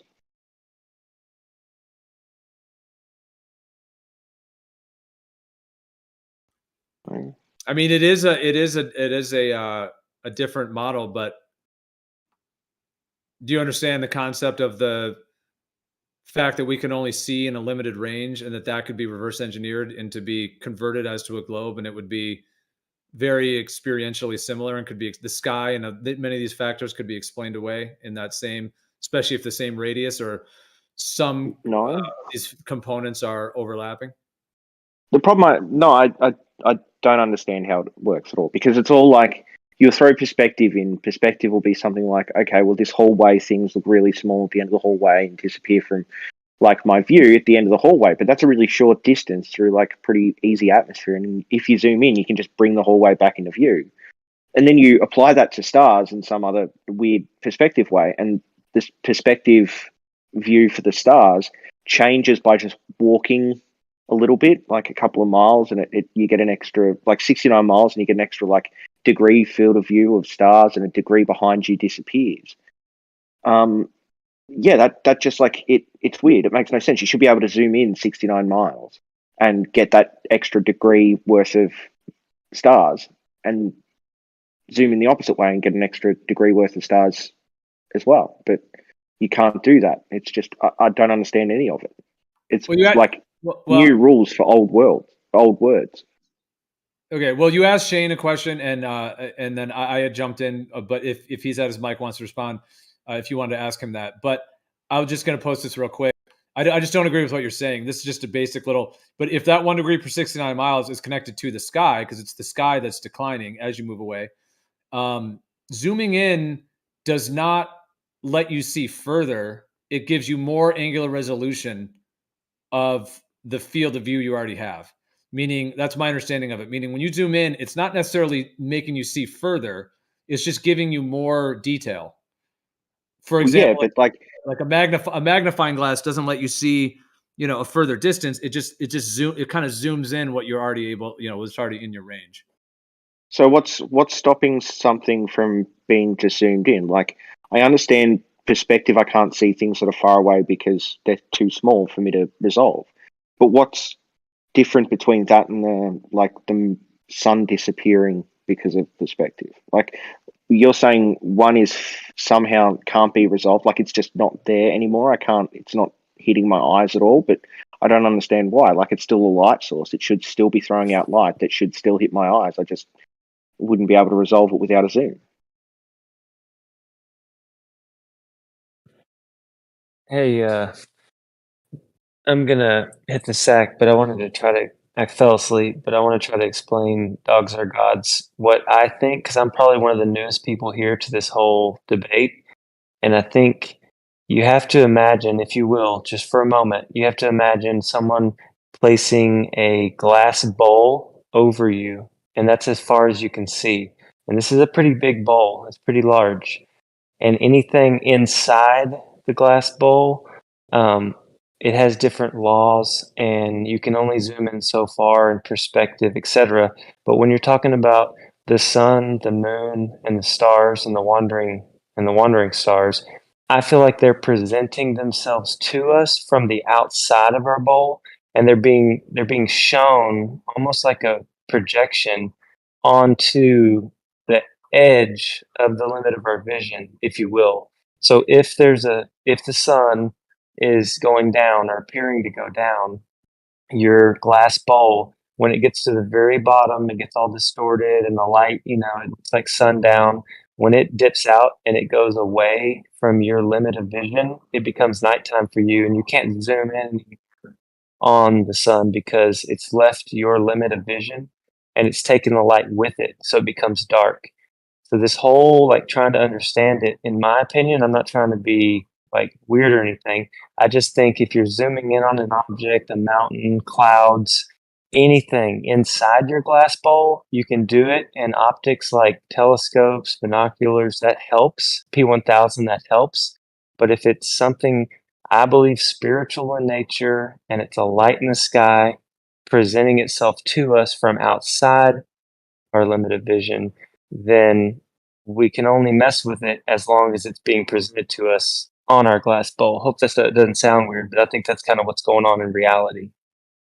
Yeah, just to add to that real quick, I won't be long, but just that image I just posted shows the idea of kind of a perspective matrix, et cetera. So with what JT just described, in general, like in the one where it shows the kind of side view, that point of convergence that it's showing in that concept perhaps would be the limit. And that's why it sets at that point. Well, but that makes no sense though. Because two people can take like angle measurements of the sun, right? And of the light coming off the sun.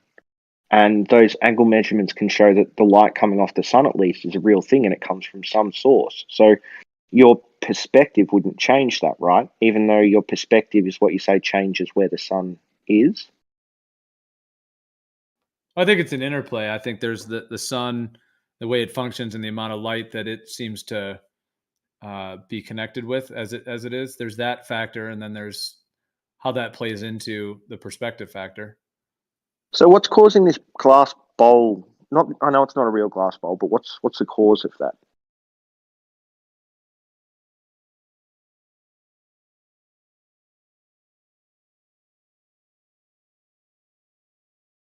I'd say the creator of this place, this realm we live in. I know it's kind of a weird answer. Hey, I'm dropping a link in the chat before I go. It covers the sun, and Effie Core did an amazing job, and Shane covers it. It's just a replay of a presentation they did. It's funny that that we're on this topic and that I'm even here still. I should have been asleep a while ago, but I just JT, what the hell? Anyway, Shane, I watched your presentation and it's really well done. I'm just going to share it, maybe save it, Gods, and just check it out. Maybe skip forward a little bit until the presentation really gets going, because it's phenomenal if you're trying to understand. Well, I think, look, I understand it, but it doesn't make sense still. So, like, I understand what you guys are trying to say. It's just that there has to be this new set of rules, and the rules have to be arbitrarily applied. No, we've never described these rules before in reality. And then there's some glass bowl thing, like some effect of like lensing or something. Like even what you posted, Geo, there's like, why do those arrows go up and then why do they go down in towards the person? Like what causes the light from the stars above to curve in such a way and then to curve again when they're in the bowl? Like none of it makes sense. Well, how do sailors use this? Okay, so what I would say, you were saying what causes that. I mean, there's different ways to describe this, but one way, I'll say it this way, which will kind of correlate. So if you were to create a video game world, and you're going to create a massive world, it's going to be billions of square miles in this world. You got a big hard drive. You're going to build this huge, huge world, and of course, there are games that are massive. And then you create a little character on that world. Maybe you put some stars above it. You can only render a certain portion of that world. There's no way you could render the whole thing. There's just not enough pixels. There's not enough anything for you to be able to just see that whole world. It's absolutely impossible because it's so massive. So you're just a little spot on that world. And that's how video games work, of course. And then as you travel on that world, more of it renders, meaning it's programmed in the program. It's out, it's there. You're just not rendered. That's not rendered for you. So as you traverse through the world, more of it renders as you go, because again, there's only so many pixels, and that gets into angular resolution and some of those ideas. Now, I'm just using that analogy to say that if this creation, as it were, created humans to have a limit of a range of what we can see, whether that's connected to our eyeballs and how the mammalian system works in terms of our eyes. There's the atmospheric conditions. There's the attenuation of light, the inverse square law of light. There's all of these factors that would come into play. And just like in that video game, you cannot render the whole world. So in that sense, it just makes sense logically that, in my mind, that if you're on a massive planar surface and you're a little human, a little ant, as it were, that kind of idea, then in the same way, you can't render the whole thing. You can't just go, oh yeah, there's Mount Everest and there's the Andes Mountains and there's my friend in Australia and there's people over in China up on a mountain. You're not just going to be able to do that. It's just absolutely impossible. In the same way in the video game that you're not going to be able to render the entire world in the limited pixels. So with that analogy being the case, now whatever makes that limit, whether it's the mammalian eyeball or these different factors, we can what we can do is go off what we observe directly and the limit of how we can see and so on. And that, lastly, I'll just say that kind of hemispherical region of what you can render would perhaps be what they've inverted and converted in terms of the geometry of that to claim the globe model, because of the way the sky works and our limit of vision and those factors. So I don't really see it as like some magical thing that there's a magical glass dome with, little gnomes out there, little, angels that are building a glass dome as you move. It's not necessarily that. It's just the limit of what you can see, being on a huge realm that's way beyond what you can render, and then traversing around that realm and rendering what you can see, which, like that image I showed that shows that kind of dome of area around you, which you have like right ascension, declination, you have all of the elevation angles, just like if you point at the horizon, you point up at the sky, up at the high noon, the zenith, and then you point at where the sun is setting. You're creating a limited, with your finger as you're doing that, you're creating a little limited dome, as it were, a little personal range of your vision, your view. Yeah, that still just seems like it's a whole lot of like special rules that need to be invented, special forms of optics and physics and like the whole thing. And I don't know if this is the case. Sounds like a reification fallacy where you're saying because video games render things, well then that's happening in the real world. It's like there's not special rules and reifications with the globe model like every time you talk about any Do of you it. guys remember before dogs came in how awesome it was? What a good time we were having. How the energy was cool. We were all vibing. We were chilling. It's called an echo chamber. It was. I'm just looking back fondly on the time. It was nice. It's cool. I can go away. Yo, I've offered to what's jail a up, couple Jim? of times. If you want me Hey, to go away, I can go away. dogs, please don't go away. Everyone's searching for truth. I really am dipping out. This is my final comment. I'm like saying goodnight with this. It feels super weird to have to try to wrap your mind around this idea. What Gio just tried to explain, if I simplified it, it would be it's just how we see as human beings. This is just how we see. And I think that a great deceiver whispered into the great men what they were seeing and convinced them into believing that what we're walking around in, living in, breathing in, laughing in, making babies in, all this, convinced men before us that we lived on a spinning ball in space. And the story started to get propagated and told again. And, in the 1900s, this battle's been going on, for a long time. And I think we're in this age where I feel like it's an age of awakening. Because I promise you, brother, a year and a half ago, I was just a glober. I was just a dude. I didn't know anything. And I think there are many deceptions that are coming to light. And I could be wrong, 100%. This could be a deception. Flat Earth could be wrong. But in my heart of hearts, I think that I'm finding actual truth. And stories have just been told over time by how man sees and how we see the world got twisted in an evil way into everything being material. Everything has an answer. It's this far away, and no, it's gas. That's a gas giant. Trillions of light years, blah, blah, blah. And I really do think it's evil. And I think the fact that you're even here is fact and proof that the Creator loves you and is trying to guide you and all of us back to what He actually made, not what man made up, because this really is an argument over philosophy. And that's all I got to say is like, I love you, don't know you. I love everybody here, don't know y'all. But we're people and we're allowed to ask these questions. Heck yeah, it's super weird. Could we be wrong? Yes. But most globers, if you say, could you be wrong? They'd say no. And that's where I think there's a problem. That's well said, bro. Hey, bro, I'm going to bed. Love y'all. Check you next time. I'm sorry we pulled you out of bed, man. It's okay, y'all. Hey, just real quick before you go. Yeah, Come on, let him go. Come on, we've been doing this for It's 3 okay. hours. This poor Well, guy. no, it's fine. He's gonna stay as long as you keep talking to him. I swear to God. I don't think most flat earthers would agree that it could be a globe. It's impossible for that to be the case in most flat earthers' minds at this point. Well, the whole thing is I'm not saying it could be a globe. I'm just saying I could be wrong about what I believe we live like right this very moment, I do believe in this azimuthal grid of vision. I do believe that the ground I'm standing on is stable and not moving anywhere. And some people are like, "Oh, do you believe that because the Bible says so?" A lot of this stuff has to do with like intuition and my gut and like me just thinking it's correct. Like, okay, here's the thing for you. When I have coffee on the back porch, I now do not think that, this morning when I had coffee, tomorrow morning when I have coffee on my back porch, I do not think I'm 1.3 million miles moved. I think I'm in the same spot, and that feels good to me. Could I be wrong? Yes. I don't think I am. I think it is a stable realm. I think it is still, it's not going anywhere. I'm unraveling the lies. That's what I believe.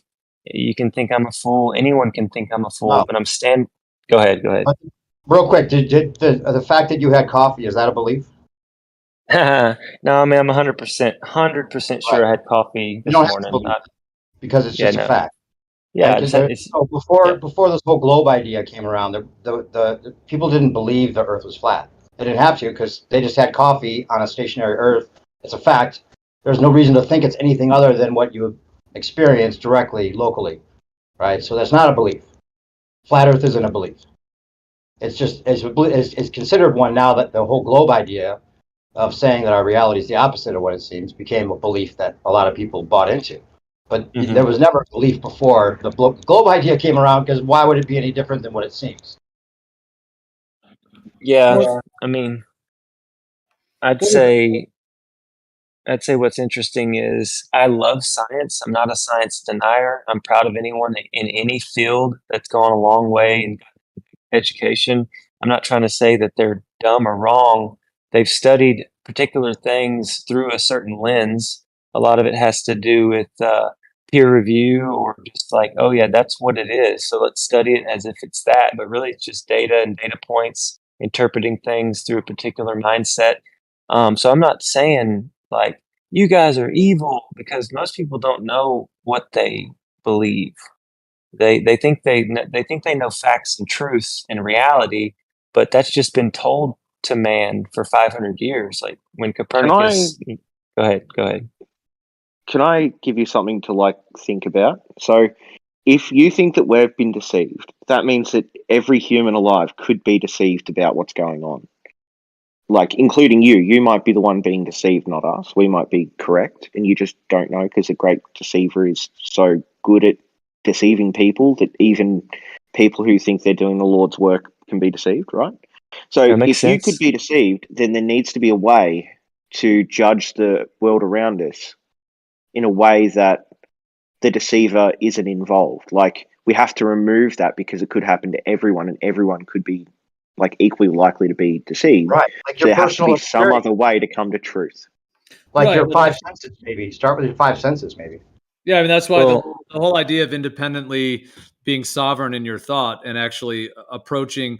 I mean the cosmography, meaning that word cosmography, the shape and layout of the cosmos, as it were, compared to cosmology, but the word cosmography, that the correct cosmographical layout of this realm is obviously a huge question. I mean, it's a huge realm. It's not easy to just walk outside and just pull out a tape measure. So there is a depth to this whole thing. And so to just to even begin in a neutral place and then begin taking in information, versus just assuming that, what you're told is the truth. I think there's like a litmus test component to that. And then just real quick, I was going to say what you were saying before about the sort of the personal atmospheric dome thing. And you were saying there's special things that are needed for that. Yeah, I mean, there's the limit of your vision. There's the way the eye works. There's these factors. But what is that juxtaposed to? The idea that we can see forever and that we can see light years and that, we're on a globe spinning. I mean, there's a tremendous amount. I just wanted to respond to that. There's a tremendous amount of things that are needed to even swallow that, absolutely special, unique, wild concepts of gravities and, light years of stars and, being on a sphere and all of those components. So I just wanted to say the idea that this creation was made with on a massive planar surface and that we can only see a limited part of it is just like a default experience of being a human and traveling upon the earth and only seeing a local part of it.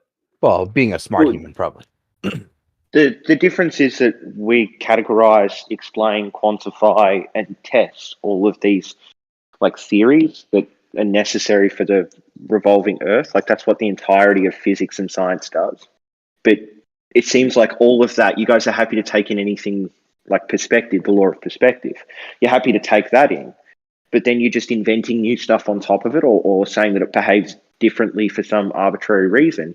And I don't understand how you like add these new things on top and give and completely change it because of arbitrary reasons that you guys haven't like quantified or qualified any of it. Hardly arbitrary. I'm testing it right now, and I'm not on a spinning Earth. My experience is directly a stationary level plane. That's my direct experience. That's all I have to go on. I don't know if I can trust what they're telling us about space. So you're saying it's objective, but it's not at all objective. Why do you trust what people are telling you about the flat Earth? No, I said I trust what I'm experiencing. I didn't say anything about other people. Okay. Do you think you'd experience the Earth moving? Well, I was going to say too. I mean, the thing is, like you were saying, what you were just saying. I mean, if it's a quest for truth, like what is true, then that is a quest in and of itself. You know, just in response to what you were saying. I mean, it's not really about making up things or believing things, or you know, in that sense. Like if you're seeking truth, even if it seems different from what you're being told or whatever that may be, then that process, I mean, at least in my philosophy, it would have no limits as to what could be considered, because to shut something out would mean that that process of discerning truth, you could be limiting something. Or in my mind, to just blindly believe something that has not been either fully validated or verified would be another potential for that, where now the ability to discern truth has been sort of commandeered and has been like almost arrested by the idea of just believing something that isn't verified. So your kind of argument, of just going with what you're claiming has already been established, that is you would be risking that the information you're being given is not true. And if you were to be completely neutral and seeking truth, then you would be, you know, either on the fence or inconclusive until you've resolved it. But isn't that what you guys are doing? You guys are just saying this could be true. This is what you believe is true, but none of it's been verified, right? Like you haven't verified the optics involved in literally any of the things that you talk about, except maybe things getting smaller and being unable to be resolved as they get further away. And that's something that everyone has access to. But whenever we have a theory, we go into it and we, you know, do the experimentation, do the calculation, come up with a coherent theory that keeps working. And I think that's a better way to get to truth than just opinions, right? A calculation is not an experimentation. You can't name any experimentation that proves that you're on a ball. Name one. So scientific method experimentation. Strict scientific method experimentation, not observation. Wait, and not interpretation. Science has observations, right?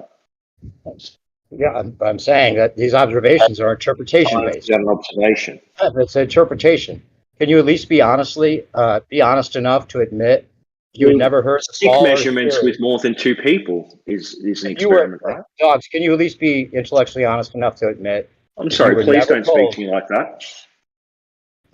Can you be honest enough to admit? No, I think I've been very polite. I don't Okay, really so you don't want like you to speak to me like that, please. I've asked you not to speak to me like that. Hold on, there wasn't. I don't know if you misheard him. I didn't hear it. There was no insult or slight or anything, unless I. Can you be intellectually honest? Implies that I'm not being intellectually honest. Okay, well, then I changed it to can you be honest and saying that if you were born on this earth, I'm earth, not being honest. Okay, so you don't like the line of questioning because now you're running away. Do you agree? And then do you agree that if you were born on this earth without ever hearing anything about the ball Earth, right? The theory that you're on a spinning ball, that you would rightly or that you would assume that it's stationary and level just like it seems? No. Okay. Now, without the interpretation of the sky, what would make you think that from your direct experience? Nothing. Okay. So it's the interpretation of the sky that overrules all your senses before you're even told the idea that you're on a spinning ball with all the mathematical calculations that would convince you as such. No, my observations don't indicate either direction, whether we're spinning or whether we're stationary. Well, yeah, but then if that's the case, then wouldn't you then take into account your direct sensory experience as a big factor at that time, instead of just like discarding it because science says that you wouldn't feel it? So not just science doesn't say that, but my observations in life say that I wouldn't feel that. Oh, okay. So what experience in life have you ever had where you're moving but not feeling it? Yeah, so like very actually- slow-moving travelators and escalators, things like vehicles, airplanes. Like when you're traveling at altitude, there's no turbulence. You ever been on one of those magnet trains? They move incredibly fast, and you can't feel a thing. No disturbance at all. All of these different things is extreme motion happening to me that I know is happening because I look outside the windows, I see things whiz past, but I can't feel it. I can't sense it in any of my organs. Right? Say you had all those experiences, right? But then you have to also then think, could I be going upside down in many different directions and all of the things that are like the ball earth requires you, which is a scaling fallacy. Just because you're going one linear direction and can't feel it, you wouldn't rightly assume then, oh, I could be upside down and going in different circles at different speeds and not feeling it just the same way. You wouldn't jump to that unless you had all the mathematical calculations that are, so like completely mind-blowing as far as the distances and how it would be negligible in your mind now. You would need all that to be able to believe that you'd be upside down and right side up on a daily basis without thinking that you'd feel it. No, you'd just be able to look at the sky. Now you're not being honest, I don't think. Because you Well, would. if I'm in motion, if I know that I'm in motion because of like something I've seen in the sky, like things are moving around me, and then things move in an arc across the sky that seem to like come into my vision and then go away from my vision. That means either everything is rotating around me or I'm on something rotating. Right. So then if you're given those two equal options, you wouldn't jump to the idea that, oh, it must be me moving, because you wouldn't think, oh, okay, I'm upside down, right side up, and it doesn't matter because I have examples of that happening every day and it doesn't really make a difference. In the Well, hope. no, I would. I'd jump to me. The last thing I'll say, I'd jump to me rotating because it makes more sense to me that a singular object, which is the Earth, is rotating instead of everything else is coherently rotating around me, and you have like the division of the north and the south, like motion of the celestial bodies.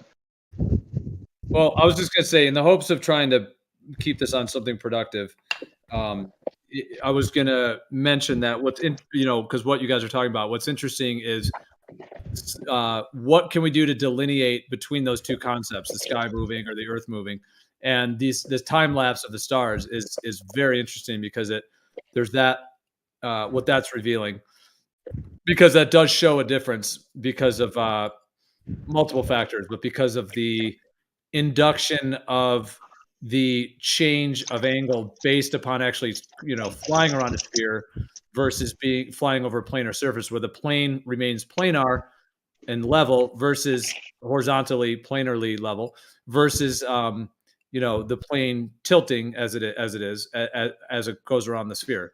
There's that. Of course, we could look into like interferometry, gyroscopes, and these factors. So I just wanted to say that where you guys were discussing, there is like, in my opinion, there's a zone at which those two sides can be argued, and there's a bit of dog chasing its tail, maybe with two people that have differing viewpoints, and the globe is going to have their mathematical claims as to why, oh yeah, the movement, you're not going to feel it and this and that, and it obviously is able to be believed as that being the case, whereas the position of going off of one's senses and having kind of that direct experiential is going to have that coming from that angle.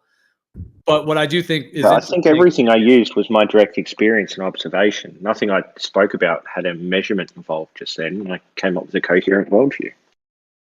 Yeah, but you'd have to like ignore the idea that it seems crazy. I mean, you have to admit, if we're flying in all these different directions and spinning and going upside down and right side up, and it just seems completely stationary and level, that's pretty amazing. If that's actually happening, doesn't that blow your mind that could be happening? And wouldn't it blow your mind so much so that you'd have to have the mathematical equations to reinforce that idea that it's going on before you would actually believe that's the case? What would blow my mind is that everything is coherently rotating around the Earth and we're not the thing rotating. Like all the stars have a set like movement throughout the sky. The sun and the moon have a set movement throughout the sky, and someone has set that movement up in such a way as to mimic you being on a rotating surface, moving like just through a room full of lights. Well, if we were the center of everything's rotating around us, I'd agree that's mind-blowing, but it wouldn't be somebody setting it up necessarily. It would just be the way it is. Okay, well, that's fine. But that's like the less simple answer, right? Not really. The more complex the answer is. Well, one is just like you have to accept that we're moving in all these different directions without feeling it. For it seems the opposite of that. You have to accept that, which is like really not simple at all. no, like for the observations that we have, we only have to accept one thing, and that's that we're rotating in one constant speed, 15 degrees per hour. You're denying your direct sensory experience in every way. No, What direct sensory experience? If I sit on something and it rotates 15 degree an hour, will that 15 degree hour worth of rotation be noticeable by my senses? 1,000 miles an hour. And let me just say, as expected, we're now in debate mode. I guess it did blend that way. I mean, hey, wait! I wanted to make a comment about what you said, Gio, real quick about this, about the star rotations, the time elapse. We were talking about that earlier, and the idea that we're actually going around the sun too. You would think like a bump in the, there's either two ways that could happen.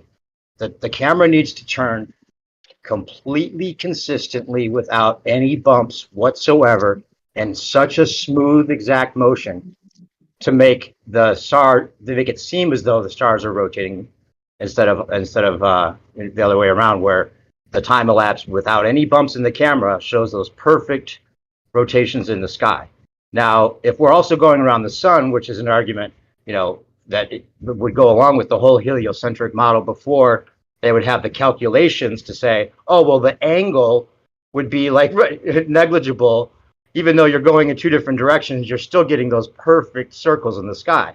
Now, before you had those calculations and that caveat, it would be really hard to accept that we're also going around the sun and having those perfect concentric circles. I would imagine. That's fair. That's fair. Like, I wouldn't have come up with the idea that we're the one going around the sun per se until I had like some measurements or observations from things like telescopes of other planets. Okay. But the rest is sort of like, sure, I don't feel like I'm moving on something that moves really fast sometimes. A 15 degree an hour worth of motion doesn't feel like motion. Well, it's literally 1,000 miles an hour. Like if you're living at the North Pole and going 0 miles an hour at your whole life, say you live in that area, and then you went and took a jet, like 1,000 mile an hour jet, and went to the equator. You don't think that your body would have any adjustment to that? Like you would feel differently? Now you're moving 1,000 miles an hour. Your whole life don't sense speed. But again, like I've been on magnet trains. I know what magnet trains feel like. They're moving incredibly fast, but because it's a smooth motion, I don't feel it. Yeah, but if you lived your whole life not spinning, and then you're all of a sudden in an environment where you are spinning, literally at 1,000 miles an hour, not just 15 degrees. Doesn't matter about the degrees.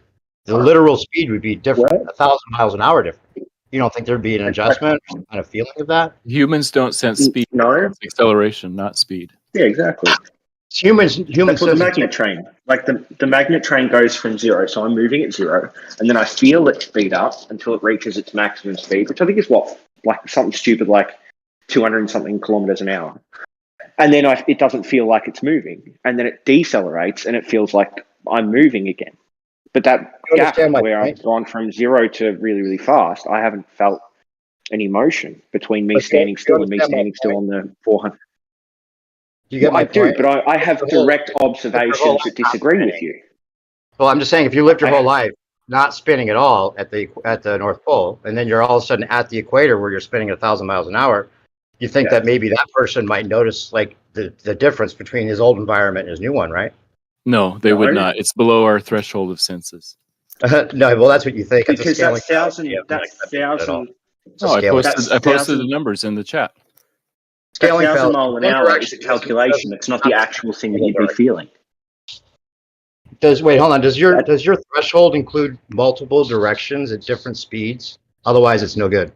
Yes, it includes the rotation is the largest component of that, and it's still half as big as any human can sense. Matthew, let me multiple directions at the same time. They tested that. Right.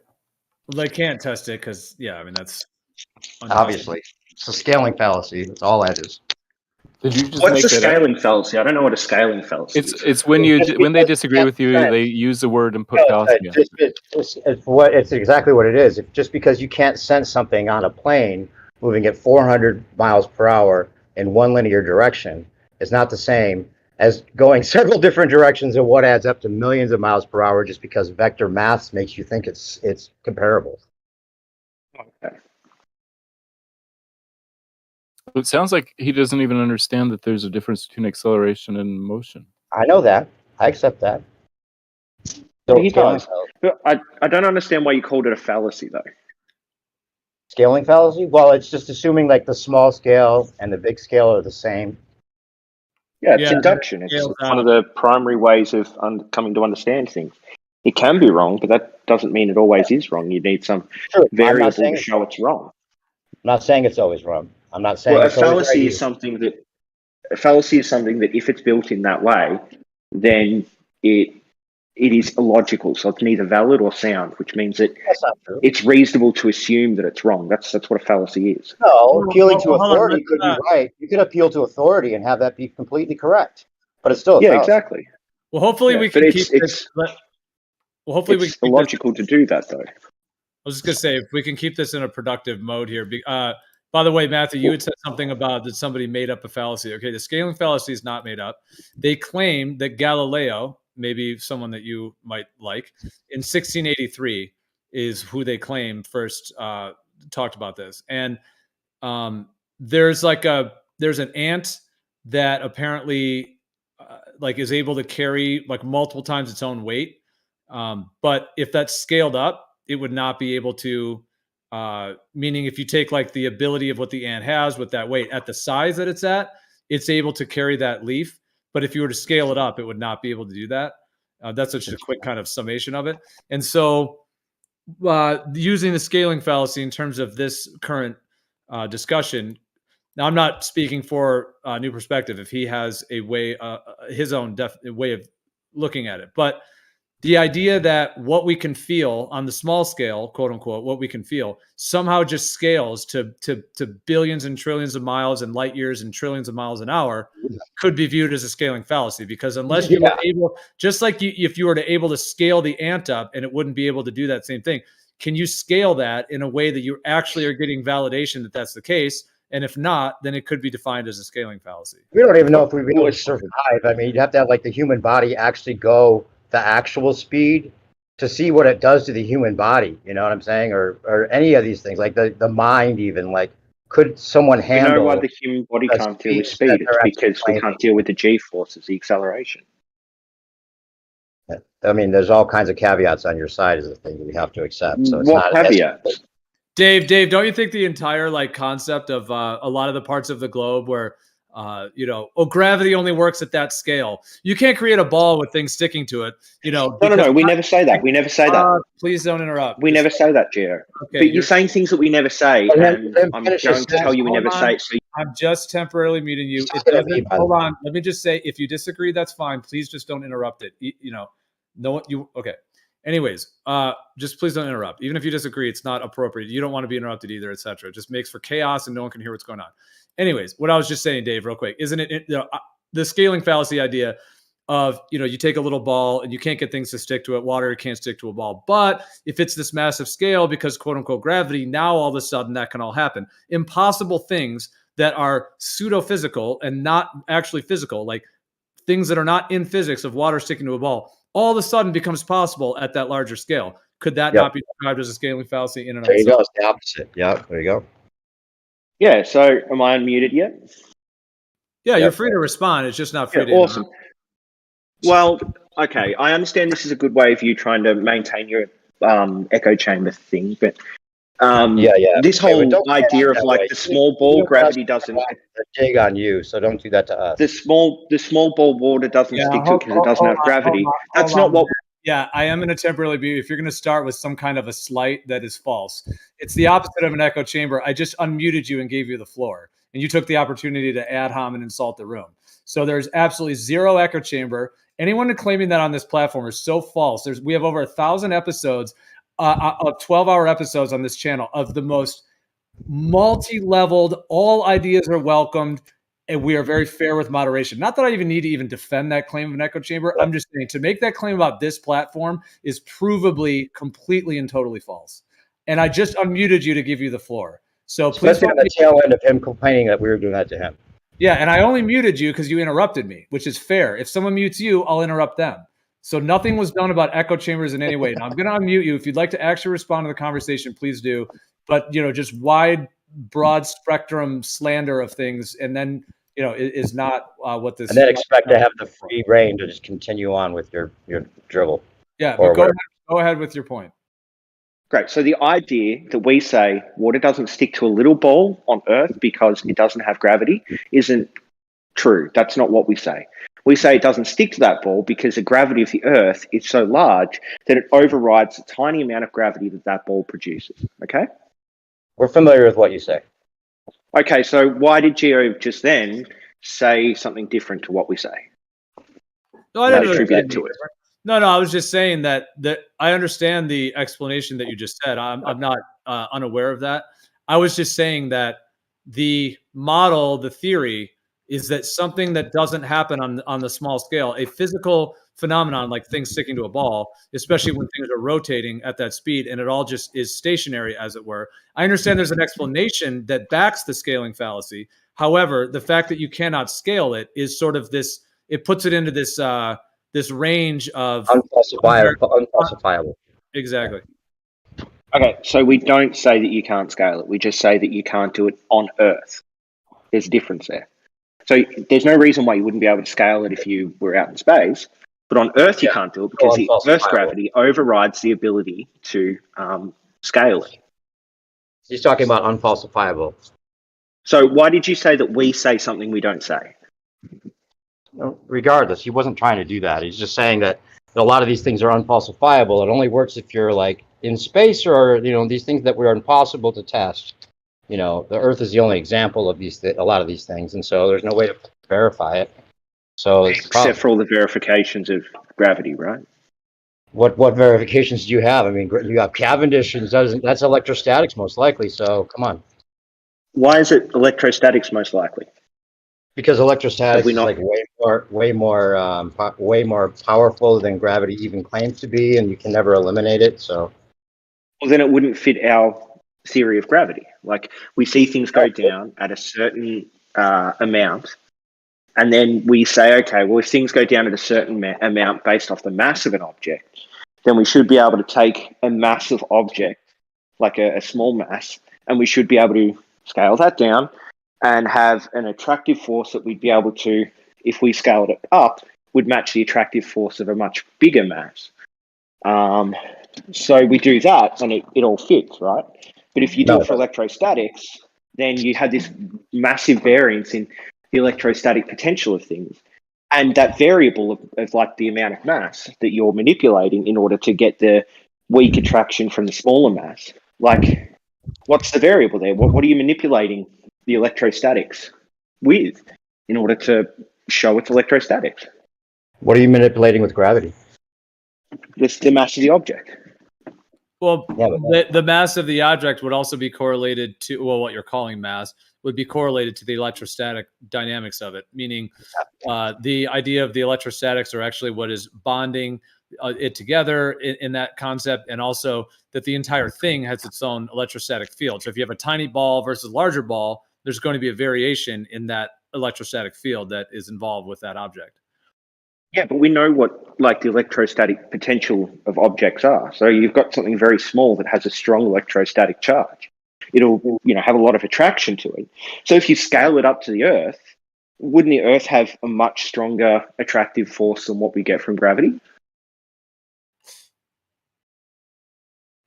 So I was going to mention, many people may not be aware of this, but that Coulomb's law, that he actually was working with torsion balances right around the same time. Right around the same time Cavendish claimed to have done his thing. So the potential lined up that the idea that the formula, the equation for gravity is literally identical to Coulomb's law, other than just the letters, the kind of what's represented being changed, but it's the same. The potential that whoever these entities are that have pushed this heliocentric deal with Cavendish, the potential that they co-opted and hijacked Coulomb's actually work, and Coulomb was working with torsion balances with, you guessed it, electrostatics, and directly. So the potential of them to have hijacked that and rebranded it is very, very high. I've posted Coulomb that before. just- The torsion balances by Coulomb. Didn't he just do the inverse square law?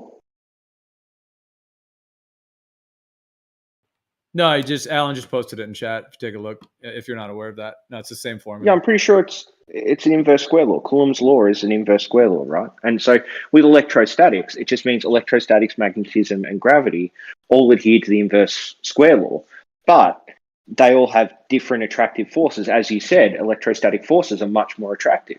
So if you quantify electrostatic attraction, and then you say hits by the inverse, it adheres to the inverse square law, and then you do the same for like the mass of an object attracting things, and it doesn't match electrostatics, then how can you say electrostatics is what's causing the attraction we feel on Earth, the downward acceleration? Because the attractive force of gravity is obviously much weaker because of mass.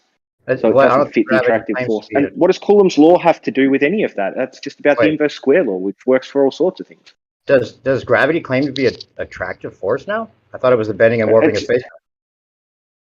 Well, I don't want to get in this semantics thing. You all understand that what you're going to say is that we're saying it's an attractive force, but actually it's not an attractive force. It's an apparent force due to the bending and warping of space-time. Like you've heard all this before, so why you bring it up? Well, and besides, that's what gravity your was paradigm first. says. Your paradigm now claims that it's no longer a mass attractive mass. So how Well, we would you do. say that gravity was stolen from Coulomb's law if the gravitational law was 100 years before Coulomb?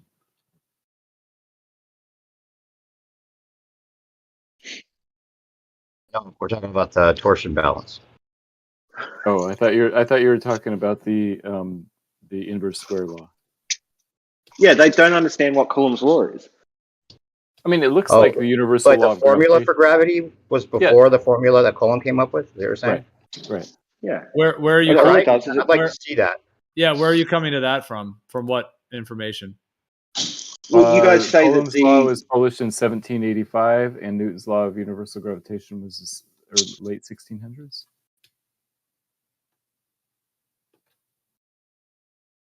I don't even know if those two guys overlapped. Like, I don't know when. But when did Was it the formula or just the gravitation idea? Well, Newton published in the the formula. late 1600s. Yeah, So but he actually put in the formula for like the attractive force of masses.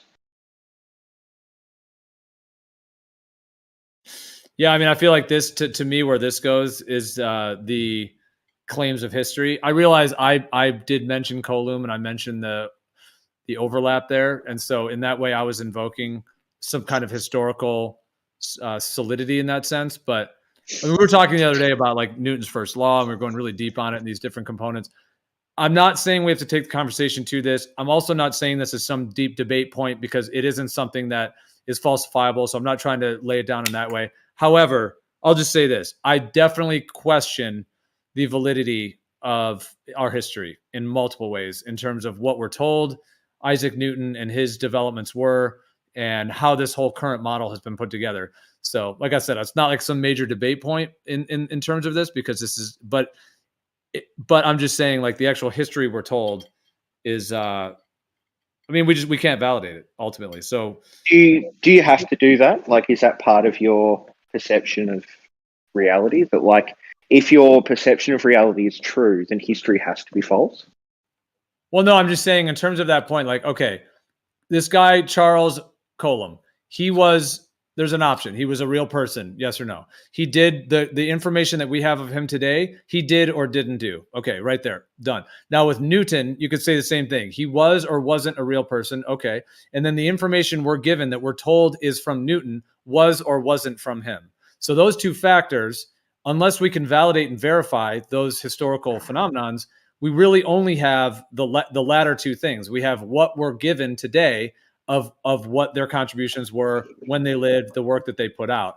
And I find it very interesting the overlap between Coulomb's law and the gravitational equations, and also the way the torsion balances are connected to that, and the way that Coulomb was working with torsion balances specifically with electrostatic forces and the attraction repulsion, and that just happens to be that Cavendish used torsion balances to. And the claim is that electrostatics are not involved. So it's like erasing what Coulomb was actually using them for, and then claiming it's this other thing of quote unquote mass attracting matter. What?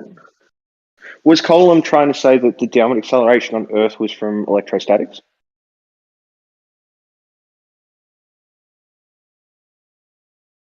No, he wasn't.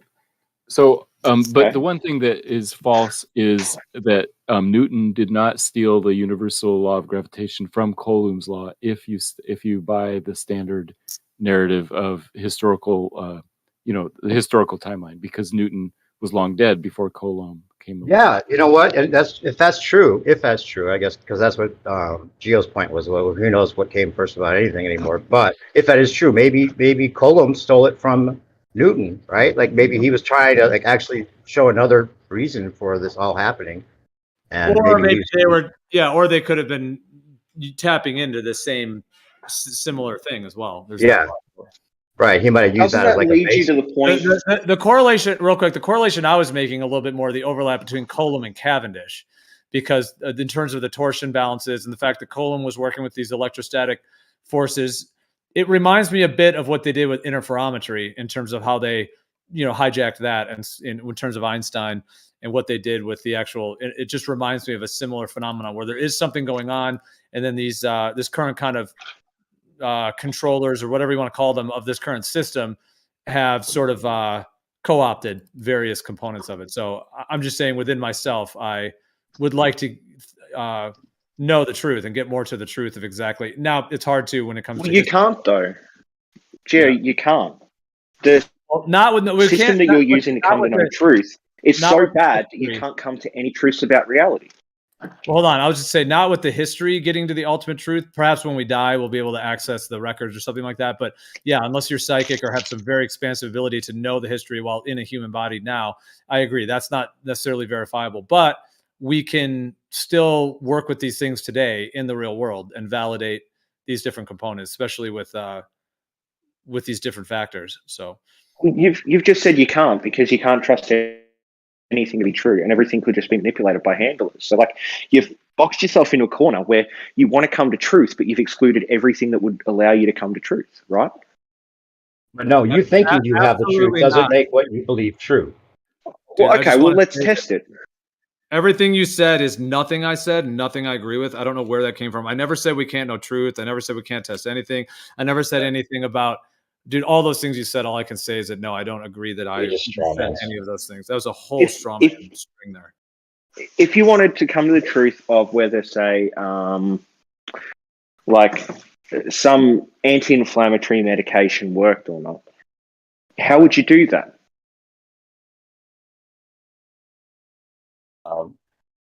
Okay, well, let me read this here, if you don't mind not interrupting. I want to read I just posted a paper that that Michael Brenner did about the Cavendish experiment.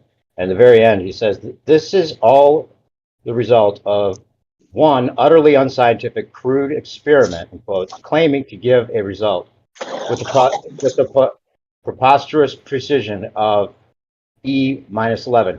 This trend of nonsense has been updated with LIGO, where again, an almost medieval mechanical setup, mirrors suspended on wires, are supposed to give a result with an unfathomable precision of e to the negative 19. The flattest surface mankind can produce is to the diameter of a lead atom, which is pretty flat as grinding goes, but it is still a million times too coarse for the signal obtained from the experiment, awash in the vibrational noise of the microseismic Earth, where the amplitude of continuous shaking exceeds the signal by many orders of magnitude. Then he goes on to say, this kind of exact, purely computational science has been invented by Newton for the sole purpose of impressing the bejesus out of his enemies, not for the purpose of exploring and gaining knowledge about physical reality. Charles Babbage, in his book, Reflections on the Decline of Science in England, describes in detail the methods used by corrupt scientific body. One is trimming, which is the smoothing of irregularities to make the data look extremely accurate and precise. The other one's cooking, which is retaining only those results that fit the theory and discarding others.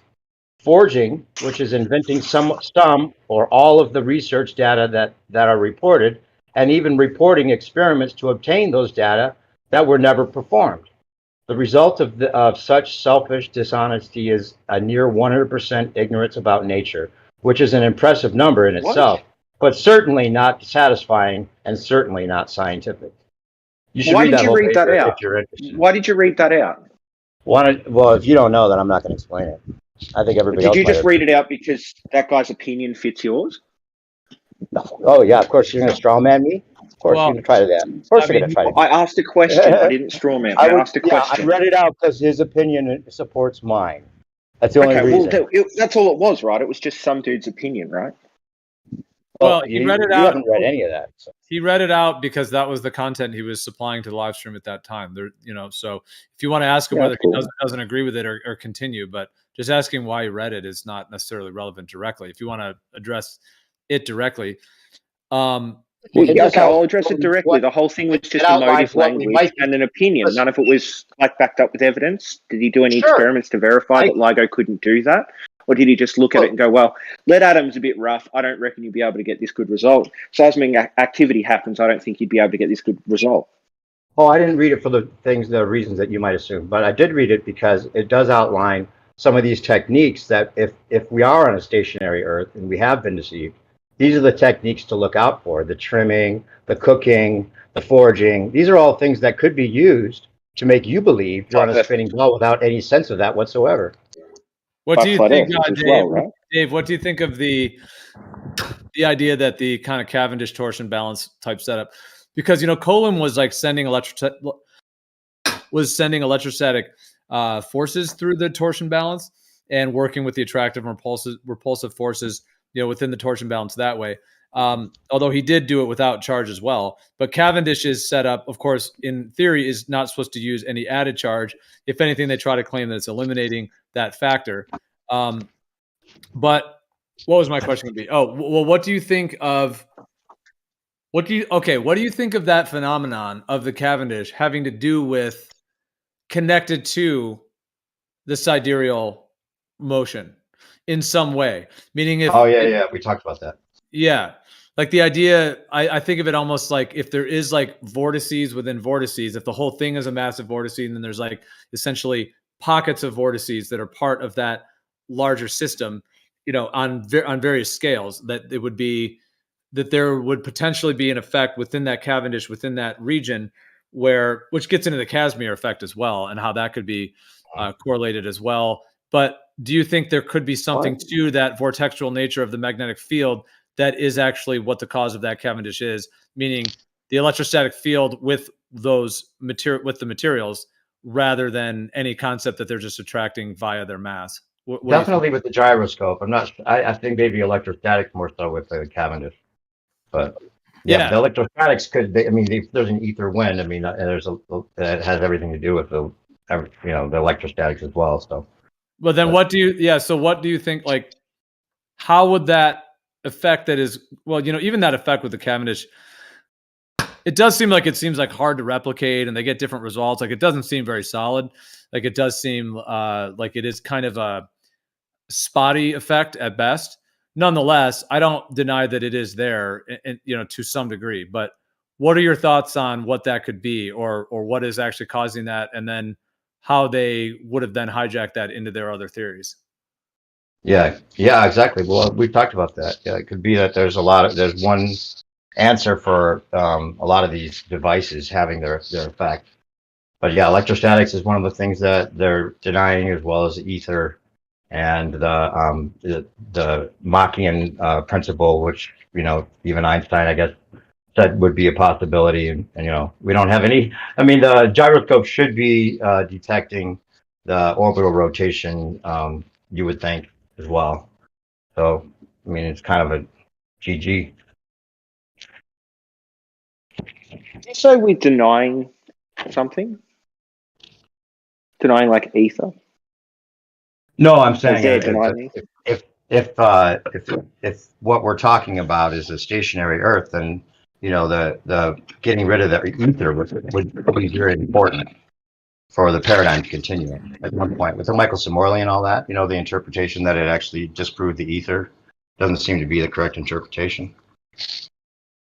Well, the people who designed the experiment said they got a null hypothesis. So their experiment didn't work to verify what they were trying to verify. So why would you think different to the people that designed the experiment? What did you think they were trying to verify? The ether. It was a motion of the Earth through the ether, right? Uh-huh. I thought it was the motion of the Earth through the ether. You said right as if you already knew that. Did you? Because you first said they were detecting the ether. So did you want to revise that? What did you think that when I say detecting the ether, that I needed to say the full outline of the Earth, like the movement of the Earth? Why would I need to say that? We all understand what Michelson-Morley was for. It was for detecting the ether as the cause of the motion, the Sagnac effect. Well, there's a lot of different interpretations of that, and the mainstream one now goes with it. It eliminated the idea of the ether, but further look into it doesn't seem to indicate that that was the case whatsoever. But. What were the actual Michelson and Morley? It was a What twofold was their experiment. interpretation? They were testing the motion of the Earth through the ether. Now they already had the ether framework from magnetism and electricity, so the permittivity and permeability and all that. So they already had the framework for that. So they were going to use that along with the Earth's assumed motion. So when they did their experiment and they didn't get the fringe shift pattern big enough to correspond to the orbital velocity to confirm Earth's orbital motion around the sun, they said, they had two options, right? They were either the Earth's at rest or the Earth's moving and there's no ether. So they went with no ether, and they just assumed the I don't motion. think they did either. Didn't they then do Michelson-Gale and Michelson-Gale-Pierce and continue doing experiments set up in different ways with different variables? No. Well, yeah. No, it's even worse for you guys actually on that for Michelson-Gale. Let me pull up the presentation and show you what. No, just wait for a sec. Just wait. Okay. So you said that they assumed that it was Earth's rotation without ether. No, we're talking about orbital velocity around the sun. For Michelson-Morley. Yeah, sorry, that's what I meant. Yeah, so you said that they just went with that explanation, but they didn't. They then did follow-up experiments to see what it was, like what the cause was. No, so they did, but they changed the scale of interpretation to fit the sidereal. What does that mean? I'll explain. So what they did at first. Just a term. What does scale of interpretation mean? So what they did at first is they interpreted each fringe pattern. They said it was going to equal 5 kilometers a second for the velocity. They measured just over one fringe pattern, so 5 kilometers to 7.5, right? So not enough to hit the 30.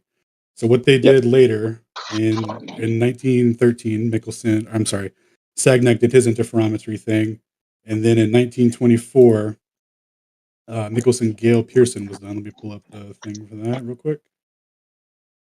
Show you what they did. So what they did for Michelson-Gale-Pierce is they just removed the scale that they came up with of interpretation for Michelson-Morley. So instead of the fringe shift patterns equaling 5 kilometers a second, they just reinterpreted it to the sidereal rotation of Earth, and it fit with 98% accuracy. And the mathematic framework that they used to derive that effect was an ether framework with which basically just means in layman's terms, what they used was a reference frame in which they could measure the relative speed against the stationary object instead of like relative motion. Sorry, how is that ether? Hang on 1 second, buddy. 1 second, buddy. So what the framework that they used is that they were comparing the speed of light traveling along the east-west pipes. The east-west pipes and the north-south pipes. And what they found was the east-west pipes were showing that's where the fringe pattern was coming from. So they just reinterpreted that into into into general and special relativity without any means. So when the Sagnac effect was discovered, it showed a fringe shift pattern, right? So remember back to Michelson-Morley, right? What they did was they said that it was a null result because it didn't give the results that they needed. So they were trying to dismiss it. They said, oh, it was instrumental error. What it actually proved was that the speed of light is invariant. So with that presupposition of the invariant speed of light, that's where Lorentz came in and said, hey, maybe there's an ether and it's like there's a length contraction that's going on. And that's what caused the slight fringe shift pattern to give the illusion that there's a varying speed of light. And then with that length contraction, they reverse engineered how much of the apparatus would need to be contracted to produce the quote unquote null result, right? So they back engineered it on the presupposition that the new framework of interpretation with an invariant speed of c, special relativity, was the answer to measure Earth's velocity without actually measuring it. And then in 1913, Sagnac came along with his rotating interferometer. Now this is the same exact experiment as Michelson-Morley. It's just the device rotates while it's running instead of being positioned, and then a measurement's taken and then it's repositioned. This is just spinning the whole time. So they said that okay, this fringe shift isn't a problem here because it's a rotating device. It's a non-inertial frame, so special relativity doesn't apply. No conflict there. All good or whatever, right? And then Michelson-Morley is the same thing as a rotating interferometer. Or I'm sorry, Michelson-Garrow-Pearson is the same as the Sagnac experiment, which is the same as the Michelson-Morley. It's just they added an extra mirror, so they made a square instead of a triangle. And instead of rotating, it was stationary and fixed. So from that, they, like I said, they just, instead of applying the scale of interpretation to get the orbital velocity, they just removed that and applied the sidereal rotation and found that it matched, relative to the latitude. Now, when you get into the 2004 experiment done by Ruyong Wang, where he shows that using a conveyor belt in a linear, a linear interferometer, he cancels out the so-called effect of Earth's rotation, creates a lab rest frame, an actual rest frame, so to speak, and from that the effect still persisted. So what he showed is that the Sagnac effect is not dependent on Earth's rotation.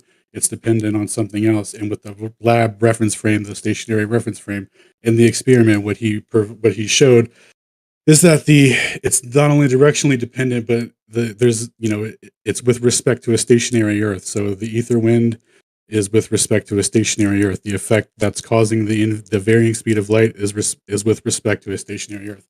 That's what's been experimentally proven time and time again. And all these experiments were replicated by Dayton Miller 5,200,000 times, showing a fluctuation with the equinoxes to the day where the fringe shift patterns changed slightly, reaching their minimum and maximum dimensions, in fluctuation with how the speed of the sun would have to change to maintain its 15 degrees per hour on a flat Earth. As it gets closer in the northern hemisphere, it slows down. As it goes in the south, it speeds up. I rest my case, Your Honor. Thank you for being quiet. I know that was a lot, but there's a lot of prerequisite information in there that you have to understand before you just rapid fire questions and don't have a full, complete understanding of the situation. Thank you.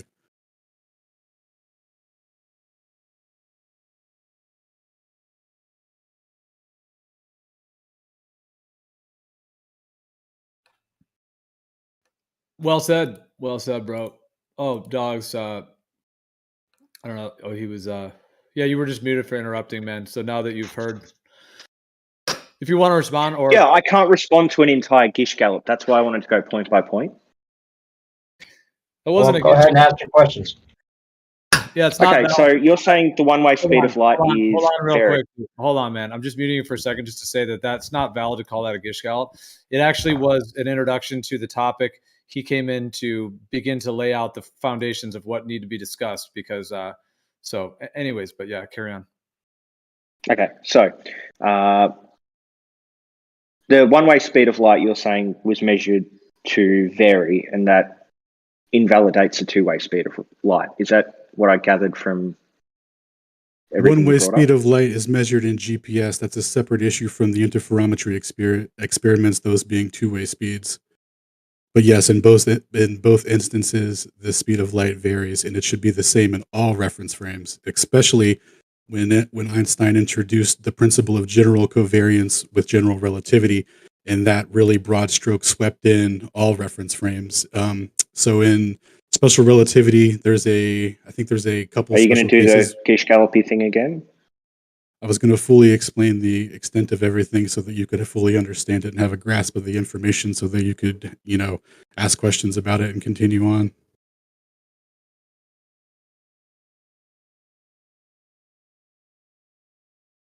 Yeah. Like if you haven't understood the measurements of how interferometry works and you're still confused about the one-way and two-way speed, like we still have a lot of work to cover, you know what I'm saying? So it's not like fun for me to wait for you to interrupt me to not have a coherent argument or understand the point. Yeah, I did mute him real quick because he just came in with more kind of attacks. But I'm sorry. You muted me so that Alan could just insult me. That's all he was going to do. No. Well, Why don't you just make Alan go through the discussion? You're just going to continue calling it Gish-Gallopy. You were already warned about that.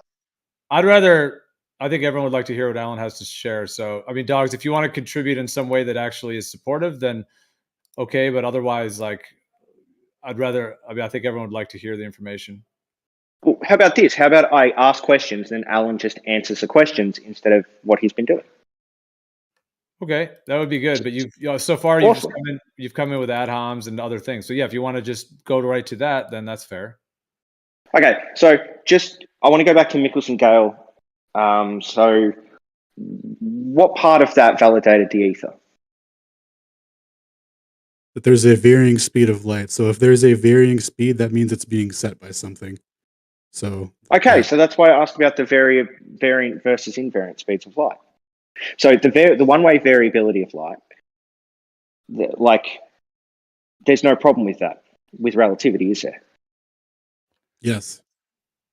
Okay. It can't vary. Do you understand that? It has to be the fixed speed that they say it is. It can't fluctuate. It's a constant.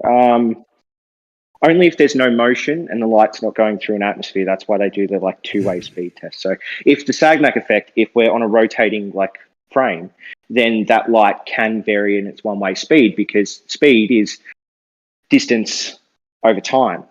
And if the distance changes one way and not the other, or changes differently for the two paths of light, then you can get variance between the speed in those paths of light, even if the actual speed of light is constant in whatever reference frame. So like an unmoving vacuum with no gravity, right?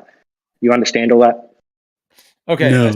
Just for moderation, I'm gonna just mute you Dogs in between because you do tend to interrupt Alan. So you said your piece, thank you. I'm just gonna do temporary muting. It's not to shut you down, obviously. It's just to keep it clean, the audio. So I'll just unmute you when Alan's finished. That way he can actually speak uninterrupted. So yeah, go ahead, Alan. Yeah. So let's just step away from the refractive index for a second. There was experiments done where they say the GPSs or those GPS satellites are in space, and what they did was they did circling the globe. They had 4 satellites positioned where they basically made a big interferometer out of the vacuum of space.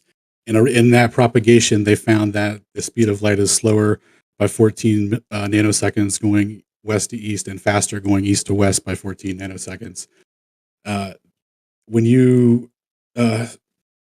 the interferometers are the really good ones, the high-end ones now have a really low refractive index. I forget the exact numbers, but it's like 99.99999, the speed of light or whatever they say. It's already factored in and calculated, so that's not the issue that's at hand here.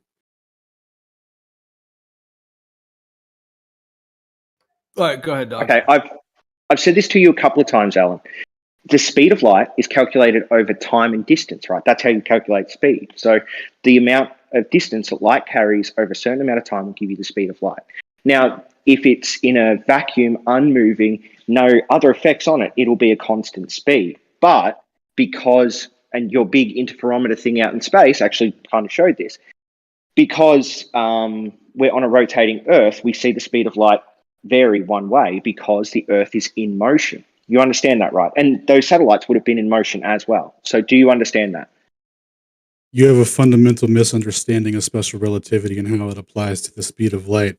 The speed of light is independent of the source and the observer, so it shouldn't change. In the case of this satellite experiments, the satellites are in a different reference frame They're not dependent on the Earth rotation, so they shouldn't be affected by any of the conditions you set forward. And there was one other thing. I can't remember now. It was... What was the other experiment? I can't remember. You can continue. That's not the issue, though. All right, but you didn't address the fact that Oh, speed yeah. is Sorry. calculated as Sorry. Here we go. distance over time. I got you. I got you on an even better one. So in the case in GPS, using the range measurement equation in the ECI, if you have two recipients, one stationary and one moving, right? The delay in which, or I'm sorry, when the moving one intersects with the stationary guy, the signal delay is proportional to the moving observer, directly proportional to his speed.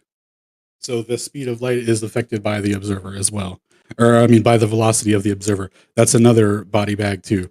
So even in the case in which you're talking about, there's an even greater correction necessary proportional to the velocity. It's like that's another direct violation. And just for a quick refresher, Einstein's first two postulates are that all reference frames are equally valid, meaning that the speed of light would be the same in all reference frames, and two, that the speed of light is the same in all inertial reference frames.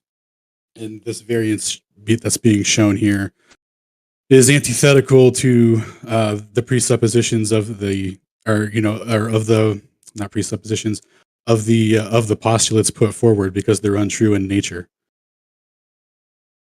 Dude, before Dog's response, I was just going to say, I just, in my mind, as you were speaking, I was like seeing that correlation in a way between with what's, the star observations, because, just in terms of like with those measurements where, it's different when they're moving versus stationary. Like there's actually a difference between, how the signals are sent between them, whether they're in motion or not, and how that correlates with all of that. It's not like a direct, mirror of it, but it just reminded me of the way that with the time lapse with the stars and the airplane, how that is different, on which one's actually moving and how that reveals that. All right, so I'm going to do this again. Speed is distance over time. So if whatever is the light starts from somewhere and goes to somewhere, if wherever that emitter and receiver is, and whatever the path of that light is, somehow has some motion applied to it, it'll change the one-way speed of that light. That's just a fact. Like, you can't get around that. That's just how speeds work, Alan, okay? So every single thing you've brought up so far has validated the fact that while light may have a constant speed, if there's any motion applied to the emitter, receiver, or the path of the light at all, it can vary. And Einstein was happy to admit that, right? No, his postulates are formed completely opposite to what you said.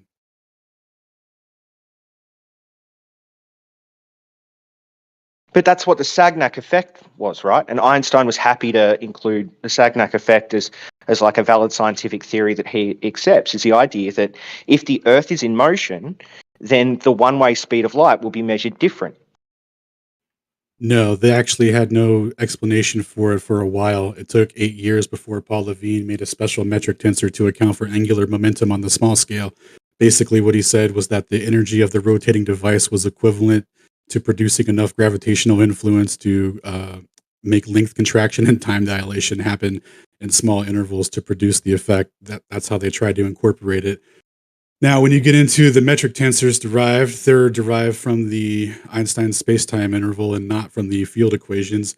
So those are a separate issue in and of themselves that also invalidate the general principle of covariance, because they're first order intrinsic invariant differentials, meaning that they're basically just mathematical fallacies to give the appearance of mathematics and covariance. But that's a little bit much for this situation. But to answer your question, no, it's antithetical to special relativity. And what Wang proved by linearizing the effect is that it's not dependent, or that he made it apply to special relativity, thereby invalidating it, because he showed that in an inertial reference frame there's a speed of light and it's directionally dependent east to west. The framework has been completely invalidated inside out in your lack of understanding of the framework, and reasserting the same question isn't like, I don't want to do that anymore. So if there's like another question or different subject, like, I'd like to move on. move on from this because I don't think you've actually dealt with what I keep telling you. I keep telling you that speed is calculated by distance over time. If the emitter, receiver, or the path of light are in motion, then that would mean that the speed of light will be different depending on that like the motion that is happening. So when you have these satellites that have that bias, what is an east to west bias, that are basically large ring interferometers, when they have that bias fits the rotation of the Earth, right? Because if the Earth is rotating, the satellites are geostationary in orbit, then they would be rotating that direction, same direction as the Earth, which would mean that the light would it would have a different time to go a distance because the path and the emitter and receiver are all moving.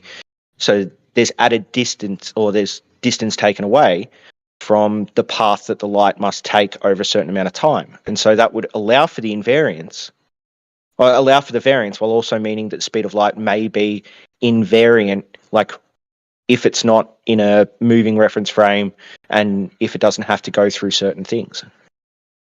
So you're not. You understand, Alan? You're not addressing my contention here, which is that like speed is distance over time. The measuring stick of the finite fixed speed, invariant constant of speed, c, that assumed speed, is used as a measuring stick in a reference frame that's stationary and non-rotating, that derives a distance by taking a snapshot of the time that the signal was sent and when the signal was received, using synchronized clocks that also account for the Sagnac effect and nothing else. So this is a first order measurement. Do you understand what that means? This is the highest degree of measurement. It assumes it needs no corrections. It makes no assumptions. It just boom, instantly accurately derives the distance. And what's been found is that that the speed is saying that it's proportional to the velocity of the observer. So it's changing based on the motion of the observer. That can't happen at all in special relativity. If you don't understand the postulates and you keep asking it, then yeah, it's going to seem like I'm not addressing it, but that's completely on your end. We should get like maybe a secondary opinion or something before we keep rehashing the same thing. Before I unmute dogs, would anyone else like to contribute in terms of their reflections, as Alan just mentioned?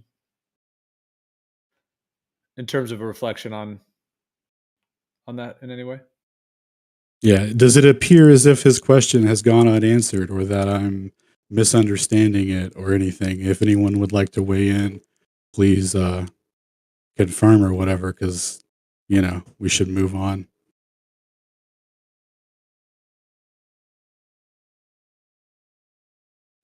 All right, yeah, I'll unmute.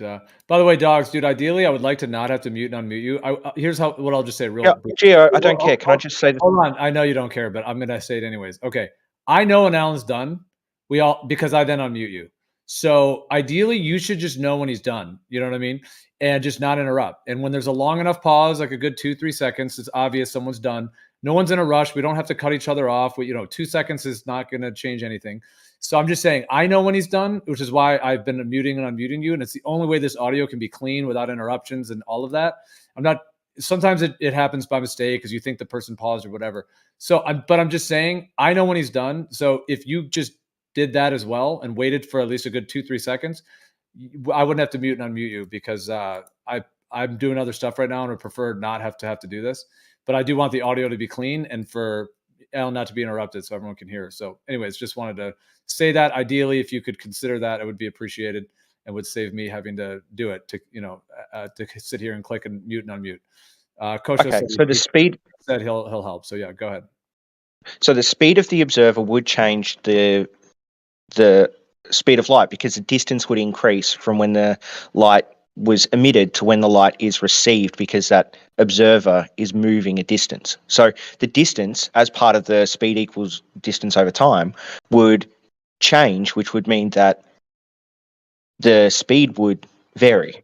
And nowhere in relativity does it say that can't happen. It doesn't say that like motion is nullified by light somehow. It never says that, Alan. So do you agree that what I just explained, that the distance of the observer from point A to point B on the time light took to get from the emitter to the observer would change the speed of light calculation? No, I linked Einstein's paper there. You can read it. I'll write it in chat for you then. I'll actually do the calculation in chat for you, and then you can understand, okay?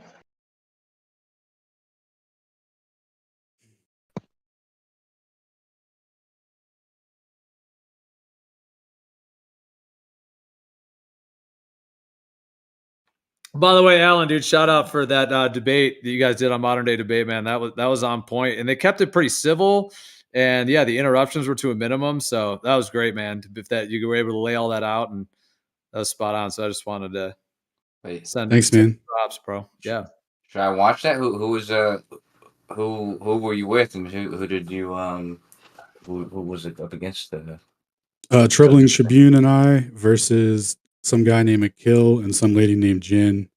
The one guy showed up to the debate, and his tactic was just to ask questions and socially shame us and call us terrorists. And the other lady subscribes to a philosophy that says that you can't make a measurement and you can't tell anything objective about reality. And she had no evidence or anything to put forward either. It wasn't really a debate. I wouldn't watch it. It was super boring. Yeah, I kind of All right. I didn't watch the whole thing, but I like skimmed through it. I basically just went to the parts you guys were talking and watched those parts. Yeah. And I watched a little bit of the other ones, but I know the Jen from before, and then the other guy, I didn't even watch much of what he was saying, to be honest. Yeah, every time he talked, I would just mute and then talk to the boys on Discord and have a good time in the background. And then when it would go back to like when Ryan's face would pop up, I would unmute real quick to see if I had to respond or something. Because like he was just saying nonsense, like, the moon landing, standing on the backs of giants, et cetera, et cetera. So speed equals distance over time. If you change any of the variables, you change the speed, right? So if the distance between the emitter and the observer changes over the time it takes for the light to get from the emitter to the observer, the time will also change, which will then change the speed. What about that doesn't make sense? Speed of light is fixed. When they take the measurement, the first order measurement in the ECI reference frame, it reveals that it's not the fixed speed that they say it is. This is further verified when they transform that distance to the ECEF reference frame. It should be an invariant transformation because C is a fixed speed and GPS is a synchronized time system synced to GPS time. The transformation has to absolutely be invariant to be in compliance with Lorentz covariance. If it is not an invariant transformation, that means that special relativity is not true and there's a varying speed of light outside of the confines of how you think you understand it.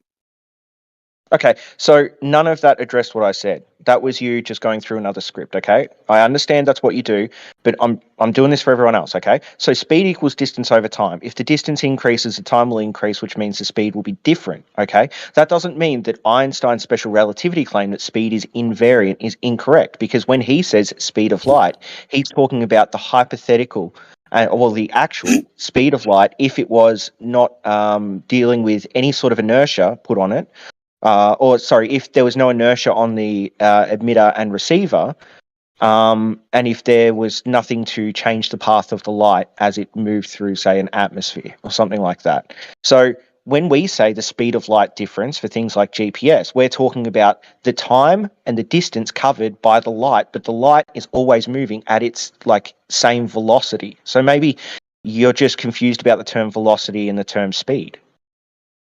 Negative. Wait, can I just say something real quick? Isn't the speed of light supposed to be the same in all reference frames? Yes. So I could have a reference frame that's moving 3 miles an hour to the left and one reference frame that's just solid and still, and the light in either reference frame would still be the same, but the lengths and times would actually have to contract and I guess stretch to basically conform to that speed of light. Am I correct about that? Yes. That's how they redefine the interpretation of Michelson-Morley. They said that No, it's just a change of distance over time.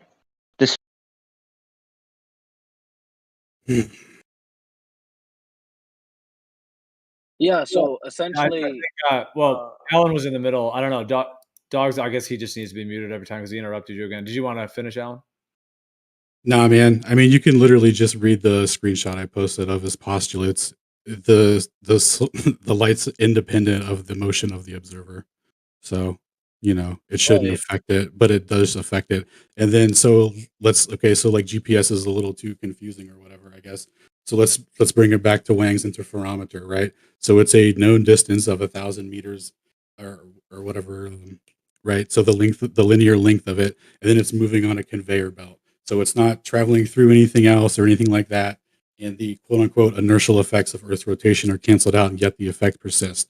There's no situation in which you can, only through the failure of understanding how like the postulates, can you even continue to, do this line of questioning.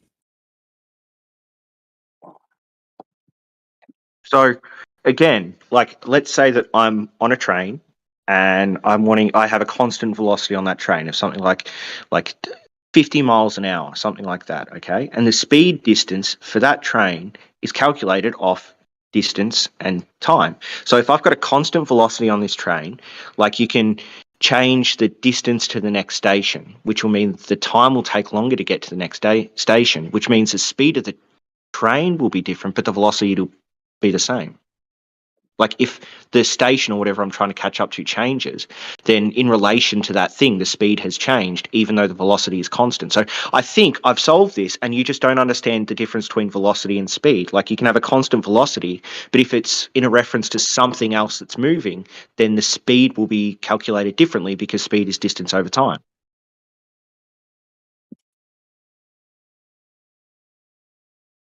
Yeah, but the problem is, doesn't the distance actually change? So that the speed of light is the same in both reference frames, but in one reference frame, the length is actually contracted or stretched. So it's not actually going the same distance, but it is going the same speed. That's special relativity. Well, I think he dropped out of the VC, so yeah, we can carry on unless Kosho wants to respond, but we could carry on with another. I was gonna make fun of no real quick. I was saying special ed relativity. Nice. Respect, Kosho, respect. No, I think you've been on point though, Noah. I think it's a good representation though. Thank you, sir. I try to make a lot of steel men in my off time. There's gotta be. There's a lot of tin men. The tin man would be like the halfway between a straw man and a steel man, and I think there's a lot of tin men going on. Yeah, Tin Man is like it was. Is that a real thing, or is that like No, a lighter, That's kind just- of weaker version of a steel man? Well, there's the straw man, the tin man, then the steel man, and then there's the titanium man. So yeah, that's what we should go with. It's a spectrum. that's what I always think of, because I always hear people trying to steel man, and it's like halfway of a strong man. So I always think like that's more like a tin man. I don't know. That might be a thing already, but it's just. Hey, Kosho, real quick, did you understand why dogs are gods? Kept re-asking the same question and didn't understand what Alan said. Did you understand what his point was? Did you get why he was confused? Can I be frank? Yeah, go ahead. Okay, he's a little more frank than I am. I just want to say, no comment. Oh, dude, if you want to comment on it, that's what it sounded like to me. He was reiterating something that he kind of a foundational thing that he thought was the case, but he didn't seem to actually be listening to what Alan was saying and responding directly. Like it was in the same kind of category of ideas, I guess, but he didn't seem like he was actually responding to it directly or actually engaging it forward. So, what is your reflection, or do you have a way to move it forward from there? Oh yeah, what would your any objections to what Alan was saying on your end, Kosho? There's no point to ask me, because I don't. There's certain people I don't really like to put my word I'll just go and say, also Brenda is another person where even though we're arguing at the same time, I don't really like to. What about your own objections? No, that's fine. You don't have to. Argument. I know you don't have to have it. It's not like he tagged you out and you're on the same team. I understand, but I'm just, yeah. Do you have something to add? Honestly, I'd like to talk with Alan at another time about this stuff, because I do have a lot of comments about we talked a little bit about GPS, and he's got some stuff with Einstein and relativity and all that. I don't know if my criticisms would, like I said, would be in line with dogs, but I do have there is dialogue I could have with Alan about this stuff. It's just I wasn't really listening, so I was like, I can't really add to it. 'Cause Hey, like I said, Kosho, what about I wasn't this? on either side of that. What about this? That there was an argument that you were afraid was going to end the flat Earth conversation, and I was trying to explain to these guys what you were talking about, but I didn't really understand exactly what you were getting at with that that evidence that you were afraid to bring forward because the conversation would end. Was GPS? Was it GPS? I don't know. Was it GPS? Yeah, Oh yeah, GPS. Yeah, you do have I feel like that. if, Yeah, yeah. so I understand What's that that there's about? probably a lot that you could discuss with Alan. So if you're saying that like you're not ready for a 5-hour marathon, that's understandable. But yeah, if it is linked to that, perhaps you could reflect Yeah. upon that. If Alan hasn't Yeah. heard what your thoughts on GPS in that way. And What's your quick indication on that? So Alan could maybe start a conversation. Well, no. To be honest with you, that would be a conversation with Alan. To be honest with you, I'm trying to sleep with my girlfriend tonight, and so can't talk for very long. But yeah, but About to get in the I will shower, say I this imagine. though. Josh's No. priorities his priorities about are GPS, weird. Then yeah. All right. I fucked that up before. I fucked that up before though, Gia. You know that. And the thing I know, is, yeah, we got it. I know. Go ahead. Does your woman have a sausage, Kosho? she got other priorities. So I'll tell She you has this a though. sausage and a wig. A sausage and a wig. I'll tell you this much. Coach has limited time. No more jokes. My Is that it's all my business right now? yeah, with Alan though, because Alan, my conversation with Alan about GPS would be separate than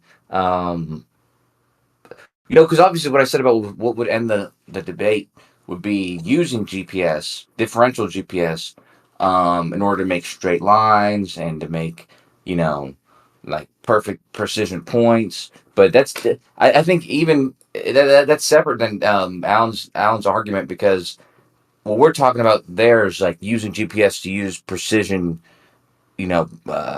centimeter precision points, which could be the case on a flat Earth or globe.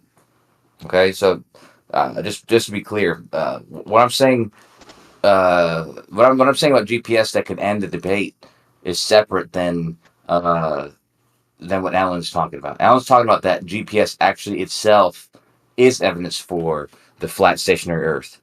Where I'm saying that regardless what GPS is, you can use GPS to get these precision points, make these straight lines that you can do force aligned and all this other type of stuff. Like see if buildings are tilting away and that kind of thing. So I just want to say that's slightly different, but I hope that didn't confuse anything in perspective. Well, I mean that is directly connected though, man. Because I mean, you kind of almost like steelmanned what you may or may not think Alan is or is not saying. But I mean, what you're saying is connected to validating it as being some valid way to get these accurate points to measure the shape of the Earth. But Yeah. So yeah, go ahead. So with the invariance distance transformation in the new reference frame, who knows what the corrections could be? So they could easily cook in reciprocal zenith angles for cities and stuff like that. Like like you were saying, over distances, and you wouldn't be able to verify that after the fact, because the initial measurement itself already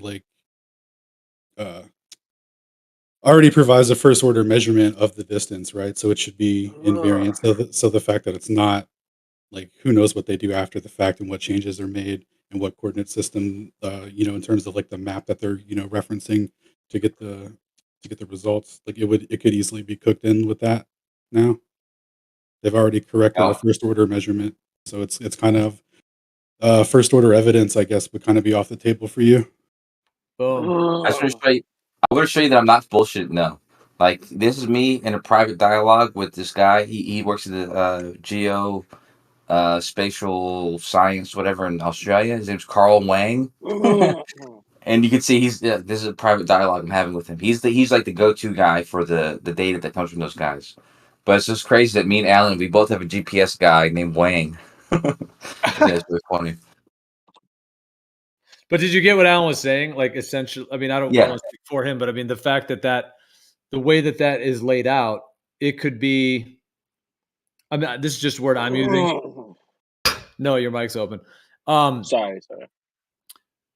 Like that, it could be like, I'm just saying this from my perspective. I'm not saying Alan said this, but I am relating it to my understanding of what Alan said.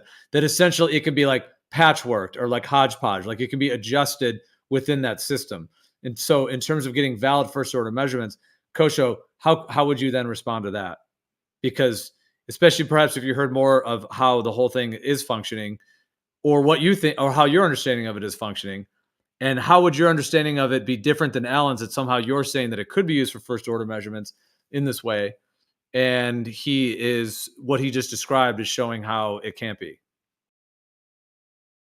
Well, I mean, first of all, it wouldn't matter if that were the case.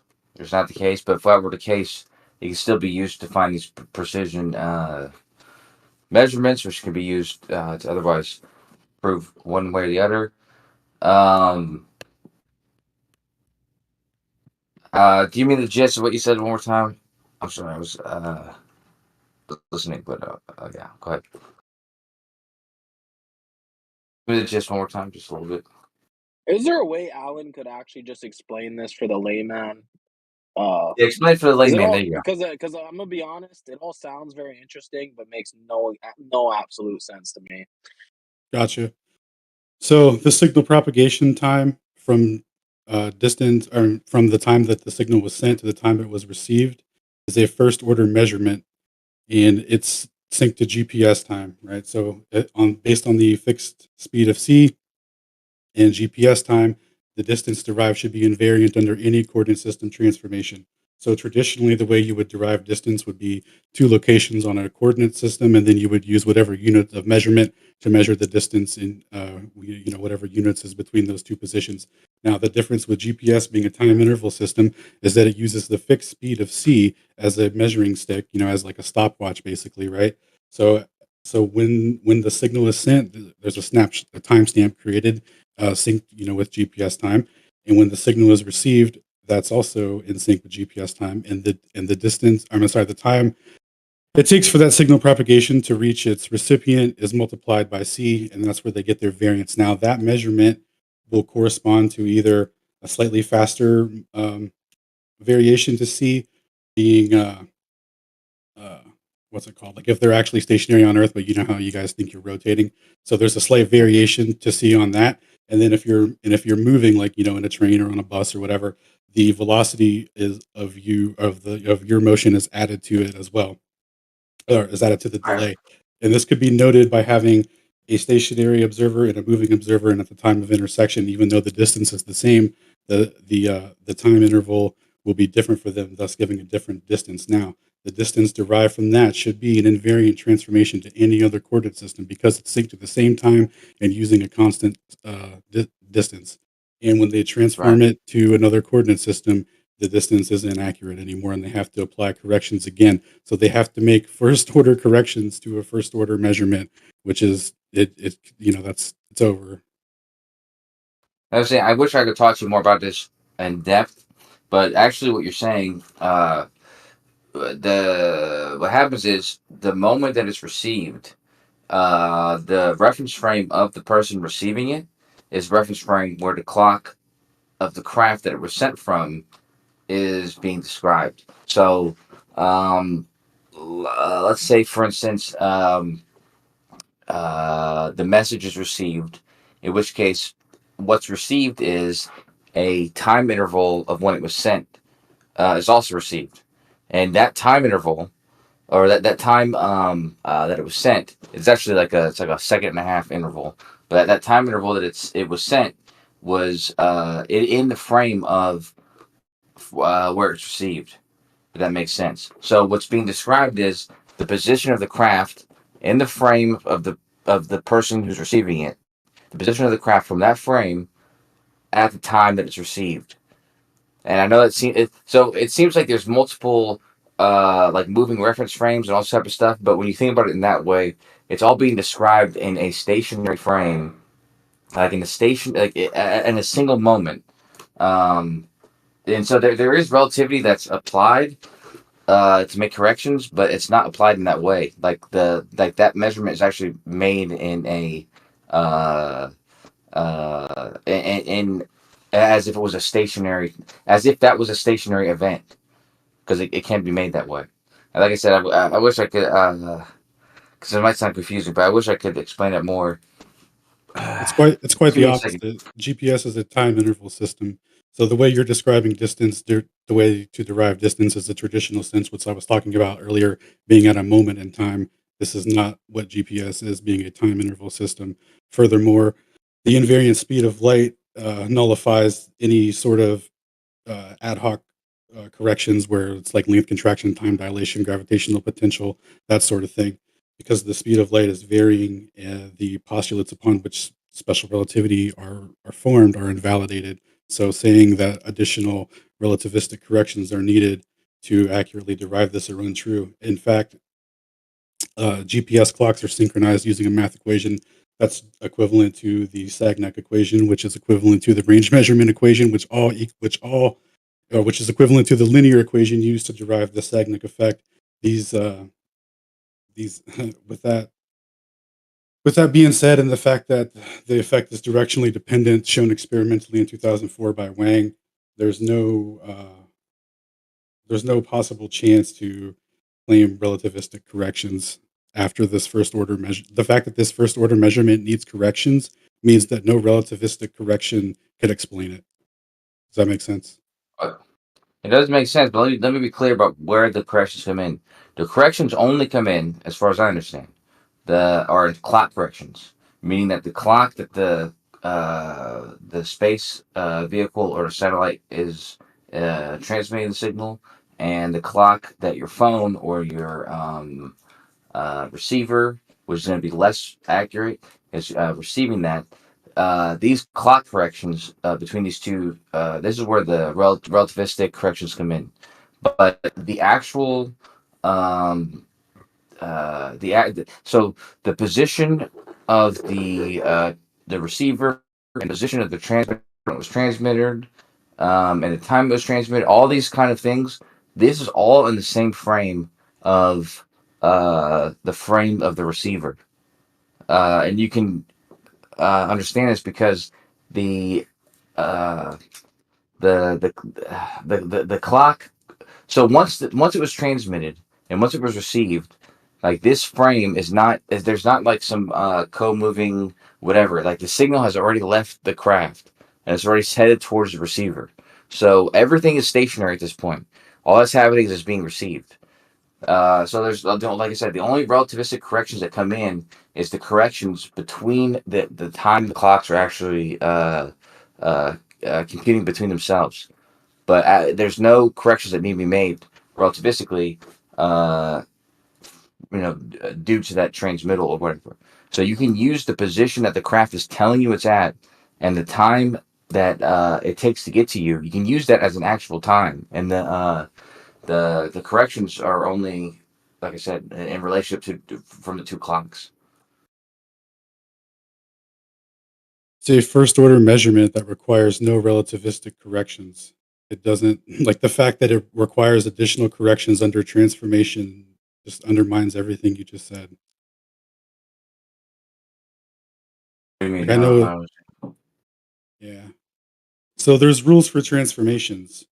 And if you have a time interval system, so you have a synchronized set time and you're using C as your measuring stick, that C can't vary, right? And the fact that it does means that the postulates for special relativity aren't true. The postulates being that the speed of propagation is independent of the source or the observer. This was Right. also shown experimentally by Wang outside of GPS just using interferometry. This is actually shown in all interferometry. All right, and this is what I mean though, is that way of thinking about it, it makes it very complicated and it's not necessary. Like that's right. That would seem like you'd be like, wait a minute, you got to think about this and like, but you don't have to think about it like that. The moment that it leaves the craft, like from the frame of the observer, there is a time that is attached to the message as it's sent from the craft, and that is on the message. And so as it reaches the receiver, he's getting that time from his frame that it left the craft. So from his frame, he can describe the time it took to get to him. So when it comes to relativistic corrections, there's no variant of the speed of light that's required to determine that. You just determine the time it took and the normal speed of light from your frame. And the only, like I said, the only relativistic correction that needs to be made is the difference between the way your clock is perceiving what time it is and the way that the satellite is. And that's like that. There is complications that come into that, and it's not. That's the most complicated part about it, but it doesn't have anything to do with changing the speed of light. It just has to do with what's the difference between the time that you think it is and the time the clock thinks it is from the space satellite. But if you think about it as all occurring in the reference frame of the receiver, there's no difference in the speed of light. It's all in the same frame already, so there's no difference in the speed of light.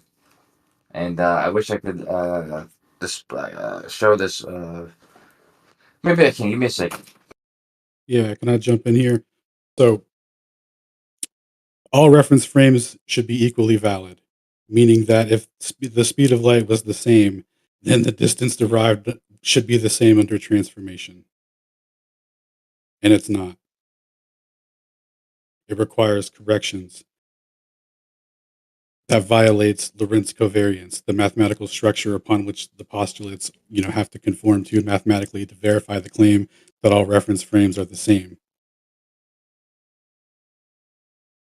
Alan, you understand what I'm saying when I say that the correct, like where the corrections are needed.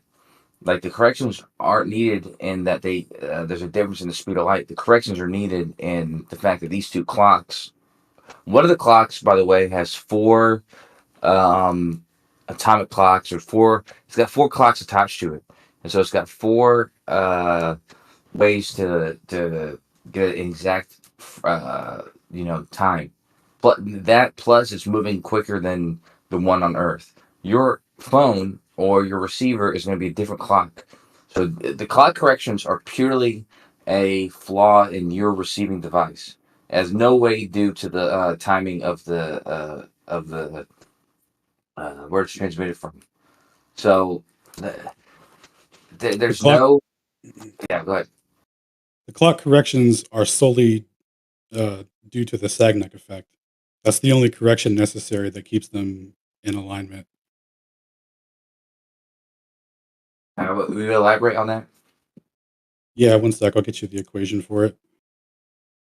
No, yeah, the equation, but I'm saying elaborate on where you're saying that the corrections come from. Because, like I said, the corrections, as far as I So, understand, come from the receiver yes, and yeah. So, the right. receiver. Okay, got you. Yeah. So the preferred direction for the propagation of light causes is what causes the clocks to go out of sync, even in a stationary reference frame. And when you're moving, it experiences electromagnetic retardation, in the same sense. So the correction that they're making, right, the compensation that they're doing is they have an equation that's equivalent to the range measurement equation, Sagnac equation, the circular derivation, and the linear. And all it's doing is it's compensating for that electromagnetic retardation, or what would be the opposite of retardation where it's accelerating it. So anyway, whatever the inverse of that would be, that's all it's compensating for relative to the latitude. So, and again, they're all synced to the same time, GPS time. So the information encoded in it, all in the same reference frame, yada, yada. It should be an invariant transformation. And like, I know it's getting very circular and I feel like we're talking past each other. No, it's not a relativistic effect, Scott. Yeah. I tell you, this conversation, I can't continue because I have to only listen at this point. But I do enjoy where this is going, and I hope we can continue this. Yeah, absolutely. Yeah, I remember where we left off. We definitely have a difference of opinion on, and the difference is where these corrections come into play, because I think we have a very different idea of where these corrections come from, or where they're being applied to. Having said that, though, I can't continue at this moment. But you know, what would be fire just, is if you guys did an event. If you guys did an event, a Kosho and Alan discussion event, if you guys wanted to, that would be awesome. We could put it on the schedule whenever you guys are free for it. Yeah, it could basically just be, it could just be you two. Like, yeah, just no one else interrupting, no one else jumping in, just you guys, for hour or two, whatever you want to do, to hash this through. That would be a great event if you guys want to do it. No, yeah, so it's cool, man. Alan's a cool guy, and GPS is one of my favorite subjects in this arena. And I just want to say, just to leave it off, I just want to just make it clear. I'm stating that the corrections with the relativistic corrections come in with the difference between the clocks with the satellites and the clocks with the receiver, but they don't come in with a difference in the speed of light with this kind of thing. The speed of light and the measurement of the distance are 100% in the frame of the receiver, and the receiver has it uses the time it gets from the satellite. It uses that time in its own reference frame as a description of the position of that satellite in its reference. So I just want to make that clear that I think that's the difference between what we're saying is where the corrections come in. Whereas I think he's saying that the corrections come in kind of like the varying speed of light and that kind of thing. Where I think that's it. The distance is only described in the frame of the receiver. Yeah, sorry, go ahead. I don't want to strongman you. Oh no, sorry. Sorry, I tuned out. You're good, bro. I was typing to dude in chat for some reason. I got sidetracked. That was my fault. I got sucked into talking to the non-talkers. I do think it's crazy that both me and Alan, we both have a fucking GPS guy called Wang now. I can't get over that. We have like a legit GPS guy, and his name's Wang.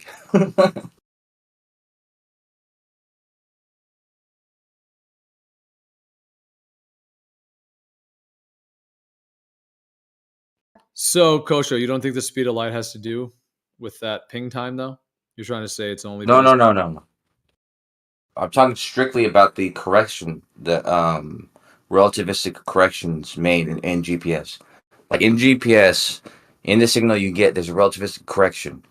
The correction has nothing to do with the speed of light variance. It has only to do with the variance in the clocks from the receiver and the transmitting craft.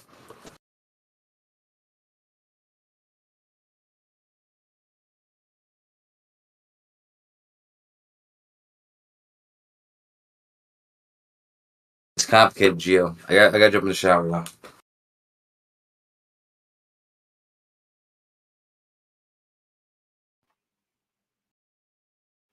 Yeah. All right. Yeah, just hit me up whenever he wants to schedule that. I'm available pretty much anytime. I can conform to anything. Nice. Yeah, Kosho, if you're still at your mic, would you want to do an event where you guys could actually go through all this? Yeah, we can. But to be honest with you, unofficial stuff is cool too because I don't want to make a big deal out of it. But I would like to hear. Well, it sounds like you guys. I'll be listening. Well, there's some fundamental differences in what is being discussed, and the thing is, Kosho, is that you have claimed that the GPS can be used to accurately measure the shape of the Earth. In terms, you guys have done it with Sonley's bridge, so it is one of the things that you claim. But it's not only you; it's not really about you or Sonley or any of that. There also is obviously the largest situation in the world that GPS is regarded as what it is in the mainstream, and then they do use that in terms of their claim of the globe Earth and curvature and so on. So it's relevant on multiple levels. But it's important to understand that in Alan's understanding, the same is true. That's what I was trying to. That's what I was trying to point out at the beginning. Is regardless, like mine and Alan's disagreement about how GPS works has nothing to do with GPS's ability to be useful in this arena. Because even in Alan's understanding of how GPS works, you could still use it to get centimeter accurate positioning. Yeah, but I'll show you how that's not the case. Alan, do you think that GPS can be used to accurately measure the shape of the Earth or the curvature of water or any of those type things? I don't see how it could measure curvature of water. It's based off line of sight propagation. And Kosho, what is your answer to that? It is. He said no. You're saying Has follow up? Has a follow up question? No, I'm asking you. No, hold on. I'm showing how you guys have different viewpoint. He's saying he just responded. So, but you do think it can be used for that? Yes, I do think that. Yes, I am. Right. So that's at the crux of, yeah, and then all of the knowledge and information you both have on it, I think it could be very fruitful to see where the truth Right. lies, as it were. So Gio wasn't being fair there though, because I think in fairness, the question should have been is do you think GPS can give you centimeter accurate positioning? That should have been the question. Down to the millimeter, Down to instantaneously. the millimeter. Thank you, Alan. And I think with that question, by the way, everybody knows that in geometry, if you have 2 points, you can make a straight line. So if you have 2 points where you can get millimeter accurate positioning, then you can make a straight line that's extremely accurate. This is just a known thing. So that's what I'm saying is that even though me and Alan may disagree on how GPS works or what it proves or doesn't prove, we both agree that it can indeed make straight lines that can indeed be useful in this arena. So that question was misleading, Gio. I'll just say that. But No, dude. Okay, my understanding of it is that there are foundational flaws in the way GPS is designed that eradicate its potential to be used as an accurate measuring system. When you look at the whole of the system, and we don't have the access. I would add this in my viewpoint. We don't have the access to validate how they're actually doing those transformations and those adjustments, as it were, on the back end. So even though, yes, you could maybe measure one line or two lines that are accurate within a certain region, but to depend on it as a total system that is accurate to those millimeter levels at all positions on Earth would be where the problem is. And you're saying it can be used as that, as a sort of trustable system in that way. And of course, the mainstream essentially is saying that as well to a degree. But what Alan is pointing out, in my viewpoint, shows the foundational system of how it is built and the positions at which there's flaws in terms of what would be needed for it to be the case if it was an accurate system and could be used for that level of consistency, especially over long distances of the Earth. Yeah, just to tag on the back of that, and not to gish gallop on you, but yeah, sorry to add clarification. Yeah, so the fact that the first order measurement that accurately drives the distance down to the millimeter in the first reference frame, the fact that it requires corrections kind of puts it out the window in terms of accuracy for determining reciprocal zenith angles with the GPS because the distance, is obviously going to reflect back on a globe when you're referencing that after the corrections are applied to it. So like the validity of it, I would say, goes out the window because first order measurements should not have to be corrected. And actually, it's the correction of that breaks down the entire system. But yeah, sorry, I misunderstood kind of what you were saying in terms of measuring curvature of water. I thought you meant like the signal propagating in a straight line, like, over a set altitude or something.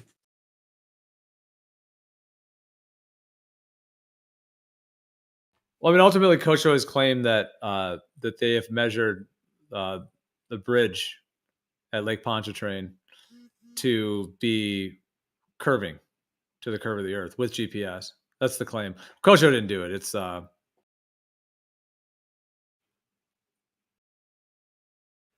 claimed to have been done.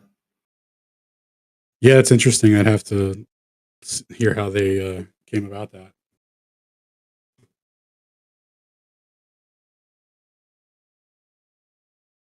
And then Kosho also, yeah. Are you still at your mic, Kosho, or did you bounce?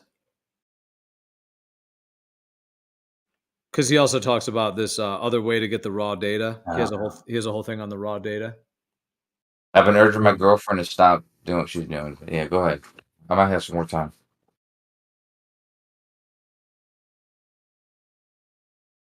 Gio. What's going on? Well, you think that GPS can be used to measure curved water, right? And curved bridges over a globe. Yeah, all that kind of stuff, yeah. Listen, here's the thing. Me and Alan both just agreed. We all agreed. It can make millimeter accurate positions, blah, blah, blah. It doesn't matter where they are. If you have millimeter accurate positions, you can get perfectly precise straight lines, and you can measure the Earth in reference to those straight lines. That's just that's it. You can measure. You can measure. You can create horizontals in which you can measure to see if the Earth curves away from them. So that's what I'm talking about. How would you describe how you and Alan disagree? Like we do disagree on that. On that, we don't.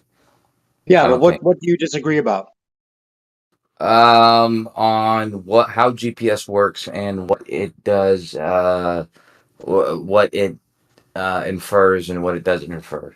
I Well, what's think, the like I difference? said, he believes that it infers a discrepancy with relativity, and or relativity infers that GPS doesn't work, whereas I claim that that's not the case.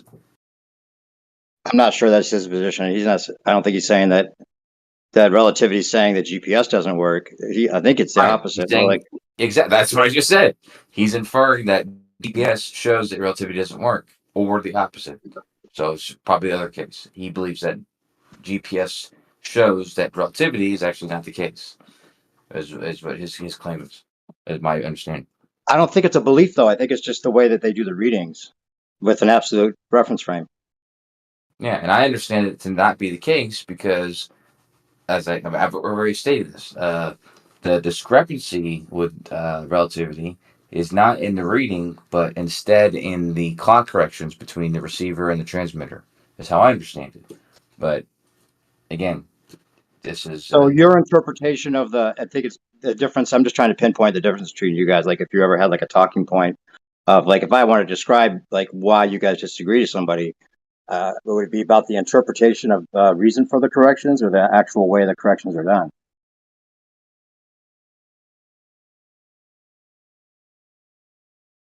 sorry, I'm just laughing at my buddy Scott Veach. I wish I could tag this guy in real quick.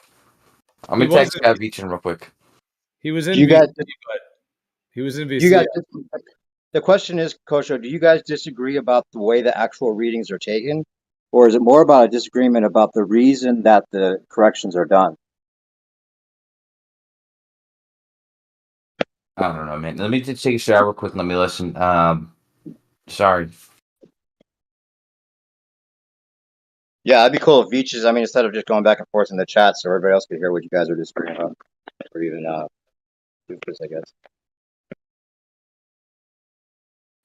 Oh yeah, because Veach was the one that originally. Remember, he actually stayed when this was all fully. Yeah, and hitting and like he actually stayed and was willing to. He was actually the only one at some of those, at least one of those whole nights of presentation where he actually was willing to look into it. He said he'll look into it and get back in a few weeks. Yeah, but he wasn't like he stayed through the presentation. Everybody else left, and then he showed up afterwards. It seemed like he stayed, but he didn't really stay. Yeah, so he just asked in chat. He says reading a bunch of debunks of Wang that seem to say that the closed loops are interpreted by Minkowski space-time. Do I have a response to that? I don't even understand. I don't know how that would even how that helps the situation. You'd have to further articulate what specifically about Minkowski space-time invalidates it, or what. I don't understand what you're even saying, to be honest with you. You'd have to show me the reference, and I'll decipher it. Is he here? Well, he's obviously listening on YouTube because he's talking about Kosho getting in the shower and stuff. So he Oh, gotcha. He's listening, but probably he was in the VC I think a few minutes ago, but I don't see him in here right now. So yeah, Beach, if you're listening, just join VC. I could type it out, tell him that too. But yeah, unless he can't be on the mic or whatever. Yeah. Because trying to text that all out. How closed loops are interpreted Minkowski space. Minkowski. So Minkowski space just interprets it, everything as like a hyperbola or whatever. So I don't know how that helps the situation because the effect was shown to be directionally dependent. So it's not due to an angular effect. And if it's not due to an angular effect and it happens in an inertial frame, then special relativity has to apply to it, and it thereby invalidates it. And due from the equivalence principle, which Einstein linked the special and general relativity with, It invalidates, both frameworks of interpretation. So to say that another interpretation of space-time, the fourth dimensional geometric interpretation of it, that doesn't really help things, right? Because Einstein's interpretation of it was just forcing the answers out of algebraic equations, making the coordinate system conform. Minkowski just kind of interpreted it as a hyperbola and made the transformations he gave covariance to the transformations by adding the time axis to it and saying that it's a hyperbola, so that the scaling of distance and time would scale proportionally under transformation, because they have to be in sync, because that's what spacetime is. So that was his contribution to it. That doesn't really help your case.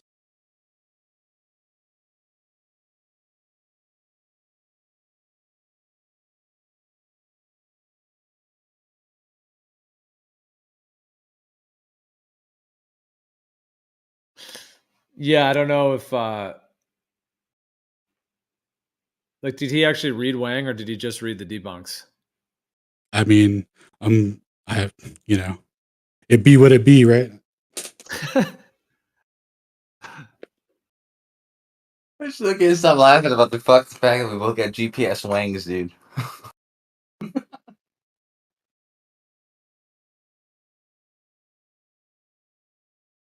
How many GPS wangs can there be?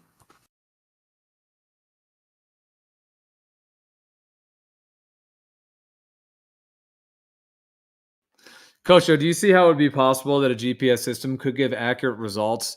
Because if you're going off the idea, like if you were to set like a known distance, with a physical measurement, and then you were to use GPS and get that accuracy, do you agree or disagree with the potential that that could be accurate in certain instances, but other times, like that doesn't necessarily mean that it's accurate like that across all time and space, as it were, everywhere? Just because it's accurate in one instance does not necessarily mean that it's universally accurate, especially on all areas and coordinates within the Earth system. Let's be real accurate. The only reason that differential GPS is accurate is because it's cross-referenced. So they take a base station. So in Australia, they have a bunch of, the guy Wang, he's got a bunch of Australian base stations. In America, we have a lot more base stations. And there's positions that they've already calculated and pinpointed in their reference system what those positions are.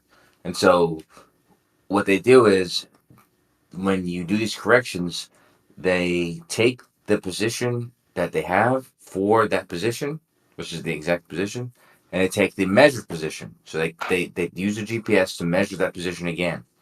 And there's going to be some discrepancy. And they use that differential, which is what's called differential GPS, and then they apply it to your receiver. So you take your receiver's position for your position, and it applies the same correction for your position. And when done over the course of bunches of times a second, it will give you a very precise correction for your position. I hope this makes sense, but it should make sense that it's basically taking the position it's giving you and the position that you are, and it's gaining that from the position that the receiving position is getting, and I'm sorry, the base station position is getting, and the base position. Oh, eBay. Somebody tag me in, please. It just works. It works. I'll be back. Dude, I was with you all the way up to the Oy vey. I was with you, but I know. Yeah. Well, it's just too much work. Gio, help me out. I don't hear you say that often, so that was a new one. But all right. Yeah, I mean, you had it till there, and then something happened. You spun out at the end there.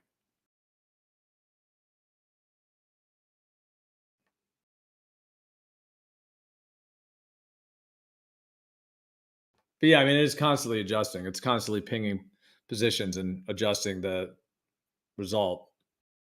as you move, which is you could see on a GPS screen all that as you move. It can continually updating and Well, making corrections. yeah, the triangulation to that though is secondary to the effect of how the measurement is taken in the ECI frame though. Like it instantly derives the distance. That's the same equation that they use in sonar. Like there's no correction. That's why it's a first order measurement. Like that's the whole situation with that, right? Like the understanding of that being a first order measurement, it requires no corrections, no assumptions, no alterations, under those conditions that it was derived under.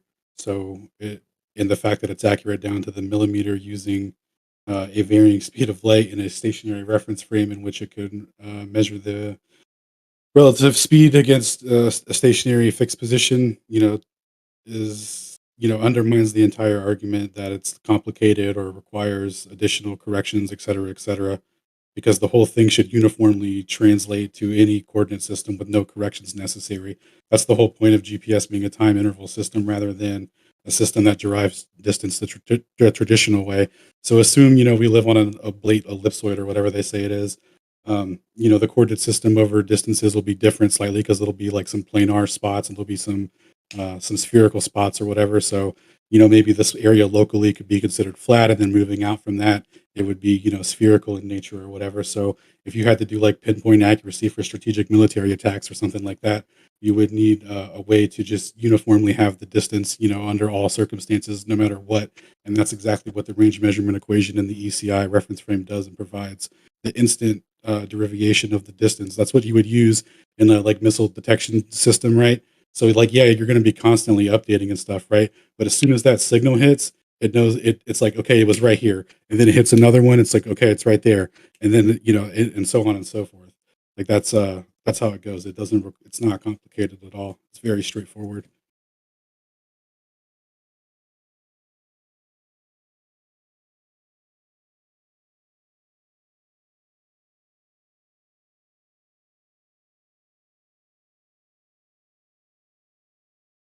So then, do you think they could use that to get accurate positions, like what I'm talking about, like the high levels of the military and so on?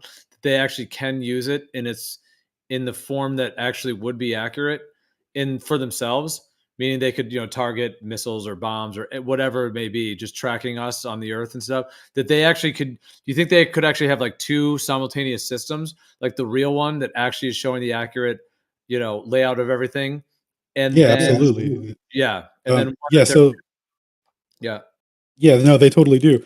So before GPS was released to the public, its initial setup was set up in such a way that if it were to be used by anyone outside of the military or whatever, it wouldn't be like accurate or whatever. So they released a version or whatever that for civilian use. Like, yeah, they absolutely have their own version with accurate distances and stuff in different coordinate systems. This is also noted by ring laser gyros in their the inertial guidance systems that they use, the same one that Bob used for the thanks Bob. So actually when that system detects that it's at, and by detects I don't mean like it just magically knows where it is. I mean from a combination of factors telling it where it's at on the coordinate system. But anyway, when it determines that it passes the 85th latitude in the north, and I forget what the south one is, the 65th one in the south, it switches to Arctic or polar mode and Antarctic mode, in their respective latitudes. So they transform to an entirely different coordinate system when they're in those latitudes. So like, who knows what they do or how they operate? But like, if this is all built in to the systems that we have no idea, like the what's it called, like the source code for them. You know what I mean? So like, we can't derive how they're navigating at these latitudes to like verify anything that's on Google Earth or anything like that. And like Shane was saying, so the way the GPS is set up and with the corrections that they apply to the first order measurements, it invalidates the what's it called, like the authenticity of reciprocal GPS angles to prove curvature over distances and stuff. Like you would never because they correct it. Like it just like, what did they correct? What did they add to it? Are they cooking it in? What specifically, right? So it's already in question the fact that the first order measurement itself needs correction. Yeah, so in a way, would that potentially delineate a bit, like with Kosho, in terms of him trying to lay out his understanding of it and how it could be, it actually is accurate, is he, in a sense, could it be said that he may be describing the one that they have that is accurate and the technology behind it, because there are certain components to how that works and so on, but the additional component that the civilian one that they give us, perhaps, or whatever it is that that we have access to, as it were, has, if I'm, it's not really a steel man because we're not really debating, but I'm just trying to kind of summarize it maybe in a way to where, could it be that what you could perhaps continue to supporting to illuminate is that, like, if I'm trying, I don't want to like straw man you or anything, but is there You're good, bro.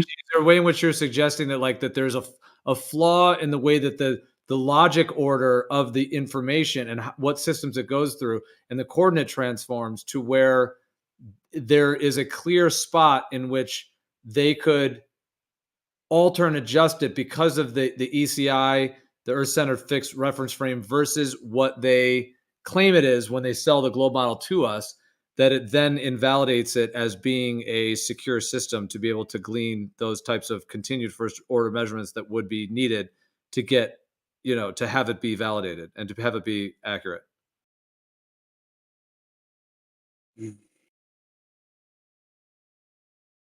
Because you were agreeing that they could have a version of it that is accurate. So you're not saying the whole thing is not accurate, because Kosho is saying it could be accurate to actually measure the shape of the Earth, or he's saying it is.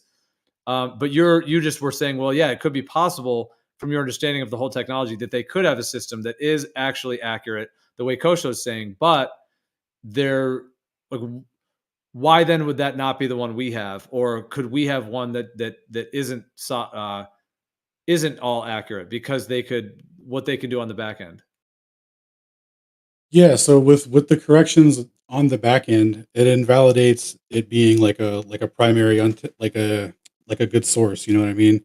Because the fact that it requires another correction to it. So what they could be doing with those corrections would be, over short distances where you're using it to navigate to go to work, right? It's going to be super accurate.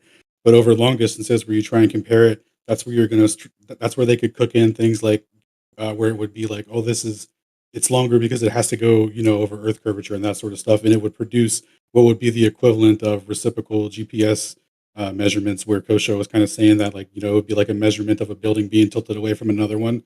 So like that's kind of what they're saying, and that would be facilitated through the corrections relative to the coordinate system that we're using, right? So the fact that it's not the same first order measurement and, like, puts the whole thing into question, because we don't have access to those back end corrections, but we know that they take place because they admit it, and all electromagnetic propagation reveals its necessity, and GPS explicitly functions on the fact that the speed of light delay, the electromagnetic propagation delay, is proportional to the velocity of the observer. So,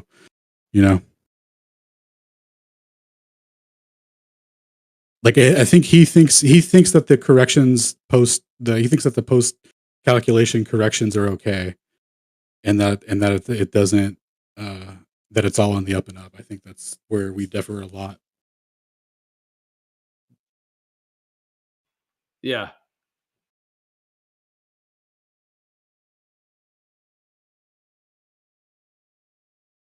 Yeah, and that can, I don't want to speak for him. I don't know whether he's still listening or not, but yeah, that does sound like a good representation of my general understanding of his position on it, which does come from some accurate understanding of the technology. Would you agree? Yeah, no, even Wang cites that, it instantaneously derives, like, with the range measurement equation. That's what is showing the variance, right? Because those atomic clocks are so accurate, like, they're measuring it down to what is 14.014 microseconds. So that's like 14 1/millionths of a second or something like that. Like, it's ridiculous. But yeah, it's showing the variance in the speed of light, which,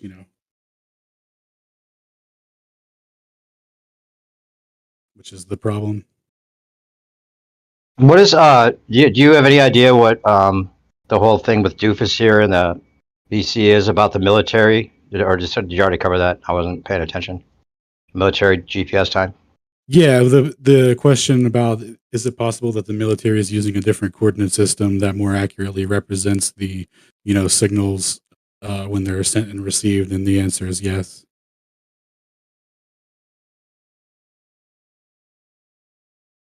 It would be advantageous to do so, like like you wouldn't want the public having the same exact pinpoint accuracy, right? What if some guy wanted to get a box cutter and or do an attack or something with airplanes and GPS? Yeah, there's a bunch. Yeah. Why doesn't there's a Doofus bunch just of. come in and defend himself? What was that? Whoa. Who coach? Oh, Doofus. Oh, yeah. Well,